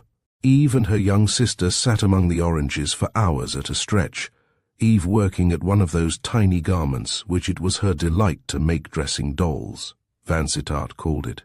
Peggy pretending to read, but for the most part gazing at sky or sea, watching the white clouds or the white ships sailing by in the blue. "Don't you think heaven must be very like this?" Peggy asked, one quiet noontide, when the sky was of its deepest sapphire, and the air had the warmth and perfume of an English midsummer. "What, Peg, do you suppose there are orange trees in the land of the Lille orange trees and smart villas and afternoon parties? No, no, only the blue sky and the sea and the hills jutting out, one beyond another, till they melt into the sky. It looks as if one could never come to the end of it all. It looks just like heaven. Endless, and without limits, like eternity," said Vansittart, smiling at her, unconscious that Eve's head was bending lower and lower over her work to hide the streaming tears. "A pretty fancy, but that boundless-seeming sea is only a big round pool after all. And think how clever it was of Columbus to find his way across the great ocean, and what rapture for Cortez to discover a second ocean, bigger than the first, and yet this earth of ours is only like a grain of sand in the multitude of worlds." "Don't," cried Peggy, with her fingers in her ears. "You make my head ache. I can't bear to think of the universe. It's much too big. Mutterchen used to tell me about it when I was a small child. She made me dream bad dreams. Why isn't there one nice, comfortable world for us to live in, and one lovely heaven for us to go to after we are dead, and one horrid hell for the very bad people, just to prevent their mixing with the good ones? That's what the Bible means, doesn't it? I can't bear to think of anything more than that." "Don't think, darling," said Eve, sitting down on the grass beside her, and drawing the fragile form close against her own. "Don't think, only be happy. Breathe this delicious air, bask in this delightful sun, be happy, and get well."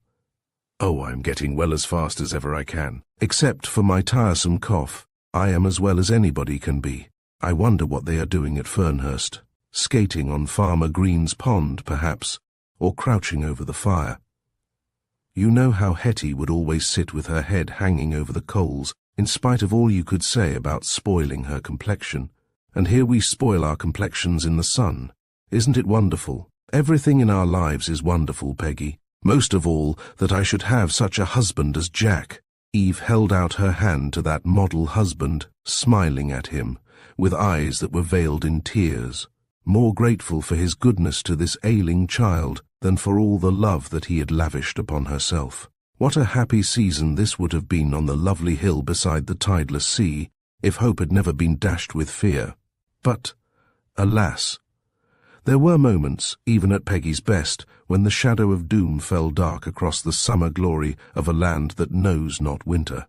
Sometimes, in the midst of her joyous delight in the things around her, a sudden paroxysm of coughing would surprise the poor child, shaking her as if some invisible demon had seized the wasted form by the narrow shoulders, and were trying to tear it piecemeal. "My enemy has been very cruel to me today," Peggy would say afterwards, with a serio-comic smile.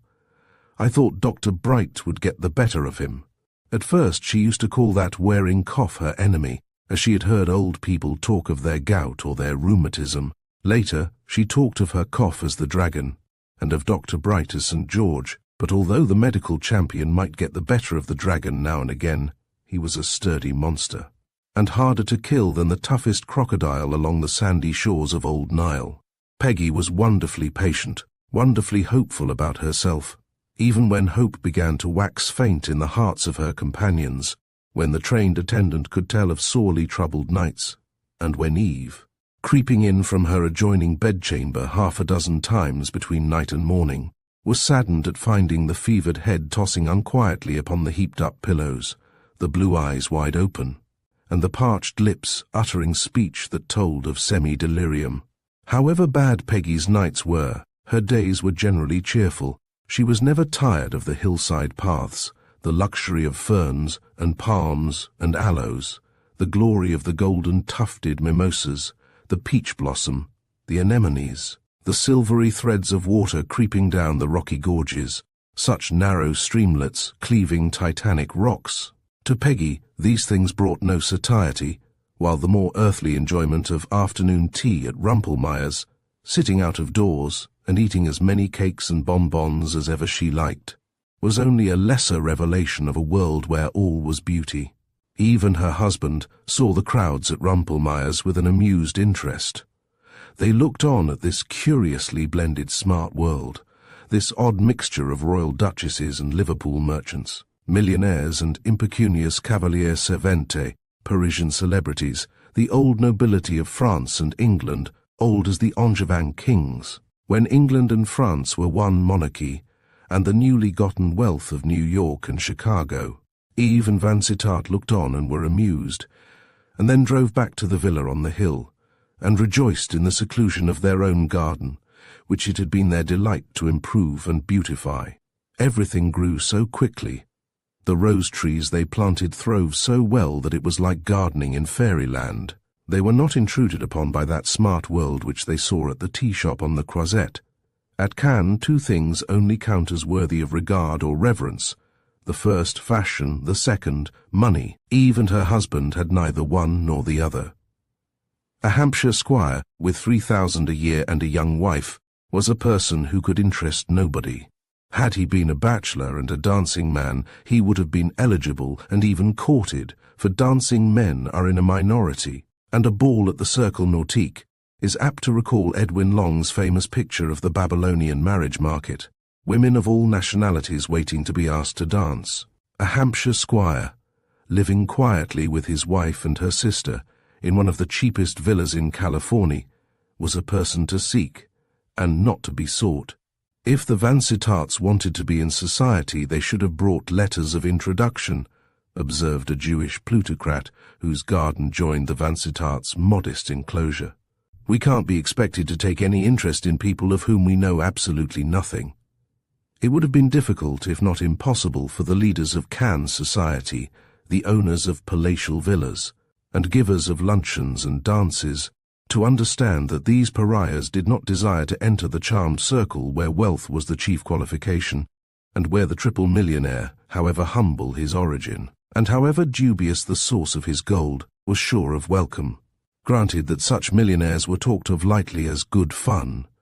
The smart people who laughed were pleased to eat their luncheons and dance at their balls or drive on their coaches or sail in their yachts. For the smart world of California and La Route de Fréjus, February meant a round of luncheons and teas, dinners and dances. Everybody complained of the strain, of being dragged from party to party, of having so much to do, these butterflies treating the futilities of life as if they were penal servitude without option. To these the tranquil happiness of such a couple as Eve and Vansittart was unthinkable.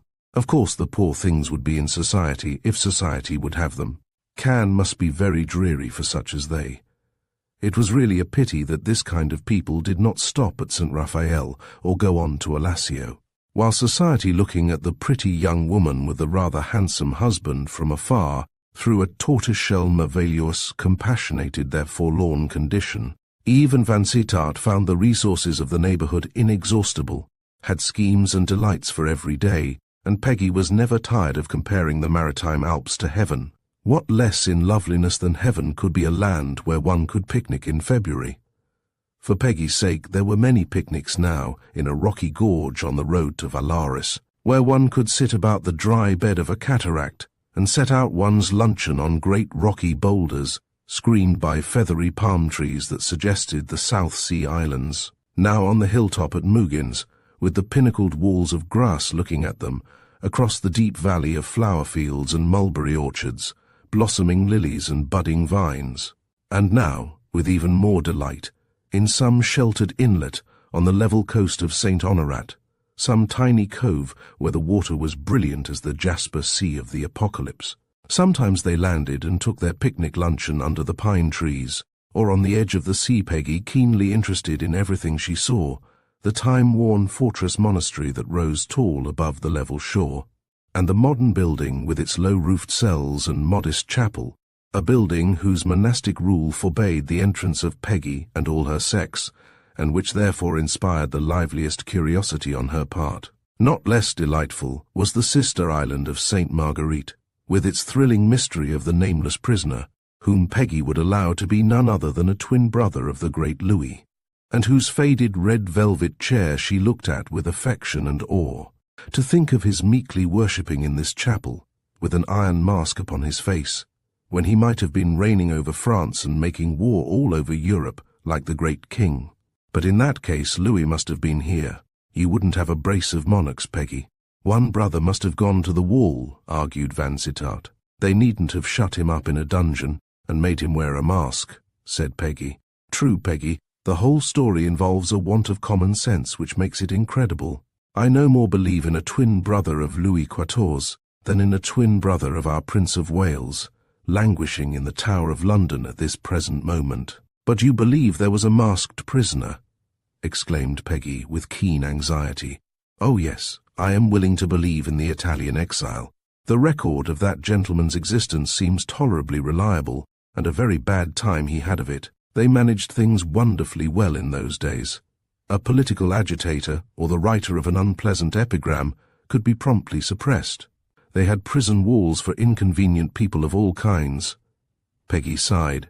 She did not care about the Italian politician. She had read her Dumais, and had a settled belief in the royal twin.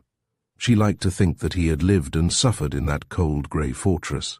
She cared nothing for Marshal Bazaine, and his legendary leap from the parapet, which the soldier guide recited with his tongue in his cheek. She despised Vansittart for being so curious about such a humdrum incident, an elderly general creeping out of captivity under the nose of guardians who were wilfully blind, and slipping quietly off in a steamer. Those tranquil days on the islands or on the sea would have been as exquisite for Eve as for Peggy if the heart of the elder sister had not been heavy with anxiety about the younger. During the first few weeks in that soft climate, Peggy's chance had seemed almost a certainty of cure. Even Dr. Bright had been hopeful for those first weeks, surprised by the marked improvement in his patient, but of late he had been grave to despondency, and every consultation strengthened Eve's fears.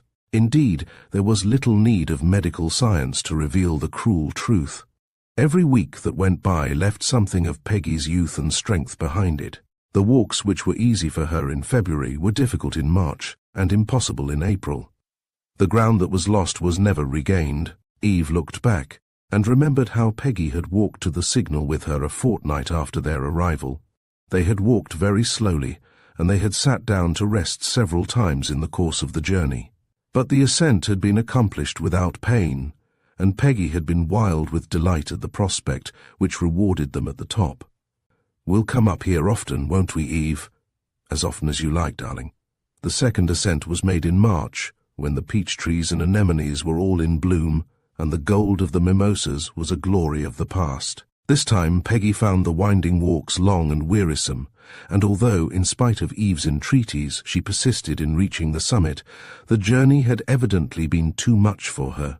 She sank exhausted on a bench, and it was nearly an hour before she was rested enough to mount the little platform on which the telescope stood and explore the distance. Looking for the French squadron which was rounding the point of the Esterelle on its way to Toulon. Poor little Peggy. She was the only person who did not believe in the seriousness of her case. "You and Dr. Bright make too much fuss about me," she said to Eve, seeing tears in the fond sister's eyes. "I am only growing. See how short my frock is. I have grown inches since Christmas." She stretched out her thin legs, so thin as to make the feet look abnormally big, and contemplated the spectacle with a satisfied air. "I am going to be very tall," she said. "I have only outgrown my strength. That is all that is the matter with me. Sophie and Jenny always said as much. And as for the cough which seems to frighten you so, it's only a stomach cough. Sophie said so." Vansittart had procured every contrivance which could make Peggy's life easier. He bought her a donkey, on whose back she could be carried up to the signal, and when her own back grew too weak to endure the fatigue of sitting on the donkey, he bought her a wheelchair, which a patient, Provençal two-legged beast of burden was willing to drag about all day, if Peggy pleased. And at each stage of her weakness, at each step on the downward road, he found some contrivance to make locomotion easier, so that Peggy might live out of doors, in the sunshine and on the sea. Alas, there came a day when Peggy no longer cared to be carried about, when even the ripening loveliness of the land, the warmth and splendor of the southern spring. The white-sailed skiff with its quaint old sailors talking their unintelligible canois and chivalrously attentive to Peggy's lightest wish. The time came when even these things could not tempt her from the couch in the garden where she lay and watched the opening orange blossoms and wondered who would be there to mark the first change from green to gold in the turn of the year, or thought of Eve's wedding and the orange wreath in her hair, and marvelled to remember how strong her young limbs felt in that gladdest of midsummers, and how slight a thing it had been to walk to the Roman village upon Bexley Hill, or to the pine-crowned crest of Blackdown. And now Vansittart had to carry her to the sofa in the orange grove, and she lay there supine all through the golden afternoon, while Eve, who was said to be herself in delicate health, sat in a low chair near her, and read aloud from Dumas' historical novels, or some fairy tale. But this increasing weakness was of no consequence, Peggy protested, when she saw Eve looking anxious about her. She had only outgrown her strength. When she had done growing, she would be as strong as ever, and able to climb those Sussex hills just as well as ever. But she would not be here to see the flower change to the fruit. That miracle of nature's handicraft would be for other eyes, for the eyes of some other weakling perhaps, passing, like Peggy, through the ordeal of overgrowth. But there was something far more wonderful than tree or flower, which had been whispered about by Peggy's nurse. There was the hope of a baby nephew or a baby niece in the first month of summer, a baby that was to open its eyes on some cool alpine valley, to which Mr. and Mrs. Vansittart and their charge would migrate. When the plane trees by the harbour had unfolded their broad leaves, and the sun that looked upon Cannes was too fierce for any but the hardy natives of the old fishing village. In that sweet summer time a baby was to appear among them and take its place in all their hearts and on all their knees, and was to reign over them by the divine right of the firstborn. Peggy's nurse told her that, were it only for the sake of this newcomer, she ought to take care of herself and get well quickly. You wouldn't like not to see the baby, would you, Miss Margaret? Peggy always felt inclined to laugh when her prim attendant called her Miss Margaret. She had never been addressed by her baptismal name by anyone else, but Benson was a superior person, who had lived only in the best families, and who did everything in a superior way. Like not to see Eve's baby? Why, of course I shall see it and nurse it every day of my life, answered Peggy. Of course, miss, if you are well enough when June comes. If I am well enough, Peggy repeated slowly, turning towards the nurse with an earnest gaze. Perhaps you mean that I may not live till June. I heard you say something about me to the housemaid yesterday morning when she was making your bed. I was only half asleep, though I was too drowsy to speak and let you know I could hear all you were saying. You are quite wrong, both of you. I have only outgrown my strength. I shall grow up into a strong young woman, and I shall be very fond of Eve's baby. I shall be the first aunt he will know. She stopped to laugh, a hoarse little laugh, which it pained Benson to hear. Isn't that absurd? She asked. I am calling the baby he, but I do hope it will be a boy. I adore little boys, and I'm afraid I rather hate little girls. A son and heir, said the nurse placidly. That will look nice in the newspapers. Yes, baby will have to be in the newspapers, agreed Peggy. His first appearance upon any stage. I should so love to make something for him to wear. Eve is always working for him, though she contrives to keep her work a secret, even from me. Mother's meeting work, she said, when I asked her what she was so busy about, as if I didn't know better than that. One doesn't use the finest lawn and real Valenciennes for mother's meeting work. Let me make something for Eve's baby, Benson. There's a dear. I would take such pains with my stitches. It would tire you too much, Miss Margaret. No, it won't. My legs are weak, not my fingers. Let me make something and surprise Eve with it when it is finished. I don't think Mrs. Vansittart would like you to know, miss. It is a secret. Yes, but Eve knows that I know. I told her that I had been dreaming about her, and that I dreamt there was a baby. It was after I heard you and Paulette whispering. I really did dream, and Eve kissed me, and cried a little, and said perhaps my dream might come true. Peggy being very urgent, her nurse brought her some fine flannel, as soft as silk, and cut out a flannel shawl for the unknown, and instructed Peggy, as to the manner in which it was to be made, and Peggy was propped up with pillows, and began a floss silk scallop with neat little stitches, and with an earnest laboriousness which was a touching spectacle.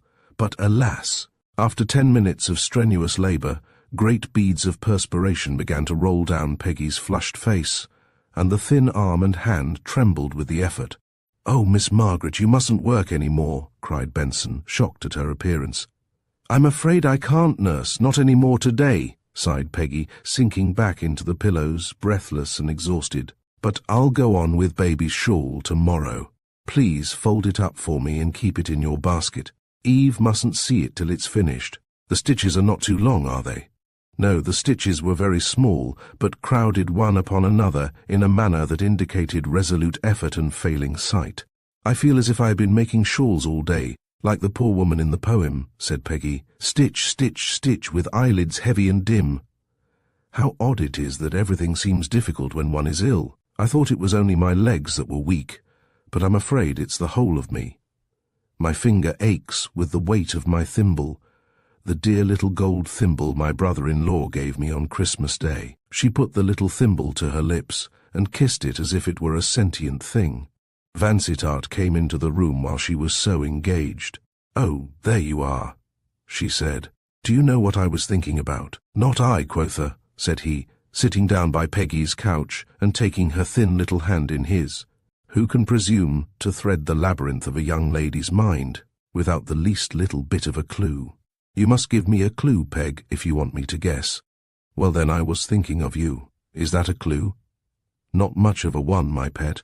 You might be thinking anything, that my last coat is a bad fit about the shoulders, a true bill, Peggy, that I am growing stupid and indolent in this inconsistent climate, where one sleeps half the day and lies awake more than half the night. I was thinking of your goodness to Eve, and to all of us.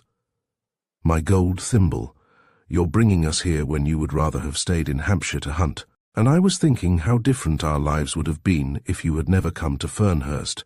Eve would just have gone on slaving to make both ends meet, cutting out all our frocks and working her Wilcox and Gibbs, and bearing with father's temper, and going without things.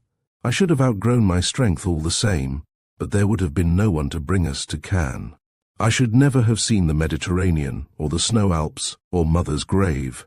I should never have seen Eve in pretty tea-gowns, with nothing in the world to do except sit about and look lovely. You have changed our lives. For better, Peggy? He asked earnestly. Yes, yes, for worlds and worlds better, she answered, with her arms round his neck. Benson had crept off to her dinner. Peggy and her brother-in-law were alone.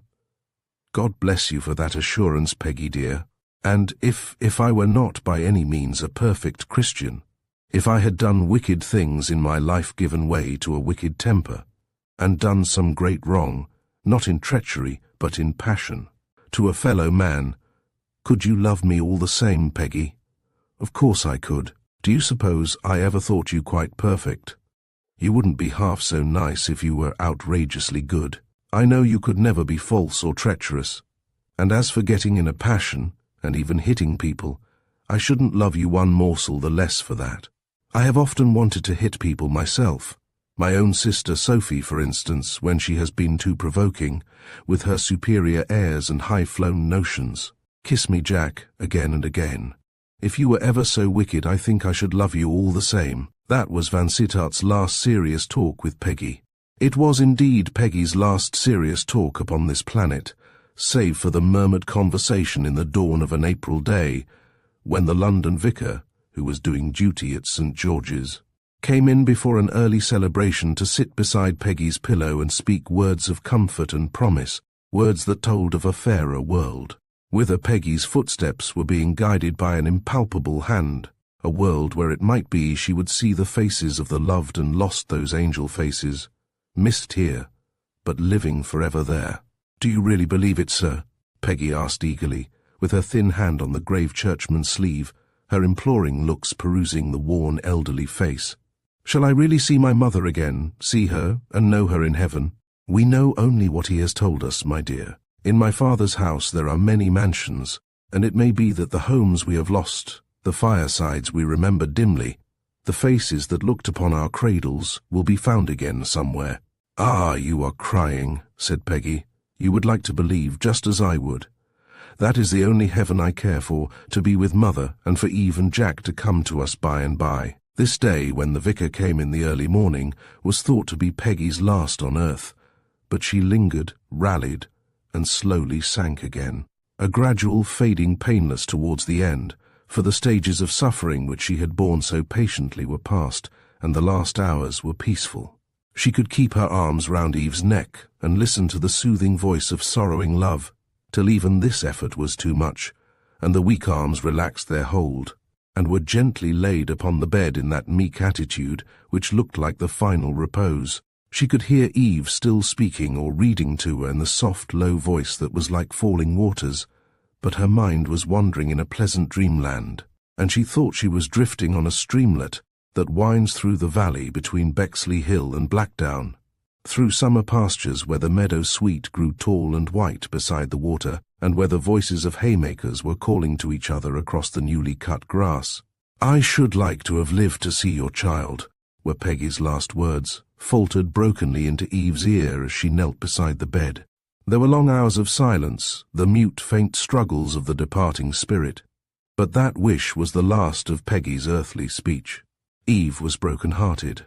She never knew till the end came how she had clung to some frail thread of hope, in spite of the destroyer's palpable advance, in spite of the physician's sad certainty, in spite of her husband's gentle warnings, striving to prepare her for the end.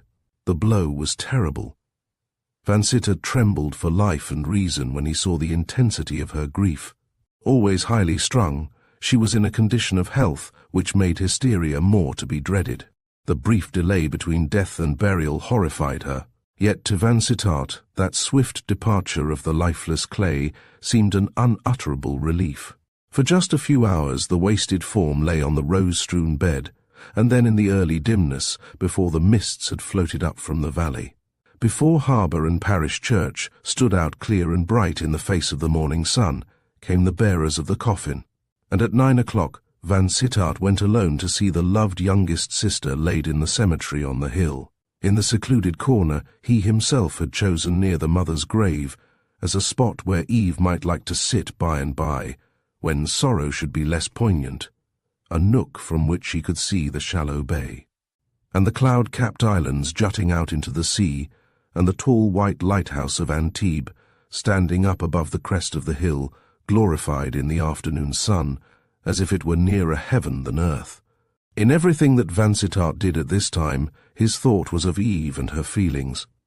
His grief for her sorrow was no less keen than the sorrow itself. He had been very fond of poor little Peggy, and had grown fonder of her as her weakness increased, and strengthened her claim upon his compassion. But now he saw with Eve's eyes, thought with Eve's mind, and every sigh and every tear of hers wrung his heart afresh. Those earnest words of Peggy's, spoken with the wasted arms about his neck, were very precious to him. It seemed as if they were in some wise his absolution for the wrong which he had done in keeping the secret of Harold Marchant's death. Peggy had told him that she and her sister owed comfort and happiness to him, that he had changed the tenor of their lives from struggling penury to luxury and ease. He knew that over and above all these material advantages, he had given Harold Marchant's sister a profound and steadfast love, a love which would last as long as his life, and which was and would be the governing principle of his life.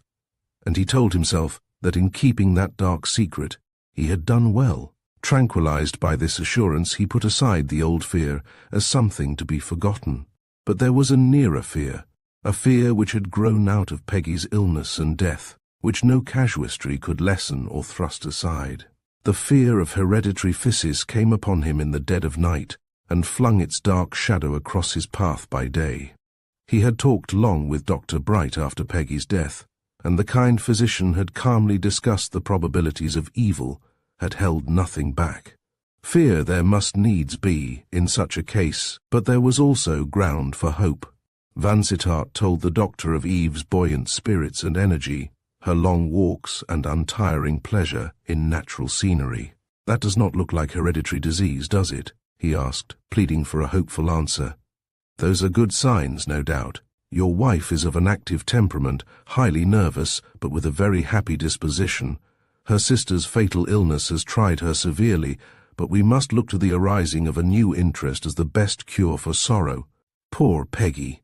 Yes, we shall brood less upon her loss when we have our little one to think about. The thought of Eve's coming happiness as a mother was his chief comfort. She could not fail to be consoled by the infant whose tender life would absorb her every thought, whose sleeping and waking would be a source of interest and anxiety. But before the consoler's coming, there was a dreary interval to be bridged over, and this was a cause of fear. There was a journey to be taken, for the climate of Cannes would be too hot for health, or even for endurance, before mother and child could be moved. Thus it was imperative that they should move without delay. Indeed, Vansittart thought they could not too soon leave the scene so closely associated with the image of the dead, where everything recalled Peggy, and the alternating hopes and fears of those gradual stages on her journey to the grave. On this path, her feet had tripped so lightly last February, when her illness was talked of as only a cough. Under this giant eucalyptus, her couch had been established in April, when walking had become a painful effort, and she could only lie and absorb the beauty of her surroundings, and talk of the coming days in which she would be strong again, and able to go up to the signal with Jack. Vansittart fancied that Eve would catch eagerly at the idea of leaving that haunted house, but her grief increased at the thought of going away. I like to be here in the place she loved. I can at least console myself with remembering how happy she was with us, and what a joy California and the wild walks above Gulf One were to her. Sometimes I think she is in the garden still. I lie upon the sofa here and watch the window, expecting to see her come creeping in, leaning upon the stick you gave her, so white and weak and thin, but so bright, so patient, so lovable. Then came the inevitable burst of tears, with the threatening of hysteria, and it was all her husband could do to tranquilize her. "The comfort you get here is a cruel comfort, dearest," he said. "We shall both be ever so much better away from Cannes at St. Martin de Lantosque, in the cool mountain air. Our rooms are ready for us, we shall have our own servants, and if the accommodation be somewhat rough—" "Do you think I mind roughness with you? I could be happy in a hut." "Oh, Jack, you are so patient with my grief. There are people who would say I am foolish to grieve so much for a young sister, but it is the first time death has touched us since Mother went. We were such a happy little band. I never thought that one of us could die, and that one the youngest, the most loving of us all. Dearest, I shall never think your grief unreasonable, but I want you to grieve less for my sake, for the sake of the future. Think, Eve. Only think what it will be to have that new tie between us, a child, belonging equally to each, looking equally to each for all it has of safety and of gladness upon this earth." Chapter 21. From the Evil to Come. Vansittart and his wife never went to the village in the mountains where all things had been made ready for their coming. Eve spent that afternoon, which should have been her last at Cannes, in the burial ground on the hill, now in its glory of May flowers, a paradise of roses and white marble, a place full of tenderest memorials to the early dead, a spot which seemed especially dedicated to those whom the gods love best, the holy ones and pure of spirit, removed from the evil to come for hard middle life and selfish old age. Eve gave herself up to the luxury of grief on that last day, taking her fond farewell of that quiet bed where, under a coverlet of pale roses, the happy child slept the everlasting sleep. She lingered and lingered as the sun sloped towards the dark ridge of hills, lingered when the great flaming disk touched the rugged line, until there was only the afterglow to light her back to California. Vansittart had trusted her alone with the steady Benson, now promoted from Peggy's nurse to be Eve's own maid. He had checks to write and final arrangements to make, and he thought that there would be greater tranquillity for Eve in solitude, with only an attendant. It was better there should be no one to whom she could expatiate on her grief, for her talk with him had always tended to hysteria. Thus convenience and prudence had both counselled his leaving her to herself, and it was only when the clock on the mantelpiece chimed the 8:15 and the shadows deepened in the corners of the room that he felt he had been imprudent. He went hurriedly out to the terrace in front of the villa, and felt that creeping chillness in the air which follows quickly upon sundown on this southern shore. The carriage stopped at the gate as he went out, and Eve was in his arms, to be welcomed first and scolded afterwards. "It is with you I am most angry, Benson," he said to his wife's attendant. "You ought to have been wiser." "I won't have you scold Benson," remonstrated Eve. "It is my fault. She teased me to come home ever so long ago, and I wouldn't. I wanted to stay with Peggy till the last moment. It was like bidding her goodbye again. And now I have left her lying in her quiet grave, near the poor mother whom she hardly knew. I didn't know how late it was till we were in the carriage coming home, and I began to feel rather chilly. You are shivering now, Eve. You should have remembered what Dr. Bright said about sunset." "Ah, that was on Peggy's account. It is different for me." "Well, I won't try to frighten you into a cold. Run to your mistress's room, Benson, and make a good fire. I ordered tea to be ready." He almost carried Eve upstairs, and with his own hands manipulated the olive logs and set the merry pine cones blazing and crackling, while she lay on the sofa in front of the fireplace and watched the flames. But the shivering continued, in spite of the cheery wood fire, and eiderdown coverlet, and hot tea. So Dr. Bright was sent for hurriedly, and came to find his patient with a temperature that indicated grave disturbance. He came, and left only to come back again with another English doctor, who did not leave his patient all night. And between midnight and morning the young wife's existence trembled in the balance, and the husband, pacing to and fro and in and out on the lower floor, ground his teeth and beat his head in a passion of self-reproach, hating himself for having allowed that perilous visit to the cemetery, cursing himself for his folly in not having gone with her if she must needs go. "There is a blight upon us, and upon our love," he told himself in his despair.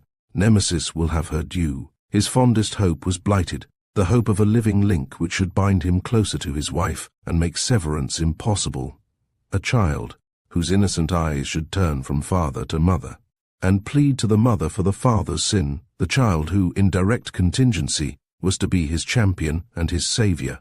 He passed through an ordeal of such agony and apprehension on his wife's account as to make him for the time being comparatively indifferent to the loss of his son, who came upon this mortal scene only to vanish from it forever. But when at last, in mid-June, while California and her fir woods were baking under a tropical sun, his wife was restored to him, strong enough to travel to cooler regions in the shadow of the great Alps, there fell upon him the sense of an irreparable loss. They went by easy stages to Courmayeur, and established themselves there for the rest of the summer, in a reposeful solitude, keeping aloof from the climbers and explorers and the race of tourists generally. They had their own rooms, in a dependence of the hotel, rooms whose windows commanded valley and mountain. Here Eve first felt the tranquilizing influence of alpine scenery, and her quiet rambles with Vansittart soon brought back the bloom of her girlish beauty, and restored something of the frank gladness of those younger years when she and her sisters used to ramble over the undulating ridge of Bexley Hill and think it a mountain. "Dear old Bexley," sighed Eve, with her eyes dreamily contemplating Montchetif. "I hope I shall never begin to despise you, even though you are a hill to put in one's pocket as compared with these white giants." The peaceful days, the perfect union between husband and wife, revived Eve's spirits and did much to restore her health, sorely shaken by the ordeal through which she had passed. Fever had raged fiercely in the battle between life and death, and the long bright hair, which had made so fair a diadem in the days of her poverty, had been shorn from the burning head. She looked quaintly pretty now, with her boyish crop, framing the broad white forehead with crisp, short curls. She laughed when Vansittart talked of next season, when his mother was to lend them the house in Charles Street. "You can never appear in society with a cropped head for your companion," she said.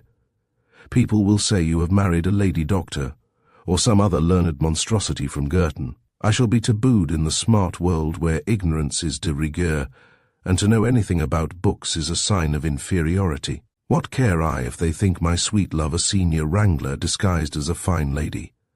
You are pretty enough to set the fashion of cropped heads.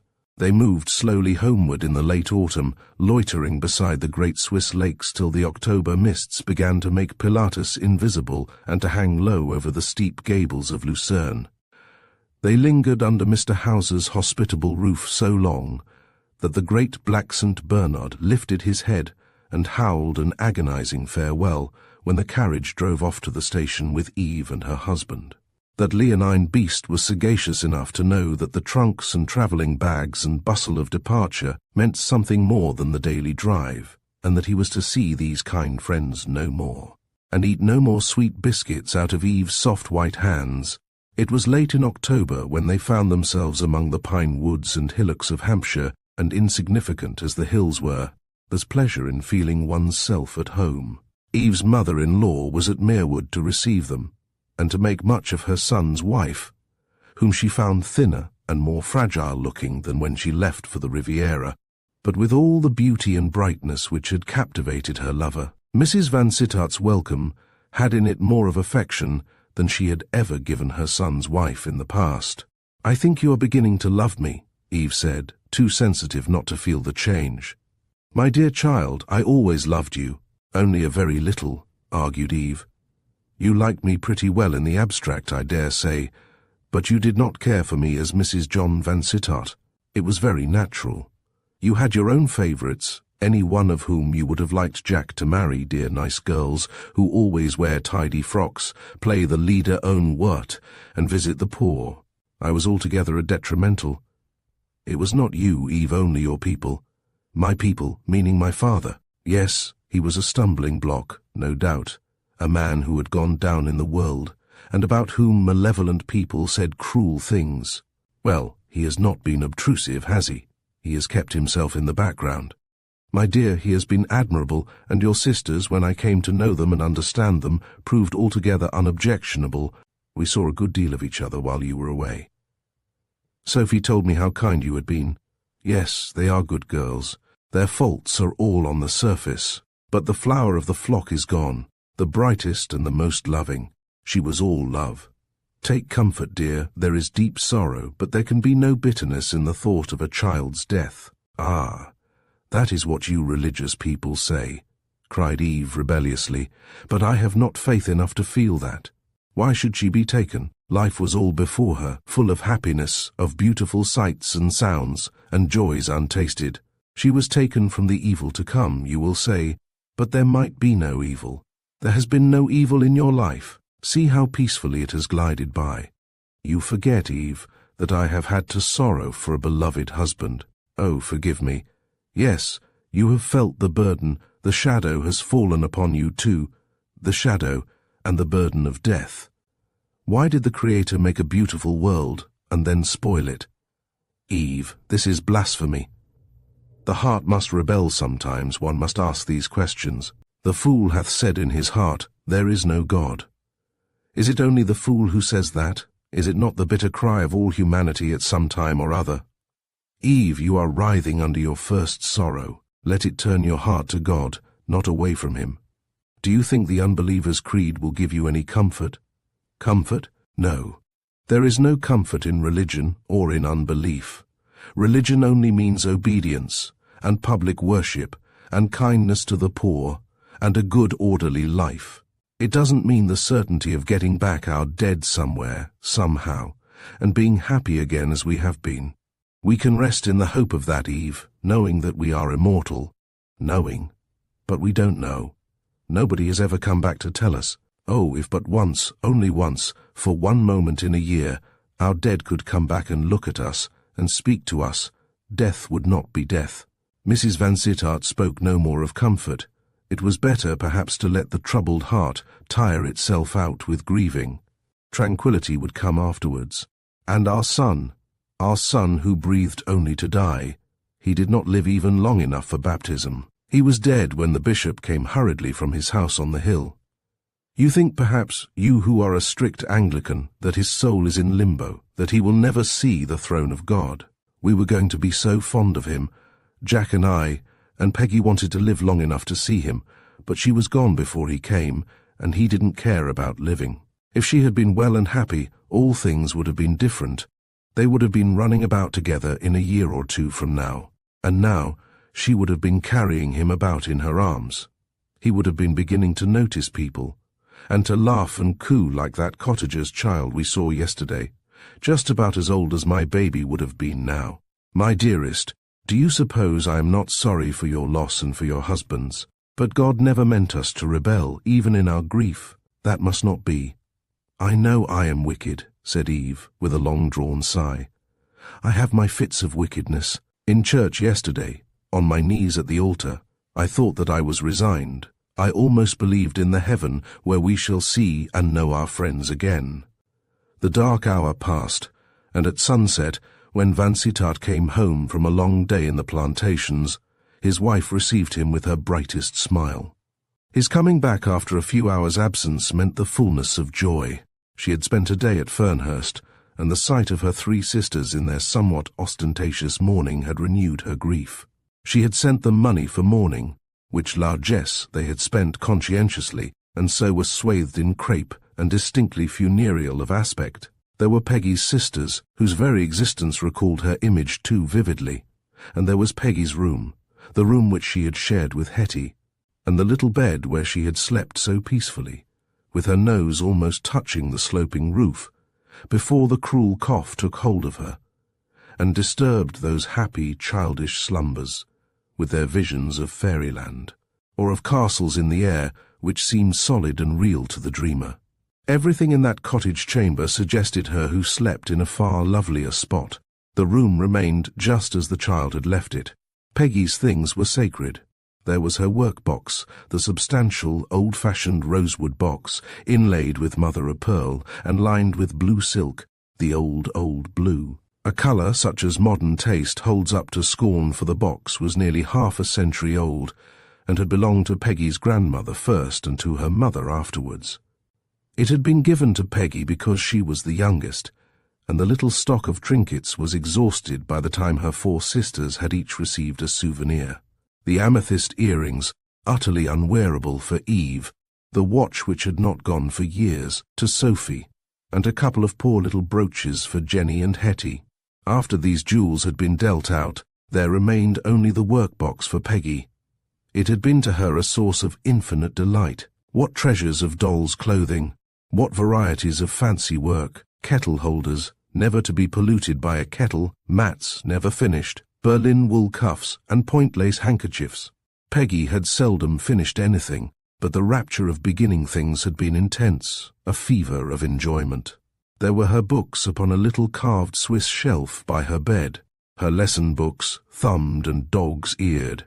Everybody else's lesson books before they descended to her, that Grammaire des Grammaires, over which the whole family had toiled, and the primers which make learning easy and people the world with smatterers. There were gift books, birthday presents from governess or sisters, The Immortal Family, Robinson, Grimm, Hans Andersen, Bluebeard, Cinderella. How many a summer dawn Peggy had lain upon that pillow, reading the old fairy tales before a foot was stirring in the house. Her bed was there, with the prettiest of Bellagio rugs laid over it, sacred as a shrine. The little room would have been far more convenient for Hetty if that bed had been taken down and put away. But no one dreamed of removing it. There would have been unlovingness in the mere suggestion. Well, they had all to do without Peggy henceforward. There was one link gone from the chain of love. Vansittart looked round at his sisters-in-law's faces with an agonized dread. Who would be the next? Which among that tainted flock would be the first to show the inherited poison, the first to feel the cold hand of the destroyer? They all looked bright and healthy. They had all the fair complexion and fine roseate bloom, which mark the typical English beauty, a loveliness of colour which can almost afford to dispense with perfection of form. They were slenderly made. In a doctor's parlance, there was not much of them to fall back upon, not much in hand at the beginning of a long illness. They were tall and willowy, rather narrow-chested, Vansittart noted with a pang. Yes, assuredly Eve was the flower of the flock. Her chest was broader, her throat fuller and more firmly moulded than the chests and throats of her sisters. The poise of her head was more decided, her whole bearing argued a stronger constitution. She was the offspring of her mother's youth, before any indication of disease had darkened the young life. She was the offspring of her father's early manhood. The doctors had augured well for her on this account. The winter was spent very quietly at Merewood. Vansittart hunted and shot, and he often went home earlier in the winter dusk than became him as a sportsman in order to take tea with Eve beside the fire. His mother lingered at Merewood so that Eve should not be alone, the link between the two women strengthening day by day. The sisters came over from Haslemere and enjoyed all the luxuries of a well-appointed house. Eve and her husband went for 2 or 3 short visits to Redwold Towers, and Sir Hubert and Lady Hartley came to Merewood, he for the last of the pheasants, having pretty nearly cleared his own woods, extensive as they were, she for the pleasure of being with Eve, to whom she was sincerely attached. And so the winter went by, a not unhappy winter. How could a young wife be unhappy, adoring and adored by her husband? Hymen's torch glowed with gentlest light beside that hearth where the pine logs were heaped so liberally, pine logs from Vansittart's paternal woods. Eve was in high health at Easter, radiant, full of life and spirits, albeit in no wise forgetful of that grave on the hill where the Marshal Niel roses were growing so luxuriantly, and which was being carefully tended by stranger hands. There are those at Cannes who take a loving pride in that garden of death, whose care it is that this place of rest should be forever beautiful, a paradise of peace, the very memory whereof should be sweet in the thoughts of the bereaved. Eve could think now with resignation of that tranquil spot, and of the young life which had come to a sudden pause on earth. Was it a full stop, or only a hyphen? Was it the end of the book, or only the bottom of the page, with the last word repeated over leaf, to carry on the story without a break? Mrs. Vansittart insisted that her children should have the free use of the house in Charles Street for the London season. She wanted Eve to enjoy the privileges of her position as the wife of a man of good family and good means. She had also a lingering hope that in the high pressure of London society her son might awaken to some worthy ambition, political or social, and might try to make his mark in the world. She had always been ambitious for him, had always wanted him to do something more than shoot his own pheasants, improve the cottages on his estate, and live within his means. For a young man of his social status, the political arena offered fair scope for ambition, and Mrs. Vansittart had the common idea that any man of good abilities can succeed in politics. Chapter 22. So very wilful, another Easter over, another season beginning, and with all the usual auguries of a season of exceptional splendor, auguries to be exchanged later for dismal elegies upon a season of surpassing dullness and stagnation, which had disappointed everybody, and all but ruined the West End tradesmen. As this jubilant vaticination and these melancholy wailings are repeated year after year, they have come to be of little more significance than the chirping of the newly arriving swifts under the eaves, or the twittering of the swallows assembled for their autumnal flight. Seasons come and seasons go. People are hopeful before the fact, and disappointed after the fact. The great chorus of humanity goes on. Such is life, a season of hope and disillusion. Contemplate existence from the severest standpoint of the agnostic metaphysician, or from the most exalted platform of the Christian saint, and the ultimate fact is the same. We begin in hope to end in sorrow. For Signora Vivanti, the after-Easter season began under cheeriest conditions. Her success at the Apollo had been unbroken. The longer she acted a part, the more spirited her acting became. Ignorant and uncultured as she was, she possessed the gift of gag, knew when and where to introduce a word or a look which delighted her audience. And the management and her brother and sister artists, more especially the brothers, gave her full scope. These little inspirations of hers became licensed liberties, and her role grew and strengthened under her hands. She was the most popular actress who had appeared at the Apollo since the building of the theatre. So at Easter the impresario increased the lady's salary for the 4th time since her debut.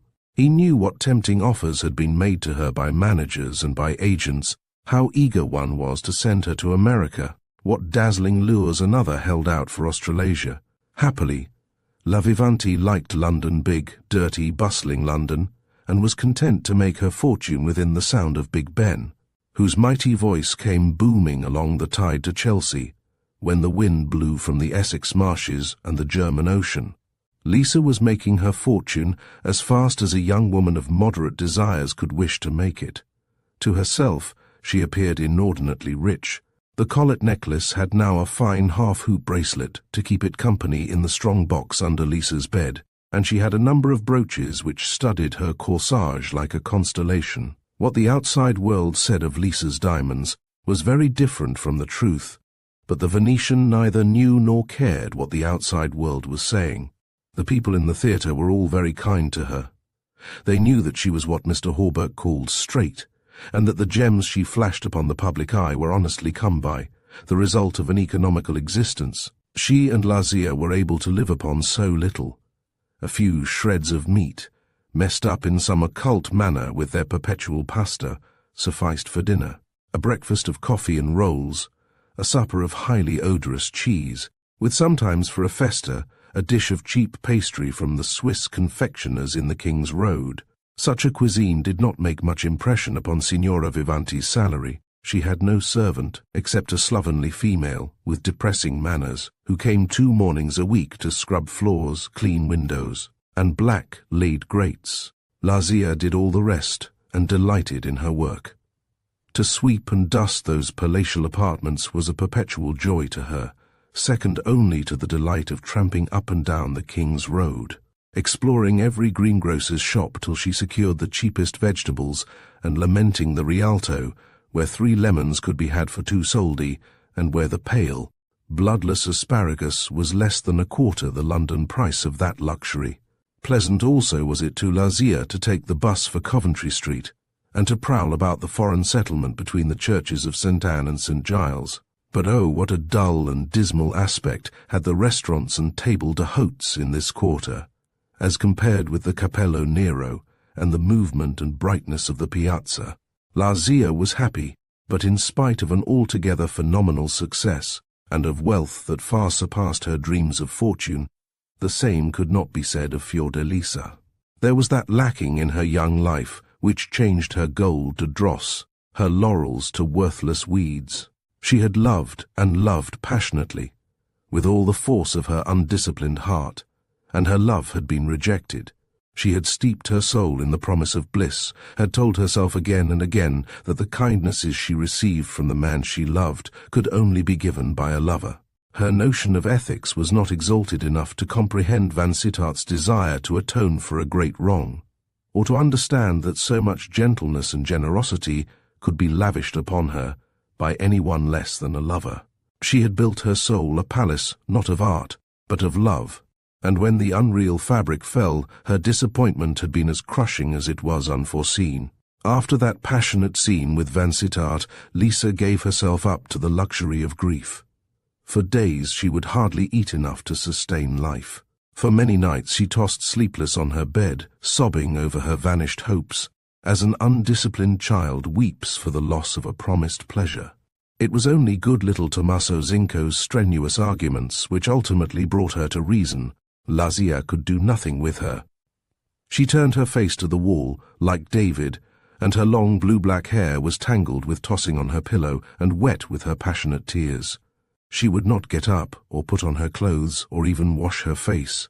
It was her way of scattering ashes on her head and rending her garments. Her grief had all the fervid unreasonableness of Oriental mourning. Lazia was obliged to take the cello player into the bedroom and show him this spectacle of angry despair. "He has deserted her, the father of her child," muttered Zinco, in the vestibule, as Lazia tried to explain the situation. "That is bad, bad, bad, very bad." "No, no," said Lazia, shaking her head vehemently. "It is not that. He has done no wrong. He has paid for her lessons, paid her rent. He has done much for us. Only she loved him, and he did not love her. She is like a child.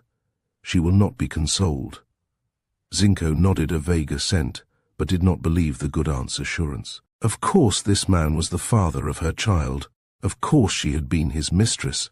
He had brought her from Venice and established her in these comfortable lodgings, and now he was tired of her. These things always end so. Ci va all'acqua si bagna, e ci va a cavallo cad. The good little Zinco crept into the room as softly as a cat and seated his stout and oily person by the bed, where Lisa was lying face downwards, her tearful countenance buried in the pillow, and nothing but a mass of tangled black hair visible above the gaudy Mexican blanket.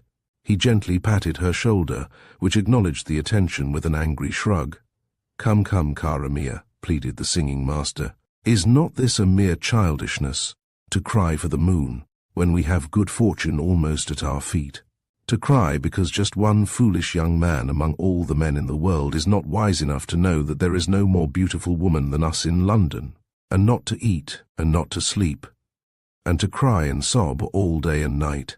Ahime che fool!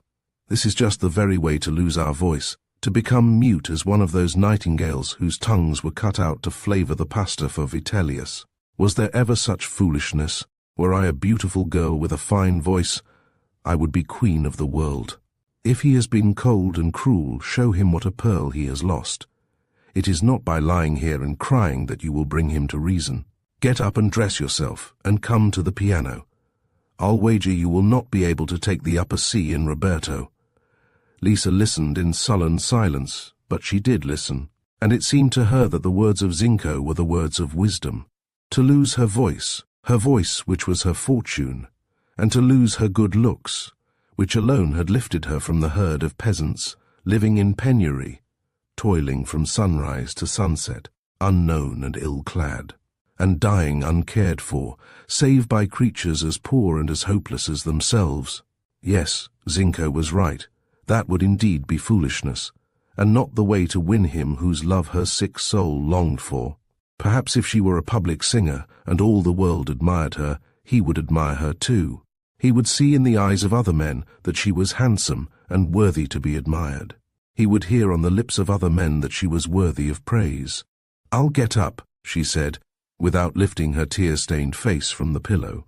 "Go into the sala and wait for me. I won't be long. You shall see I haven't lost my voice."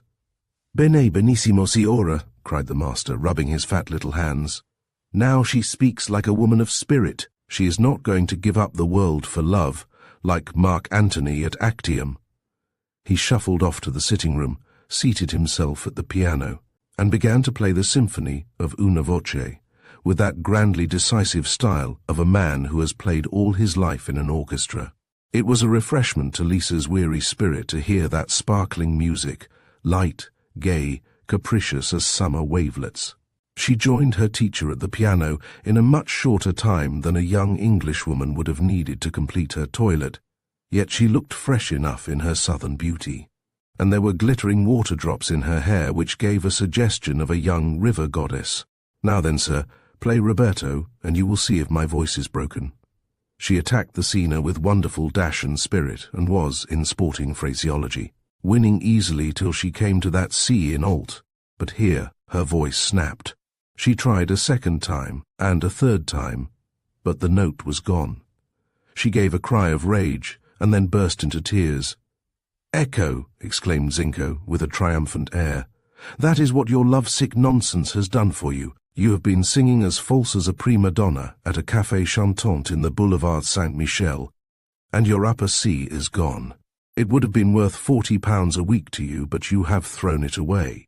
At this, Lisa continued her lamentation, deeply sorry for herself. "There's no use in crying," said Zinco. "That only makes things worse. Bisogna sempre aver pazienza in questo mondo. You had better dry your tears and eat a beefsteak bleeding and drink a pint of port beer." Malibran used to drink port beer. In one of her great scenes, she had her quart pot on the stage, hidden behind a set piece, a rock or what not, and after her cavatina she would fall on the stage as if fainting, and drag herself to the back of the rock and drink. Ah, how she would drink! "I don't want to lose my voice," sobbed Lisa, to whom Malibran was but an empty name. "No, yet you go just the right way to lose it. Come, cheer up, signora. Eat much steaks, drink much stout for the next 3 days. Andiamo adagio. Don't sing a note till I come next Saturday afternoon to give you your lesson." Zinco's policy prevailed. Lisa fretted sorely at the thought of losing that voice which was to be her fortune. She had told herself in her despair that fame and fortune would be useless without the man she loved, that she had only wished to succeed as a singer in order to please him. And now she began to see the situation in a new light. She wanted to be admired and famous like the singers whom she had seen at Covent Garden, curtsying behind a pile of bouquets, while the house resounded with applause. She wanted to be applauded like those famous singers, so that the cruel smith might see her and be sorry that he had refused her his heart. Who could tell? Perhaps seeing her so admired, hearing her voice ring clear and sweet through the theatre, he might abandon his tuneless English sweetheart and come back to Lisa, come back as lover, as husband. Zinco had told her that a fashionable prima donna could not look too high. She would have all London at her feet. It would be for her to choose. Lisa had a strong will and a wonderful power of self-command when she really wanted to command herself, so she dried her tears, ate British beef, almost raw, and drank British stout, and under this regime her nerves speedily recovered from the rude shaking which passion had given them, and when the good little cello player came to give her the Saturday lesson, her voice rang out sound as a bell, and B natural was produced with perfect ease, A round and perfect note. "We'll wait till next Tuesday for the C," said Zinco, "and we won't try Roberto for a week or so. Stick to the solfeggi. And I have not lost my voice, Caro. No more than I have lost £1,000, poveretta." After this, things went smoothly. Life seemed very dreary to Fiordalisa, without the friend whose rare visits had been her delight, but her mind was braced and fortified by a steady purpose. She meant to win the great British public, and behind that indefinite monster there shone the image of the man she loved. He would go to the theatre where she sang. He would see her, and understand at last that she was beautiful and gifted, and worthy to be loved. "And then he knows that I love him with all the strength of my heart," she said to herself. "That ought to count for something. Yet when I told him of my love, he shrank from me, as if he hated me for loving him. That is his cold English nature, perhaps. An Englishman does not like unasked love." Lisa was 2 years older than in that day of despair, and Zinco's promises had been realized. She had the town at her feet, and if the coronet matrimonial had not yet been laid there, she had received plenty of that adulation, and of those advances which cannot be accepted without peril. All such advances Lisa had repulsed with a splendid scorn. Carriages, servants, West End apartments, and St. John's Wood villas had been offered her, but she still rode in penny omnibuses or twopenny steamers, or trudged valiantly in cheap shoes. She might have had an open account with any silk mercer in London. She might have had her frocks made by the dressmaker on the crest of fashion's changeful wave, but she was content to wear a black stuff gown, with a bit of bright ribbon tied round her neck, and another bit twisted in her hair. When she wanted to look her best, she put on her bead necklace, one of those necklaces which the man she loved bought for her in the Procurati Vecchi on that fatal night. The idea that he had bought the murderous dagger at the same shop in no wise lessened her pleasure in these gifts of his. Among her numerous admirers, one only had been received by the lady and her aunt, and that was Wilfred Sefton, who had contrived to establish a footing in the signora's drawing-room before Zinco could protest against his admission. He had so managed as to be regarded as a friend by both aunt and niece, and the boy, whom he detested, had grown odiously fond of him. He had known Lisa for a year and a half, had seen her often, had spent long summer days in her company, and in all that time he had never addressed her as a lover. He knew too well, from many a subtle sign and token, that his going or coming affected her not at all, that she liked him and welcomed him only because his presence and his attentions made a pleasant variety in the dullness of her domestic life. He knew this. He knew that whatever she might have been in the past, she was a virtuous woman in the present, that she courted no man's admiration, and was tempted by no man's gold. Convinced of this, finding her as remote in her quiet indifference as if she had been some young patrician pacing her ancestral park in maiden meditation, fancy-free, his desire to win her intensified until she seemed to him the only woman in the world worth winning. Had she been easily won, he might have been tired of her before now. His grande's passions in the past had been of short duration.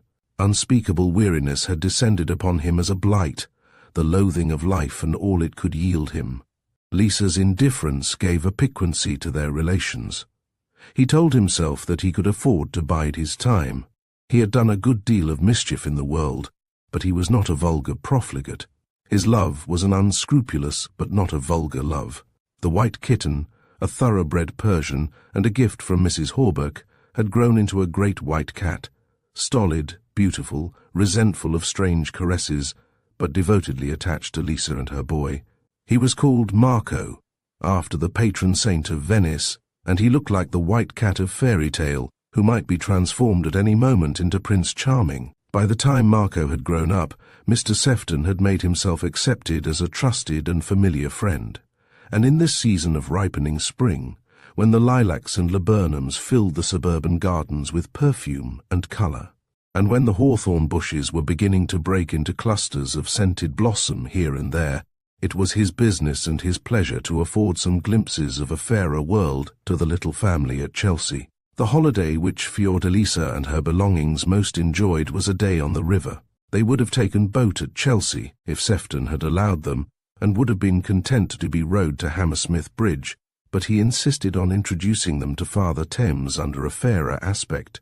So they usually took the train to Richmond, and from Richmond Bridge, Sefton rowed them to Kingston or Hampton, where they lunched at some quiet inn, and sat in some rustic inn garden, or sauntered in those lovely old palace gardens by the river, till it was time to go back to the boat and the train.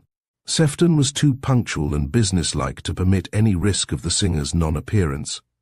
He took care that Lisa should always be at the Apollo in time for her work. These days were very delightful to him, even in spite of Paolo, whose attentions were sometimes boring. Happily, Paolo loved the water with an instinctive hereditary passion, the instinct of amphibious ancestors, born and bred on a level with the lagoons reared half on sea and half on land. It was amusement enough for him to sit in the stern of the skiff and dabble a bare arm in the stream, or to watch the little paper boats which Lazia made for him, or the great white swans which hissed menaces at him with horizontal necks as they paddled slowly by, sacrificing grace and stateliness to unreasoning anger. Sefton put up with Paolo, and was happy in the society of two ignorant women, delighting in Lisa's naivete, finding a delicious originality in all her remarks upon life and the world she lived in. Her stories of green-room quarrels and side-scene flirtations. Talk which might have sounded silly and vulgar in English was fascinating in Italian, all the more fascinating in that Venetian dialect which so languidly slurred the syllables, lazily dropping the consonants, and which had in its soft elisions something childlike that touched Sefton's fancy. He took pleasure in Lisa's talk almost as if she had been a child, while those sudden flashes of shrewdness, natural to the peasant of all countries, assured him that she was no fool. He thought of Emma Hamilton, and wondered whether the charm which held Nelson till the hour of death, and made his Emma the last thought when life grew dim, was some such childlike spontaneous charm as this of Lisa's, the charm of unsophisticated womanhood, adapted to no universal pattern, cut and polished in no social diamond mill. Yes, she had charmed him in their first interview, sitting out in the chilly tent, amidst the glimmer of fairy lamps. She charmed him still, after a year and a half of familiar friendship. She, the ignorant and low-born, he, the modern worldling, who had touched the highest culture at every point, strained his intellect to reach every goal, measured himself against every theory of life here and hereafter, and found happiness nowhere. She pleased him all the more because she was not a lady, and made none of the demands which the modern lady makes over strenuously, the demand to be treated as a boon companion, and yet worshipped as a goddess, the demand of your money, your mind, your time, your wit, your trouble. Lisa had no idea of women's rights, and she was grateful for the simplest festa which her admirer offered her. Never had a grande passion cost him so little. This girl, who had worked in the lace factory at Braddon for a few pence per day, and had lived mostly on polenta, sternly refused anything in the shape of a gift, even to a bunch of flowers if she thought they were costly. "I like the cheap flowers best," she said. the blue and yellow ones that they sell in the streets, or the great red poppies Lazia buys, which flame in the fireplace ever so much brighter than a real fire. Often, in a casual way, he had tried to make her talk of Vansittart, but in vain. She would say nothing about him, yet she was curious to know all that Sefton could tell her about the man with whom he had seen her talking. Sefton took his revenge by a studious reticence. "Yes, I know the man," he said, when the subject was mooted in the early days of their acquaintance. "Do you know him intimately? Is he your friend?" "No." "You look and speak as if you did not like him." "I look and speak as I feel." "Why don't you like him?" urged Lisa. "Who knows? We all have our likings and our antipathies, but if he has never injured you, that is a negative merit. I dislike a good many people who have never done me any harm. He is going to be married, I hear." "He is married. He was married last summer." "Do you know his wife?" "Yes." "Is she beautiful?" "Not so beautiful as you, but she has a complexion like the inside of a seashell. You know those pale shells, almost transparent, with a rosy flush that is less a colour than a light. She has pale gold hair, which shines round her low, broad forehead like a nimbus in one of Fra Angelica's pictures of virgins and angels. She is rather like an old Italian picture, of that early school which chose a golden-haired ideal and left your glowing southern beauty out in the cold. She is not so handsome as you, Bellissima. Yet he liked her better than he liked me. What is the good of my being handsome?" "He did not care," said Lisa passionately. It was the first time she had betrayed herself to Sefton. He smiled and glanced from the mother's angry face to the boy, who was hanging about her knee, unconsciously reproducing the attitude of many an infant St. John. "Yes, there can be no doubt," he told himself. "Vansittart is the man she loved, and this brat must be Vansittart's offspring."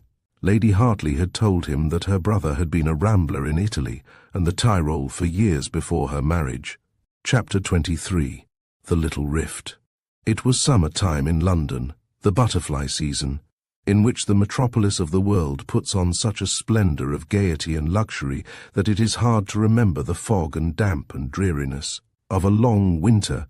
Hard to believe that this stately West End London can ever be otherwise than beautiful.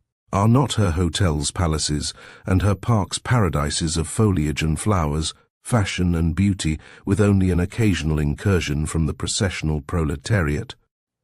Country cousins seeing the great city in this joyous season may be excused for thinking that life in London is always delectable, and bored to death in their country quarters in the dull depth of an agricultural winter, or suffering under the discomforts of a 10-mile journey behind a pair of boilers on a snowbound road to a third-rate ball, may not unnaturally envy the children of the city their January and February dances, and dinners and theatres, all, as these rustics imagine, within a quarter of an hour's drive. Eve Marchant thoroughly enjoyed the pleasures of a London season, the jaunts and excitements by day, Hurlingham, Sandown, Ascot, Henley, Lord's, Barn Elms, the ever-delightful morning ride, the evening drive in the park, with its smiling flower beds, ablaze with gaudy colour that rivalled the scarlet plumes and shining breastplates flashing past now and again between the close ranks of carriages. Yes, London was brilliant, vivid, noisy, full of startling sights and sounds by day, and by night a city of enchantment, where one might wander from house to mingle in a mob of more or less beautiful women, and beautiful gowns and diamonds that took one's breath away by their magnificence. A city of fairyland, with awnings over stately doorways, and gardens and balconies aglitter with coloured lamps, and gorgeous reception rooms, where one heard all that there is of the most exquisite in modern music, violin and cello, tenor and soprano, the stars of opera and concert hall, breathing their finer strains for the delight of these choicer assemblies. There are circles and circles in London, as many as in the progressive afterlife of esoteric Buddhism, and it is not to be supposed that a small Hampshire squire, with a paltry 3,000 a year, was in the uppermost and most sacred heaven, but the circles touch and mingle very often in the larger gatherings of the season, and though Eve Vansittart was not on intimate terms with duchesses, she often rubbed shoulders with them, and for an evening lived the life they lived. and thrilled to the same melodious strains, and melted almost to tears to the same music of Wolf or Holman, till pleasure verged upon pain, and borne upon the long-drawn notes of violin or cello, came sad sweet memories of the years that were gone. Vansittart knew plenty of people who were decidedly nice, and these included a sprinkling of the nobility and a good many givers of fine parties. His wife's beauty and charm of manner ensured her a prompt acceptance among people outside that circle of old friends who would have accepted her as a duty, even had she been neither lovely nor amiable. The most enjoyable parties must at last produce satiety, if they come every night, and sometimes 2 or 3 in a night. And there came a time when Eve's strength began to flag, and her spirits to droop a little in the midst of these pleasures, this paradise of music and Parisian comedy, of dances after midnight, and coaching meets at noon. Vansittart noticed the pallid morning face and purple shadows under the dark grey eyes. "We are doing too much, Eve," he said anxiously. "I am letting you kill yourself." "It is a very pleasant kind of death," answered Eve, smiling at him across the small breakfast table, where a grilled chicken for him, a dish of strawberries for her, comprised the simple repast, a repast over which they always lingered as long as their engagements allowed, since it was the only confidential hour in the day. At luncheon, people were always running in, or there was a snug little party invited for that friendly meal. Dinner was rarely eaten at home, except when they had a dinner party. "It is a very delicious death, and I shall take a long time killing. Perhaps when I am as old as Honoria, Duchess of Boscastle, I shall begin to feel I have had enough. My dearest, I love to see you happy and amused, but I mustn't let you wear yourself out. We must have a quiet day now and then. As many quiet days as you like, as long as they are spent with you. Shall we go to Haslemere and take the girls for a picnic this very day? No, there is Maud's dinner party tonight. Fernhurst would be too far. We could not get home to dress without a rush if we took a really long day on Bexley Hill. Fernhurst and the sisters will keep till the autumn, especially as you will be having Sophie here tomorrow. Yes, I shall be having Sophie with a faint sigh.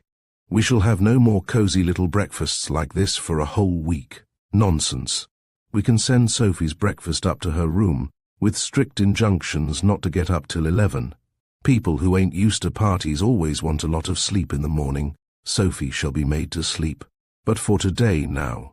What should you say to a long, lazy day on the river? We can take the train to Moolsey and row down to Richmond. Too delicious for words. But there is a tea party in Berkeley Square, and another at Hyde Park Gardens. I promised to go to both. Then you will go to neither. You can send telegrams from Moolsey to say you are seedy, and your doctor ordered a quiet day in the country, I being your doctor for the nonce. We'll steep ourselves in the mild beauty of old Father Thames, a poor little river when one remembers Danube and Rhine, but he will serve for our holiday.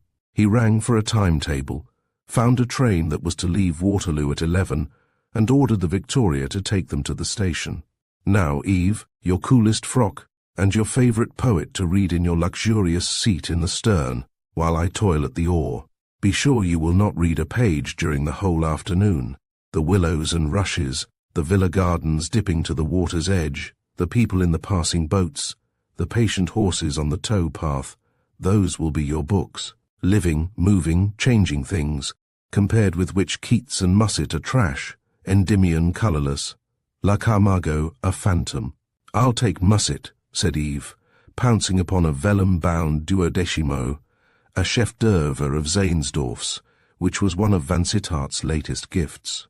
He has opened a new world to me, a very wicked world for your young innocents to explore, a world of midnight rendezvous and early morning assassinations, a world of unholy loves and savage revenges, the dagger, the bowl, the suicide's despair, the satiated worldling's vacuity. Yet he is a poet, ain't he, Eve? The greatest France ever produced. Compared with that fiery genius, Hugo is but a rhetorician. They were at Hampton before noon, and on the river in the fierce golden sunlight, when Hampton church clock struck the hour, Eve leaning back in her cushioned seat, gazing dreamily at the lazy rower midships. They had the current to help them, so there was no need for strenuous toil. The oars dipped gently, the church and village, Garrick's temple, the gaily decked houseboats with gardens on their roofs and bright striped awnings. Barracks, bridge, old Tudor palace, drifted by like shadows in a dream. Eve did not open de Musset, though the ribbon marked a page where passion hung suspended in tragic possibilities, a crisis which might well have stimulated curiosity. She was too happy to be curious about anything. It was her first holiday on the river, they two alone. "If this is your idea of resting, let us rest very often," said Eve. She would not hear of landing at Kingston for luncheon. She wanted nothing but the river and the sunshine and his company, all to herself. She would have some tea, if he liked, later. And seeing an open-air tea-house a little lower down the river, and a garden where at this early hour there were no visitors, Vansittart pushed the nozzle of his skiff in among the reeds, and they landed, and ordered tea and eggs and bread and butter to be served in a rustic arbour close by the glancing tide. "I dare say there are water rats about," said Eve, gathering her pale pink frock daintily round her ankles, "but I feel as if I should hardly mind one today." They both enjoyed this humble substitute for their customary luncheon. It was a relief to escape the conventional menu, the everlasting mayonnaise, the cutlets hot or cold, the too familiar chicken and lamb. The tea and eggs in this vine-curtained bower had the most exquisite of all flavours novelty. "I am so happy," cried Eve, "that I think, like Mr. Berg in Pride and Prejudice, I could sing if I had learnt." "Your face is my music," said her husband, his face reflecting her happy smile. "Your laughter is better than singing." "Oh, you really mustn't talk like that, at least, not till our silver wedding," protested Eve. "You will have to make a speech, perhaps, on that anniversary, and you might incorporate that idea in it. What, ladies and gentlemen, in returning thanks for your kind compliments and this truly magnificent epergne, can I say of my wife of 25 blissful years, except that I love her, I love her, I love her. Her face is my music, her laughter is better than singing. How would that do, Jack?" Her clear laugh rang out in the still summer air. No female of the great bounder tribe could have enjoyed herself more frankly. Vansittart would hardly have been surprised if she had offered to exchange hats with him. 25 years, a quarter of a century, she said musingly. "I wonder what we shall be like 23 years hence, what the world will be like, what kind of frocks will be worn. Will the cylinder hat be abolished? Shall we still travel by steam or only by electricity? What gunmaker will be in vogue? What kind of lapdog will be the rage?" In this wise they dawdled an hour away, having garden and arbour all to themselves, till after 3 o'clock, when a couple of bounder-laden boats came noisily to the reedy bank, and their human cargo landed, scrambling upon shore, hilarious, exploding into joyous Cockney jests with a true South London twang. "Come," said Vansittart, "it is time we were off. Are you sure you have rested from my Herculean labours?" Yes. They drifted down the river, praising or dispraising the villas on the Middlesex shore, inhaling the sweetness of flowering clover from the Surrey fields. He leaning lazily on his sculls, she prattling to him, as much lovers as in the outset of their wooing, and so to Teddington Lock, where they had to wait for a boat to come out before their boat went in. It was the laziest hour of the day, and scarcely a leaf stirred among the willows on the eyot hard by. There was only the sound of the water and the voices of the rowers, muffled by the heavy wooden gates and high walls of the smaller lock. Suddenly the doors opened. A skiff with 4 passengers slowly emerged from the yawning darkness, and a voice, strong yet silvery sweet, broke upon the quiet of the scene. A voice at whose first word Vansittart started as if he had been shot. The speaker started too, and gave a cry of surprise that was almost rapture. A girl, hatless, with dark hair heaped carelessly on the top of her small head, a girl with the loveliest Italian eyes Eve had ever seen, leaned forward over the gunwale, stretching out both her gloveless hands to Vansittart. "It is you," she cried in Italian. "I thought I should never see you again." And then, with a quick glance at Eve, and in almost a whisper, "Is that your wife?" "Si, signora." The girl looked at Eve with bold, unfriendly eyes, and from her looked back again to Vansittart as his boat passed into the lock. Her manner had been so absorbing, her beauty was so startling, that it was only in this last moment that Eve recognized the man rowing as Sefton, and saw that the other two passengers were a stout, middle-aged woman and a little boy, both of them dark-eyed and foreign-looking, like the girl. When Eve and Vansittart looked at each other in the gloom of the loch, both were deadly pale. "Who is that girl?" she asked huskily. "An Italian singer, Signora Vivanti. You must have heard of her. She is the rage at the Apollo. But she knows you intimately. She was enraptured at seeing you. Her whole face lighted up. That is the southern manner. An organ grinder will do as much for you if you fling him a penny. How did you come to know her?" "In Italy, years ago, before she began to be famous." They were out of the loch by this time, and in the broad sunshine. Eve could see that her husband's pallor was not an elusive effect of the green gloom in that deep well they had just left. He was white to the lips. Sefton and Fiordalisa hand in glove with each other. That was a perilous alliance. And Lisa's manner, claiming him so impulsively, darting that evil look at his wife. He saw himself hemmed round with dangers, saw the menace of his domestic peace from two most formidable influences. On the one hand, Lisa's slighted love, on the other Sefton's hatred of a successful rival. The fear of untoward complications, coming suddenly upon the happy security of his wedded life, was so absorbing that he was unconscious of Eve's pallor and of her suppressed agitation while questioning him. "You knew her in Italy," said Eve, her head bent a little, one listless hand dabbling in the sunlit water that reflected the vivid colouring of the boat in gleams of lapis and malachite. "In what part of Italy? Tell me all about her. I am dying of curiosity." There was such odious familiarity in her manner. Again, I must refer you to any organ grinder as an example of southern exuberance. Yes, that is all very fine, but Signora Vivanti must belong to a higher grade than the organ grinder. She is not to be judged by his standard. There you are wrong. She is of peasant birth. Indeed, she certainly looks common, beautiful, but essentially common. Well, Jack, where and when did you meet her? Years ago, as I told you. Where? Hesitatingly, as if trying to fix a vague memory, while lurid before his mental vision there rose the scene at Florian's, the lights, the crowd, the babble of music from brass and strings, mandolin and flute, every stone of the city resonant with varied melodies. "Where?" he repeated, seeing her looking at him impatiently. "Why, I think it was in Verona." "You think?" She had a very distinct memory of meeting you, at any rate with a little scornful laugh. "If you were her bosom friend, her greeting could not have been warmer. Mere Celtic impulsiveness. One meets with as much warmth in the south of Ireland. Hotel waiters have the air of clansmen who would shed their blood for us. Hotel acquaintances seem as old friends. How did you come to know this girl, peasant-born, as you say?" "She was in a factory, and I was going over the factory, and I talked to her. And she told me her troubles, and I was interested, and the same sort of thing happens a dozen times on a continental tour. You don't want chapter and verse, I hope. That memory is enmeshed in a tangle of other memories. I should only deceive you if I went into particulars." He had recovered himself by this time, and the colour had come slowly back to his face. Eve sat dumbly watching him as he bent over the sculls, rowing faster than he need have done, much faster than on the other side of the loch.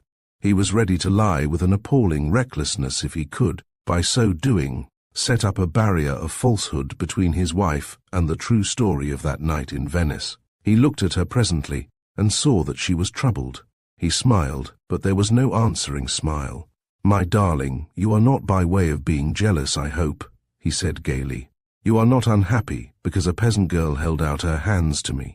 Signora Vivanti has been long enough in England to know that a woman does not behave in that way to an almost stranger," said Eve. "Why did you look frightened at the sound of her voice when the boat came out of the loch? Why did you turn pale when she spoke to you?" "Did I really turn pale? I suppose I was a little scared at her demonstrative address, fearing lest it should offend you. One has time to think of so many contingencies in a few moments. But I did not imagine you would take the matter so very seriously. Come, dearest, I think you know I have but one divinity below the stars, and worship at only one shrine. Now perhaps, but what do I know of the past?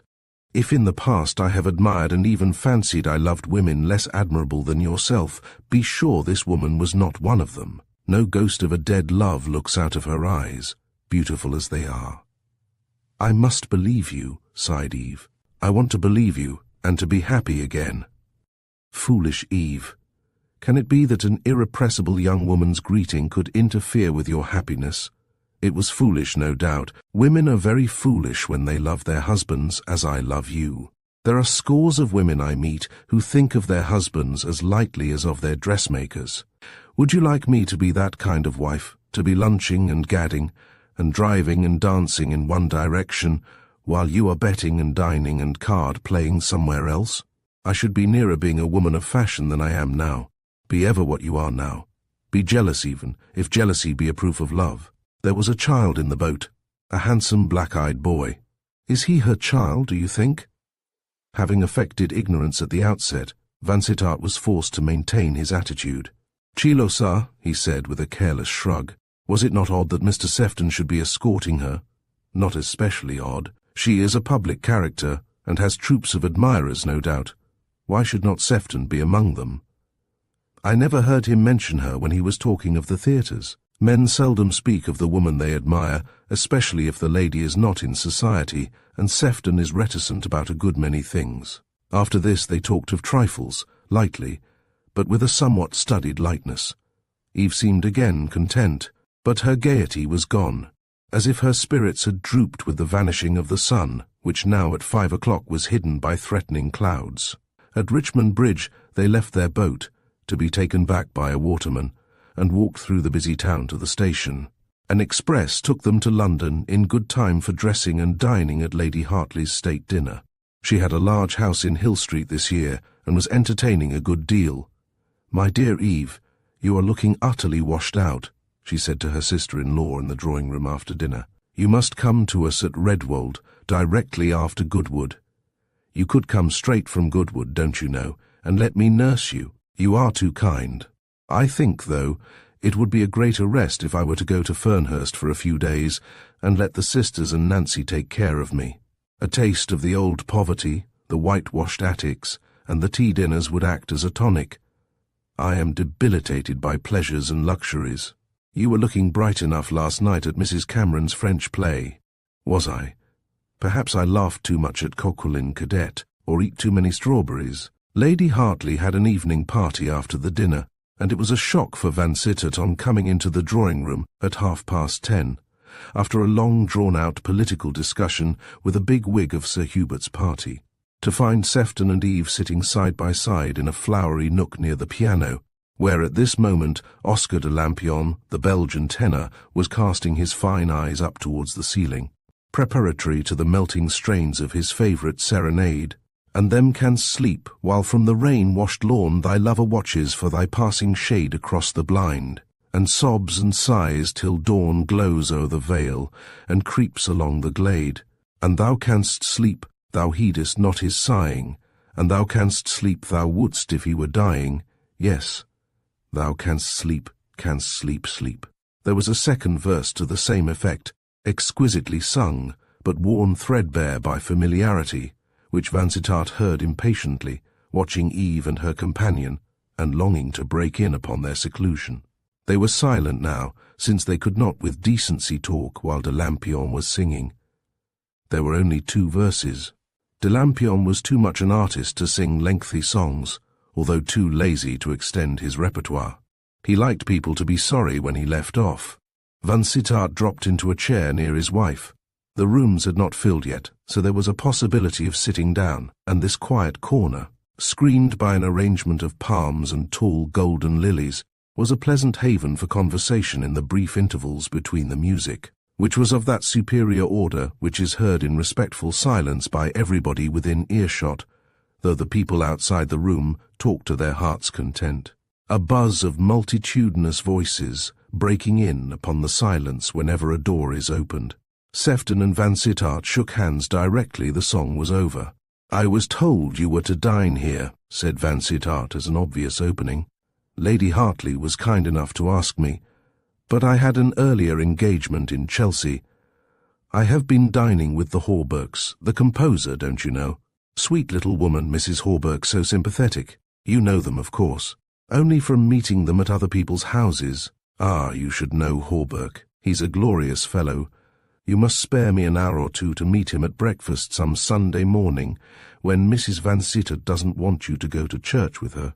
"I always want him," said Eve with a decisive air. "And does he always go?" "Always. A model husband. I put down the husbands who attend the morning service among the great army of hen-pecked, together with the husbands who belong to only one rather fogyish club. But that comes of my demoralized attitude towards the respectabilities. Well, it shall not be a Sunday, but you must meet Hawberk en petit comité before the season is over. He is a very remarkable man. It was he who invented Signora Vivanti, the lady who claimed your acquaintance so effusively today." "Indeed," said Vansittart, with a scowl which did not invite further comment. But Sefton was not to be silenced by black looks. "Did Mr. Hawberk bring Signora Vivanti from Italy?" asked Eve, and Sefton could see that she paled at the mere mention of the singer's name. "I think not.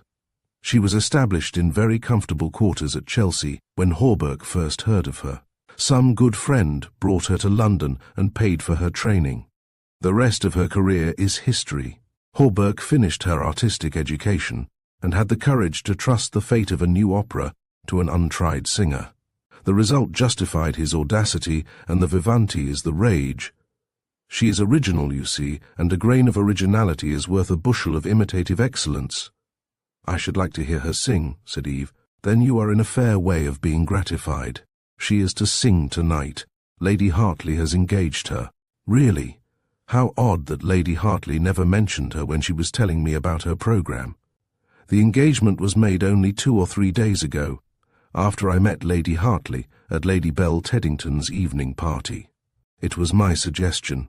Musical evenings are apt to be so dismal. Mendelssohn, de Beriot, Spohr, relieved by a portentous Scotch ballad of 29 verses by a fashionable baritone. Vivanti has sentiment and humour, chic and fire. She will be the bouquet and send people away in good spirits." A duet for violin and cello began at this stage of conversation, and when it was over, Vansittart moved away to another part of the room and talked to other people. It was past 11. He knew not how soon the Venetian might appear upon the scene, but he was determined to keep out of her way. He would not risk another effusive greeting, and with a woman of her type there was no reliance upon the restraints of society. She might be as demonstrative in a crowded drawing-room as on the River Thames. Of all irritating chances, what could be more exasperating than this young woman's appearance at his sister's house, even as a paid entertainer? And it was Sefton's doing, Sefton, who had seen him with Fiordalisa 2 years ago on the Embankment, and who doubtless remembered that meeting. Sefton, who had admired Eve and had been scorned by her, and who doubtless hated Eve's husband. Nothing could be more disquieting for Vansittart than that Sefton should have made himself the friend and patron of Fiordalisa, even if he were no more than friend or patron. If he were pursuing the Venetian girl with evil, meaning it would be Vansittart's duty to warn her. He had urged her to lead a good life, to redeem the error of her girlhood by a virtuous and reputable womanhood. It would be the act of a coward to stand aside and keep silence, while her reputation was being blighted by Sefton's patronage. True that her aunt and son had been the companions of today's river excursion. True that their presence had given respectability to the jaunt. Yet with his knowledge of Sefton's character, Vansittart could hardly believe that his intentions towards this daughter of the people could be altogether free from guile. He hated the idea of an interview with Lisa, but he told himself that it was his duty to give her fair warning of Sefton's character. She might have been Harold Marchant's wife, perhaps, with a legitimate protector, but for his Vansittart's evil passions. This gave her an indisputable claim upon his care and kindness, a claim not to be ignored, because it involved unpleasantness or risk for himself. He went back to Eve presently and asked her to come into the inner drawing-room, where there were people who wanted to see her, an excuse for getting her away from Sefton, who still held his ground by her chair. "I shall lose my place if I stir," she said, "and I want to hear Signora Vivanti. I'll bring you back. There'll be no getting back through the crowd. Please let me stay till she has sung." "As you please." He turned and left her, offended that she should refuse him, vexed at her desire to hear the woman who had already been a bone of contention between them. He went back to the inner drawing-room, as far as possible from the piano and the clever German pianist who had arranged the programme for Lady Hartley, and who was to accompany, somewhat reluctantly, the lady from the Apollo, whose performance might pass the boundary line of the comme il faut, he thought. Vansittart stood where he could just see Lisa, by looking over the heads of the crowd. She took her stand a little way from the piano, with admirable aplomb, though this was her first society performance. She was in a yellow crepe gown, very simply made, with a baby bodice and short puffed sleeves, and on the clear olive of her finely moulded neck there flashed the collet necklace, which represented the first fruits of her success. Vansittart shuddered as he noted the jewels, for he had the accepted idea of actresses' diamonds, and he began to fear that Lisa had already taken the wrong road. She sang a ballad from the new serio-comic opera, Harun al-Rashid, a ballad which all the street organs and all the smart bands were playing, and which was as familiar in the remotest slums of the East as in the gardens of the West. I am not fair, I am not wise, but I would die for thee. My only merit in thine eyes is my fidelity. Oh, couldst thou kill me with thy frown, that death I'd meekly meet, for it were joy to lay me down and perish at thy feet. It was the song of a slave to her sultan, and glanced from the supreme of sentiment to the absurdity of burlesque. The song was the rage, but it was the power and passion of the singer that made it so. The sudden silvery laugh with which she finished the second verse, changing instantaneously from pathos to mocking gaiety with a sudden change of metre, was a touch of originality that delighted her audience, and the song was applauded to the echo. Vansittart had moved into the music-room while she sang, as if drawn irresistibly by the power of song, and he was near enough to see his wife and Sefton talking to the singer, praising her, no doubt, uttering only the idle nothings which are spoken upon such occasions. But the idea that Eve should get to know this woman's name, that they should talk together familiarly, and above all, that Lisa should know his name, and be able to approach wife or husband whenever some wild impulse urged her attack, was dreadful to him. How could he be sure henceforward that his secret would remain a secret? Was the Venetian a person to be trusted with the power of life or death?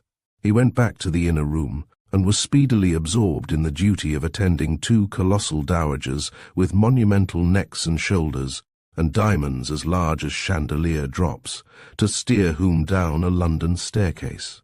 Past a stream of people who were ascending was no trifling work.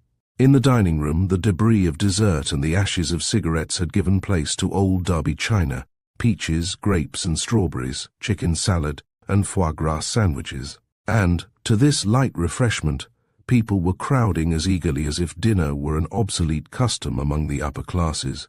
Blocked in between two great ladies, pouring out champagne for one and peeling a peach for another, Vansittart was secure from being pounced upon by Fiordalisa. He saw Sefton sitting with her at a little table in a corner, as he piloted his aristocratic three-deckers to the door. Sefton was plying her with champagne and lobster salad, and her joyous laugh rang out above society's languid jabber. He hated Sefton with all his heart that night, and he was too angry with Eve to speak to her, either as they waited in the hall for their carriage, or during the short drive home. Never before had he treated her with this sullen rudeness.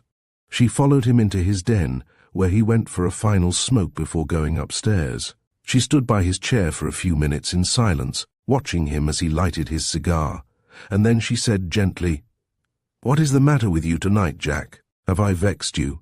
I don't know that you have vexed me, but I know that I am vexed." "About what?" "I didn't like to see you so civil to Signora Vivanti. It is all very well for dowagers and fussy matrons to take notice of a public singer, but it is a new departure for you." I could hardly help myself.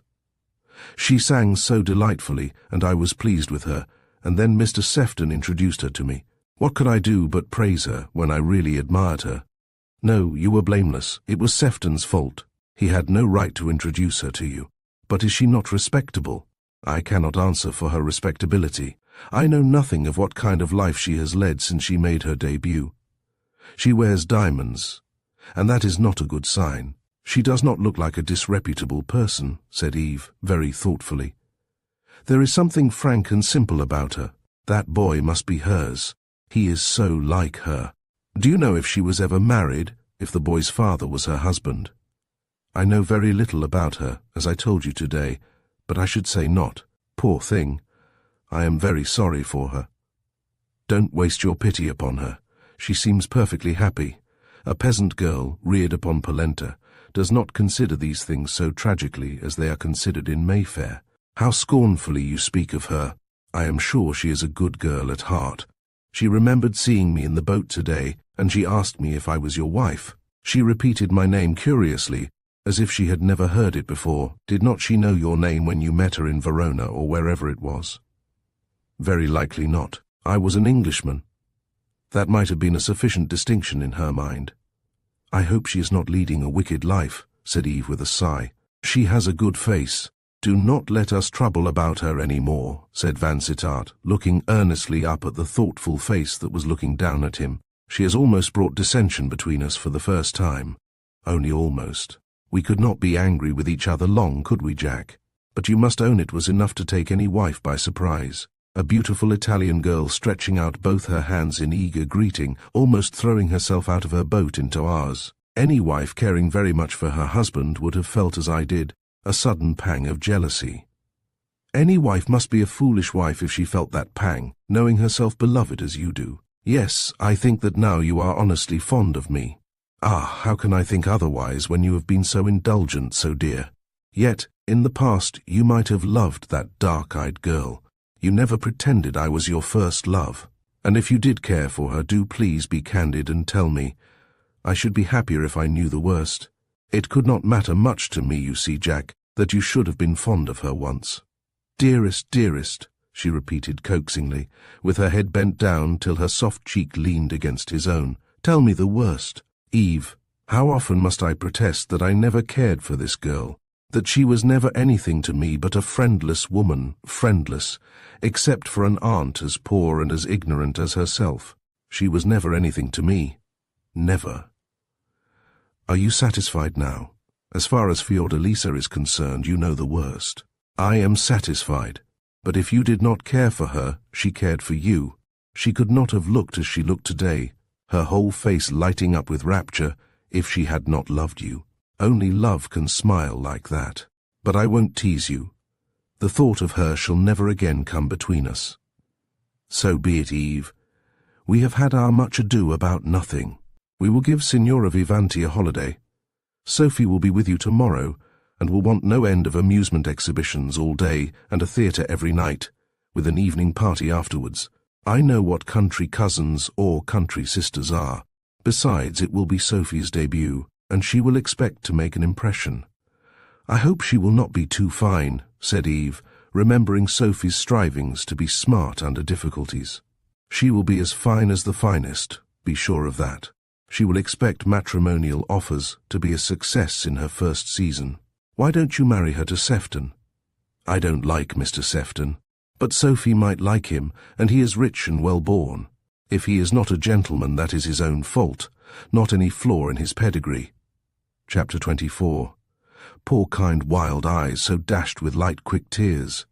Sophie arrived next day with portentous punctuality, in time for luncheon, intent on pleasure, and dressed in a style which she believed in as the very latest Parisian fashion. For this damsel credited herself with an occult power of knowing what was in and what was out, and with no larger horizon than a country church and an occasional rustic garden party, set up as an authority upon dress, and gave her instructions to the village dressmaker, who made up ladies' own materials and worked at ladies' houses, with the air of a Kate Riley directing an apprentice.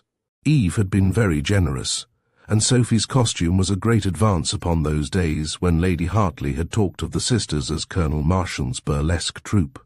Eve had sent down a big parcel of materials from a West End draper's, the newest and the best, and Sophie had exercised her fingers and her taste in the confection of stylish garments. Yet it must be owned there was an unmistakable air of home dress making of fabrications suggested by answers to correspondence in a ladies' newspaper about those smart gowns, jackets, capes, and fichus which Sophie wore with such satisfaction. This showed itself most in an unconscious exaggeration of every fashion, just as a woman who rouges exceeds the bloom of natural carnations. Sophie's Medici collars were higher than anybody else's. The military collar of Sophie's home-made tailor gown was an instrument of torture. Sophie's waistcoats and sleeves were more mannish and sporting than anything the West End tailors had produced for Eve. In a word, there was a touch of Sophie's personality about every garment. Just as in every picture, there is the individuality of the painter. But Sophie, flushed with the delights of a London season, was quite pretty enough to be forgiven a little provincialism in her dress and manners, and she was well received by Eve's friends. It was good for Eve that she should be obliged to exert herself in order to amuse Sophie, and that the sweet solitude of two was no longer possible for her and Vansittart. He said nothing further about his wife's need of repose. He was glad to see her occupied from morning till long past midnight, showing Sophie what our ancestors used to call the town, but which now includes a wide range of the suburbs, and occasional garden parties as far off as Marlow or Hatfield. He was glad of anything which could distract his wife's thoughts from too deep a consideration of his relations with Signora Vivanti, and he encouraged Sophie in every form of dissipation until he found, to his annoyance, that an evening had been allotted to the Apollo. The fame of Harun al-Rashid and of Signora Vivanti's beauty and talent had penetrated beyond Haslemere, and Sophie had written to her sister imploring her to secure places for an evening during her visit. A box had been taken 6 weeks in advance, and Eve, who was always indulged in every theatrical fancy, had not thought it necessary to inform her husband of the fact. To forbid the occupation of that box would have been too marked an exercise of authority. To absent himself from the party would have made Eve uneasy. So he went with his wife and sister-in-law, and saw Lisa on the stage for the first time since he had watched her in the chorus at Covent Garden. The box was one of the best in the house, and very near the stage. Vansittart felt assured that Lisa would recognize his wife, and would see him standing behind her chair. And with a young woman of Lisa's temperament, he knew not what form that recognition might assume. Fortunately, Lisa had now become too much of an artist to do anything which would take her out of the picture. She gave Vansittart one little look which told him he was seen in the shadow where he stood, and for the rest she was no longer Lisa, the Venetian, but Harun's devoted slave girl, bought from a cruel master. During one of Harun's nocturnal explorations of the city, and following him ever after with a devoted love, watchful, ubiquitous, his guardian angel in every danger, his resource and protection in every serio-comic dilemma. Her singing, her acting, were alike instinct with passion and genius, a genius unspoiled by that higher culture which is too apt to bring self-consciousness and over-elaboration in its train, and so to miss all broad and spontaneous effects. Fiordalisa flung herself into her role with a daring energy which always hit the mark. Sefton was in the stalls, attentive but not applauding. He left all noisy demonstration to the British public. It was enough for him to know that Lisa liked to see him there, tranquil and interested. The highest reward she had ever given him for his devotion was the confession that she missed him when he was absent, and found something wanting in her audience when his stall was empty. For the most part, he went as regularly to hear Lisa sing as he took his coffee after dinner. The dinner party must be something very much out of the common run of dinners which could draw him from his place at the Apollo, and people remarked that for the last 2 seasons, Mr. Sefton was seldom to be met in society until late in the evening. He went to Mrs. Vansittart's box between the acts, and made himself particularly agreeable to Sophie, whom he had not seen since her sister's marriage. "This is your first season, ain't it, Miss Marchant?" he said. "What a large reserve fund of enjoyment you must have to spend." Sophie was not going to accept compliments upon her ignorance. "Fernhurst is so near town," she said. "One sees everybody, and one breathes the town atmosphere." "Ah, but you only see people on their rustic side. They wear tailor gowns and talk about fox hunting and sick cottagers. They leave their London intellect in Mayfair, like the table knives rolled up in mutton fat, to come out sharp and bright next season. You don't know what we are like in town if you see us only in the country. "I don't find a remarkable difference in," said Sophie pertly. "You always try to be epigrammatic." "Oh, I am no one. A poor follower of the fashion of the hour, whatever it may be. How do you like the music?" "For music to hear and forget, I think it is absolutely delightful. There are some numbers which the piano organs and the fashionable bands won't allow you to forget. Zuleika's song, for instance, and the quartet." "I rather hate all but classical music," replied Sophie with her fine air, "and I find your famous Signora Vivanti odiously vulgar." "Deliciously vulgar, you should have said. Her vulgarity is one of her attractions. To be so pretty, and so graceful, and so clever, and at the same time a peasant to the tips of her fingers. There is the charm. I hate peasants, even when they are as clever as Thomas Carlyle." Sefton looked at the pert little face meditatively.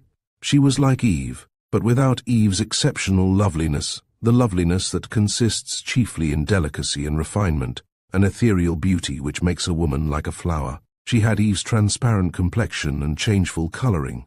There was the same type, but less beautifully developed. She was quite pretty enough for Sefton to find amusement in teasing her, although all his stronger feelings were given to Signora Vivanti. He called in Charles Street on the following afternoon.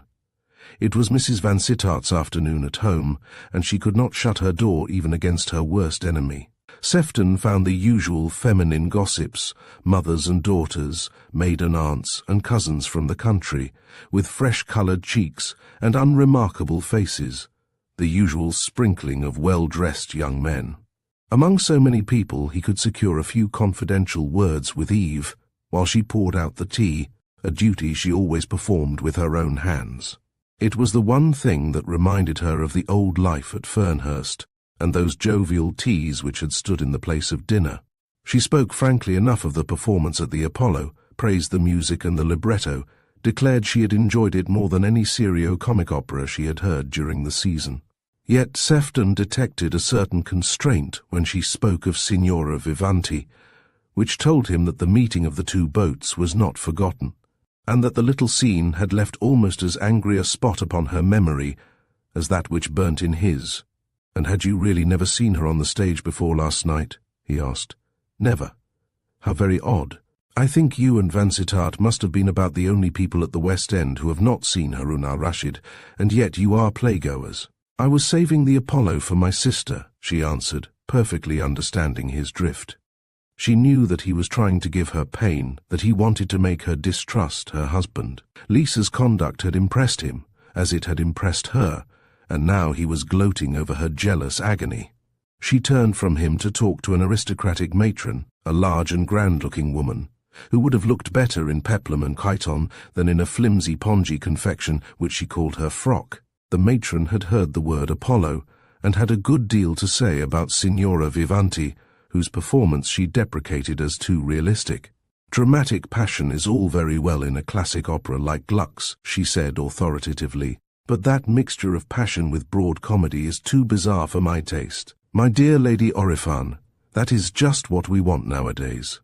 We all languish for the bizarre. If we travel, we want Africa and pygmy blackamoors. If we go to the play, we want to be startled by the outrageous, rather than awed by the sublime.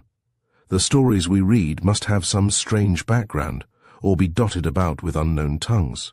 An author can interest us in a footman if he will only call him a Khitmutgar. With us, the worship of the bizarre marks the highest point of culture." Mr. Tivitt was there, and chimed in at this stage of the conversation with his pretty little ladylike voice. "It all means the same thing," he said, "neo-paganism. We are the children of a decadent age. We have come to the top of the ladder of life, life meaning civilization and culture, and there is nothing left for us but to climb down again.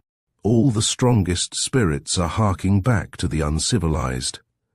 That is at the bottom of the strong man's passion for Africa. The strong men will all go to Africa, and in a few generations Europe will be peopled by weaklings and hereditary imbeciles. Then the strong men will come back and pour themselves over the civilized world, as the Vandals poured themselves over Italy, and London and Paris will be the spoil of the Anglo-African." "Why not the Dutch African, or the Portuguese African?" asked Sefton, when everybody had laughed at little Mr. Tivet's gloomy outlook. "Oh, the Anglo-Saxon race will prevail on the dark continent, just as they have prevailed in the East. Our future kings will style themselves Emperor of India and Africa. No other race can stand against us in the game of colonization. We have the courage which conquers, and the dogged patience which can keep what boldness has won." Mr. Tivet was not allowed to indulge in any further prophecies, for Sophie absorbed him in a discussion about the plays she ought to see, and the music she ought to hear while she was in town. "You are too late for Sarasate," he said tragically. "Last Saturday was his final performance. He leaves us in the flood tide of the season, leaves us lamenting. But there are plenty of good things left. Clifford Harrison gives some of his delicious recitations next Saturday. Be sure you hear him.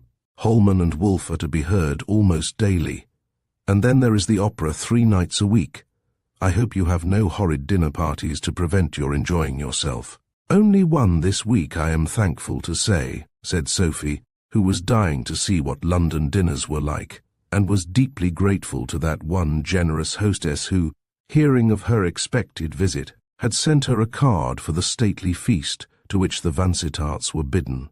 Eve had refused other dinner invitations during her sister's visit. She made all engagements subservient to Sophie's pleasure. Vansittart was not rich enough to give his wife an opera box for the season, but he had taken a box for 4 evenings in the fortnight that Sophie was to spend in Charles Street, and 4 operas with different sets of artists. For a young woman who had never heard an opera in her life, was an almost overpowering prospect. It needed all Sophie's aplomb to talk of operas of which she only knew the overtures, and an occasional hackneyed scena, as if every page of the score were familiar to her. But Sophie was equal to the occasion, and discussed the merits of sopranos, tenors, and baritones with as critical an air as if her opinions were the growth of years of experience, rather than the result of a careful study of truth and the world, sent her regularly by Eve, so soon as they had been read in Charles Street. Sefton joined in the conversation between Sophie and Mr. Tivet, and had a good deal of advice to offer as to the things that were worthy of the young lady's attention. The result of which advice appeared to be that there was really very little to be heard worth hearing, or to be seen worth seeing. While tea and gossip occupied Eve and her friends in Charles Street, Vansittart had taken advantage of his wife's afternoon, an occasion which he rarely honoured with his presence, and had driven to Chelsea to see Lisa and her aunt, and to impart that warning which he had resolved upon giving at any hazard to himself. It was dangerous, perhaps, in his position, to renew any relations with the Venetian, yet, on the other hand, it might be needful to assure himself of her loyalty. Now that she had been brought suddenly into the foreground of his life, and might, at any hour, reveal his fatal secret to her, from whom he would have it forever hidden. All things considered, after 2 days and nights of anxious thought, it seemed to him best, for his own sake, as well as for Lisa's, that he should have some serious talk with her. He heard the prattle of the child, as Lazia opened the door to him, and the mother's voice telling him to be quiet. Lazia received him with open arms, and praised his kindness in coming to see them after such a long absence. "If it had not been for the discovery that the rent was paid when we took our money to the agent on Our Lady's Day, we should have thought you had forgotten us," said Lazia. She had her bonnet on, ready to take Paolo to Battersea Park, where she took him nearly every afternoon, while Lisa practised or slept, or yawned over an English storybook. She would read nothing but English, in her determination to master that language, but history was too dull, novels were too long, and she cared only for short stories in which there was much sentimental love-making, generally by lords and ladies with high-sounding titles. These she read with rapture, picturing herself as the heroine, Vansittart as the high-born lover. She could not understand how so grand a gentleman could have missed a title. In Italy he would have been a marquis or a prince, she told herself. She started up at the sound of his voice, and welcomed him joyously, pale but radiant. "Why would you not come near me the other night?" she asked. "I was in your sister's house. Mr. Sefton told me that the gracious lady is your sister, and you were there, and you hid yourself from me." "I was afraid, Signora," he answered, coming to the point at once. "You know what lies between you and me, a secret the telling of which would blight my life, and you are so reckless, so impetuous. How could I tell what you might say?" She looked at him with mournful reproachfulness. "Do you know me so little as that?" she said. "Don't you know that I would cut my tongue out, that I would die on the rack as tortured prisoners died in Venice hundreds of years ago, rather than I would speak one word that could hurt you? Forgive me, Signora. Yes, yes, I know that you would not willingly injure me, but you might ruin my life by a careless speech. You have aroused my wife's suspicions, already suspicious of she knows not what vague jealousies that have made her unhappy. She could not understand your impulsive greeting, and I could not tell her how much you were my friend, without telling her the why and the wherefore. I am hemmed round with difficulty when I am questioned about you. If you were old and ugly it would be different, but I dare not avow my interest in a young and beautiful woman, without revealing the claim she has upon my friendship, and in that claim lies the secret of my crime. Do you understand, Lisa?" "Yes, I understand," she answered moodily. Her aunt lingered on the threshold of the door, the boy tugging at her skirts and urging her to go out. Battersea Park was his favourite playground. He carried a wooden horse with a fine development of head, but with only a stick and a wheel to represent his body, which equine compromise he bestrode and galloped upon in the course of his airing. Lazia carried his pail, and the shovel with which he was wont to scrape up the loose gravel in the roadway as blissfully as if he had been disporting himself beside the waves that roll gaily in to splash the children at play. On the sands, Lazia looked at her niece interrogatively, and the niece nodded, "Go," whereupon aunt and boy vanished. She was always bidden to stop when Sefton was the visitor. "You need not be frightened," said Lisa. "We are not likely to meet again, as we met on the river. It was so long since I had seen you. I was taken by surprise, and forgot everything except that it was you whom I thought I should never see again. I shall be wiser in future, now that I know more about you, and now that I have seen your wife." "That is my own good Lisa. She is a sweet wife, is she not? Worthy that a man should love her." "Yes, she is worthy, and she is fair and beautiful, like the Mary lilies. I don't wonder that you love her, and she has never done any evil thing in her life, has she? If a young man had said to her, 'Come with me to Venice and be my little wife,' she would not have believed him as I did. She would have said, 'You must marry me first in the church.' She would have believed in nothing but the church and the priest. She was not ignorant and poor like me. Lisa, do you suppose that I was making any unkind comparisons? I said only that she is worthy to be loved, that all men and women must love and honor her, and that her husband must needs adore her. And now, Signora, promise me that you will respect her jealousy, which is only the shadow cast by her love, and that you will do or say nothing that can make her unhappy." "I will do or say nothing to hurt you," Lisa answered, somewhat sullenly. "She has little need to be unhappy, having all your love, but she is very sweet, as you say. She spoke to me graciously the other night, although she had a curious look, as if she were half afraid of me. Yes, she is beautiful. Did you know her and love her long before that day on the Lido, when you were so friendly with my aunt and me?" "No, Signora." "What? Your heart was free then?" "Free as air. And afterwards, when I saw you at the opera, when you came to our lodgings?" "Ah, then I had seen her. I was captive. I loved her at first sight, but went about foolishly hiding my chains, trying not to love her. And now that we understand each other fully upon one point, now that I can trust my happiness in your hands, I want to talk to you about yourself, Lisa. I am not over fond of that Mr. Sefton with whom you are so friendly. No more am I over fond of him. He is kind to us. He brings toys for Paolo, and he takes us on the river. He is the only friend little Zinco has allowed me to have. He gives Paolo toys, and he gave you that diamond necklace, did he not?" "Gave me my necklace? I should think not. Do you suppose I would be beholden to him, or to anyone? Do you know how many bracelets and brooches I have sent back to the fools who bought them for me? Diamonds, emeralds, rubies, sapphires, all the colors of the rainbow. I just look at them and laugh, and carry them off to little Zinco, and he packs them up and sends them back to the giver with his compliments, and his assurance that Signora Vivanti is not in the habit of accepting gifts. Mr. Sefton give me my necklace, Why, my necklace is my fortune." And then she told him how she and Lazia had scraped and saved and lived upon pasta and Swiss cheese in order to buy that necklace from Mr. Attenborough, who had allowed her to pay a considerable part of the price by weekly installments.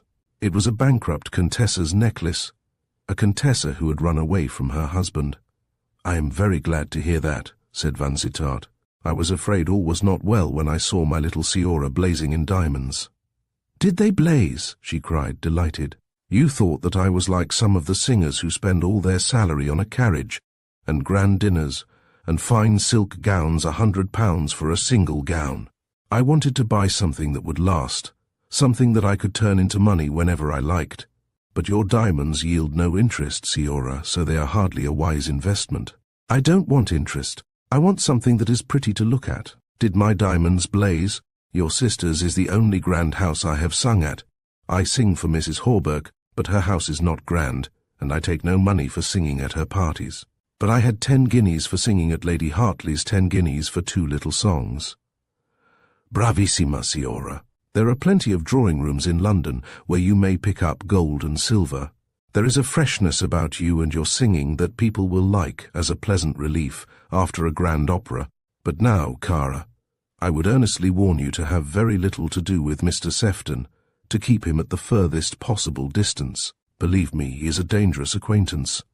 "Not to me," said Lisa, snapping her fingers. "He is nothing to me, niente, niente, niente. My heart has never beat any faster for his coming. I am never sorry when he goes. He is kind to Paolo, and my aunt thinks him a delightful gentleman. He tells us stories about the lords and ladies he knows, and he helps me with my English. He makes me read to him. He tells me the meaning of words, and teaches me how to pronounce them. I should not have got on nearly so fast without his help. Dangerous help, Siora. You are encouraging a traitor. Be sure his kindness springs from no good motive. He doesn't want to marry you." "Do you think I want him for a husband?" exclaimed Lisa, with supreme contempt. "I shall never marry. No one will ever have the right to question me about Paolo's father." There was a dignity in this assertion which showed that the unsophisticated daughter of the Isles had made some progress in social science. She knew at least that a husband was a person who might call her to account for her past life. "I tell you that I don't care for Mr. Sefton, but he amuses Lazia and me, and our lives would be very dull without him. Better dullness than danger. The man is bad, Lisa, bad to the core. Some men are made so. In the county where he was born, among the neighbours who respected his father and mother, and who tolerate him for his name's sake, he is neither trusted nor liked. Before he left the university, when he had only just come of age, there was a village tragedy in which he was known to be implicated, a tenant farmer's pretty daughter drowned in the mill dam with her nameless child. The girl's father was a tenant on the Sefton estate, as his father and grandfather had been before him. A connection of that kind with most young men would be sacred, but Wilfred Sefton had no compunction. He was saved from exposure for the love that the sufferers bore to his people, but the scandal became pretty well known in the neighbourhood, and the friends of his family who might have pitied him for the awful consequences of his sin were disgusted by the indifference with which he treated the tragedy, living it down with a brazen front. And later, when he was owner of the estate, turning the girl's father out of his holding on the flimsiest excuse. Do you think such a man as that is worthy to be admitted to the home of an unprotected woman on a footing of friendship? No, no, he is not worthy. If you tell me to shut my door against him, the door shall be shut. But is it true? Did this poor girl really drown herself because she could not bear to live disgraced? Are there women in England like that? Yes, Lisa, there have been many such women. This girl belonged to the yeoman class. Her forefathers had been settled in the land for 200 years, sons of the soil, respected by their neighbours, and as proud of their good name as if it had been a patent of nobility. And this girl was young and sensitive. I have heard her story from those who saw her grow up from infancy to womanhood, gentle, yielding, guileless, an easy prey for an unscrupulous young man with a handsome face and a winning manner. He won her, blighted her, murdered her. Yes, Lisa, his crime came nearer murder than that dagger thrust at Florian's. Don't speak of that, she cried, putting her fingers on his lips. We must forget it. There never was such a thing, or at least you had nothing to do with it. It was fate, not your will, that he should die like that. It was to be. Non si muove foglia che ideo non voglia. I am glad you have told me about that girl. I never liked Mr. Sefton, never really liked him. However pleasant he was, I had always a feeling that he was hiding something. There is a light in his eyes as if he were laughing at one. He is like Mephistopheles in the opera. It is not in his nature to be sorry for anyone. And you will give him his yes, he shall come here no more. I shall not let him know that you have told me that poor girl's story. He might want to fight a duel with you, if he knew what you have said of him. I don't think he would, Lisa, but it is wiser to tell him nothing. You can say you have been told you are compromising yourself by receiving his visits. Little Zinco does not love him, said Lisa. He will be pleased to see him dismissed. He says I should have no friend but him and my piano. Zinco is a worthy soul. Is he not? He pretends to be very proud of my success. For the first year of my engagement at the Apollo, I used to give him a quarter of my salary, but now I only pay him for my lessons. He goes on teaching me grand opera. It broadens and refines my style, he tells me, but Mr. Hawberk implores me never to leave off being vulgar. It would be my ruin, he says. Be yourself. Lisa, bright, candid, and original. Your transparent nature will always pass for genius from its rarity. And now goodbye. I must not come here any more. I came today because I felt I had a duty to do as your friend, but my wife would not like to hear of me as your visitor. She and I love each other too well not to be easily jealous. It has been sweet to see you, answered Lisa gravely, but I will not ask you to come again. Yes, yes, she added musingly. I understand. Love is always jealous. She gave him her hand and bade him goodbye with a gentle resignation which touched him more deeply than her passionate moods had ever done. The beautiful dark eyes looked into his and said, I love you still, shall love you always, in language which a man need not be a coxcomb to understand. And so they parted, each believing that this might be a final parting. Vansittart looked at his watch as he ran downstairs. It was nearly 6 o'clock. At the bottom of the last flight he met Sefton, who was entering with an easy air and self-satisfied smile, which changed to a frown as he recognized Lisa's departing visitor.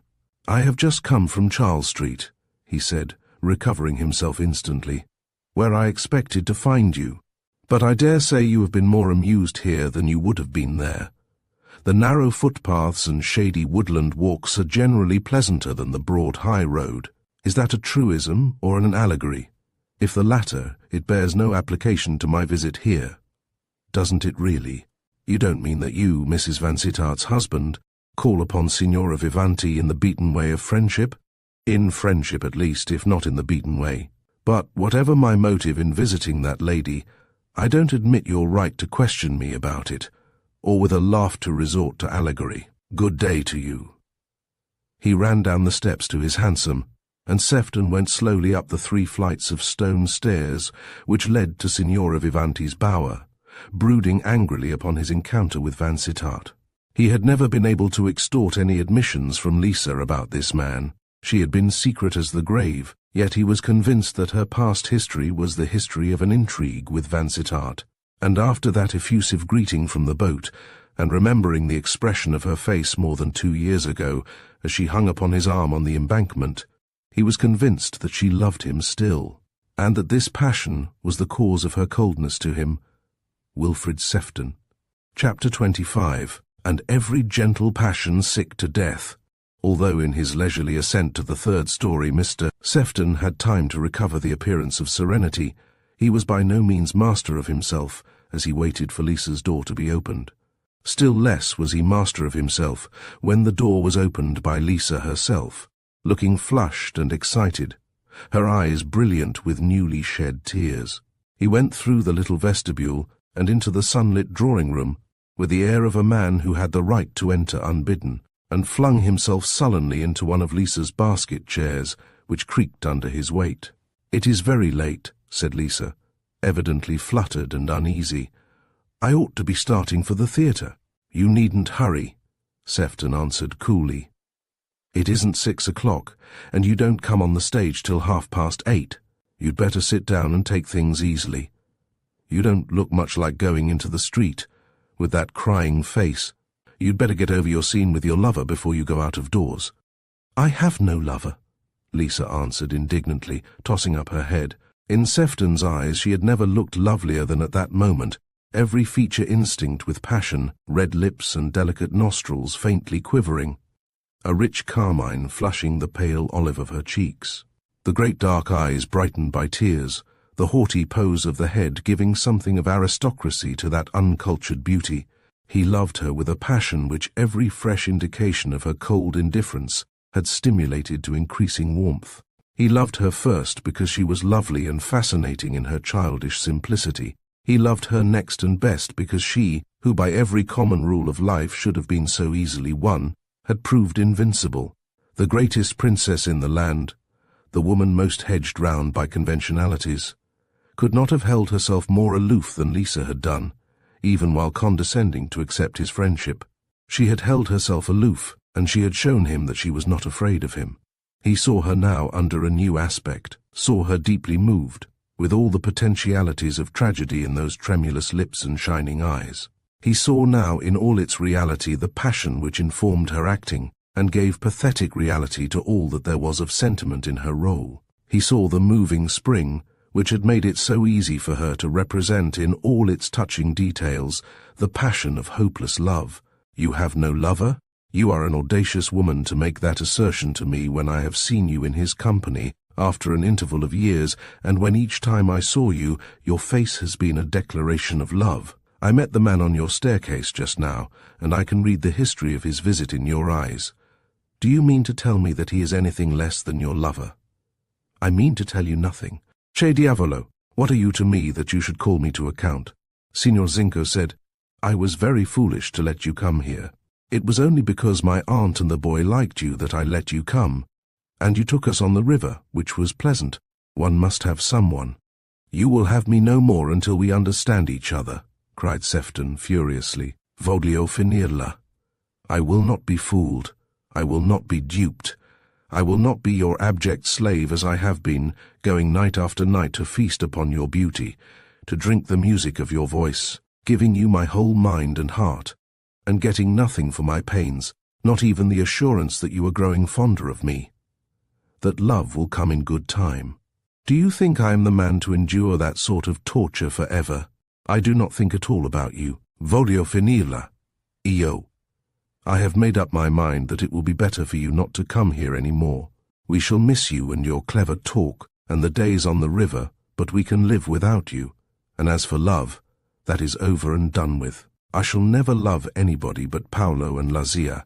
I have cared for two people in this world, and my love ended badly with both. The one who loved me died. The one I loved the most never loved me. There, you have my confession without questioning. Are you satisfied now? Not quite. The man you love is the man who left you just now, Paolo's father." He came nearer to her as he asked this daring question, the question he had been longing to ask from the beginning of things. He took hold of her arm almost roughly and drew her towards him, scrutinizing her face and trying to read her secret in her eyes. She answered him with a mocking laugh. "You are very clever at guessing riddles," she said. "I have made my confession. You will get no more out of me. And now, with your permission, I will put on my hat. It takes me a long time to get to the theatre. I always go by the steamboat on fine evenings, and it takes me a still longer time to dress. For the stage." She went to the door and opened it for him, waiting with a courteous air for him to go out, but he took hold of her again, even more roughly than before, shut the door violently, and drew her back into the room. "There is time enough for you to talk to me," he said. "I will answer for your being at the theatre, but you must hear me out. We must have an explanation. I never knew how fond I was of you till just now, when I met that man leaving your house. I was satisfied to go dangling on playing with fire, so long as I was the only one. But now that he is hanging about you, there must be no more uncertainty. I must know my fate. Lisa, you know how I love you. There is no use in talking of that. If I were to talk for an hour, I could say no more than every word I have spoken for the last year and a half, ever since we sat together in the tent that Sunday night at Hawberk's, has been telling you. I love you. I love you, Lisa, with a love that fuses my life into yours, which makes life useless, purposeless, hopeless without you. He had not loosened his hold. That strong, sinewy hand of his was grasping her firm, round arm, his other hand and arm drawing her against his heart. She could feel how furiously that heart was beating. She could see his finely cut face whitening as it looked into hers, his eyes with a wild light in them. He stood silent, holding her thus, like a bird caught in a spring, while she struggled to release herself from him. He stood thinking out his fate, with the woman he loved in his arms. In those few moments he was asking himself the crucial question: could he live without this woman? Passion, a passion of slow and silent growth, answered no. Then came another question: would she be his mistress? Was it any use to sing the old song, to offer her the market price for her charms, a house at the West End, a carriage, a settlement, all except his name and the world's esteem? Common sense answered him sternly no. This woman, struggling to escape from an unwelcome caress, was not the woman to accept dishonorable proposals. She had been showing him for the last year and a half, in the plainest manner, that he was positively indifferent to her. She was no fonder of him now than at the beginning of their acquaintance. Love could not tempt her. Wealth could hardly tempt her, since she could earn an income which was more than sufficient for her needs. To such a woman as this, peasant-born as she was, uncultivated, friendless, he must offer the highest price, that price which he had told himself he would offer to no woman living.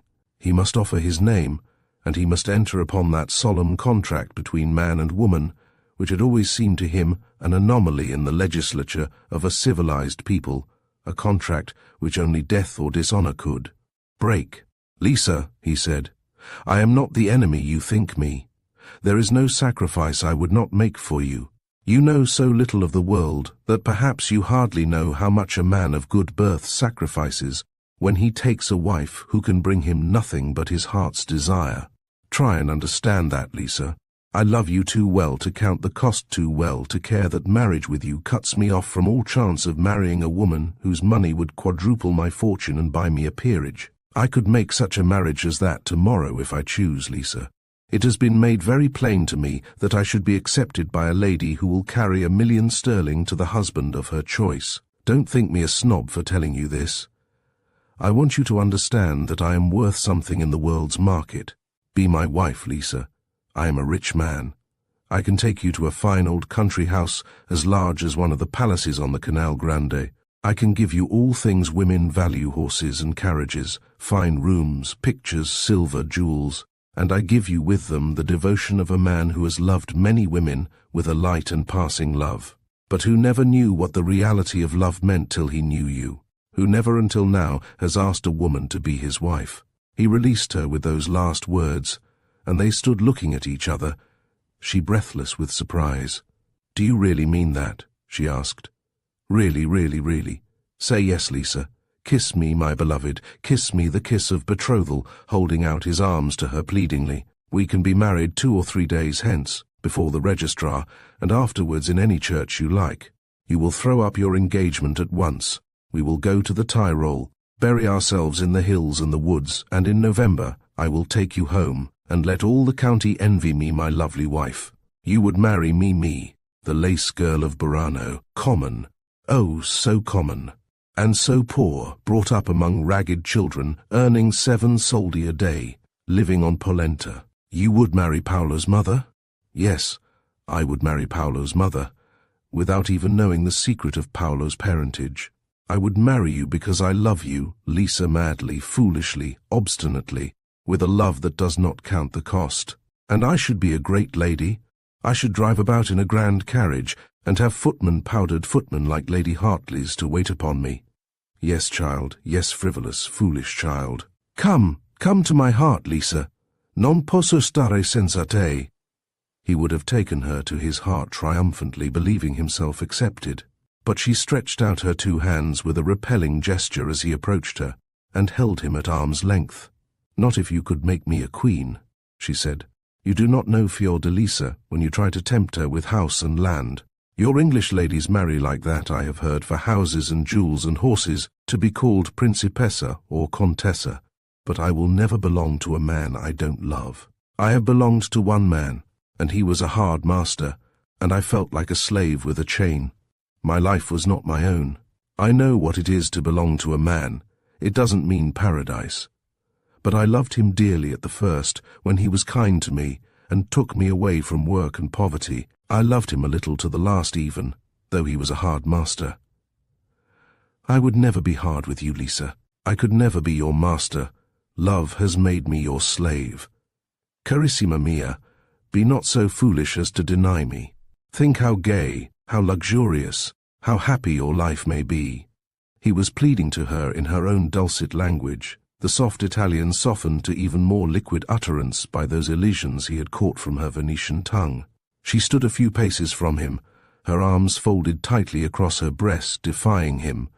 Marco, the cat, had awakened from his long afternoon sleep in a luxurious basket Sefton's offering, and was arching his back and rubbing his soft white fur against his mistress's black gown.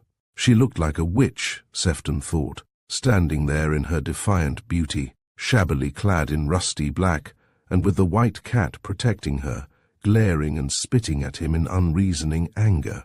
My life could never be happy with a man I did not love, she said resolutely. Even if I believed in your promises, I would not marry you. I would not accept your generous sacrifice, but I don't believe in your grand offers. I have been warned. I know your character better than you think. You are trying to deceive me with promises that you don't mean to keep, as you deceived the farmer's daughter who drowned herself because of your lies. Ah, he cried furiously. You have heard that village slander. It could only reach you from one source, the lips of the man who left you just now. Don't you know that when a poor man's daughter goes wrong, it is always the richest man in the neighborhood who is accused of seducing her? I dare say that rule holds good in Italy as well as in England. I am in earnest, Lisa. I mean no less than I say. Meet me next Monday at the registrar's office with your aunt and with Signor Zinco if you like, to see that the marriage is a good marriage, and we will leave that office as man and wife. No, she answered doggedly. Even if you are in earnest, it can make no difference to me. I don't want to be a great lady. People would laugh at me, and I should be miserable. You wouldn't like Lazia to live in your fine house, would you now? We could make her happy in a house of her own, or send her back to Venice with a comfortable income. Just so. You would want to get rid of Lazia. That would not do for me. She and I have never been parted. And Paolo, you would marry Paolo's mother, but you would want to send him back to Venice with Lazia, I dare say. It would be the simplest way of solving a difficulty. But if he were necessary to your happiness, he should stay with us, Lisa. I would do anything to make you happy. She looked at him with a touch of sadness and shook her head. You are a generous lover, she said. If you mean what you say, but it is all useless. You could not make me happy, and I could not make you happy. You would very soon be sorry for your sacrifice. You would regret the English lady and her million. I am content as I am, content if not happy. I have as much money as I want, and this room is fine enough for me. If you saw the hovel in which I was reared, you would think me a lucky woman to have such a beautiful home. In 10 years I shall have saved a fortune, and Lazia and I can go back to Venice and live like ladies on the Canal Grande. Or I can go on singing if I'm not tired, and then I shall grow richer every day. Lisa, Lisa, how cold and how cruel you are. Cruel to a poor wretch who adores you. To me you are ice, but to Vansittart you are fire. Your face lighted, your whole being awoke to new life, at sight of him. Lisa shrugged her shoulders, irritated by his persistency and provoked into candor. Suppose I like him and don't like you, can I help it? God has made me so, she said carelessly. Ah, here is Lazia, Lazia, whom you would banish, she cried, clapping her hands as a key turned in the vestibule door. It looked like rain, said Lazia as she came in, so Paolo and I made haste home. Lisa caught the boy up in her arms and kissed him passionately. Never had she felt so glad to see him. Her active imagination had pictured herself separated forever from her son, living in an atmosphere of pomp and powdered footmen, learning to forget her fatherless boy. He had thriven on English fare and the mild breezes of Battersea Park, and frequent airings upon the citizen steamers. He was a great lump of a boy, with large black eyes and long brown hair, and his mother's Murillo colouring. The only traces of the other parentage were in the square Saxon brow and the firm aquiline of the nose. He was a magnificent outcome of a mixed race, and a fine example of what a boy of 4 years old ought to be. Lisa dropped into a chair with her burden still hugging him, but borne down by his weight. "Santo e Santissimo!" exclaimed Lazia. "You will be late at the theatre. You must take a cab, Conte Costa." The Venetians had a horror of cabs, which were not alone costly, but fraught with the hazard of vituperation from fiery-faced cabmen. They delighted in the penny distances of road cars and other public conveyances. To exceed the limit of a penny ride was to Lazia's mind culpable extravagance. A cab was only to be thought of in emergencies. "Pardon, signor," she said. "The pleasure of your most desired company has made my niece forget her duties." She bustled into the adjoining room, and returned with Lisa's black lace hat and little merino cape. There was no chorus girl at the Apollo who dressed as shabbily as the Venetian prima donna. Lazia bundled on the hat and tied on the cape, and dismissed her niece with a kiss. "Zinco will bring you home, as always," she said. The cello lived in a shabby old street hard by, and was Lisa's nightly escort from the Apollo to Chelsea. On fine nights they walked all the way, hugging the river and praising the embankment, which Zinco declared to be as much finer than the Lung Arno, as London was in his opinion superior to Florence. Lisa and Sefton went downstairs together, both silent. He hailed a crawling hansom a few paces from the house door and put her into it without a word. When she was seated, he lifted his hat and bade her good night, and it seemed to her that there was deadly hatred in the face which had looked at her a little while ago, transfigured by passionate love. Hatred of someone, herself perhaps, or it might be of a fancied rival. Her heart grew cold as she thought of Vansittart. Unreasoning jealousy on her account had cost one man his life, and had burdened the life of another man with inextinguishable remorse. Would Sefton, whose love expressed itself with appalling vehemence, try to injure the one man she cared for, the man for whose sake she would give her life? It would be well to warn him, perhaps. To warn him? But how? She did not even know where he lived, but she knew his sister's house, and his sister's servants would be able to tell her his address. She knew his real name now, Vansittart, a grandly sounding name. She repeated it to herself with a kind of rapture as the cab rattled along the King's Road, taking her to the Apollo. She wrote to Vansittart next day, telling him that Sefton had offered to marry her, and that she had refused him. "He is jealous and angry about you," she told him in conclusion. "He fancies because I was so pleased to see you that day on the river, that it is my love for you that made me refuse him, and I think he would like to kill you. His face looked like murder as he bade me goodbye, and I'm afraid it is you he wants to murder, not me. Pray be on your guard about him. He may hire someone to stab you in the street after dark. Please don't go out at night except in your carriage. Forgive me for writing to you, but when I think that your life may be in danger, I cannot refrain from sending you this warning. You warned me of my danger, which was no danger, because I never cared for the man. I warn you of yours." With this letter in her pocket, Lisa put herself into one of her favourite omnibuses, which took her to Albert Gate, and from Albert Gate she found her way across the park to Hill Street. She remembered the number, though she would hardly have known the house in its morning brightness of yellow marguerites and pale blue silk blinds. The haughtiest of footmen opened the door, and looked at her from head to foot with the deliberate eye of scorn. Her beauty made not the faintest impression upon his rhinoceros hide. She was on foot and shabbily clad, and he took her for a work girl. "I have a letter for Mr. Vansittart," she began timidly. The footman interrupted her with stern decisiveness. "This is not Mr. Vansittart's house. This is Lady Artley's. I want to know where Mr. Vansittart lives." "Charles Street, number 99A.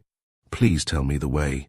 The magnificent creature stalked slowly to the doorstep, moving with a languid hauteur which befitted one whose noble height and well-grown legs gave him first rank in the army of London footmen. He was not ill-natured, but he took what he called a proper pride in himself, conscious that his livery was made by one of the most expensive tailors in the West End, and that his shoes came from Bond Street. Lifting his arm with a haughty grace, he indicated the turning which would be Lisa's nearest way to Charles Street. She thanked him and tripped lightly away, he watching her with a languid gaze, too obtuse to recognize the brilliant Venetian prima donna, whose eyes and shoulders and diamonds he had approved the other night, when he hung over her with peaches and champagne in the young person in rusty black. Lisa found 99A, again a house with flowers in all the windows, and dainty silken blinds, a house of brighter and fresher aspect than the houses of Venice, where the effects of form and colour are broader, bolder, and more paintable, but lack that finish and neatness which distinguish a well-kept house at the West End of London. A house where no expenditure is spared in the struggle between the love of beauty and colour and the curse of coal fires and gloomy skies. Another footman looked at Lisa with the cold eye of indifference, less haughty than Lady Hartley's superb menial, only because Vansittart's smaller means did not afford prize specimens of the footman genus. "Any answer?" asked the youth, as Lisa delivered her letter. No, there was no answer required. But would he be sure to give the letter to Mr. Vansittart? There was a rustle of silken skirts on the stairs as she spoke, and two ladies came tripping down, talking as they came.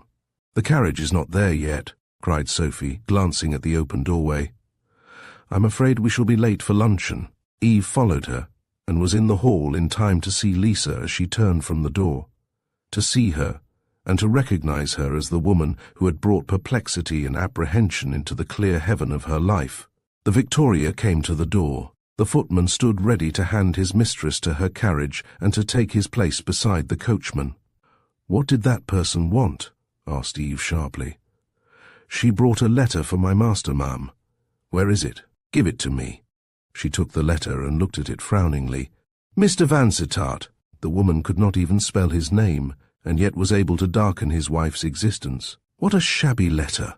cried Sophie, struggling with the top button of a tight glove. "It must be a begging letter, I should think. But what a pretty dark-eyed woman that was. I seem to remember her face. Really, Eve, we shall be late. Mrs. Montford told us her luncheons are always punctual. She wouldn't wait for a bishop." Eve was staring at the letter. Vansittart was out, or she would have gone to him with it. She wanted to put it into his hands, and to see how he took its contents, but she did not even venture to keep the letter in her possession till they met. She ran into her husband's study and put the odious letter on the mantelpiece, in a spot where he might overlook it. If it were overlooked until the afternoon, she might be with him when he opened it. She went into society with her heart aching. Whatever her husband's feelings might be, this shameless Italian was running after him. What insolence! What consummate audacity! To come to his house, to pursue him with letters, even in his wife's presence. And Sefton had introduced this brazen creature to her, and she, Vansittart's wife, had been weak enough to be civil. Sophie's perpetual prattle agonized her all the way to Grosvenor Gardens, nor was the smart luncheon which awaited them there less agonizing. She had to brace herself for the ordeal, to smile and talk, and laugh at good stories, pretending to see the point of them, laughing when other people laughed, pretending to enjoy that happy mixture of society to be met at some hospitable tables, a dash of literature and art, a fashionable priest and a fashionable actor, an archaeological dean from a grave old Midland city, a young married beauty, a Primrose League enthusiast, a foreign diplomatist, and a sporting peer, owning a handsome slice of the shires. Mr. Sefton came in after they were seated, and dropped into the one vacant chair beside Sophie. "You are always late," Mrs. Montford said reproachfully. "I suppose that is because you are the idlest man I know." He was a favourite of Mrs. Montford's l'ami de la maison, allowed to come and go as he pleased. When he gave a tea party, it was generally Mrs. Montford who invited half the company, helped him to choose the flowers, and to receive the guests. "You have hit the mark," he said. "A man who has no specific occupation never has time to be punctual. Nobody respects him. He can't look at his watch in the middle of a friend's prosing and pretend important business. I think I shall article myself to a civil engineer, And then when people are boring, I can say I am waited for about the caissons for the new bridge. What bridge? My dear fellow, no time to explain. One springs into a hansom and is gone. Your idler can't extricate himself from the arachne web of boredom. His time is everybody's property. Elaborate but not convincing, said Mrs. Montfort, smiling at him, as he helped himself with a leisurely air to a cutlet en papillote. I would wager all the gloves that I shall wear at Etretat that you were lying in your easiest chair, with your feet on that high fender of yours, reading Maupassant's new story. For once in your life you have succeeded as a reader of character, or no character. I was reading Le Pas Perdu. Don't you see how red my eyelids are? Exactly. You are the kind of man who can weep over a book and refuse a sovereign to a poor relation. That, said Sefton, was almost unkind. Sophie now claimed her right of being talked to. Why were you not at Lady Dulborough's last night? She asked. My dear Miss Marchant, you can't expect to see me at all the stupidest parties in London. The party was rather dull, assented Sophie, who until this moment had thought it brilliant. But there was some good music. One can have that for filthy lucre at the St. James's Hall. I adore Oscar de Lampion's love ditties, but not at the price of perspiring in a mob of second-best people. It was my fault that we went to Lady Dulborough's, said Sophie remorsefully. Oh, I forgive anybody for going there once. You will be wiser next year. His eyes were watching Eve across the table, while he talked with Sophie. She was very pale, and instead of the delicate blush rose of her complexion, there were hectic spots under the eyes, which accentuated her pallor. He who once cared for her almost to the point of passion, felt a thrill of pain at seeing in a face a hint of the consumptive tendency which he had heard of about Peggy. Those girls are all consumptive, some village gossip had said to him, with the morbid relish of gloomy possibilities which is an outcome of village monotony. He was shocked to think that she, too, perhaps was doomed, but the thought suggested no pity for her husband, not even that pity which would have prevented him striking at his enemy through her. The rage that consumed him knew no restraining power. If he had lived in the Middle Ages, that rage would have meant murder, but bloodshed in the 19th century involves too many inconvenient possibilities to be thought of. Lightly by a man of landed estate, it means throwing up everything for the rapture of gratified revenge, melting all the pearls of life into one fiery draught. Why is not Vansittart with you? He asked Sophie, still looking at Eve. He had business in the city this morning. Business in the city? What could take Vansittart to the city? That seems quite out of his line. Yes, it does, don't it? Said Sophie, impressed by the significance of his tone, which seemed to veil a deeper meaning. What should a Hampshire squire have to do in the city? Sefton did not dwell upon the question. He saw that he had awakened vague suspicions in Sophie's mind, the first faint hint of a domestic mystery. He talked of other things, of people, lightly, delightfully, Sophie thought. He told her of 2 marriages which had just occurred, on the summit of the fashionable mountain, took her behind the scenes, as it were, and introduced her to the inner life of the chief actors in those elegant ceremonials, the impecunious father of one bride selling his daughter to a man she hated, the angry mother of the bridegroom in the other marriage raging against the girl her son had chosen. You don't know the bad blood which was hidden among the champagne bottles on the buffet, he said. Sophie was charmed to hear about these smart people, charmed most of all at the idea that they were miserable, that the women whose toilettes her soul sickened for often wore the hair shirt of the penitent under a gown which society papers extolled. Sefton was very attentive to Sophie, albeit his furtive glances were always returning to the lovely face on the other side of the table. Poor Sophie thrilled at startling possibilities. He had admired Eve in the past, had seemed devoted almost to the point of proposing, and she, Sophie, had been told she was growing daily more like Eve. More wonderful things had happened than that he should fall in love with her, the old fancy for Eve reviving for Eve's younger sister. Now that the detrimental father had taken up his abode permanently on the continent, his domestic responsibilities much lightened by Eve's liberality to her sisters, there could be less objection to an alliance with the house of Marchant. Mr. Sefton was his own master. He had lost Eve by his hesitancy and hanging back. Might he not act more nobly in his dealings with Eve's sister? That low, thrilling note which he knew how to put into his voice, which was a mere mechanism of the man, touched Sophie's senses like exquisite music. Her eyelids sank, her cheek kindled, though he talked only of common things. He had seen enough of Eve, while thus entertaining Sophie, to be assured that she had lately suffered some painful experience, a quarrel with Vansittart perhaps, or it might be that silent jealousy had been gnawing at her heart since that day on the river. No woman could see Lisa's behavior and not be jealous. The husband would explain, no doubt, but explanations go for very little in such a case. They are accepted for the moment. Wife and husband kiss again with tears, and the next morning at the breakfast table the husband sees brooding brows, and knows that there is a scorpion coiled in his wife's heart. Her faith in him has been shaken. He may scotch the snake, but he cannot kill it. Eve was glad when Mrs. Montfort gave the signal for a move to the drawing-room. The men stayed behind to smoke, all but Sefton, who followed the ladies, a proceeding which Sophie ascribed to his interest in her conversation. At the luncheon table Eve had been all talk and gaiety, deceiving everyone except the man who watched her face in its occasional moments of repose.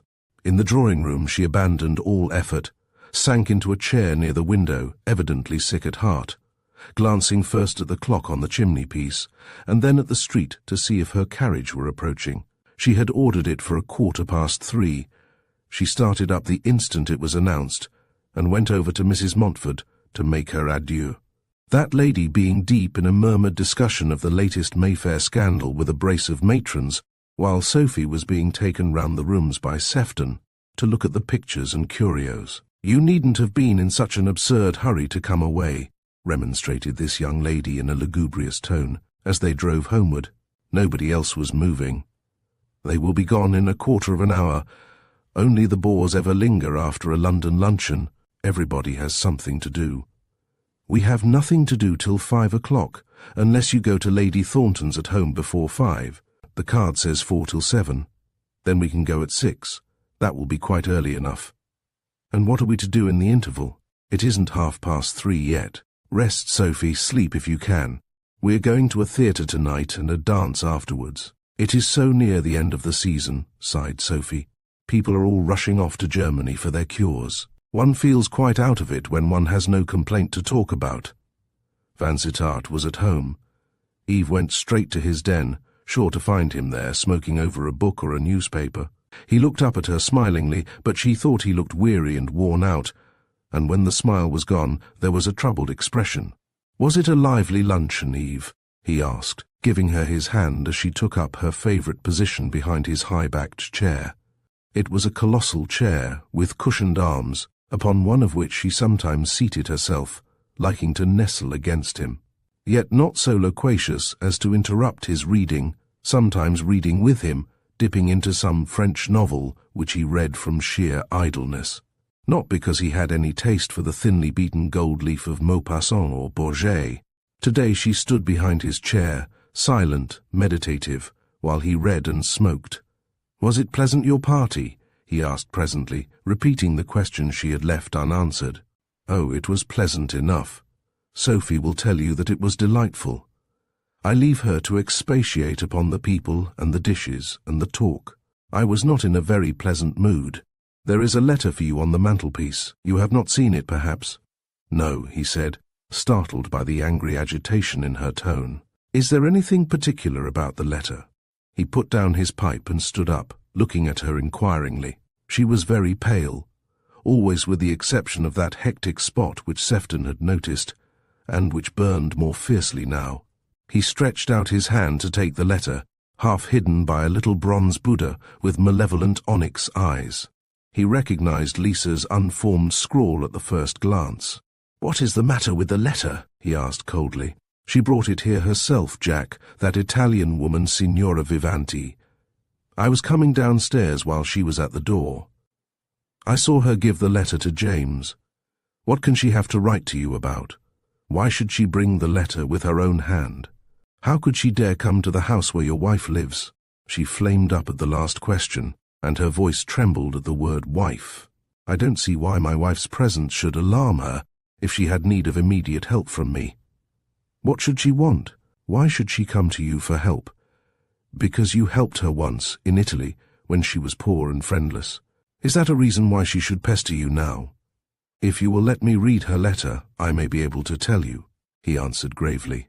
It was a long letter, for in writing to the man she adored, Lisa let her pen run away with her. Nothing would ever induce her to marry Sefton, she told him. Her heart was given to another. He knew who that other was, and that she could never change.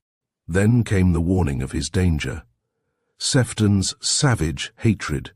It was a letter he could under no circumstances show to his wife, and there she stood waiting for the letter to be shown her, raging with jealousy. The love which had made her so angelic in her self-abnegation, now transformed into a fire that made her almost diabolical. Well, may I see her letter? No, Eve, the letter is confidential. She asks nothing from me, except perhaps approval of the course she has taken. She has had an offer of marriage, an offer that most young women in her position would accept without a second thought. And she has refused? Cried Eve breathlessly. She has refused, because she loves someone else, someone who can't marry her, but who can carry on an intrigue with her, an old intrigue begun years ago, someone whom she is trying to get into her net again. The net is spread before my very eyes. That letter is to make an appointment. He tore the letter across and dropped the pieces into his wastepaper basket. Your thought is as far from the truth as it is unworthy of you, Eve, he said, with grave displeasure. This young woman has never been more to me than I have told you, a woman in whom I was interested, chiefly because she was friendless. Chiefly, she cried, catching at the qualifying word, and the other reason? If there was another reason, it had nothing to do with love. Does that satisfy you? No, she answered gloomily. Nothing you can say will prevent my being miserable. That woman has come into my life and spoilt it. Only because you are unreasonably and absurdly jealous. You are miserable of your own choice. You have me here, your faithful husband, unchanged in thought, act or feeling since the day we rode down the river. And yet you choose to torture yourself with vile suspicions, unworthy of a lady, unworthy of a wife. I cannot help it, she said. We all have some latent sin, I suppose. Perhaps jealousy is mine. I never knew what it was to feel wicked before. Forgive me, Jack, if you can. She took up his hand, kissed it, and then sank sighing into her chair, the chair she had christened Joan, while his, the colossal armchair, was Derby. I forgive you with all my heart, Eve, on condition that this little storm is the last outbreak. I should be sorry to think our married life was to be a succession of tempests in teacups. I promise to behave better in future. I hate myself for my folly. Vansittart resumed his newspaper, too much disturbed to court conversation. He felt himself living upon the crust of a volcano. This ceaseless jealousy was a matter of trivial moment in itself. He could have laughed it off, as too absurd for serious argument, but this jealousy brought Eve to the brink of that revelation which might wreck two lives. The horror in front of him was a horror that meant doom. Eve bore with the silence for a few minutes, took off her bonnet, and carefully adjusted the petals of an artificial rose, studied the little fantasy of lace and flowers as if it were the gravest thing in the world, then flung it impatiently on a chair, and began to smooth out her long suede gloves on her soft, silken knee. Her nerves were strung to torture. She had pretended to be satisfied, while the tempest in her heart was still raging. She looked at her husband as if she hated him. Yes, it was hateful to see him sitting there, silent, imperturbable, reading his newspaper, while she was in the depths of despair. The fact that he had refused to show her that letter seemed almost an admission of guilt. If the thing which he had told her was true, the letter would have borne witness to his truth. He would have been eager to show it to her. Here, he would have said, under the woman's own hand, you will see that she is nothing to me. She brooded thus for about 10 minutes, and then her irritation could submit to silence no longer. What was the city doing, she asked. The city which deprived me of your company at Mrs. Montford's luncheon. It was not the city's fault. I surrendered my place to Sophie. Oh, that's nonsense. There is always room enough and a welcome at Mrs. Montford's luncheons, but no doubt on a warm July morning the city is more attractive than Mayfair. Certainly, for those who are making or losing money, he answered, throwing down his paper and preparing to be sociable. though there was that in his wife's tone which told him her heart was not at ease. What was the city doing, he repeated. Buying and selling, getting and losing. It is not half a bad place on a summer morning, though you speak of it with the voice of the scorner. I walked across St. Paul's churchyard. They have turned an old burial ground into a flower garden, and there were nurses and children, and homeless ragamuffins lying asleep in the sun, and pigeons, tame pigeons, that fed out of the children's hands. It might have been Venice. He started and turned deadly pale. It was the first time he had ever pronounced the name of the fatal city voluntarily in his wife's hearing. His nerves were overstrained, as much as hers perhaps, and the mere name took his breath away. Eve saw the startled look, the sudden pallor. "I understand," she cried passionately. "It was at Venice you met that woman. Venice, not Verona. The very name of the place agitates you. The very name of the place where you knew her and loved her moves you more than all I have said to you, than all my pain." "You are a fool," he said roughly, "like Fatima, the type of all woman fools. It was Venice. It may have been Venice. Who cares, or what does it matter? It may have been. What hypocrisy! Do you think I am a child, to be hoodwinked by your feeble prevarications?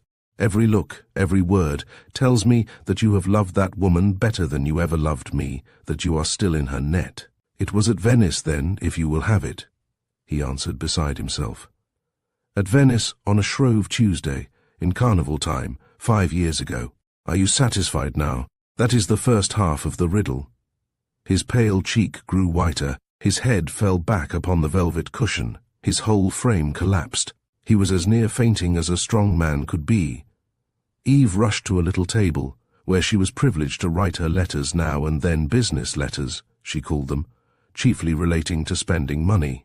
Here, among silver ornaments and fanciful cutlery, there was a big bottle of eau de cologne, which she half emptied over her husband's temples. "Thanks," he murmured. "You meant it kindly, but you've almost blinded me. I'm all right now. It was only a touch of vertigo. I've had no luncheon, and a man can't live upon tobacco and emotional arguments." Chapter 26. Closer and closer swam the thundercloud. Eve was very sorry for her husband after that tragical scene in the study, but what profiteth a jealous wife's sorrow if she is unconvinced? If heart and brain are still racked with doubts and angry questionings, while her calmness, her submission are only on the surface, the subterranean fires still burning? Vansittart took a high hand with the woman he loved. There must be no more quarrels, he told himself. He could not control his tongue even in his own interests, if she were to goad him any further. In their next encounter the secret would explode. He could not live this slave's life forever. It was not in him to go on prevaricating and fencing with the truth. He told her, gently but firmly, that she must torment him no more with false imaginings. If she could not believe in his fidelity, it would be wiser for them to part. Better to be miserable asunder than to live together in an atmosphere of distrust. At this hint of parting she flamed up. Her doubt changed for a moment to conviction. "Part!" she cried. "Perhaps that is what you would like." "I would like anything better than this madness, Eve," he answered wearily. "We cannot be worse than utterly wretched, and we are that now, and shall be as long as you harbour unworthy suspicions." His face looked like truth. His voice rang true. She flung herself on her knees beside his chair, and clasped and cried over his hand. "I will not torment you. I will not plague and torture myself any more," she sobbed. "It is only because I love you too much, and a breath makes me fear I may lose you. I will trust you, Jack, in spite of your mysteriousness, in spite of your refusing to show me that letter, which I had a right to see, a right as your wife. No husband should receive a letter from any woman which he dare not show his wife. I did not choose to show you that letter. Well, you did not choose, perhaps. It was temper, I dare say. I was like the children who are refused a thing because they don't ask properly.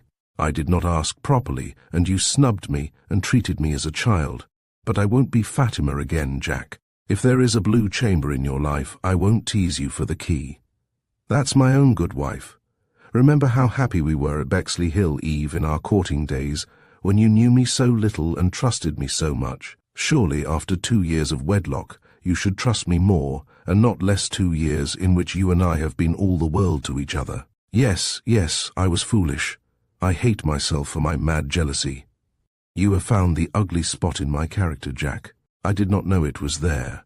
Shall I be angry with my love for loving me too well? He said, as he folded the slender form to his heart. How slender, how ethereal she was. The tall slip of a girl whose graceful shape had never developed matronly solidity. A thrill of fear ran through him at the thought of her fragility, too frail a sapling to stand firm against the storms of life. God keep her from knowing the truth, he prayed dumbly as she hung upon his breast. It would break her heart. After this there came a halcyon interval. Eve was convinced that she was beloved, and what more could a woman want in this world? There was only one thing that stood in the way of perfect peace. Vansittart had business in the city on 2 other mornings, and those disappearances citywards worried her. The city, as Sefton had said, was not in her husband's line. When she questioned him about the business that drew him eastward, he answered lightly that he went to his stockbrokers to make some small changes in his investments. That very lightness of his, which was meant to spare her a serious anxiety, awakened her suspicions. The actual cause of Vansittart's unusual interest in the money market was sufficiently serious.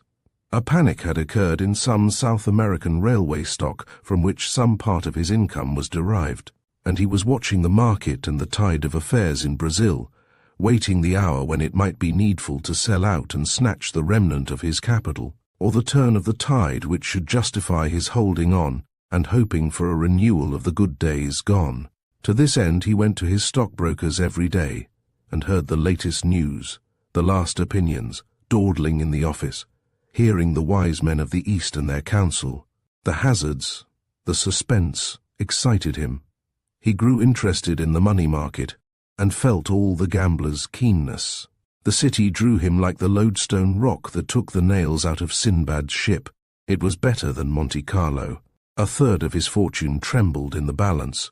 He would not tell Eve the whole truth, believing that it would worry her into a fever. She would exaggerate this fear as she had exaggerated her jealous doubts. She would foresee beggary and dream of houselessness and starvation. He did not know that to a woman money troubles are the lightest of all woes. A husband suspected of infidelity, a child down with measles, will afflict the average woman more than the loss of a fortune. Sophie was enjoying herself to her uttermost capacity of enjoyment. This was life indeed. It was the last week of the season, the week before Goodwood, and there was a sense of the end of all things in the air.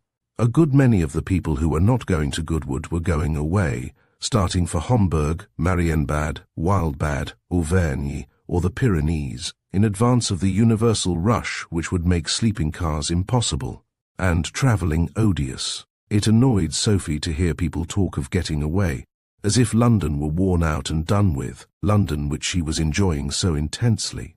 This was the fly in the ointment for Sophie. She felt aggrieved that her sister should have invited her at the end of the season, yet there was one compensating delight. The sales were on, those delicious drapery sales, which had always been Sophie's highest ideal of earthly happiness. Even when her strained resources had compelled her to turn, with unsatisfied longing, from a counter where odd lengths of silk and velvet were being all but given away. She had lain broad awake in her attic chamber at Fernhurst regretting those bargains, which would have made her a richly dressed woman at the most moderate cost. The counters of Marshall and Debenham and Robinson and Lewis at the end of the season were to Sophie as the board of green cloth to the gambler. She felt that fortunes were to be won for those who had money to stake.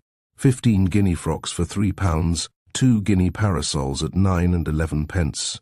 Eve took her sister to the sales and financed the situation. With a judicious expenditure of £20, Sophie secured treasures that would last her through the coming autumn and winter, and, with Eve at her elbow, resisted the allurements of unsuitable finery. These shopping mornings were rapture to Sophie, and not without pleasure to Eve. It was pleasant to see Sophie's joyous excitement, as she hung tremulously between 2 fabrics which the shopman exhibited for her choice, a bengaline at 3 and 9 pence, which had been 7 shillings, a watered silk at 2 and 11 pence, which had been 8 and 6 pence, After intense consideration, Sophie settled on the watered silk, not because she liked it best, but because of the had-been.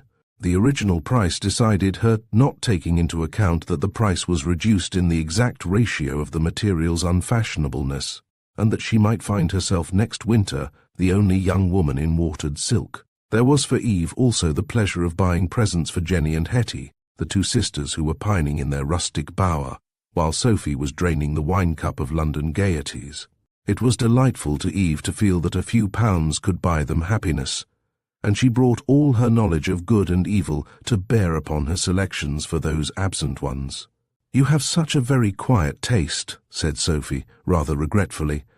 "I call those cottons and foulards you have chosen almost dowdy. You won't think so when you see them made up. I'm afraid your scarlet pongee will look rather too showy for country lanes. My dear Eve, I shall keep it for garden parties till it begins to get shabby. Scarlet gives just the right touch of colour in a landscape." "Yes, but I think one would always rather that somebody else should give the touch. Mr. Sefton said yesterday that fair-haired women should wear scarlet." Sefton was Sophie's great authority. He had been very polite to her, very pleasant, very confidential, talking to her about London society as if she were to the manner born, and had been brought up in the very midst of these people whom she saw today for the first time. This flattered her indeed. His whole speech was made up of flattery, that subtle adulation which did not express itself in mere words, but which was indicated rather by a deference to her opinion, a quickness in laughing at her little jokes, an acceptance of her as on his own intellectual level. "You and I know better than the common herd," was expressed in all his conversation with her. When they met in the evening, it was only natural she should tell him her sister's plans for the next day, whether they were going to spend the morning in the park or at the picture galleries. Sophie was eager for picture-seeing when there was nothing better to be done. Those galleries would give her so much to talk about at autumn tea parties, such a superior air among women who thought they did a great deal for art when they fatigued themselves at the Royal Academy. If they sat in the park for an hour or so before luncheon, Sefton contrived to find them there. If they were picture-seeing, he dropped into the gallery, and criticized the pictures in technical phraseology which provided Sophie with a treasury of art talk especially adapted for country use. If they were at a theatre in the evening, he was there too.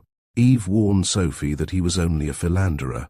"You remember how disagreeably attentive he was to me," she said, reddening at the recollection. "And yet, you see, he never meant anything." "We were worse detrimentals then than we are now," argued Sophie. "Your marriage has altered our position, and now that the father lives abroad, a man need not be afraid of marrying one of us. I don't mean to say that Mr. Sefton is going to make me an offer, but he is certainly very attentive." "Yes, he is very attentive, I admit. He likes being attentive to girls. Nothing pleases him better than to try the effect of that musical voice of his, and his nicely chosen phrases, upon any girl who will listen to him like Orpheus leading the brute beasts with his lyre. I doubt if he cares any more for the girls than Orpheus cared for the beasts. He is false for falsehood's sake." "You are very bitter against him, Eve," retorted Sophie. "Yet I dare say you would have married him if he had asked you." "I think not." "Oh, nonsense. You would not have refused to be mistress of the manor. Merewood is a hovel in comparison. Merewood has the man I love for master. If Jack had been the lodge-keeper, I would have married him, and washed and cooked and mended for him, and opened the gate and curtsied to the gentry, and been happy." "Bosh!" said Sophie, very angry. "That's the way girls talk when they are first engaged. It sounds ridiculously sentimental from an old married woman like you. You are absurdly prejudiced against Mr. Sefton. Call it prejudice if you like. I call it instinct. Birds are prejudiced against cats. I look upon Mr. Sefton as my natural enemy, and I suppose if he should call you will be uncivil and spoil my chances." "No, I will not spoil your chances such as they are." "How disagreeably you say that. One would think you were jealous of an old admirer." "No, I am not jealous, only I don't like to see you duped by meaningless attentions. I have no doubt Mr. Sefton does admire you. I only fear his admiration is worthless, but I will do everything that a sister can do to encourage him." After this conversation, Eve was particularly polite to Mr. Sefton. Poor Sophie was so terribly in earnest in her desire to make a good marriage. The elder sister's success had been so startling, so easy a conquest, so delightful a settlement in life, that it was natural the younger sister should cherish hopes on her own account. People told Sophie that she was growing more and more like Eve. Hope's flattering tale told her that she was quite as pretty, while vanity suggested that she had more savoir-faire. Poor Sophie had always prided herself upon her savoir-faire, though how a quality which is, as it were, the final polish produced by society friction, could have been acquired by a young lady in a cottage at Fernhurst, must needs remain a mystery. Eve looked at her sister and saw that she was prettier than the ruck of girls to be met in a London season. Her beauty had the dewy freshness that comes of a rustic rearing. Her eyes were brighter than the eyes of the hardened fashionable belle. Her complexion had the delicacy of colouring, which was characteristic of Colonel Marchant's daughters, which had been, alas, Peggy's chief beauty. Sophie, dressed as Eve had dressed her, and with her somewhat rebellious hair treated artistically by the skilful Benson, was certainly a very attractive young woman. And it seemed to Eve not impossible that Sefton, beginning the flirtation without any serious aim, might end by asking Sophie to be his wife. He was entirely his own master, could marry to please himself, without consideration of worldly advantage. Only, unhappily, those are just the men who marry for self-aggrandizement rather than for simple inclination. It is not as if all heiresses were hideous or disagreeable, ignorant or underbred. Even England can furnish richly dowered young women who are both handsome and amiable. So why, asks the youthful peer or landowner, should I marry some portionless beauty, when I may as easily add to my revenue or treble my acreage? The original possessor considers his estate as the nucleus of a great property, which he and each successive holder should increase by judicious alliances, until the rolling mass swells into a territory like the Duchy of Cleveland, and its acres are reckoned by thousands. Eve had heard the mothers and fathers talk of their sons' views and duties, even if the sons themselves did not openly avow their intention of marrying to better themselves. The only hope in Sophie's case lay in a certain eccentricity of temper in Wilfred Sefton, which might show itself in a disadvantageous marriage. The very fact that he had remained so long a bachelor indicated that he was not eager for a prize in the matrimonial market. He had been content to stand by and see many prizes carried off by men who were personally and socially his inferiors. He had been a frequent visitor in Charles Street since Sophie's arrival. Her liveliness evidently pleased him. They were always talking and laughing in corners wherever they met, and seemed to have worlds to say to each other. "It is delightful to meet anyone so fresh as your sister at the end of the season," he explained to Eve, "just when most of us are feeling dull and jaded, and almost ready to yawn in each other's faces, like my lord and my lady in the marriage à la mode." He invited Mrs. Vansittart and her sister to a tea party, given in honour of Sophie, who had expressed an ardent desire to see the house in Tite Street, the bachelor den, which little Mr. Tivett had described to her in glowing colours. Eve hesitated about accepting the invitation, knowing that her husband disliked Sefton as much as she did herself, but the hesitation was overcome by Sophie's arguments. "He is giving the party on purpose for me," she pleaded. "The invitation arose out of my wish to see his library, which Mr. Tivett had been praising. He could not pay me a more marked attention, could he now?" "It is certainly an attention," assented Eve, distressed by Sophie's sanguine hopes, so likely to end in disappointment. "Don't spoil all my chances by refusing," urged Sophie. "He would be offended, and men are so easily choked off, not a man who is really in earnest." "Perhaps not, but he may not be quite in earnest yet. He may not have made up his mind. Of course I should be a very bad match. He cannot forget that all at once. There is a stage in which a man who is inclined to fall in love lets himself drift, don't you know, Eve? He may be drifting, and it would be a pity to discourage him." "Every woman is at heart a matchmaker." Eve yielded, and accepted Sefton's invitation for 5 o'clock tea and a little music. "Shall you have any singing?" she asked, with a sudden fear of meeting Signora Vivanti. No, there would be no singing.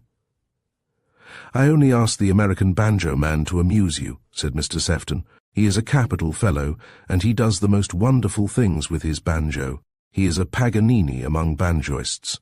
That, with the inevitable piano, will be more than enough music." The afternoon, at the end of a brilliant July, was delightful, and the Embankment, with its red brick palaces and its little bit of old Chelsea, looked just the one perfect place in which to live an idle, artistic life, bien entendu, and bask in sunshine reflected from blue water. The tide was at the flood, the gardens were full of gaudy July flowers. "How horrid Fernhurst will be after this," sighed Sophie. "What a lucky man Mr. Sefton is to have a house in Tite Street, as well as the manor." "Ah, but it is only a bachelor den, remember," said Eve. "He will do away with it when he marries. Not if his wife has any sense, unless she makes him change it for a larger house facing the river." Mr. Sefton's house was near the corner, and commanded a sidelong view of the Thames from all the front windows, and a still better view from an oriel in the library, which projected so as to rake the street. Sophie thought this small house in Tite Street, with its rich and sombre furniture and subdued colouring, one of the most enchanting houses she had ever entered, second only to the manor house, which she had seen some years before, on the never-to-be-forgotten occasion of a Primrose League garden party given by Mr. Sefton in the interests of the cause. The manor house and its splendours of art, its old gardens and antique furniture, were the growth of centuries, and owed their existence to Seftons who were dust. This 12-roomed house in Tite Street was an emanation of the man himself. His temperament, his education, his tastes were all embodied here. This was the pleasure dome which he had built for himself. This was his palace of art. She went about peeping and peering at everything, escorted by Mr. Tivitt, who expatiated and explained to his heart's content, pointing out the workmanship which made a mahogany table as precious as jasper or ivory, the artistic form of those high-backed chairs, copied from an old French model, the Gobelin tapestry, which had neither the glow nor sheen of silken fabrics, and yet was 6 times as costly. "This house of Sefton's just serves to remind one of what a parvenue's house is not," said little Tivitt, sententiously. Sophie looked at the titles of the books. How ignorant they made her feel. There was hardly one that she had ever seen before, and yet, no doubt, they were the very cream of classic and modern literature, not to have read which stamped one as illiterate. "I have been looking at your books," she said, when Sefton came in with Eve. "They are too lovely. Rather nicely bound, aren't they?" he said, smiling gently at her enthusiasm. "They are a somewhat scratch collection, not quite family literature, but those vellum bindings with the blue labels give a nice tone of colour against the prevailing brown." "That is so like Sefton," said Mr. Tivitt. "He values his books from an aesthetic standpoint, thinks of the effect of their bindings, not of the literature inside. As one gets older, reading becomes more and more impossible. There is a satisfaction in possessing books, but one's chief pleasure is in their outsides. I sit here sometimes after midnight, smoking the pipe of the lotus-eater, and looking at my bindings, and I feel as if that were enough for culture." "I dare say that is quite the pleasantest way of enjoying a library," said Mr. Tivitt, as if he saw the matter in a new light. "Of course it is. There's no use in thinking of the lifetime it would need to read all the great books. That way madness lies. De Quincey went into the question once arithmetically, and to read his bare statement is distraction. I think it was that calculation of his which first put me off reading." "Then your books are only ornaments," said Sophie, disappointed.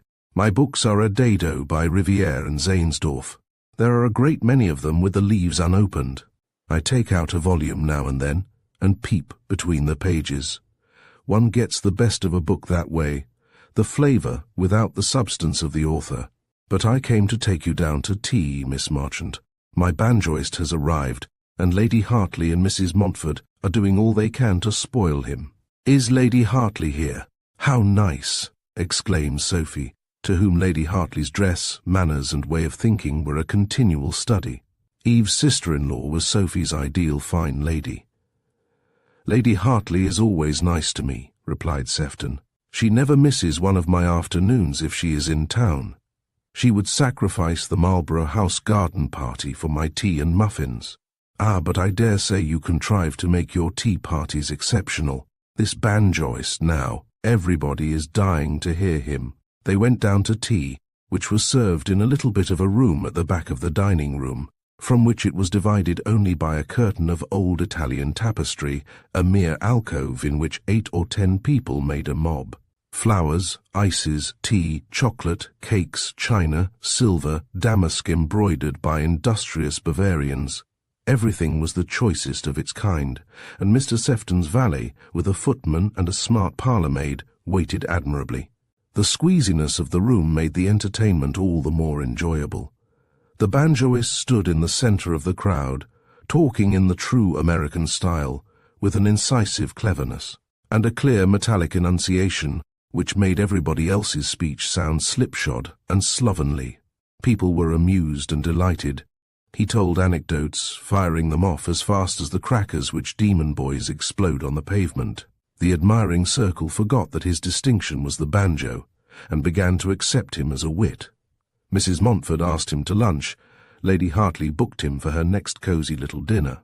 After tea, they all trooped up the narrow staircase to the library, which had to serve Mr. Sefton for a drawing-room.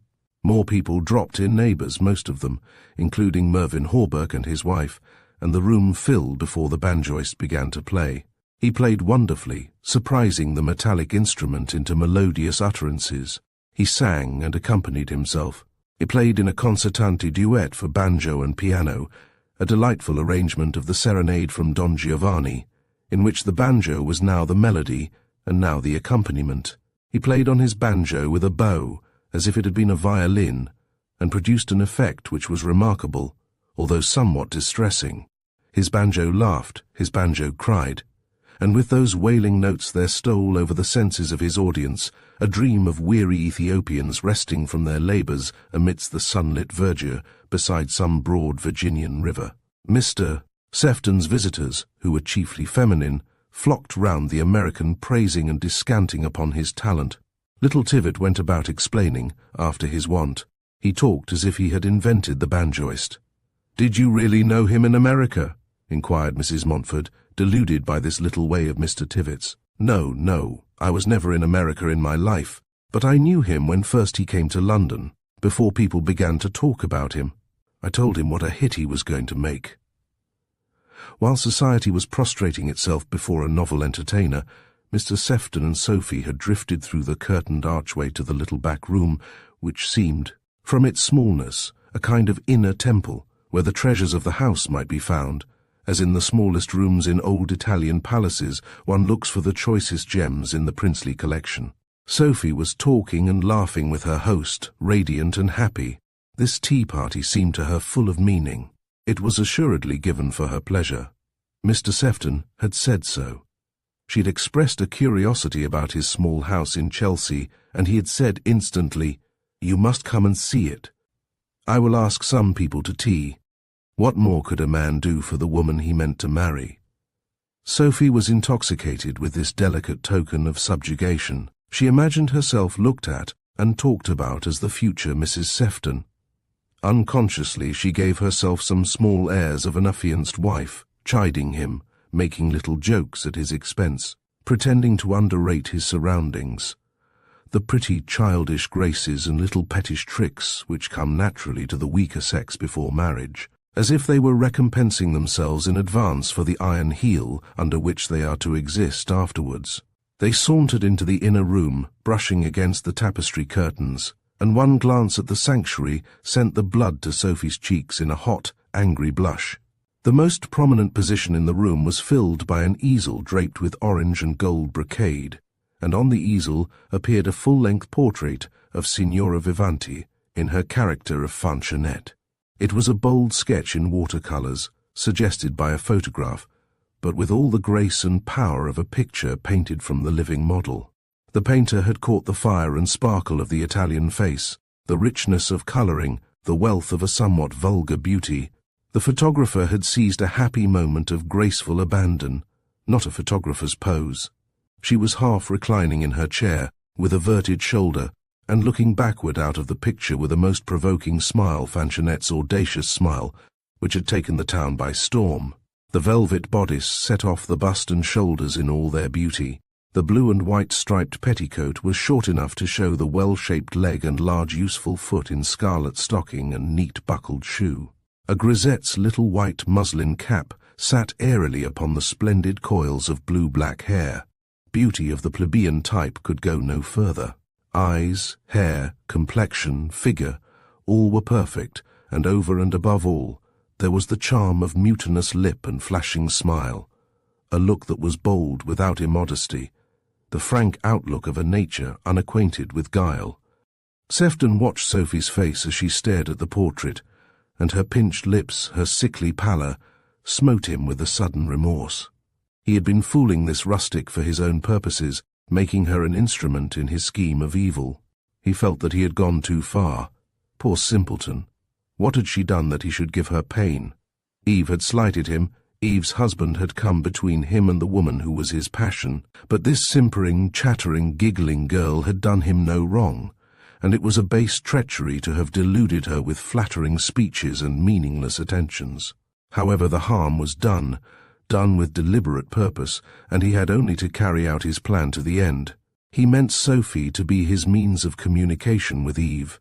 He meant to reach the wife's ear through the sister. "I'll make his life as miserable as he has made mine if I can," he said to himself. Sophie stood before the portrait, dumb with misery. What did he mean? What could he mean by placing the singer's portrait there, the crowning gem of his luxurious rooms, a portrait which even her ignorant eye told her must be by the brush of a master? So bold and brilliant was the handling. Even the easel, with its costly draping of orange and gold, was a work of art. What right had he to exhibit such a portrait, the portrait of an improper young woman, in all probability? She felt sorry that she had accepted his invitation. She felt as if she had been brought to a house which was hardly fit for her to enter. And yet there were the Montfords and Lady Hartley chattering at their ease in the next room, so it could hardly be bad form to come here. "What do you think of the likeness?" asked Sefton, lolling against a tall Versailles chair, and contemplating the brilliant face in the picture with a smile. "I suppose it is a very good likeness," said Sophie, "but of a vulgar face, very handsome no doubt, nobody can deny that, but quite. Yes, it is pupil. That is one of its charms. It has all the fire and freshness of an unsophisticated race, generations of fishermen, sailors, gondoliers. All that there is of a frank free life between sea and sky. You can't get such beauty as that from a race reared indoors. It is an open-air loveliness, as rich in grace and colouring as one of those sea flowers that unfold their living petals under the clear, bright water." "You admire her very much?" faltered Sophie. "Yes, I admire her very much. You and I have got on so well together, Miss Marchant, that I feel I may talk to you with all the freedom of friendship, and confide in you as I've confided in no one else. I do admire that woman, have admired her ever since she made her first appearance at the Apollo. I began by liking to hear her sing, liking to watch her bright, spontaneous acting, like the acting of a clever child in its naturalness. Even her beauty charmed me less than that delicious spontaneity which struck a new chord in the genius of the stage. I went night after night to see her and hear her, without fear of danger, and one day I awoke and found myself her slave. I love her as I never loved before, not even when I used to fancy myself in love with your charming sister. Against every other love, a selfish desire to retain my liberty, a vacillating temper, which made the desire of tomorrow, unlike the desire of yesterday, have prevailed. But against the love I bear that woman, pointing to the laughing face in that picture, reason has been powerless. Another man in my position might have tried to do what other men have been doing, ever since the first girl Desdemona disgusted John Evelyn, and began the long line of actresses who have charmed the civilized world. Another man might have tried to win her by dishonorable means. I was not base enough for that. Sophie crimsoned, remembering that dark story of the farmer's daughter, which Nancy had related to her. That well-meaning woman, not being over-scrupulous in her communications to the ear of girlhood. She waited silently, and Sefton went on, looking at the portrait, not at the woman to whom he was talking. An angry glow was on his cheek, an angry light was in his eyes. The thought of the social sacrifice he had been prepared to make and the futility of his offer lashed him to fury. I would not degrade her by a dishonorable proposal. No, though I knew she was not spotless, though I knew her as the mother of a nameless child, she was all the world to me. And what social consideration should a man set against that which is his all of happiness or hope?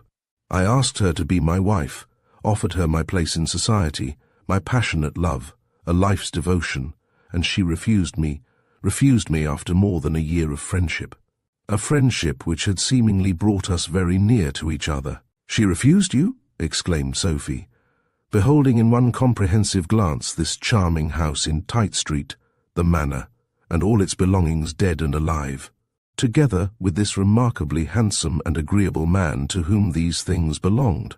"She refused you? Why, what a preposterous minx she must be." "Yes, that's the word, Miss Marchant. It seems preposterous, doesn't it, that a Venetian peasant, with only her voice and good looks and the hazardous fortunes of an opera singer, should refuse an English gentleman with a handsome rent roll. But the thing is true all the same. She refused me. Can you guess why?" "I can only imagine that she is a brainless idiot," said Sophie, feeling that she might be tempted to take out her bonnet pin and run it into that vivid face, if it were not for the glass which protected the picture. She was too angry with Signora Vivanti for having won Mr. Sefton's affections to be grateful to her for having refused his hand. "There is always a reason for everything," said Sefton, after a backward glance at the other room, which showed him that there was no one near enough or unoccupied enough to overhear or observe him, the banjoist being still the centre of attraction, and everybody grouped about him in the neighbourhood of the piano. "There is always a reason if one will only look for it. Signora Vivanti refused me because she was in love with another man, the man she knew and loved in Venice, the man who brought her to London and established her in the house she occupies, and had her trained for the stage. Forgive me, Miss Marchant, if I go a step further and say the man who is the father of her son." Sophie drew herself up with an offended air and flashed an angry look at him. "You have no right to talk to me in this way, Mr. Sefton. I don't understand why you should select me for your confidant," she said icily, moving towards the next room. "Pray forgive me. You are clever and sympathetic. I have no sister, and in certain crises of life, a man feels the need of a woman's sympathy. And then there were other reasons, or at least there was another reason." He stopped, embarrassed, looking at her with a curious hesitation, looking from her to the group by the piano, where Eve's face shone out among the rest, smiling at the American's last ebullition. "You are hinting at something dreadful," Sophie said with a scared look. "Do you mean that the man is someone I know?" "Don't tell her, Miss Marchant. I would not for worlds have her know. It would do no good. It might make her miserable. Women are so sensitive, even about the past, and I fear this affair is going on in the present." "Don't tell her," echoed Sophie. "You mean my sister? And the man is Jack? Oh, what a wretch he must be. Weak rather than wicked, perhaps. Don't be too hard upon him in your innocence of life. When a man has forged fetters of that kind, it ain't easy to break them. A man so fettered has no right to marry. It would break her heart if she knew." "She need not know. You won't tell her, and you may be sure I shan't. But you are a girl with strong sense, and you love your sister. I thought it only right that you should know. You may be mistaken. Hardly likely. It is an open secret that he established her in lodgings and paid for her education, and over and above that evidence there is the fact that he still visits her. I met him leaving her rooms only a few days ago. The wretch, the hypocrite, he seems to idolize Eve. And your sister is happy in that idolatry. For pity's sake, Miss Marchant, don't let her see the seamy side of a husband's character." Eve came towards the archway at this moment. "You have lost ever so many amusing stories," she said to Sophie. "Your banjoist is the most entertaining person I have met this season, Mr. Sefton, and he has made us all oblivious of time. I have just discovered that it is ever so much past 6. "Ever so much meaning a quarter of an hour," retorted Sefton, laughing. He dropped a fold of the brocade drapery as Eve drew near, and the portrait was hidden before her face appeared in the curtained arch. He looked at her, trying to recall his feelings of a time gone by, when he had been, or had fancied himself in love with her. Oh, what a weak, hesitating love that had been, as measured against his devotion to this scum of the lagoons, this gutter-bred minx who had scorned him. A preposterous minx, he repeated to himself by and by when he was alone. I thank thee, child, for teaching me that word. Well, I have sown the wind. I wonder whether I shall have a prosperous harvest and reap the whirlwind. Chapter 27. Thou mayst be false, and yet I know it not. Before addressing his confidences to Sophie Marchant, Mr. Sefton had assured himself that she did not belong to that exceptional order of womankind who, in honour and discretion, are on a level with wise and honourable men. He had known the young lady quite long enough to know that, although sharp and clever, she was shallow-brained, impulsive, and emotional. He was very sure that with every desire to spare her sister pain, she would end by telling Eve of her husband's infidelity. The secret would be kept for some days, perhaps, or even for some weeks, but it would be as a consuming fire, and would ultimately burst into flame. A flame that would devastate his rival's home. The more scathing that whirlwind which was to come from the wind of his sowing, the happier the result for Sefton. It was in vain that Lisa had denied her son's paternity. In Sefton's mind there was no shadow of doubt that Vansittart had been, and even now was her lover, and it was for love of Vansittart that his, Sefton's, honourable attachment had been scorned by her. King Cophetua had offered himself to the beggar-maid, and the beggar-maid had refused him. Was that a humiliation for a man to forgive? Was that a disappointment to go unavenged? All the latent malignity of Sefton's nature was aroused into active life by that fierce passion of jealousy. He had not misinterpreted Sophie's character. She was very silent during the homeward drive with her sister, lolling back in the Victoria, looking vacantly at the carriages and the people as they passed. "How tired you look, Sophie," Eve said, as they crossed the path, where the carriages and riders and loungers had dwindled considerably within the past week. "I fancy even you begin to feel you have had enough of gadding about." "Yes, I have had enough, more than enough," Sophie answered with a little choking sob. She could no more suppress her own feelings, bear her own troubles, and be dumb, than a child can. It was quite as much as she could do to keep herself from crying, in the broad light of summer evening in Hyde Park. "My poor Sophie, what has happened to distress you?" Eve asked affectionately. "You and Mr. Sefton had such a long confabulation in that inner room. I really thought the crisis had come." "There was no crisis, there never will be. You were right, he was only fooling me. All his fine speeches, his sentimental talk, his way of holding one's hand as if he would like to squeeze it, and was only prevented by his deep respect for one. He did squeeze it at the carriage door that night when we stayed so late at Mrs. Macpherson's dance. It all meant nothing less than nothing." "But how do you know, Sophie?" Eve asked earnestly. "He can't have told you that he doesn't care for you." "No, but he can have told me that he is in love with another woman, a low-born, ignorant creature who can do nothing but sing and strut about the stage in the boldest, horridest way, showing her lace petticoats and her legs," said Sophie, disgustedly, forgetting how she had admired Signora Vivanti. "Do you mean the singer at the Apollo?" asked Eve. "Yes, Signora Vivanti. He is in love with her, if you please, and she has refused him." Eve remembered her husband's explanation of Lisa's letter. "He told you this, chose you for his confidant. How odd. Rather bad form, wasn't it? I fear I had been too what young Theobald calls coming on. I thought he liked me, and I encouraged him, and he rewards me by confiding his attachment to that creature, and she has refused to marry him." "Why?" asked Eve, very pale. "Who knows? Mere airs and graces, I dare say. She thinks she has all London at her feet, and that she can pick and choose. How I wish I were on the stage. I can sing pretty well, can't I, Eve? And I have often been told that I am like Ellen Terry." In her angry excitement, Sophie saw a vision of herself as the queen of a theatre, all the town rushing to see her act, as they went to see this Venetian peasant. Surely a young lady with good blood in her veins must be better than a girl bred in a hovel. Sophie did not pause to consider that it was the rough freshness, the primitive vigour of the peasant which constituted Signora Vivanti's chief claim to notice. Sophie had exercised no small amount of self-control in restraining her tears during the homeward drive, but once safe in the sanctuary of her bedroom, she let loose the flood of her emotions, with its cross-currents of anger and sorrow, disappointed ambition, and disappointed love. Yes, love.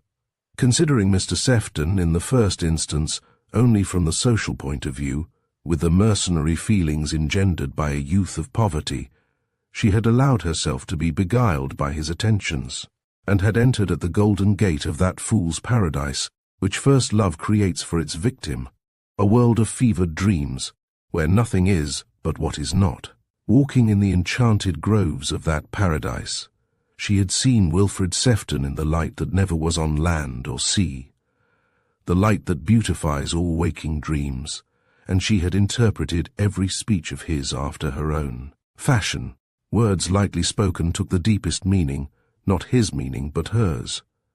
She told herself again and again that, if he had not actually asked her to be his wife, he had spoken words which a man only speaks to the woman whose life is to be interwoven with his own. Eve came to her sister's door and insisted upon being admitted. "Oh, what streaming eyes! Sophie, dearest, I am so sorry you have allowed yourself to care for him. I warned you, dear. I warned you." "Yes," retorted Sophie, irritated beyond measure at a form of speech which is always irritating. "But you didn't warn me of anything like the truth. You didn't tell me that he was passionately, ridiculously, degradingly in love with that Venetian girl. My dearest, how could I warn you of what I did not know? Don't dearest me. I am almost out of my mind. Indeed, I should not be surprised if I were to have brain fever or something, when I remember how I have lowered myself, letting him see that I cared for him, for I have no doubt he did see, and that was why he made me his confidant this afternoon, and told me about that creature, a woman with a nameless son.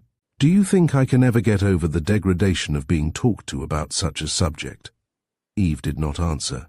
She sank down upon the sofa, while her sister stood before the looking-glass, frowning at her tear-stained face as she unbuttoned the bodice of her gown, that gown which she made a point of calling her frock, her nameless son.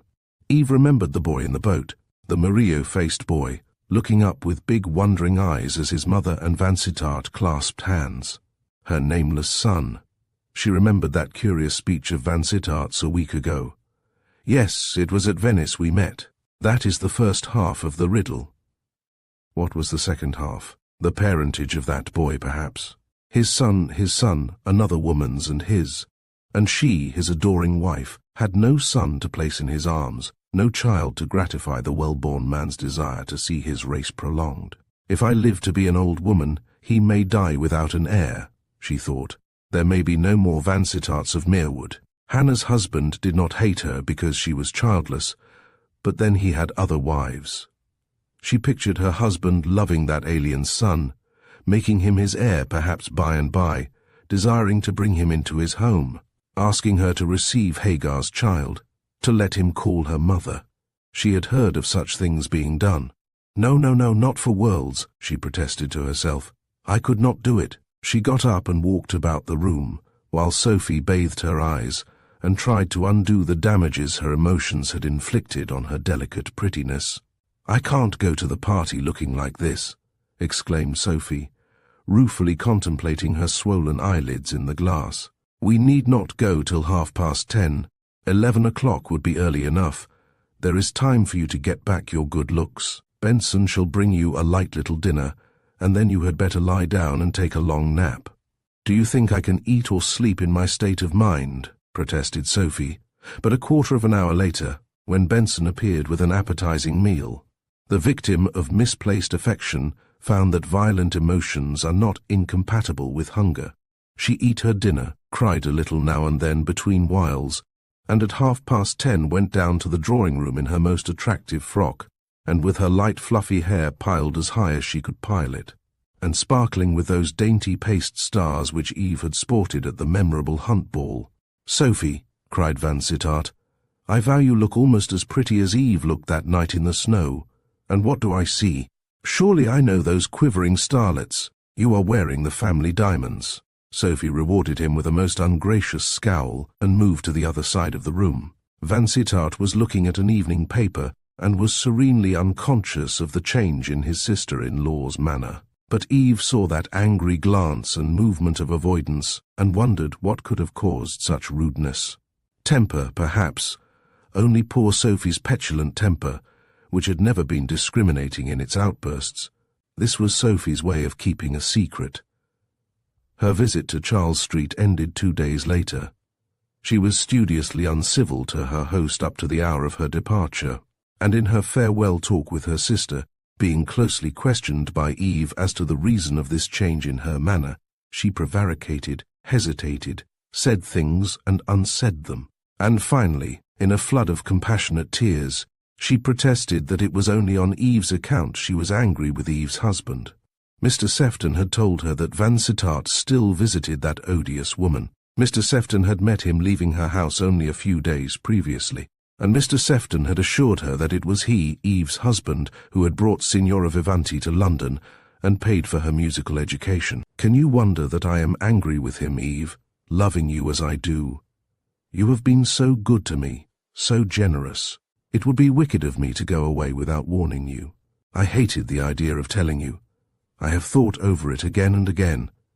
I promised Mr. Sefton that I would tell you nothing, but I could not bear the idea of your being hoodwinked by an unfaithful husband. It was right to tell you, wasn't it, dear? It is better for you to know the truth, is it not? Yes, it is better for me to know, Eve answered in a hard, cold voice. How quietly she takes it, thought Sophie, as the footman announced the carriage. Benson had gone on with Sophie's luggage in a 4-wheel cab, twice as much luggage as Sophie had brought from Fernhurst. I shall never forget your kindness to me, said Sophie, with her parting kiss. And I shall never forget your visit, answered Eve. Eve was not at home at luncheon time, so Vansittart went off to his club and only returned to Charles Street at Eve's usual hour for afternoon tea, when he was told that Mrs. Vansittart had gone out at 3 o'clock, and had left a note for him in the study. The note was a letter. I am taking a step which will no doubt make you angry, Eve began, but I cannot help myself. I cannot go on living as we are living now. Every hour of my life increases my misery. I have been told that you visit that woman who is the cause of all my unhappiness. I have been told that it is you who brought her to London and had her educated for the stage, that her child is your child. I ought to have known all this without being told, but I shut my eyes to the truth.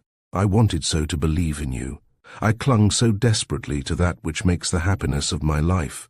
You accuse me of unreasoning jealousy, but could any wife help being jealous, seeing what I have seen, hearing what I hear? That woman's face and manner spoke volumes. I tried to accept your explanation, tried to believe you. I had even begun to feel happy again when I learnt this hateful fact of your visit to her house. I cannot believe that you would have gone there, knowing my feelings on the subject. If this love of the past had not been more to you than your love for me, your wife, there is but one thing for me to do, only one thing which can set my mind at rest or make me wretched forever, and that is to see this woman and hear her story from her own lips. I have no fear that I shall fail in getting at the truth when she and I are face to face. Woman against woman, wife against mistress, I know who will be the stronger. If I have wronged you, my beloved, your wife in penitent love. If you have wronged me, your wife no longer Eve. A pleasant letter to greet a husband on his home coming.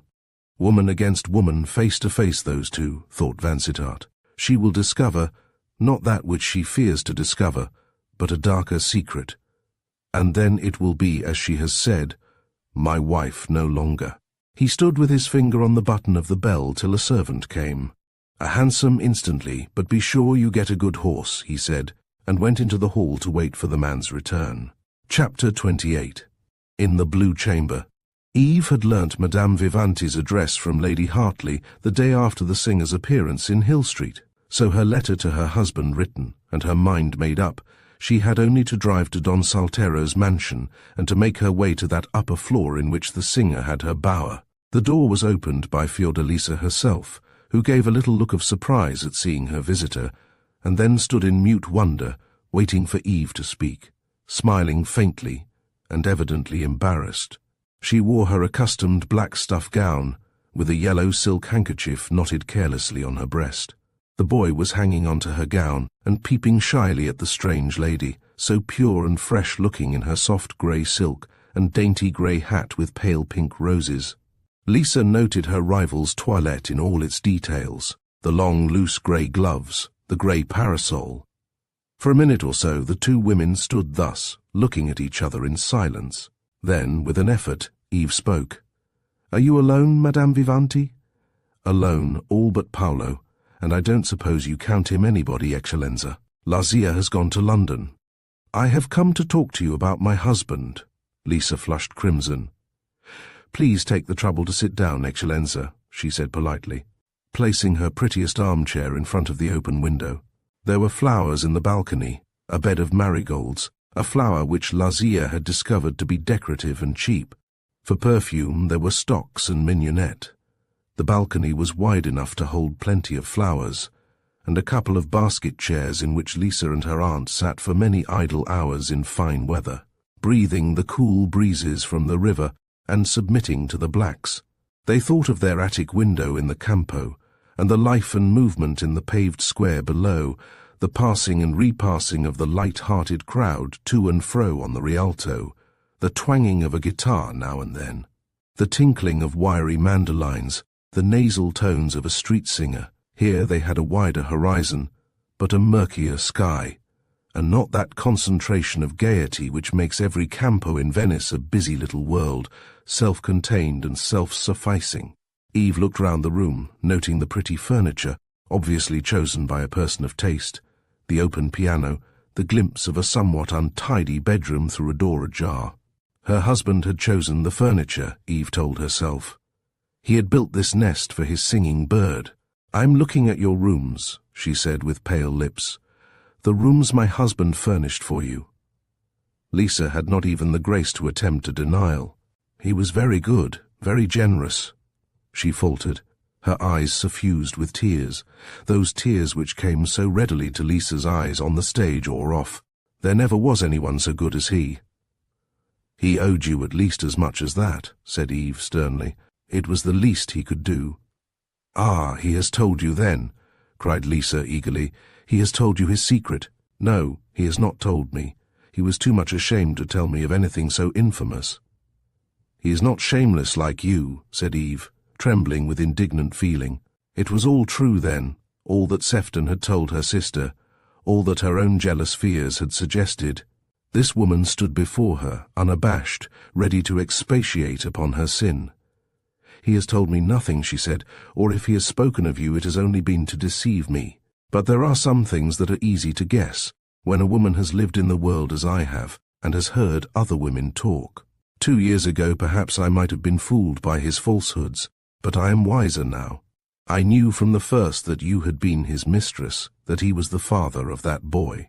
She pointed to the unconscious Paolo, sprawling on the floor, turning the leaves of a picture book, and doing his utmost to destroy an indestructible Jack the Giant Killer, printed on stout linen. "You knew what was not true then," said Lisa, drawing herself up, with crimson cheeks and flaming eyes. "You pretend to know that which is false, false. Una bugia indegna. He was never anything to me but a friend, my generous and noble friend. He hired this apartment for us, for Lazia and me, and he furnished these rooms, and he bought me that piano, and he paid the good Zinco to teach me to sing. E vero, I owe him my fortune, and all I have in the world. I would walk barefoot all over this earth if I could make him happier by my toil. There is nothing in this world I would not do for him, and you ask me to believe that he did all this for friendship, mere friendship, he, an English gentleman, for an Italian peasant. I don't ask you to believe anything, and I don't care what you believe. He is all the world to me. You are nothing less than nothing," cried Lisa passionately. "I hate you. If it had not been for you, he would have married me, perhaps. Who knows? You think he would have married you. And yet he was only your friend, you say. He was only my friend. He brought you and your aunt from Italy and set you up in London, and yet he was only your friend. He did not bring us from Italy. We came to London of our own accord. He was only my friend. He was never any more than my friend. If he had been, I would not disown him. I love him too well to be ashamed. You own that you love him? Yes, I am not ashamed of my love. There are people somewhere who worship the sun. I am no more ashamed than they are. I told him of my love on my knees in this room where you are sitting. I knelt at his feet and asked him to give me heart for heart. I thought then that he would hardly have been so kind unless he loved me. But he told me that he loved an English girl and that she was to be his wife. There was no hope for me. I wanted to kill myself, but he stopped me with his strong arms. Yes, for just one moment I was in his arms. Only one moment, and then he flung me from him as if I were dirt. He must have been very chivalrous to do so much for friendship, said Eve, shaken but not convinced. The woman spoke with the accents of truth, but Eve remembered that she was an actress, trained in the art of simulated passion. No doubt it was easy for an actress to lie like truth. He wanted to help us, protested Lisa. He blamed himself so much for... She stopped, coloured, and then grew pale. It was evident to her now that Vansittart's wife had been told nothing, and she, Lisa, had been on the point of betraying him. For what? Why did he blame himself? Did I say blame? I use wrong words sometimes, she said, quick to recover herself. I hardly know your language. He pitied us, that is what I meant to say. He pitied us because we were alone and poor two helpless women. And the father of your child, where was he? Eve asked sternly, only half convinced. Why did not he help you? Paolo had grown tired of his book and had gone back to his mother's knee. He stood half hidden in Lisa's gown, looking earnestly at the stranger, his infantile mind puzzled at the tone and manner of the two women, feeling dimly that there was a tempest in the atmosphere, feeling it as the birds feel when they twitter apprehensively before the coming of the thunder. Inquisitive as well as alarmed, and bold in his wonder, he went over to Eve and took hold of her gown and looked up in her face. She looked down at him, and it was her turn to wonder. Of whom did the face remind her? He was like his mother, but it was not her face he recalled to Eve, nor was it Vansittart's face, though she tried, shrinkingly, to trace a resemblance there, looking for something she hoped not to see. No, the face recalled some other face, and the likeness, faint and indefinable as it was, thrilled her with a tremulous awe as if she had seen a ghost. You had a claim upon this child's father, said Eve, her hand lightly touching the boy's head, and then shrinking away as from pollution. The strongest possible claim, for he ought to have been your husband. Why did not he help you? Because he was in his grave, said Lisa, and again the ready tears gushed out. There was a pause, and then Eve spoke in a gentler tone. That was hard for you, she said with a touch of pity. Yes, it was hard. He had promised to marry me. I think he would have married me for Paolo's sake. My baby was not born till afterwards, after his father's death. Poor creature, all that was very sad. Was my husband, was Mr. Vansittart a friend of the man who died? Was it for his friend's sake he was so kind to you? No, he was not a friend. It was for my sake, and Lazia's, that he was kind. I tell you again, he pitied us. Eve sank into a chair, drooping, miserable. Even yet, she could not believe in this story of Vansittart's chivalrous kindness to two foreign waifs who had no claim upon his friendship, not even the claim of country. She knew him to be benevolent, generous, full of compassion for all suffering of man or beast, but there was nothing quixotic in his benevolence. That which he had done for Lisa was too much to be expected of any man who was not a millionaire or a musical fanatic. He could not have done so much without a strong motive. And then once again she reminded herself that Lisa was an actress, to whom all falsehoods and simulations must be easy. She started to her feet, indignant with this woman for deceiving her, angry with herself for being so easily duped. "I don't believe a word you have told me," she cried. "I believe that Mr. Vansittart was your lover, my husband, John Vansittart, and no other, and when he came here the other day you had lured him back to your net. You don't believe in Paolo's dead father. Don't cry, Carissimo. She is a cruel woman, but she shan't hurt you." The boy had begun to whimper, scared by the angry voices. "I will make you believe. I will show you his likeness, the likeness I have never shown to anyone else. It is a bad one. It does not make him half handsome enough. He was handsome, he had hair as light as yours, only redder, and he was very fair, a true Englishman. He was not as handsome as your husband. No, there is no one else like him. Shall I show you his picture? Will you believe me then?" She did not wait for an answer, but ran into the adjoining room, pulled a heavy iron-clamped box from under the bed. The box which contained her jewels unlocked it, and came running back with a photograph in her hand. "Ecco, Signora." It was taken at Burano by a man who came from Venice one summer morning, and photographed the church and the street and the bridge, and as many of the people as would pay him a few soldi for a likeness. I have kept it hidden away since he died. It hurt me to look at it, remembering his end. But there, pushing the photograph in front of Eve's gloomy, distrustful countenance, look at it to your heart's content, Signora. That man was the father of my child. Believe or not believe, as you please. Eve glanced with a careless contempt at the faded sun picture, a bad photograph, which time had made worse, the blurred image of a face which, as her widening gaze fastened upon it, flashed back all the picture of her childhood upon the mirror of her memory. "Oh God!" she cried. "My brother Harold!" The door opened as she spoke, and looking up she saw her husband standing on the threshold. She appealed to him hopelessly in her bewilderment. "Did you know?" she asked. "Was it for my sake you were kind to her? Was that the link between you?" "No, Fatima," he answered sternly. "My blue chamber holds a ghastlier secret than that. I was kind to her because I killed her lover. Are you satisfied now? You wanted to know the worst. You would not be content. We were united, happy, adoring each other, the happiest husband and wife in all London, perhaps, but you would not be satisfied. I entreated you to trust me. I assured you, with every asseveration a man could make, that I was true to you. But you would not believe. You were like your first namesake. You lent your ear to the hiss of the snake. You were jealous by a woman's instinct, and you let Sefton feed your jealousy.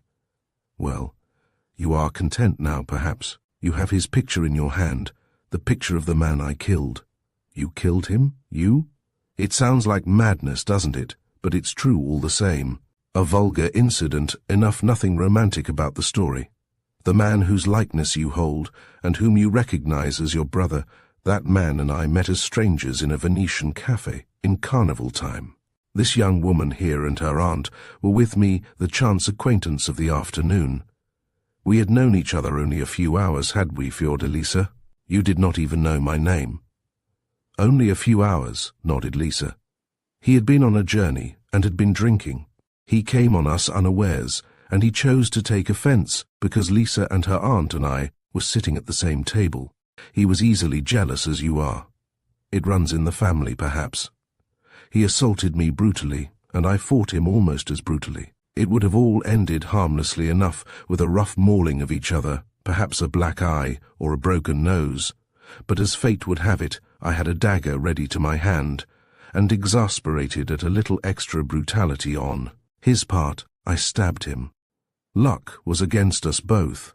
That casual thrust of a dagger might have resulted in a slight flesh wound. It killed him. And you let me love you. You let me be your wife, knowing that you had murdered my brother, said Eve, trembling in every limb, white as death. No, Eve. It was not murder. It is the intention that makes the crime. He was unarmed, drunk. I ought to have spared him, I suppose, but he fell upon me like a tiger. It was brute force against brute force. The knife was an unlucky accident. He had just bought it in the procuratie, explained Lisa. He had no thought of killing him. You do not know how violent the Englishman could be. He was cruel to me sometimes. He struck me many times when he was angry. You take the part of the murderer against the murdered. Though this man would have married you, would have made you an honest woman. He had promised, said Lisa doubtfully. Eve put the photograph to her white lips and kissed it passionately, again and again and again. "Oh, Harold," she said, "to have hoped so long for your return, to have prayed so many useless prayers. You were dead before that child was born." She looked at the boy, reckoning the years by the child's growth. 4 years at least, she told herself. And you dared to make me your wife, to let me love you with a love that was almost idolatry, she cried, turning upon Vansittart with dilated eyes. "Knowing that you had killed my brother, you heard me talk of him, you pretended to sympathize with me, and you knew that you had killed him. I did not know. There was no such thing as certainty. When I asked you to be my wife, I knew nothing of your brother's fate. Afterwards, when we were engaged, the idea was suggested to me by your officious friend Sefton, who wanted to put a stumbling block in the way of our marriage. He succeeded in tracing your brother to Venice, and he read the story after his own lights. He thought Harold Marchant was the man who struck the fatal blow. He did not take him for the victim, but the links in his chain of evidence were not over-strong, and I had ample justification for not accepting his assertions as certainties. And you loved me, did you not? And our marriage was likely to make your life fairer and brighter, was it not? What of that? Do you think I should have weighed my own love, or my own happiness against my brother's life? Do you think I would have married you if I had known the truth? You would not, perhaps, and 2 lives would have been spoilt by your loyalty to the dead, who would sleep none the more peacefully because you and I were miserable. Did you owe him so much, this wandering brother of yours? What kindness had he ever shown you? What care had he ever taken of you? He was my brother, and I loved him dearly. And did not I love you, and had not I some claim upon you? Asked Vansittart indignantly. Could you have let me go without a tear? No, no, no, I adored you from the first, yes, that first night on the snowy road, and at the ball, when you were so kind. I began to love you almost at once, foolishly, ridiculously, without a hope of being loved again. But let my love be what it would, the love of a lifetime, it would have made no difference. Nothing would have induced me to marry the man who killed my brother. Oh God, she cried hysterically, the hands that I have kissed so often stained with Harold's lifeblood. I thought as much, said Vansittart, doggedly. I told myself that you would not marry me if you knew my secret. I told myself that 2 lives would be spoilt. It was a question, perhaps, of half a century of happiness for 2 people, to be sacrificed because of the angry passions of 1 night, of 1 minute. The deed was done in less time than the bronze giants of the clock tower would have taken to strike the hour, because once in my life, for 1 instant, under grossest provocation, I let my temper master me. Because of that one savage impulse, 2 hearts were to be broken. I spent a night of agony deliberating this question, Eve. Mark you, it was within a few weeks of our wedding day that your kindred with the dead man was first suggested to me. You knew that you had killed a fellow creature. Yes, I knew, and I had suffered all the bitterness of a long remorse, and I had given myself absolution, and when I knew the worst, knew at least the probability that I had killed your brother, even then, after most earnest questioning, I told myself that it was best for both of us that we should marry. Our lives were our own. Neither of us was responsible to that dead man in his grave. But now that I see how dear he was to you, now that I know which way your heart turns, I wish to God that he had killed me, and that I were lying where he lies, among that quiet company by the lagoon. They were alone together, Lisa having slipped away, taking the boy with her, when she found the revelation inevitable. Let them fight it out, these 2, and if this Englishwoman loved her dead brother better than her living husband, and chose to desert that noble husband, and thus show of what poor stuff she was made, there was Lisa who adored him, who would follow him through the world, if he would let her, with fidelity that neither time nor trouble could change. Eve stood for a few moments, mutely looking at the blurred photograph, the wretched production of an itinerant photographer's camera, in which one hand was out of focus, jointless, fingerless, monstrous. Poor as the image was, it brought back the days of her childhood as vividly as if it had been the finest work of art that Venice, in her golden age of Titian, Tintoret, and Veronese, could have produced. How well she remembered him! How dearly she had loved him! His holidays had been a season of boisterous gladness, his return to school or university a time of mourning. He had given interest and delight to all her childish amusements. He had taught her to ride. He had taught her to shoot with an air gun, which was one of his choicest possessions. He had taught her to serve at tennis, to play billiards on the worn-out table where the balls rattled against the cushions as on cast iron. He had done all these things in a casual way, never sacrificing any inclination or engagement of his own to her pleasure. But in after days, when he had vanished out of her life, she knew not whither. It seemed to her that he had been the kindest and most unselfish of brothers, and he was dead, had been dead for years, cut off in the prime of his manhood by a remorseless hand. He was dead, and the man who had slain him stood before her, undaunted, impenitent, her husband. And the boy whose treble voice sounded now and again from the next room, the child from whose lightest contact she had shrank. With jealous abhorrence that child was of her kindred, no matter how basely born. He was all that was left to her of the brother she had loved, and it was not for her to shrink from him. Chapter 29. 'Tis not the same now, never more can be. Vansittart was the first to break that agony of silence. Does this mean the end of love? He asked. Is all over and done with between you and me? Is love only a dream that we have dreamed? Yes, it is a dream, she answered, looking at him with tearless eyes, which had more misery in them than all the tears he had ever seen in the eyes of women. It is something perhaps to have believed one's self happy for 2 blessed years. You have been so good to me, so good to poor Peggy. She loved you almost as much as I did. You have been all goodness, and you did not know that he was my brother. Yet, when you killed him you must have known that some heart would be broken. No, I can never forget how good you have been, or how dear. Don't think that I can change in an hour from love to hate. No, that cannot be. To my dying day I must love you, but I cannot live with the man who killed my brother. I can never be your wife again. That is all over. We must be strangers on this side of the grave. A hard sentence, Eve. It could not be harder if I were a deliberate murderer.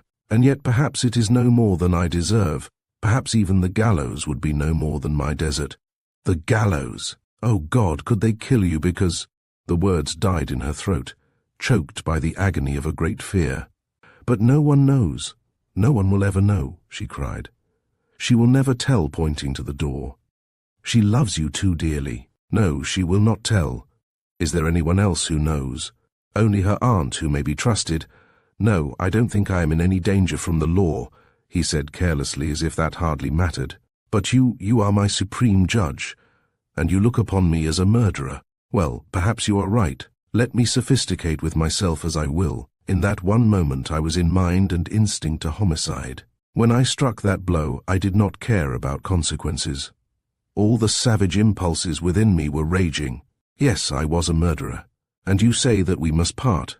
That is your sentence. She nodded yes. Very well, then I must do all I can to make our parting easy and reputable. The world will wonder and talk, but we must bear that. I think I know a way of lessening the scandal. You will live at Merewood, and I will travel. That will make things easy. Live at Merewood without you, not for all the world. I can go back to Fernhurst to my sisters. What does it matter where I live? The worst is that I must live. You will let me give them some of my pin money, I know, so that I may not be a burden upon them. Let you? Why, your pin money is your own, to throw in the gutter if you like. No, it was meant for your wife. I shall have no claim upon it when we are parted. But I don't want to be a burden at the homestead. I should like to give them £50 a year. I shall not cost them so much as that. I dare say not. Why do you torture me with this talk of money? All the money I have is turned to withered leaves. Eve, he cried passionately, you could not do this cruel thing if our child had lived. Could I not? Would that have altered the fact that you killed my brother? No, for God's sake, don't come near me, as he approached her with extended hand, trying to clasp her hand in his, passionately longing for reunion. There is a ghost between us. I should hate myself if I could forget the dead. Ah, that is the worst sting of death, he cried bitterly, the influence of the dead which blights the living. Is there no hope, Eve, no hope? Is your mind made up? Alas, I have no choice. Take time to think at least before you act. Time to think? Why, I have been thinking for an eternity. It is ages since that woman put this picture in my hand. Oh, I have thought, Jack. I have thought. If I could shut my eyes and say I forget, if I could say the past is past, and the dead are no better for our tears and our sacrifices, our crape gowns, or the roses we plant on their graves, if I could be like the heathens who said, Let us be happy today, for tomorrow we die. How gladly would I blot thought and memory from my brain. But you see, while I live, I must think and remember, and every hour of my life with you would be darkened by one hideous memory. I should see my brother in his blood-stained winding sheet standing between us. There are some things that cannot be, that heart and mind and conscience cry out against, and our marriage is one of those things. Oh, it was wicked, wicked to marry me, knowing what you knew. Was it wicked? If it was, I don't repent of that sin. I repent my first crime, the crime of bloodshed, not my second, the crime of making you my wife. I have had 2 years of bliss. How many men can say as much? Well, since you are resolute, have weighed what you are doing, and still decide against me, I will leave you in peace. If the memory of those years cannot plead for me, all words are idle. She heard the strangled sob in his voice as he turned from her and went slowly to the door, but she did not call him back.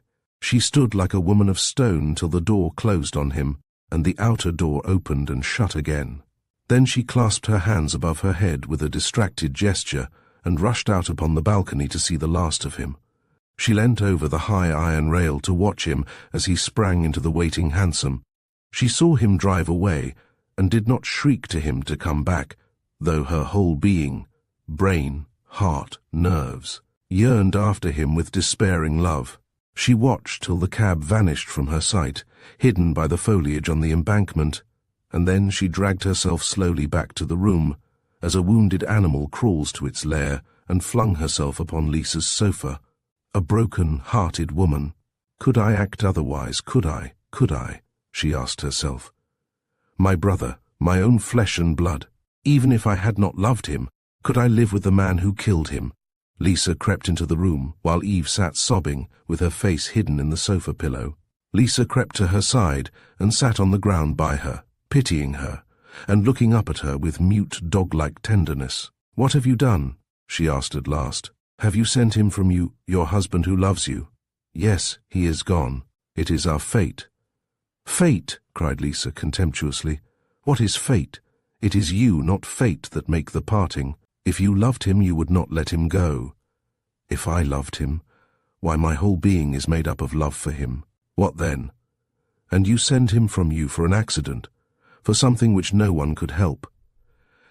I was there, these eyes saw it. A moment and it was done. There was not time for thought. For that one instant of wrongdoing are you to make his life miserable. He killed my brother. Do you understand that, Lisa? The man who ought to have been your husband was my brother. Did you care nothing for him, you, the mother of his child?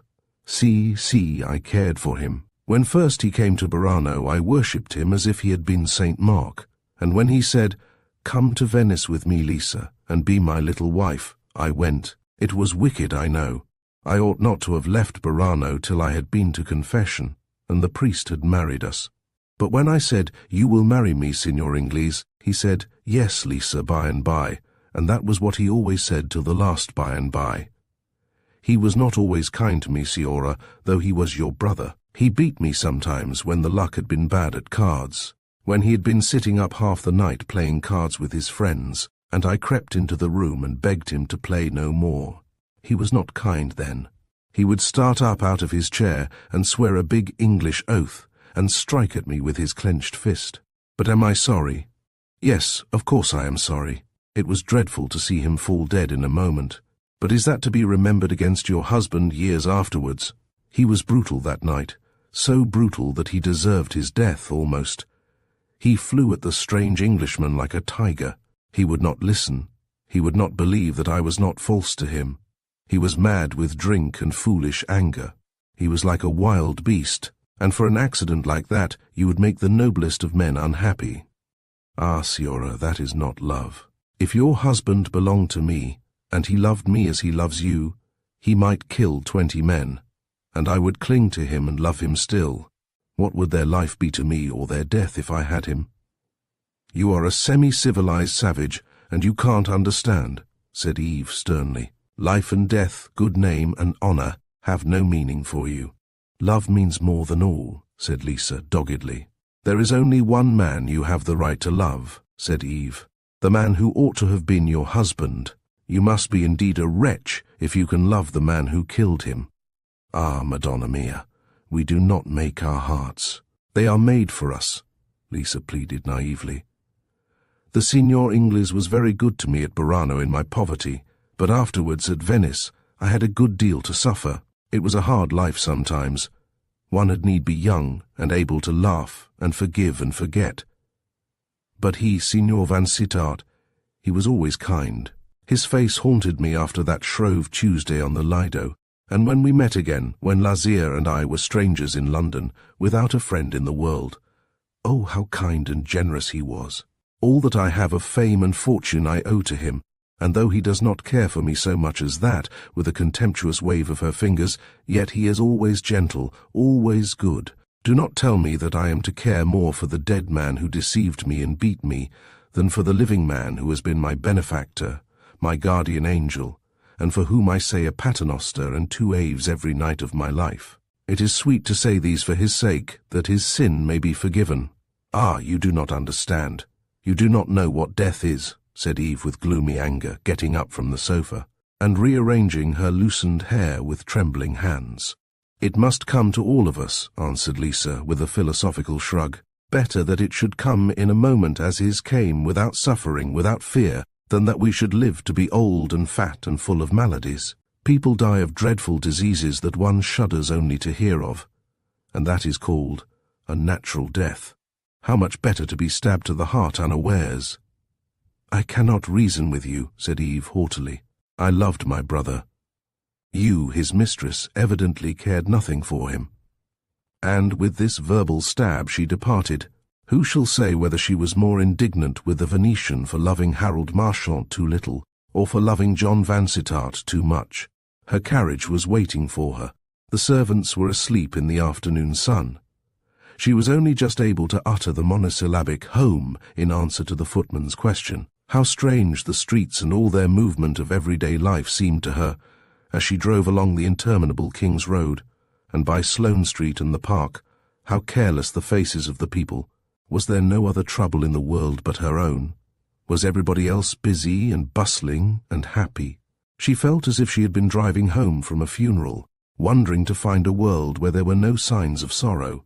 Had she not verily parted from her dead, the dead brother whom she had always pictured to herself as alive and happy in some far-off African wilderness, leading the adventurer's reckless life, caring for no one he had left in the civilized world, but destined to come back to her hereafter with that wild spirit tamed, and his home affections reviving with mature years. He was dead, and she would see him no more on earth, killed in a tavern brawl for the sake of a worthless woman. And the husband she adored, he too was dead to her forever. She had renounced him, and he was free to go his own way, and lead his own life, and find consolation and happiness where he could. Her friends of Mayfair had told her that no man laments long for the loss of any woman, that one beautiful face blots out another, that there is no image, however cherished, which does not grow faint, and fade and vanish, as a circle widens and melts away upon still water. Even the house in Charles Street had a strange aspect when she re-entered it. Should she find him there? Would he plead with her again, in their own house, where she had been so happy with him, where all mute things reminded her of the glad life he had given her? Would he plead with her once more, and renew the struggle between love for the living and loyalty to the dead? No, she was spared that ordeal. The servant who opened the door told her that his master had been summoned hurriedly to Southampton and had left a letter for her. She caught up the letter eagerly, hungry, in her desolation, for some sign from him, some last link between them. I start by the mail for Southampton, he wrote. Till 9 I shall be within reach of a telegram at the Travellers', if you change your mind. Before tomorrow night I shall be outward bound, but till tomorrow night a wire to the post office at Southampton would find me. I have made no plans as yet, but you may think of me as an exile and a wanderer. He was gone. She had been obeyed. The wrench was over, and now she had to face life calmly and deliberately without him. She had sacrificed all that was nearest and dearest to her on this earth to the shadow of the dead. She had made her choice between the dead and the living. Could she have chosen otherwise? That was the question she asked herself when she had locked the door of her room and was alone with her misery, walking to and fro among the familiar surroundings which had been the background of a happy union. How could she have chosen otherwise? "He killed him," she repeated to herself with dogged insistency. "He killed my brother. What should I be if I could stay with him, call him husband, love him, and obey him for the rest of my life? The man who killed my brother. Was it murder or not murder? He killed him. It was death. Oh, to think of my poor Harold, to think that he entered that fatal place in all the strength of his manhood, a young man with a long life before him. Perhaps with all the chances of fortune and happiness which length of years can bring, and there in a moment he was breathing his last breath. Stabbed to the heart. Memory recalled that fondly loved brother in the flush of his active boyhood, a cricket field shining in the sunlight, the white tents, the village crowd, and that tall, muscular form, the sunburnt face, blue eyes and auburn hair, the type of English boyhood at its best. One scene after another of her childhood passed before her as in a panorama, and Harold was the central figure in every picture. So strong, so brave, so intelligent, so kind to her always, even when at war with others, loving her to the last, even when an outcast from his home. How cruelly fate had used him, an unkind father, a forced exile, an early and a violent death. For more than an hour, for an eternity of suffering, she paced her room or knelt beside the bed, not praying, nor yet crying, only thinking of the life that had been and that was over forever, her childish life in Yorkshire, while her brother was still the cherished son, the honoured heir, the later season of disgrace and parting her life with the husband of her love. And Peggy, she thought, with a new agony of unavailing love. Oh, how good he was to my poor Peggy. But if she had known that the hand which smoothed her pillow was the hand that killed her brother, if she had known, does she know now, I wonder, and know what I suffer, and pity me, from the far distance, in the land where there are no tears?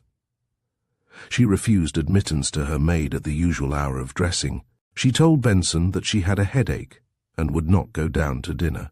Later in the evening she wandered about the house, looking at the rooms in which she had been so happy, remembering the days of her courtship, when those rooms were still new to her, and when they realized all she had ever imagined of luxury and refinement. She went about bidding the rooms goodbye, looking at them for the last time, as she believed, for she meant to depart on her journey early next morning. To depart whither? On thinking out the question of her future, she rejected the notion of that return to the old home of which she had spoken to Vansittart.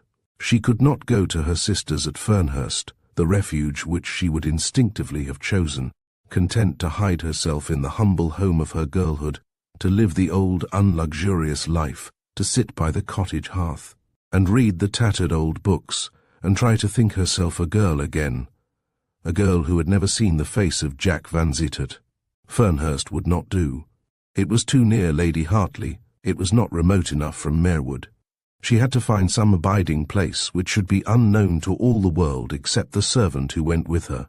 She did not feel herself equal to travelling without a servant. The ways of wealth had spoiled her for the ways of penury. She was no longer the same young woman who used to head an early expedition from Haslemere to Waterloo, travelling third class among soldiers and workmen, to be first in the scramble for bargains at a sale of drapery. She felt herself powerless, in her bruised and broken state, to face the confusion of a crowded railway station, the bewilderment of foreign travel, with its stringent demands upon the traveller's calmness and intelligence. She found her good Benson waiting for her in her boudoir dressing-room with a tea-tray, and a meal of cold chicken, fruit and jelly, set out temptingly to beguile her into eating. "You have had nothing since lunch, Mariam." "I can't eat anything, yes," as Benson looked distressed. "Some bread and butter. You can leave that and the tea, but take away all the rest, please. And then give me Bradshaw, and I want you to pack before you go to bed. It is not very late, is it?" Looking hopelessly at the watch on her chatelaine, but unable to see the quaint old figures with those tired eyes. "Past 11, ma'am, but I can pack tonight if you like." "Are we to leave early tomorrow?" Eve turned the leaves of Bradshaw before she answered, and pored over a page for a few minutes. "The Continental train leaves Charing Cross at 8, she said. Then I must certainly pack tonight, ma'am. Shall I take many dresses, evening gowns, tea gowns? Shall you be going out much in the evenings? I shan't be going out at all. Take my plainest walking gowns, and yes, a tea gown or two. One black evening gown will do. Take plenty of things. I shall be abroad a long time. It is very sudden, ma'am, faltered Benson, who was honestly fond of her mistress. Yes, it is very sudden. You must not ask me any questions. You must take it on trust that there is nothing wrong in my life. Oh, ma'am, I should never think that. Whatever happened. I know you too well. Are we going to join Mr. Vansittart on the continent? No, Benson, we're going away from him. Mr. Vansittart and I have parted forever. Please don't speak of it to anyone downstairs. I want to avoid all talk and scandal. I tell you, because you are going with me. You will share in my new life if you like to go. I would go to the end of the world with you, ma'am. But dear, dear, dear, to think that you and Mr. Vansittart can be parted, you who have been so happy together, like children almost. It can only be a temporary misunderstanding. I am sure of that. Benson, if you talk about my trouble, I shall go alone. Can't you understand that there are griefs that won't bear to be spoken of? Mine is one of them. I am going abroad, I hardly know where as yet. To some quiet place in Brittany or Normandy, most likely, where I can just exist. Oh, my dear young lady, you will kill yourself with grief, sobbed Benson, as she poured out tea for her mistress. While Benson was packing, with all the dexterity and method of an accomplished packer, Eve was employed in writing the most difficult letter she had ever written in her life. She was writing to her husband's mother, the woman who had received her at first reluctantly, but afterwards with motherly affection. The woman who had surrendered the son she adored to the wife he had chosen for himself, and who looked to that wife for the happiness of her son's future years. Penniless, the daughter of a disreputable father, with no social surroundings or family influence to recommend her, she had been accepted by Jack Vansittart's relations, petted and praised by his sister, lovingly cherished by his mother, and for recompense of their trust in her. What was she going to give them? She was going to spoil her husband's life in the heyday of youth and love, to leave him bound in wedlock and yet companionless, with a wife and no wife. He could not divorce her. She could not divorce him. His sin was not of the kind which breaks marriage bonds. What could she say to her mother-in-law which could in any manner explain or justify the parting of husband and wife who until yesterday had been living together in seemingly happiest union? There was no explanation, no justification possible. The mystery of those two broken lives must remain forever dark to their kindred and the world. My husband and I have agreed to part, and our parting must needs be for a lifetime, she wrote. We can tell no one our reasons, not even you, mother, who of all people have the strongest right to question us. Unfaithfulness or lessening love has nothing to do with our separation. I never loved my husband better than I love him now, or, at least, I never knew the strength of my love for him so well as I know it now. What must be, must be. It is fate, and not our own will, that divides us. Wherever he may go, my heart will go with him. Think of me with indulgence if you can, pity me if you can, for I have direst need of your pity. She said nothing about her destination. She had not made up her mind yet where she was to go. She sat for an hour or more turning the leaves of the continental timetable, now thinking she would go by Ostend, and to the Ardennes, and then again deciding upon Brittany. It mattered nothing to her where she went, all places were alike, except for her desire to avoid the people she knew. Finally she decided upon crossing to St. Malo by the boat that left Southampton at 5 o'clock next day, and from St. Malo to Dinan or Avranches. She would avoid the seaside, where English visitors would be likely to be met at this season. The Norman and Breton towns she knew by repute as places where people lived quietly and economically, forgotten by the world. The same post which brought Mrs. Vansittart Eve's letter from London brought her a letter from her son, written from Southampton. You will be surprised at the address from which I write, and still more surprised when I tell you that Southampton is only the first stage on my journey to South Africa. I sail from here to the Cape, and from thence shall make my way to whichever portion of the dark continent promises best for health and enjoyment at this time of year. Do not be uneasy about me, my dear mother. I shall take counsel with experienced travelers before I turn my back upon the civilized world, and I shall not go to meet fever, famine, or assassination. You shall hear from me at each stage of my wanderings. I do not go as a scientific explorer or as a sportsman in quest of big game, though I hope to make good use of my gun. I go with the desire to escape from civilization, monotony, and my own thoughts, which just now are of the saddest. A cloud has spread itself between Eve and me, and we two, who were so happy in each other's affection a little while ago, have agreed to part, I fear never again to live together. I cannot tell you our reasons, for they involve a secret the revelation of which would be disastrous to me, the only secret I ever kept from you. Eve is blameless, chaste, and faithful as in the beginning of our wedded lives. I implore you to think of her always with affection, to shelter and cherish her if ever she appeal to your love or claim your protection. She is entitled to your respect and to your pity. The only sinner, never a deliberate sinner, is your son, who in his shattered domestic life pays the forfeit of one unhappy act. Chapter 30. A Double Exile. Hail, dark mother of wanderers, parched nurse of lions. Amidst thy romantic wildernesses grief and dishonour may forget themselves. With thee man is only man. He leaves that other half of himself, reputation, yonder in the crowd, and in these solitudes becomes a creature of thews and sinews, valuable only for his strength and endurance. For the range of his eye and the truth of his hand, he is done with the outward shows of life, and with all nice differences between good and bad. Here worth is to be measured by the hunter's fleetness of foot, and honour by the marksman's aim. What a man is counts for but little, what he can do for much. In that aching misery which possessed him when he left England, John Vansittart looked to the desert as his best refuge. The hunter's life in Mashonaland gives scanty leisure for brooding over the ruins of a home in England, the early trek with the wagons, or the start on foot from the Skerm, the hard day's tramp under the blazing sun, the need of providing meat for the boys, the long following on the spoor of giraffe or antelope, with the wild ride or cautious stalk at the end, which that need involves, the charm of the life, its poetry, its absolute novelty, and the ever-recurring vicissitudes which each new day brings forth, leave the head of the expedition briefest time for introspective thought. His slumbers are for the most part dreamless, or his dreams are of lions prowling by the campfire, or of the dark forms and wild gestures of those he has last seen dancing by its flickering light, not of the lost faces of home. Best of all, his conscience is at ease, for face to face with man in his most primitive aspect, he loses the habit of weighing his past acts and comparing, with futile regret, the things he has done with the things he ought to have done. For Vansittart, there could have been no better refuge than the desert. Here, if his heart wounds were not healed, his consciousness of sin was deadened.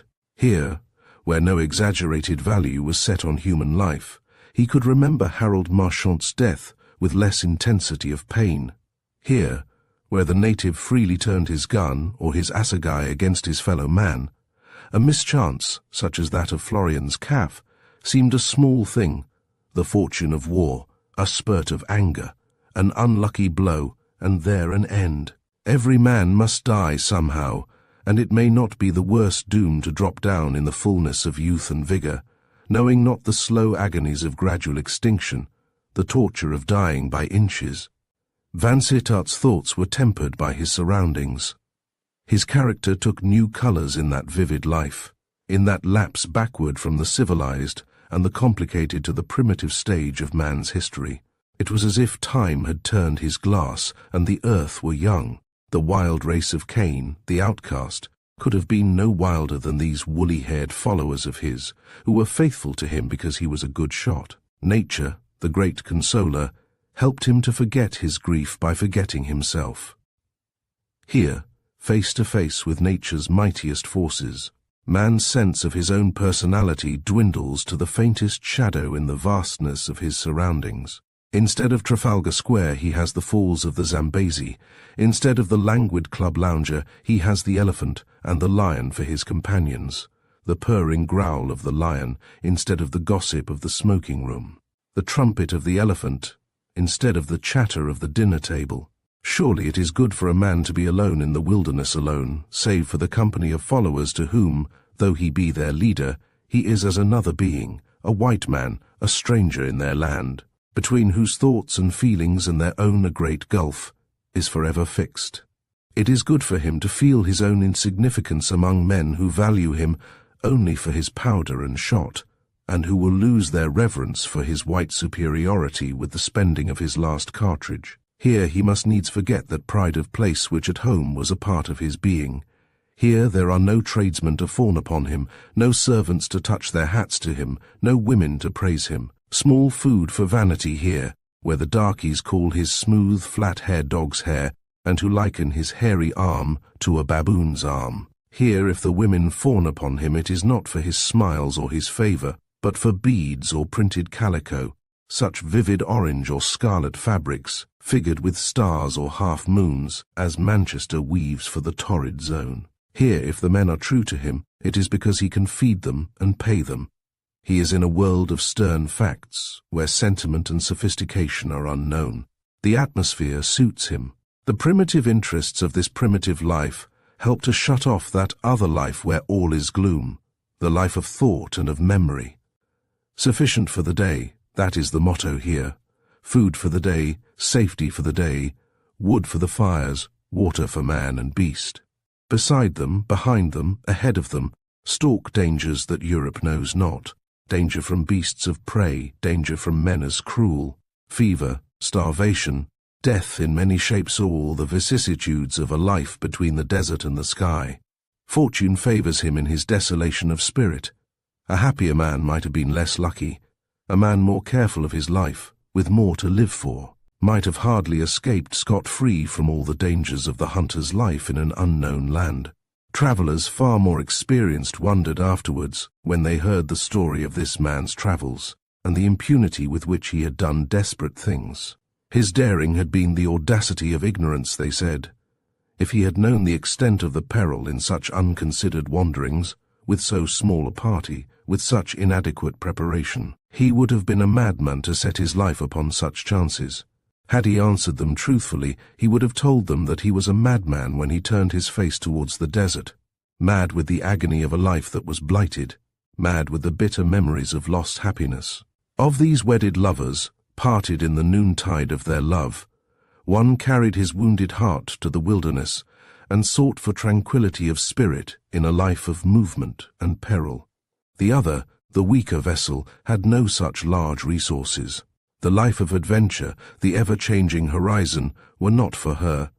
She could only creep to some quiet haven and sit alone and brood upon her grief. She went first to Avranches. Then, late in the autumn, she took a fancy to the solitude of Mont Saint-Michel, the quaint monastic citadel, the fortress on the rock. And here, when the last of the tourists had gone, and the equinoctial gales were roaring round the Gothic towers, she took up her abode in an apartment specially prepared for her by the cheery patron of the inn at the gate, an apartment upon the ramparts, with windows looking wide over the sea towards Coutances and Jersey. Benson, who had a constitution of iron, complained bitterly of this wind-swept rock, yet had to own later that her health had never been better. Eve stopped here late into the winter, sketching a little, reading a great deal, wandering on the sands in all weathers, and sometimes wishing that her footsteps would take her unawares to that portion of the bay where, as in the Kelpie's flow, sorrow might find a grave. An imprudent ramble in the marshy fields between Pontoson and the Mount, which left her belated in the mists of a November evening, resulted in congestion of the lungs. She had contrived to lose herself among those salt meadows as completely as ever her husband had lost himself in Mashonaland, and it was 11 o'clock when she and her whimpering attendant tottered along the causeway, leading to the gates of the fortress, footsore and weary, their shoes worn out in that long tramp over coarse grass and sandy hillocks. Benson telegraphed to Miss Marchant at Fernhurst, and Sophie appeared on the scene as quickly as boat and rail, and a wretched fly from Avranches, with harness eked out by bits of rope, could bring her. Sophie was broken-hearted at this cruel turn which her sister's bright fortunes had taken, and agonized with remorseful retrospection. It was she, perhaps, whose imprudent tongue had parted husband and wife, had destroyed that happy home. Sophie hated herself for the folly of that revelation. Why could she not have let well alone? Why could she not have left undisturbed that happy state of things by which she herself had profited so richly? Looking back upon her conduct of that fatal week, she saw that it was her own disappointment which had soured her, and her own selfish vexation which had made her so angry with Vansittart. It was a long time before Eve was well enough for serious talk of any kind. She rallied slowly, and during the monotonous days of her convalescence she was treated as a child, who must only hear of pleasant things, but when she was well again, quite well save for that little hacking cough which seemed to have become an element of her being, Sophie ventured to approach the subject of her domestic sorrows. "I have been utterly miserable since the day I left Charles Street," said Sophie, seated beside Eve's easy-chair and resting her forehead on the cushioned arm as she talked, so that her face was invisible. "I have hated myself for speaking of your husband, as I did only upon hearsay. After all, Mr. Sefton might have misinterpreted Jack's conduct. It might all have been a mistake." "It was a mistake, Sophie." "Oh, I am so glad. You found out at once that Mr. Sefton was wrong." "Yes, thank God." But then looking up at her sister in blank astonishment, "If that is so, why you parted, Jack and you?" "That is our secret, Sophie." "But why?" "But why? I can't understand. There could be only one reason for your leaving him when you loved him so dearly. Nothing but the knowledge of his infidelity would justify—" "Stop, Sophie," said Eve peremptorily. "There is nothing gained by speculating about other people's business. My husband and I have our own reason for taking different roads. We have never quarrelled. We have never ceased to care for each other. I shall love him with all my heart and mind and strength, till my last breath." "I guess your reason," answered Sophie, nodding sagaciously. "He is an atheist, and you, who have always been a good churchwoman, could not go on living with an unbeliever. You are like poor Catherine in Robert Elsmere." "Oh, Sophie, do you think I should forsake him because he was without hope or comfort from God? Why do you tease me with foolish guesses? I tell you again, the reason of our parting is our secret, a secret that will go down with me to the grave." Sophie's eager imagination ran riot in the world of mystery. Politics, Freemasonry, hypnotism, theosophy, nihilism, hereditary madness, epilepsy, hydrophobia, a family ghost, a family fatality. That lively mind of hers touched each possibility, rejected each, and flew off to the next, and lastly, with a sigh of relief, she exclaimed, "I am more thankful than I can say that it was not my imprudent tongue which parted you."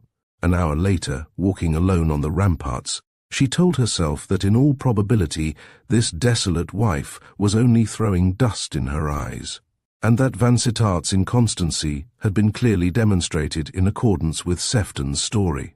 It would be only like a devoted wife to violate truth in order to vindicate her husband.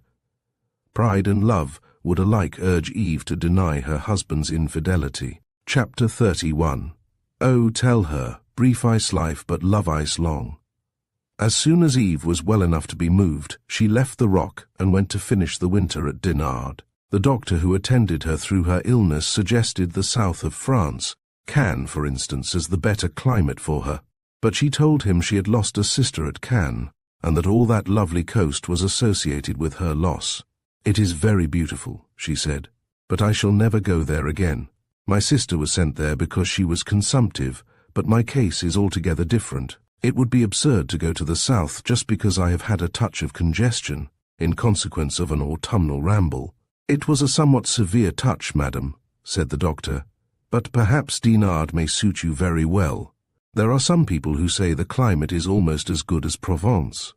Sophie went with her sister to Dinard, which she pronounced a considerable improvement upon Mont Saint-Michel, the medievalism of which picturesque settlement had in no wise reconciled her to existence in a place without people and without shops.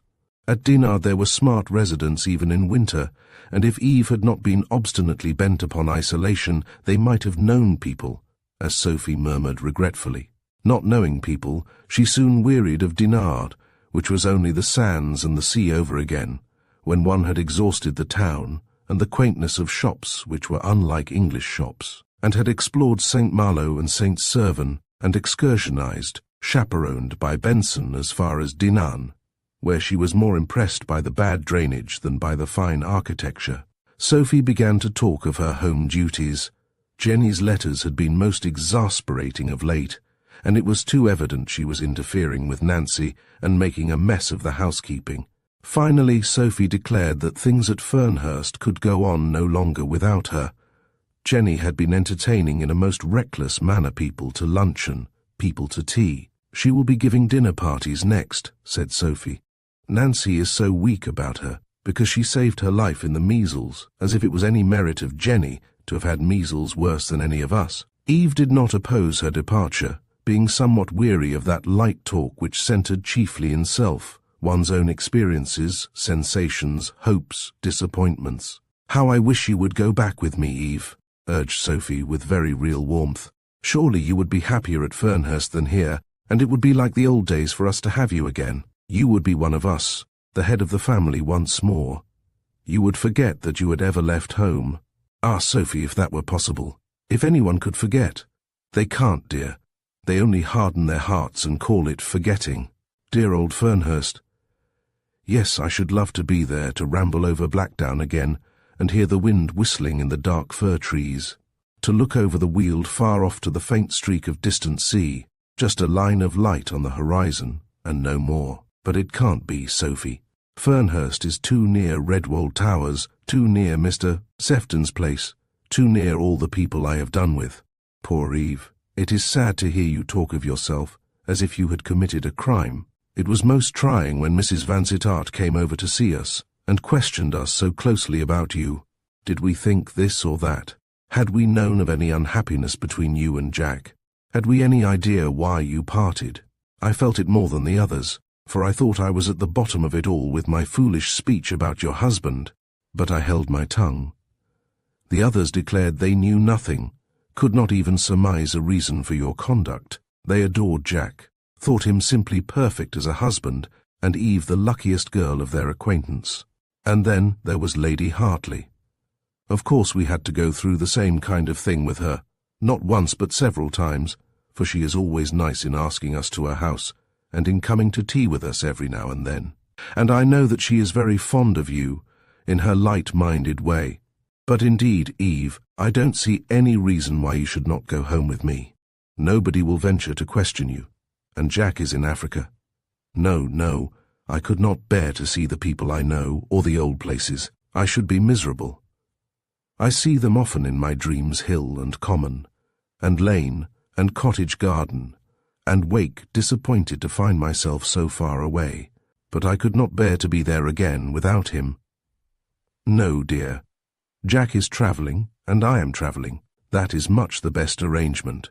But you don't travel, remonstrated Sophie. You bury yourself alive in a place like this, and walk up and down the same stretch of sand every day, or tramp along the same chalky road, or cross the same ridiculous ferry, and march round the same windy ramparts. Surely you don't call that travelling. I mean to do better by and by. I mean to go to Italy. Perhaps you would spare me Hetty for a travelling companion? Spare her indeed. You have but to ask her, and she will spare herself. She won't ask my leave. She is pining for a change. She even wanted to go into a convent by way of variety. She would think nothing of going over to Rome, and if you take her to Italy you will have to be very careful that the priests don't get hold of her.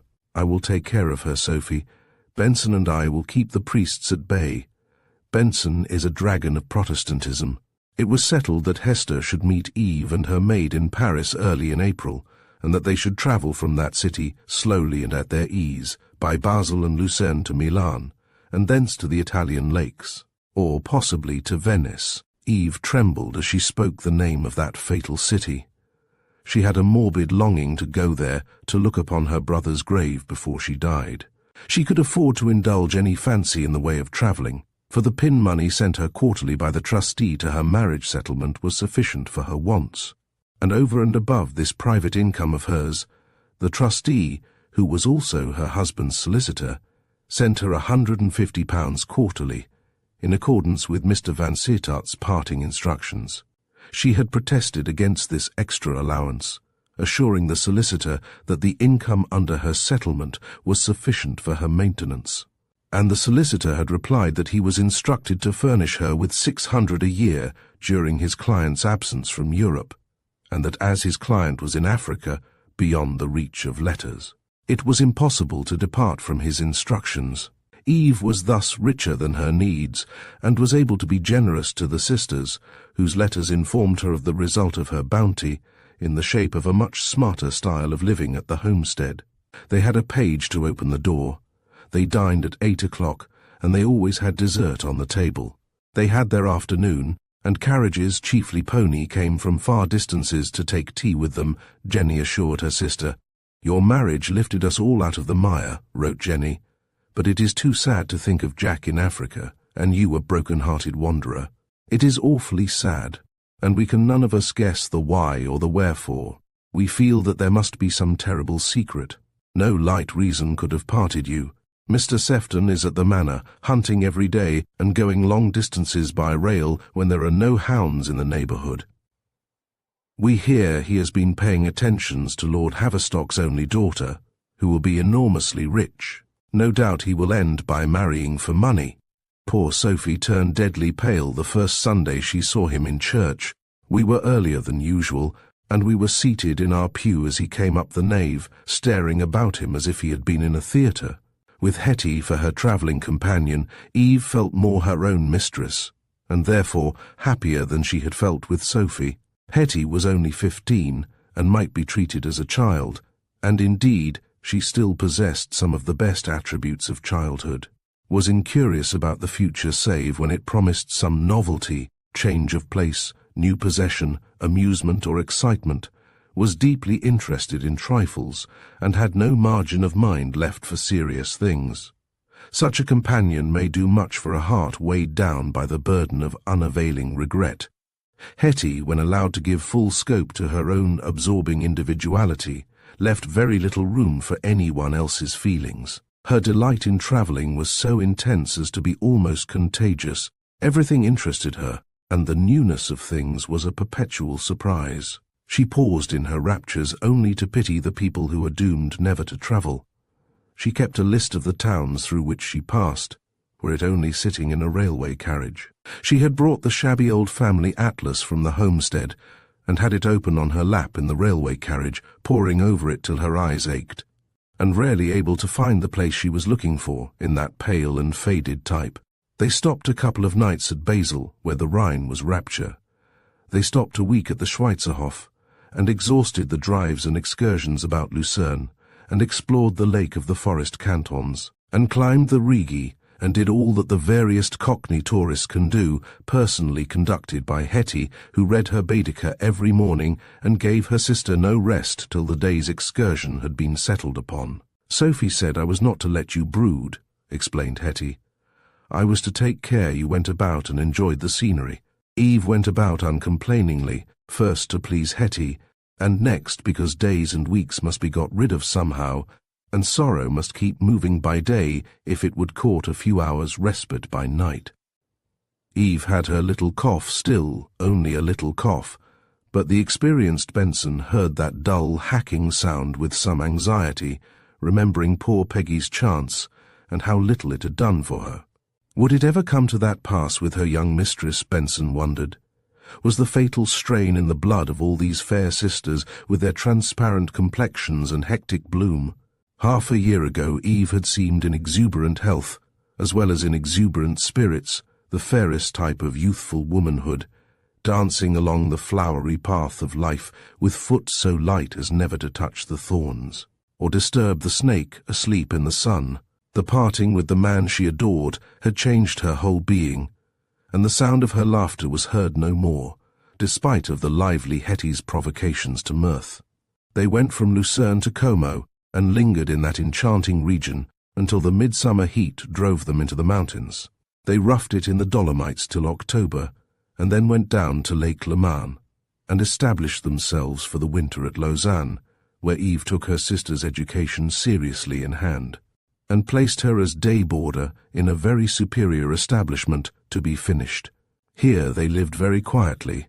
Hetty interested in her work, and improving herself with a rapidity which astounded her mistresses, who had been scandalized at her benighted condition from the educational point of view, and who had not yet grasped the idea that a girl who has led a free out-of-door life until she is 15 years old has a stock of brain power that makes education a much easier business for her between that age and 20 than it is for the victim of premature culture, who has been straining and exhausting the growing brain ever since she was 5.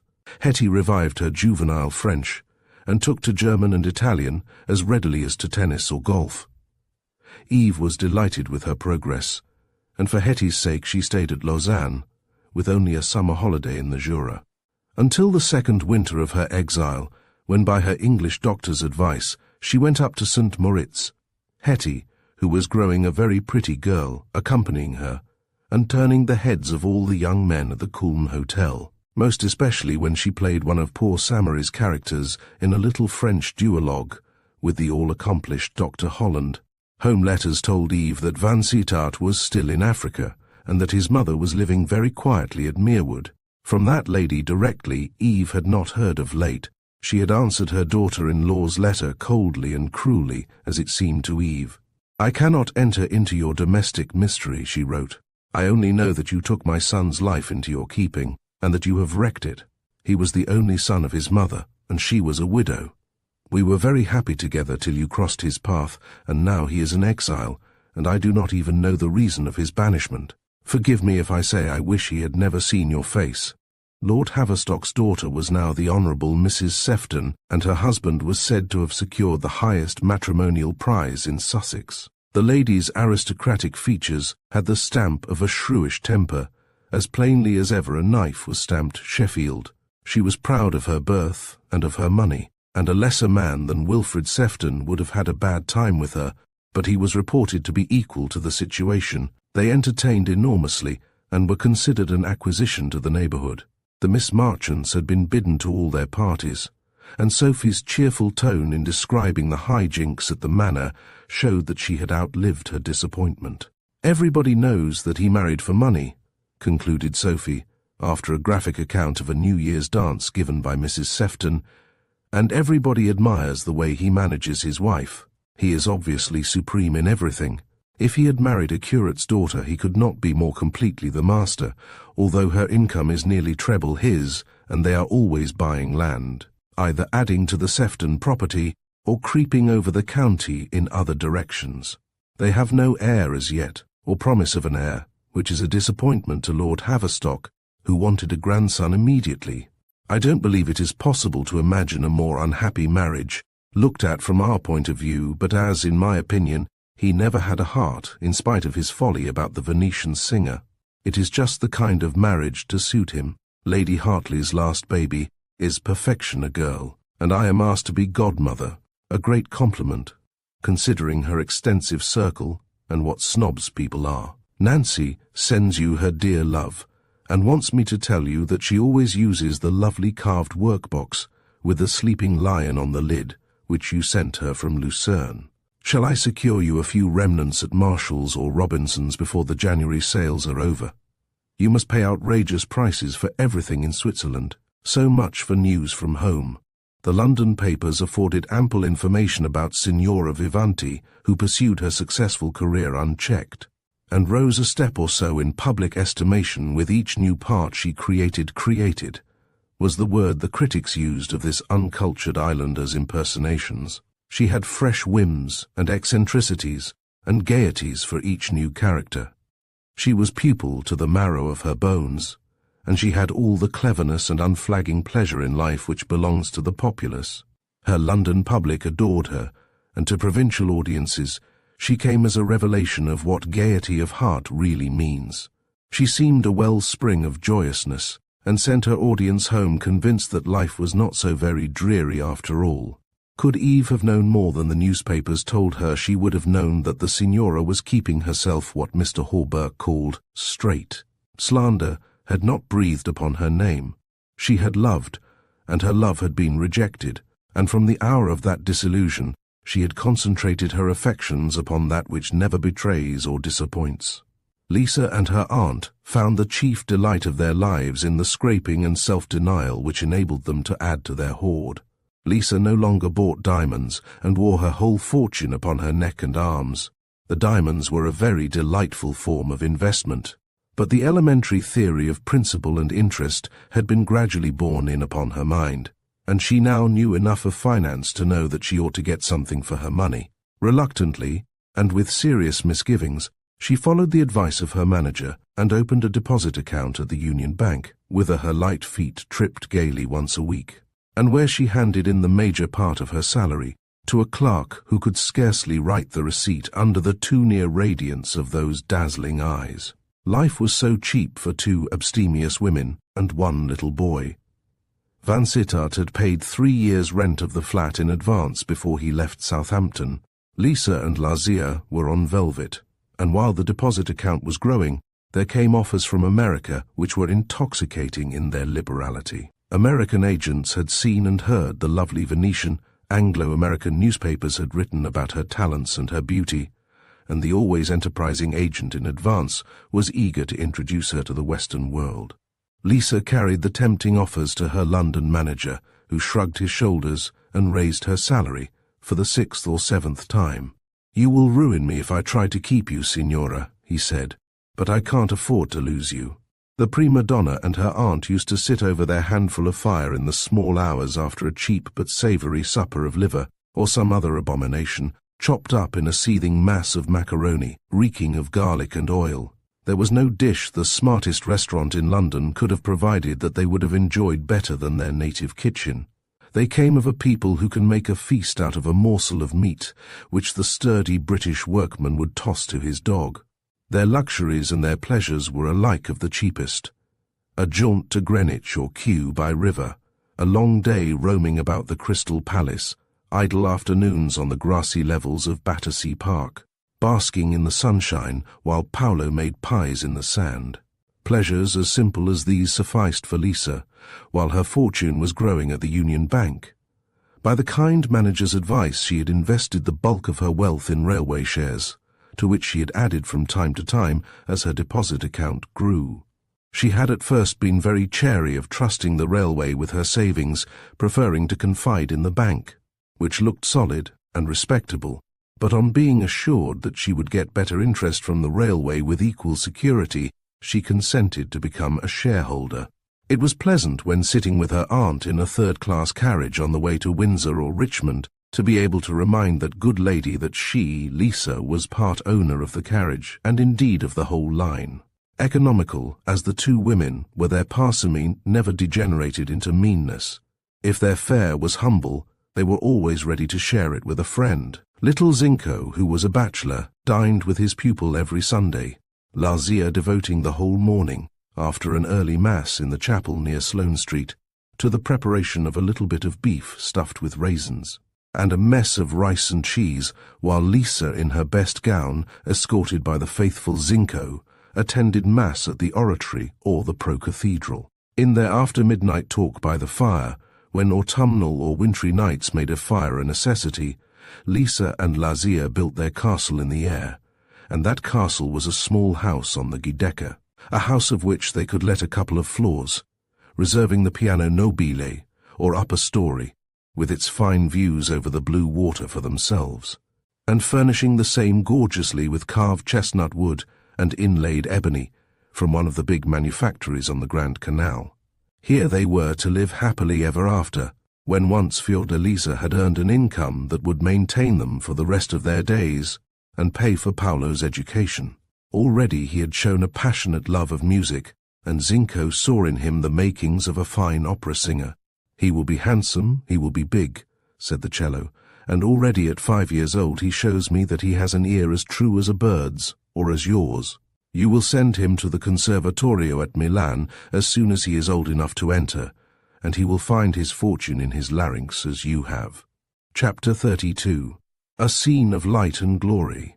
It was April, the third springtime after the parting of the wedded lovers, and to Eve it seemed as if many years had come and gone since she looked upon her husband's face. She had endured her life somehow, a life of mornings and afternoons, of twilight and sunrise, of moons that waxed and waned, of seasons that changed from hot to cold and back again, an existence like a squirrel's wheel, and having nothing in common with that happy wedded life in which her eyes opened every morning upon joy and love, the joy of knowing the beloved companion near, the love which seemed ever near and ever growing. Hetty had been a comfort to her in all that time, and had shown herself so sympathetic that Eve had resolved never to part with her, except to a husband. And, as yet, among Hetty's numerous admirers, there had been no one whom she cared for as a future husband. So far Hetty was heart-whole and devoted to her sister, more than ever devoted. Alas! Now when the red flag of phthisis flaunted upon Eve's hollow cheeks, and too surely marked the beginning of the end. She had borne up bravely in those years of exile, making the best of life in some of earth's pleasantest places, courting cheerfulness for her young sister's sake, and never wearing her widowed heart upon her sleeve. She had borne up bravely, though the enemy had been at work all the time, and the fatal strain which had developed so early in Peggy showed itself in Eve by occasional illnesses, through which she battled successfully. With the aid of much careful nursing by the skilled Benson and the devoted Hetty, they had patched her up time after time, as Benson told her compatriots in the courier's room at the hotel. But the day was coming when patching would no longer serve, when the frail frame and the brave spirit must yield to the inevitable. "Well, it'll have to come to all of us in our time," said Benson, brushing away a tear or two. "But it seems hard it should come to her before she's 26. So pretty, too, and such a sweet disposition. It'll be a long time before I shall get a mistress I shall like as well, though when I first took the place I thought I should find it strange-like, after being used only to titled people. But there, we're all human, and there ain't much difference between a plain country gentleman's wife and a duchess when you're putting a poultice on her chest." In the bright April weather, Eve and her sister came to Venice, the city to which all Eve's thoughts had been trending ever since she left England nearly 3 years before. She had always meant to go there, always wished to look upon the scene of her brother's untimely death, and to kneel beside his nameless grave, but she had shrunk with an indescribable dread from the accomplishment of her desire, her heart aching even at the thought of the pain it must cost her to look upon that place, which was associated with all her misery. Hetty had talked about Venice very often, in her ignorance of all painful associations, and Eve had put her off with promises. "Yes, dear, I mean to go there sooner or later." And Hetty hung over the coloured plan in Baedeker, the blue canal, with its curious serpentine curve, and longed to be there with all the intensity which pertains to the juvenile side of 20. Venice, a name to conjure with. She repeated those lines of Rogers, the plain unvarnished statement, "There is a glorious city by the sea." The sea is in the Broad, the narrow streets which brings that wonder city before the eye of the mind more vividly than all the fire and fervour of Byron, or the word-painting of Dickens and Howells. And now, in the beginning of the end, Eve knowing there was no time to lose, the sisters were here in the spring sunset, their gondola moving with the smooth, delicious motion which serves as a balm for troubled spirits, a cure for all the agitations of life, moving in and out of the labyrinthine Rios, as the handsome cabman of Venice takes his short cut to the Riva degli Schiavoni, and the comfortable hostelry of Danieli, where at Benson's advice rooms had been secured on the entresol facing the lagoon, Benson professing familiarity with almost every hotel in Europe. She had stayed at Danieli's with her Duchess, stayed there for a month, occupying the piano nobilissimo, in the most palatial wing of that patchwork of palaces, where the traveller may either find himself ushered into the medieval splendour of a kingly chamber, or may be conducted by a labyrinth of passages to a garret looking out upon a slum that recalls St. Giles's. The wise traveller, of course, is he who gives Danieli ample notice of his coming, and for him the noble floors are reserved. The entresol was cosy rather than palatial. The rooms were spacious, although low, and the windows opened directly upon all the life and movement of this noisiest and gayest spot of Venice, curiously suggestive of Margate in the Cockney season, save that it is cosmopolitan instead of Cockney, and that instead of the Jew of Houndsditch one may meet the Jew from Damascus or Cairo, from Ispahan or Hungary, From Frankfurt or Rome, here all nations meet and mingle, and all tongues are heard in the voices that mix with the tramp of passing footsteps from morning till midnight. For people who want the silence of the city by the sea, this entresol would be hardly the choicest portion of Daniele's rambling caravanserai, but to Hetty's mind, those windows opened on a scene of enchantment.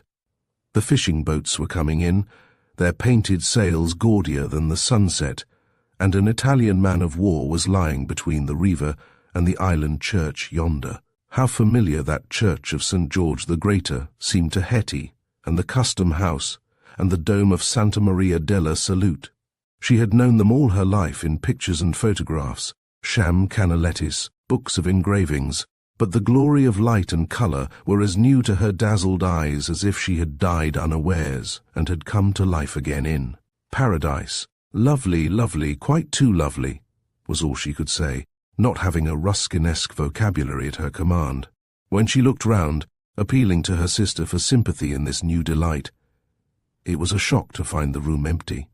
She ran into the adjoining bedroom, where Benson was unpacking, and then into her own little room further on, but there was no sign of Eve.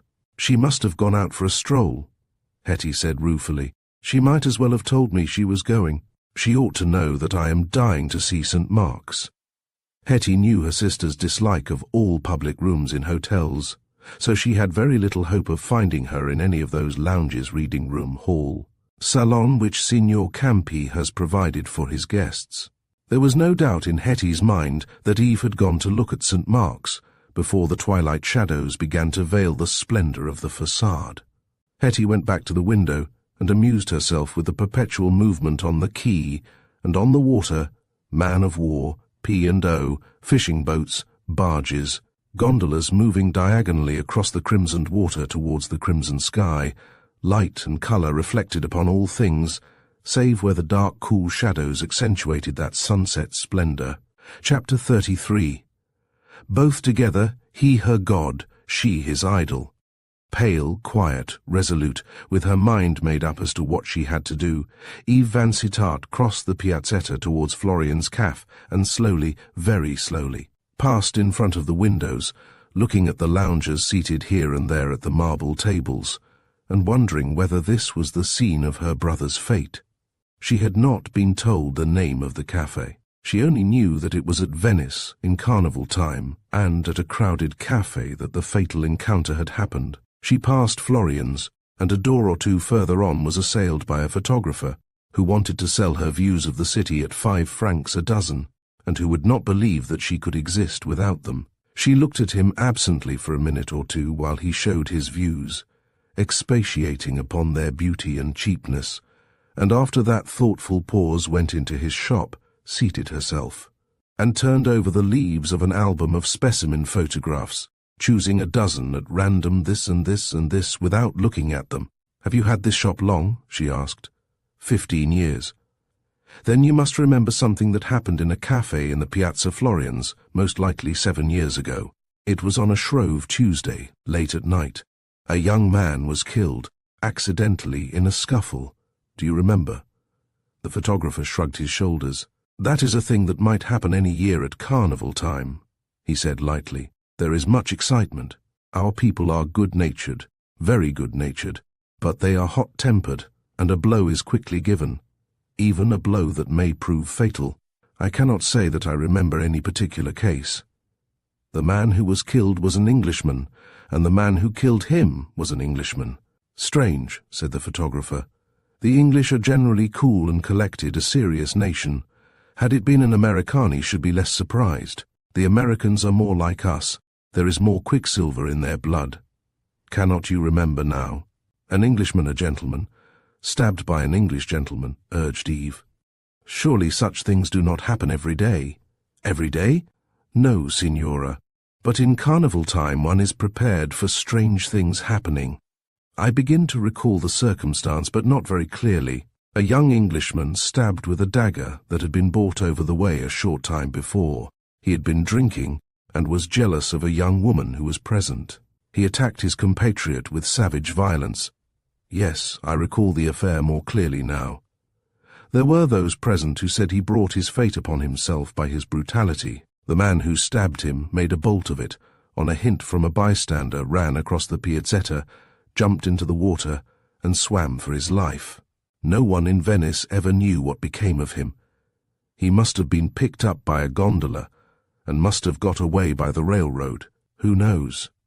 He may have got ashore on the mainland, and made his way to Mestre, so as to avoid the railway station here, where the police might be on the watch for him. Anyhow, he got away. He had courage, quickness, his wits well about him. "It was at Florian's that this happened?" asked Eve. "Yes, at Florian's. Where else? There is no cafe in Venice equal to Florian's." That was all. She paid for her photographs and went back to Florian's, and peered in at the bright, pretty salons, where the Italians were lounging over their coffee, with here and there a group playing dominoes, and where tourists, English, American, German, were enjoying themselves more noisily. She wondered in which of those salons the tragedy had been acted. Was the stain of her brother's blood on the floor ineffaceable, like Rizzio's in the fatal room at Holyrood? She loitered for a few minutes, looking in through the open doors and windows shudderingly, and seeing she was observed, she moved quickly away, and presently was being followed across the piazza by a Venetian seeker of bon fortunes, she herself happily unconscious of the fact. She looked at the shops in the Procurati Vecchi, and was pestered by the touting shopkeepers after their Venetian manner. She looked in at all those Eastern toys and Italian gewgaws, and jewellery which has here and there a suggestion of Birmingham. "Do you sell daggers?" she asked a black-eyed youth, who had entreated her earnestly to ascend to the showroom above, assuring her that the to look costs nothing. Her question startled him. Daggers, yes, assuredly. Was it a jewelled dagger for her hair that the signora desired? He had of the most magnificent. No, she wanted no dagger, only to know whether he sold them, real daggers, strong enough to wound fatally. He showed her a whole armoury of Moorish knives, any one of which looked as if it might be deadly. "Do you remember a young Englishman being killed with such a dagger as this?" she said, pointing to one of the deadliest. "By accident, in carnival time." He remembered, or affected to remember, nothing. Leaving his shop, after buying half a dozen bead necklaces for civility, Eve found herself face to face with her Venetian admirer, upon whom she turned so dark a frown as to repel even the practised Lothario. She hurried back to Danieli's, and arrived there flushed and breathless, and far too much exhausted to do justice to the simple little dinner of clear soup and roast chicken which Benson had ordered. A dinner served in her own sitting-room, which privilege of dining alone was Eve's only extravagance in her travels. Hetty questioned her sister closely, and reproached her for unkindness in going out unaccompanied, but Eve gave her no explanation of that excursion. "You are not strong enough to walk about alone, dear," the sister said tenderly. "You want a giraffe like me to give you an arm." This was Hetty's way of alluding to the tall, slim figure which had been so much admired on the tennis courts of St. Moritz and Maloja. Eve engaged a gondola next morning. It was to be her own gondola, and the gondolier was to give allegiance to no one else, so long as Mrs. Vansittart remained in Venice. She set out alone in her gondola directly after breakfast, in spite of Hetty's remonstrances. "I have some business in Venice that I must keep to myself, Hetty. It will be the greatest kindness in you to ask no questions." "You are full of mysteries," said Hetty, "but I won't tease you. Only take care of yourself, dearest, and don't be unhappy about anything, for the sake of the sisters who idolize you." Eve kissed her, and went away without another word. Hetty marched about all the morning with Benson, who showed her St. Mark's and the Pigeons, and the Doge's Palace, whisking her rapidly through all the picture rooms, but not letting her off a single dark cell on either side, the Bridge of Sighs. Eve's first visit was to the chief office of the Venetian police, where she found an obliging functionary, who, at her desire, produced the record of the unknown Englishman's death. The story was bald and brief. A scuffle, ending in a fatal wound from a dagger. The man who used the dagger had escaped. The weapon was in the possession of the police. "Was every means taken to find the man who killed him?" Eve asked. "Every means, although there was no extra pressure put upon us. Nobody came forward to identify the victim or to claim the body. He must have been a waif and stray. His name Smith. is one of the commonest English names, I am told, and it may have been an assumed name in his case. He was a fine young fellow, but showed marks of having lived recklessly and drunk hard. The lines in his face were the lines that dissipated habits leave on young faces. It was a sad business. "Has the Signora any personal interest in this unfortunate gentleman?" "Yes, he was my relation. I have come to Venice on purpose to find his grave. That will be difficult, I fear. He belonged to nobody. His bones will have been mingled with other bones in the public grave ere now." "Oh, that is hard," said Eve in a broken voice. "A pauper's grave. He was a gentleman by birth and education. There were those in his own country who would have starved rather than let him lie in a nameless grave." The official shrugged his shoulders with the true philosophical shrug. "Does the Signora really think that it matters whether we have as grand a tomb as Titian or lie nameless and forgotten in some quiet corner? For my part, the finest monument that was ever set up would not console me for a short life, when these bones of mine are only aches and pains, and can carry me about no longer. Away with them to the crematorium. The Signora will pardon me for venturing to state my own views, and if she desires it, I will try to discover the exact circumstances of the Englishman's burial. It is possible that there may have been someone interested in his last resting place, and the grave may have been bought. There was a young Venetian, the girl who caused the quarrel, who seems to have been attached to him. She may have done something.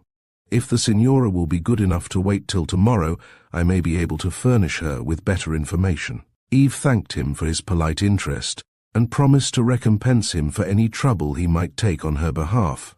She received a letter from him the next morning. "The grave is the last in the avenue leading due west by the side of the south wall in the cemetery at San Michele. There is a wooden cross, and the name Smith." The grave was bought, and the cross erected at the expense of the Venetian girl. Eve's gondola took her to the sea-girt burial place in the morning sunshine. She carried a basket of roses and narcissus to lay upon her brother's grave, and her mind was full of the hour when she saw him for the last time. How near in its distinctness of detail, of sensation even. How far in that sense of remoteness which made her feel as if she were looking across a gulf of death and time to another life. Was that really herself, that impetuous girl, whose arms had clung round her brother's neck in the agony of parting, and who had never known any other love? Today there was a conflict of feeling. There was the thought of the man whose crime had been the crime of a moment, whose punishment was the punishment of a lifetime. "I know that he loved me," she told herself. "I know that I was necessary to his happiness, and yet I sent him away from me. Could I do otherwise? No. The man who killed my brother could not be my husband, I knowing what he had done. Ah, as long as I did not know, what a happy woman I was, and I might have lived happy in my ignorance to the end, but for my own fault." And then with bitterest smile she said aloud, "Ah, Fatima, Fatima, how dearly you have paid for the turning of the key." She found San Michele, the quiet island of the dead, sleeping in the soft haze of morning on the bosom of the lagoon. A little way off, the chimneys of Murano were tarnishing the clear Italian sky with their smoke. The barges were loading and unloading. The glassmakers were passing to and fro, women and girls flip-flopping over the damp stones in their quarter-less shoes. The children and the beggars were sprawling in the sun. There the stir and variety of life. Here the silence and the sameness of death. She found her brother's grave, and the monument which Fiordalisa and her aunt had set up in his honour. The grave was a mound on which the grass grew tall and rank, as it grows at Torcello, above the ruins of the mother city. The monument, poor tribute of faithful poverty, was a wooden cross painted black, with an inscription in white lettering, rudely done, Sir Smith's Morto a Venezia, Marte di Grasso, 1885. Below this brief description were 7 of those conventional figures in shape, like a chandelier drop, which often ornament the funeral drapery that marks the house of death. These chandelier drops, painted white on the black ground of the cross, represented tears. They were 7, the mystic number, sacred to every Catholic mind. These 7 tears, 7 heart wounds, were all the epitaph Lisa could give to her lover. A wreath of immortelles, black with the blackness of years, hung upon the cross. It dropped into atoms as Eve touched it, was blown away upon the salt sea wind, vanishing as if it had been the spectral form of a wreath rather than the thing itself. Eve sank on her knees in the hollow between two graves and abandoned herself to a long ecstasy of supplication, praying not for the dead, at peace beneath that green mound where the grasshoppers were chirping, and the swift lizards gliding in and out, not for the dead, but for the man who killed him, for the conscience-burdened wanderer, under torrid suns, far from peace and home, and all the pleasures and comforts of civilization, seeking forgetfulness in the arid desert, in the fever-haunted swamp, among savage beasts and savage men, going with his life in his hand, lying down to sleep at the end of a weary day, with the knowledge that if his campfires were not watched, he might wake to find himself face to face with a lion. Oh, what a life for him to lead, for him whose days had been spent so pleasantly in the busy idleness of a man whose only occupation is the care of a small landed estate, and whose only notion of hard work is the early rising in the season of cub hunting, or the strenuous pleasures of salmon fishing beyond the Scottish border. When her prayer was done, her prayer that her beloved might be sheltered and guarded by a power which guides the forces of nature and bridles the neck of the lion, and can disperse the pestilence with a breath prayer, is a dead letter for those who believe less than this. Eve sat upon the grass, under her Italian umbrella, the red umbrella which all the peasants use as shelter from sun and rain, and abandoned herself to thoughts of the wanderer. She knew more of his wanderings than she had hoped to know when Sophie's letter from Fernhurst first told her that he was travelling with a friend in the Mashona country. Thanks to an occasional letter from his own pen, which appeared in the field, and over which his wife hung with breathless interest, and read and reread, returning to it again and again long after the date of publication.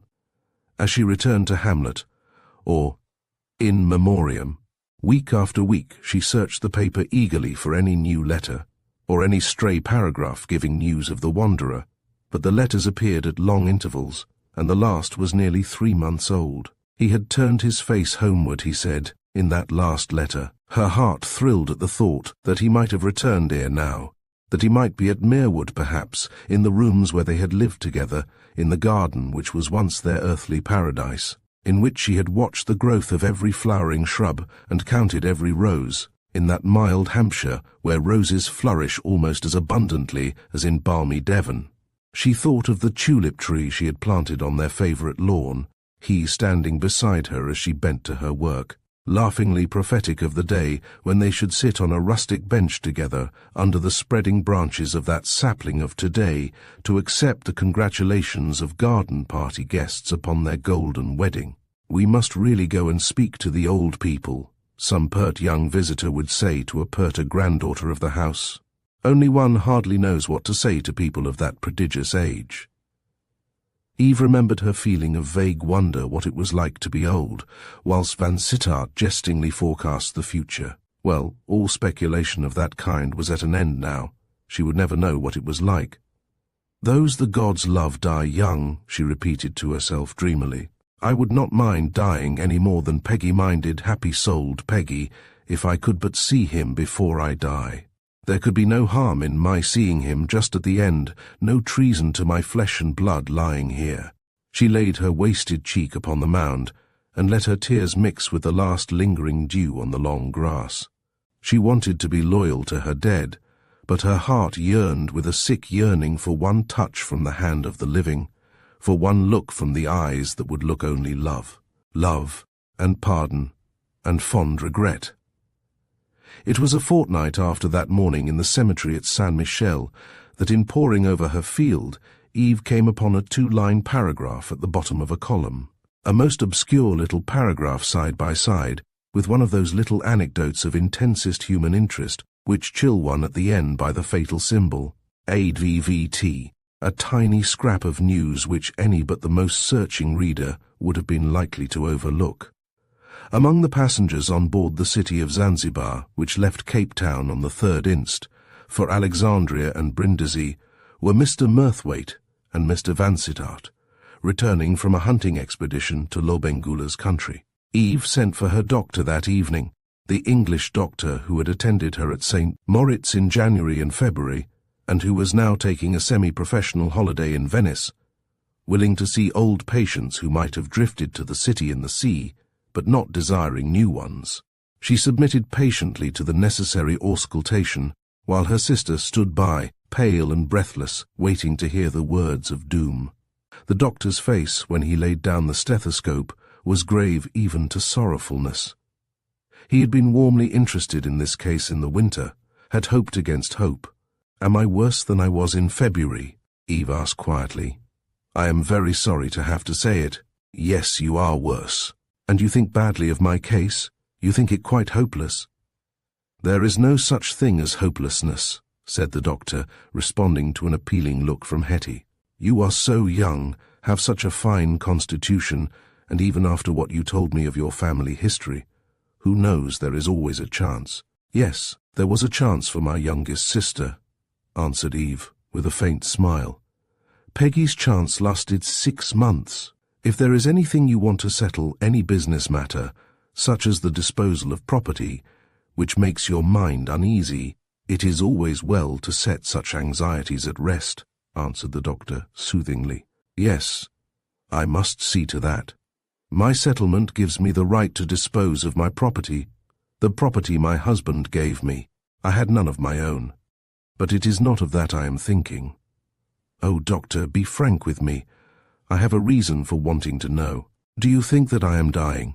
Alas, dear lady, I cannot promise you many years of life, or many months, or many weeks. Oh, doctor, don't think I am afraid of the truth. I am not one of those consumptives who deceive themselves. I have no spurious hopes, perhaps because I do not set a great value on life. Only there is someone I want to see before I die." "Send for him, then," said the doctor, divining that the someone was her husband. "Send for him and set your mind at rest." "I will," she answered resolutely, and before the doctor had left her half an hour she had written and dispatched her telegram. "John Vansittart, steamer City of Zanzibar, post restante, Brindisi. I am at Venice, and would give much to see you on your way home. Eve." Danieli's, the windows of Mrs. Vansittart's salon on the entresol at Danieli's opened upon a balcony shaded and sheltered by a striped awning, under which Eve loved to sit at her ease, nestling among the cushions which Hetty arranged for her. On days when, in her own words, she felt hardly equal to the gondola. There had been many days since the dispatch of that message to Brindisi, when Eve had felt unequal to the gondola, and Hetty had by this time exhausted all the sights of Venice under the chaperonage of Benson, who gave herself as many airs as if she had been Ruskin, and had yawned as heartily in the Academia as ever she had yawned in the National Gallery. She had wearied of Titian and Tintoretto. She had tried her hardest to admire Carpaccio, and to pin her mind to her limp little piratical edition of the Stones of Venice. She thought of Ruskin religiously every day as she tripped past Fig Tree Corner. More fondly, perhaps, did she affect the shops in the Merceria, and all those wonderful little streets which to the Cockney of mature years recall all that was most precious, that is to say, most characteristic of the little industries and little trades of a great city, in the vanishing alleys and paved courts between Leicester Square and Oxford Street. Here there was always something to interest the girl from Sussex, and the Rialto, Market and Bridge afforded never-failing pleasure. Thus the gondolier had an easy time of it, and slept away the brightening hours, and basked in the sun, and fattened on golden messes of polenta. It was quite true that Eve felt less capable of exertion, even that slight effort of going downstairs and stepping from Danieli's doorstep into a gondola, than when first she came to Venice. But she had another and stronger reason for preferring her cushioned nest on the balcony to the Lido or the lagoons, lovely as those smooth waters were in the lovely May weather. She was waiting for the result of her telegram. She was watching for the coming of her husband. He would come to her. On that question she had no fear. If he lived to land at Brindisi and to receive her message, he would come to Venice. She would see him and forgive and be forgiven before she died. Forgive him, forgive the wrong done to another. For her own part, there had never been anything less than pardon in her mind. She had made every excuse that love can make love, the special pleader, the infallible advocate for a criminal at the court of a woman's conscience. She had excused his crime until it was no crime, but she had been firm in her conviction that she could not live with the man who killed her brother. Looking back now at the years of a double exile, there was no wavering in her mind, no regret for what she had done. She felt only gratitude to Providence, who had shortened the lonely years and brought the end so near. 3 weeks of watching and waiting passed like a slow, pensive dream, a dream of blue water and lounging gondoliers and flower girls with baskets of ragged pink peonies, and the shriek and whistle of the steamer for the Lido, and the passing of many footsteps, and sound of many voices, grey-coated tourists, American and British forever coming and going, so light-hearted, so light-minded, so noisy that one might think care and sorrow had no part in their lives or in their memories. To Eve, dwelling forever on the memory of the life which had been, on the thought of the parting which was to be, all that tumultuous movement and gaiety seemed a thing of wonder. "How happy they all are," she said. "What a happy world it seems for other people." "Ah, but you see, people must wear their happy side outermost," answered Hetty, "and I dare say even Americans know what care means, though they always seem wallowing in money and new clothes. I wish you would come down to the hall tonight, and hear the little concert we have every evening, and see my favourite young lady from Boston. She has all her frocks from Paris, and her waist is under 19 inches. Yet she eats. Ah, what a privilege to be able to eat as much as she does, and yet keep one's waist under 19 inches.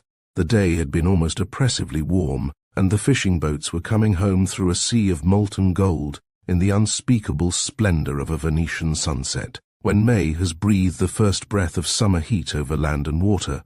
Eve had been sitting in the balcony all day reading those little books of Howells and his contemporaries, which seem especially invented for the traveller in fair countries, light, portable, dainty to touch and gracious to look upon, and eminently proper. She had read and dreamed her waking dreams, and dozed a good deal at intervals, for her nights now were sadly broken, and sadly wakeful, quite as bad as poor Miss Margaret's nights, as Benson told her sympathetically. Miss Margaret? Who was Miss Margaret? And then Eve remembered how the respectful Benson had insisted on calling Peggy by a name which no other lips had ever addressed to her. Benson was an admirable nurse, wakeful, watchful, really attached to her mistress, but she was just a shade too businesslike, and too much inclined to look upon Eve as a case rather than an individual. She watched the progress of decay with a ghoulish gusto, and told her mistress more about former patients than it was cheering for an invalid to know. Today, after the weariness of the night, and the long, long hours between sunrise and the breakfast hour of civilization, Eve's fitful slumbers were sound and deep, deeper than dreamland, deep as the dark abyss of unconsciousness. She had been falling into this gulf now and again all day, falling suddenly from her book or her daydream into that black pit of sleep. A cooler breeze sprang up with the sinking of the sun, and the water between the Riva and the island church was stirred into bolder ripples as the dark gondolas stood sharply out against the reddening light. The salt breath of the Adriatic was blowing across the sandy bar yonder with revivifying freshness. Eve rose from her nest of pillows in the low canvas chair and stood leaning against the balcony, looking at the animated scene. There was a paper lantern twinkling here and there with a pale fantastic light, in sickly contrast to that blaze of sunset colour. And as the crimson faded in the low western sky, the little earthly lights brightened and grew bold, and there came the sound of that light music which Venetians love, music that seems only a natural accompaniment to the ripple of the incoming tide. "How bright and gay it all looks," said Eve.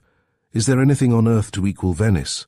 Oh, how strange that I should love this city so well," she murmured, in self-reproach, remembering the purpose that had brought her there.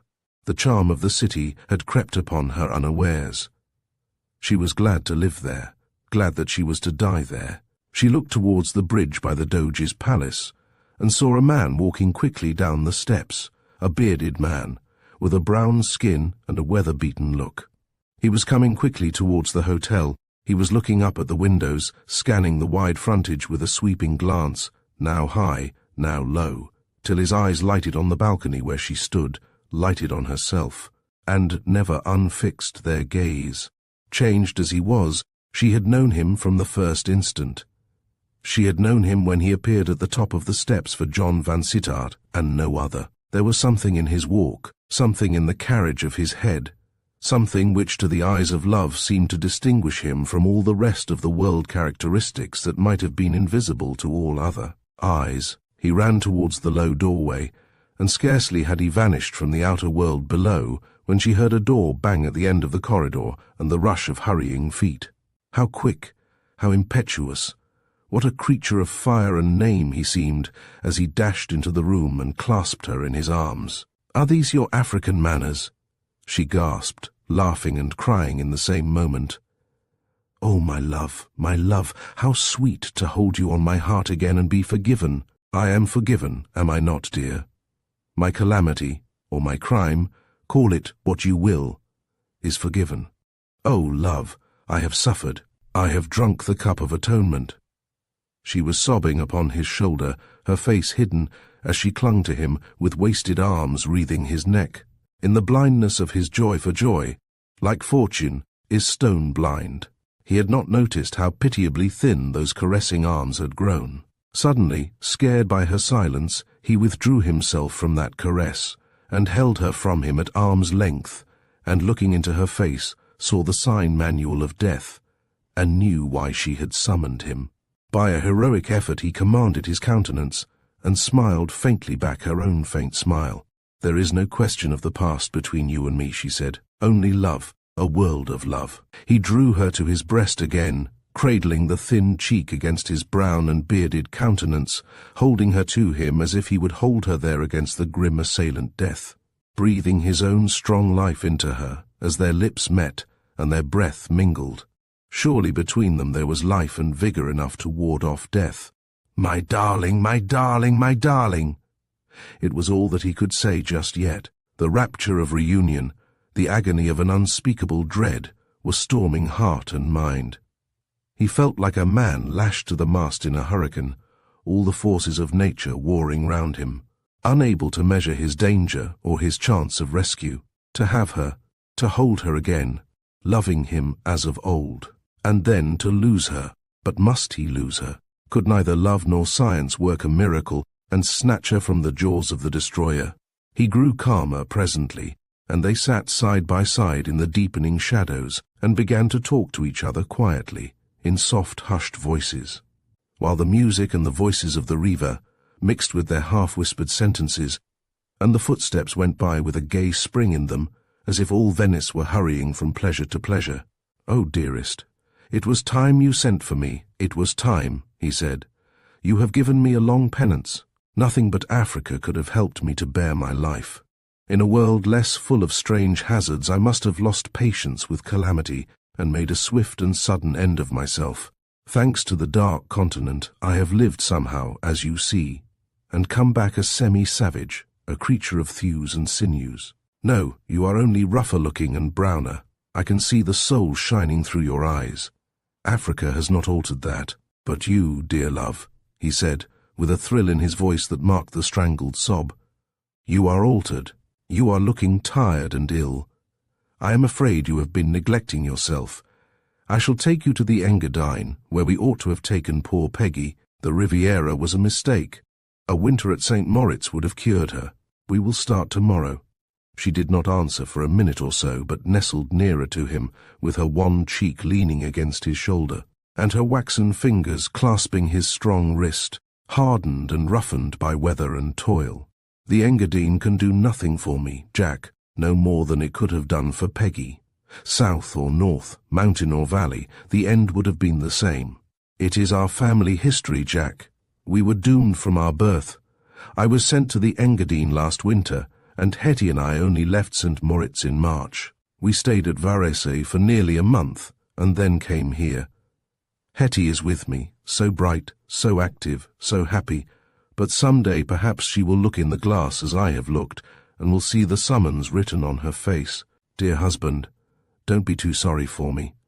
This parting must have come, even if we had escaped the other, even if I had never known what happened at Florian's, never knelt beside my brother's grave in the island cemetery. Let me lie near him, Jack, and whatever your future life may be, and God grant it may be rich in blessings, you have suffered enough for your sin. Think of me sometimes, and sometimes, in your wanderings, go to San Michele, and look upon my grave." He clasped her close against his heart with a shuddering sigh. 2 days after, he took her away from the life and movement of the Riva to a palace on the Grand Canal, where the quiet of the silent city had a soothing influence on her overwrought spirit. If any life could have been happy in which the end was so near, theirs would have been happy in that delicious beginning of the Venetian summer, a season when mere existence is a privilege. Whatever love which passeth understanding can do to smooth the last days of a fading life was done for Eve, and it may be that the footsteps of the invincible enemy were slackened somewhat by that unsleeping watchfulness. The end came slowly, and not ungently, until the end her husband was her devoted nurse and companion, thinking no thought that was not of her. As the final pages of the Venetians come to a close, we are left to reflect on the twists and turns of a story marked by hidden desires, complex relationships, and dramatic revelations. M.E. Braddon has woven a narrative that keeps us guessing until the very end, offering a glimpse into the allure and dangers of Venetian society. Thank you for joining us on this unforgettable journey through Venice's dark corners. We hope you enjoyed the story, and be sure to return to Storytime Haven for more timeless tales.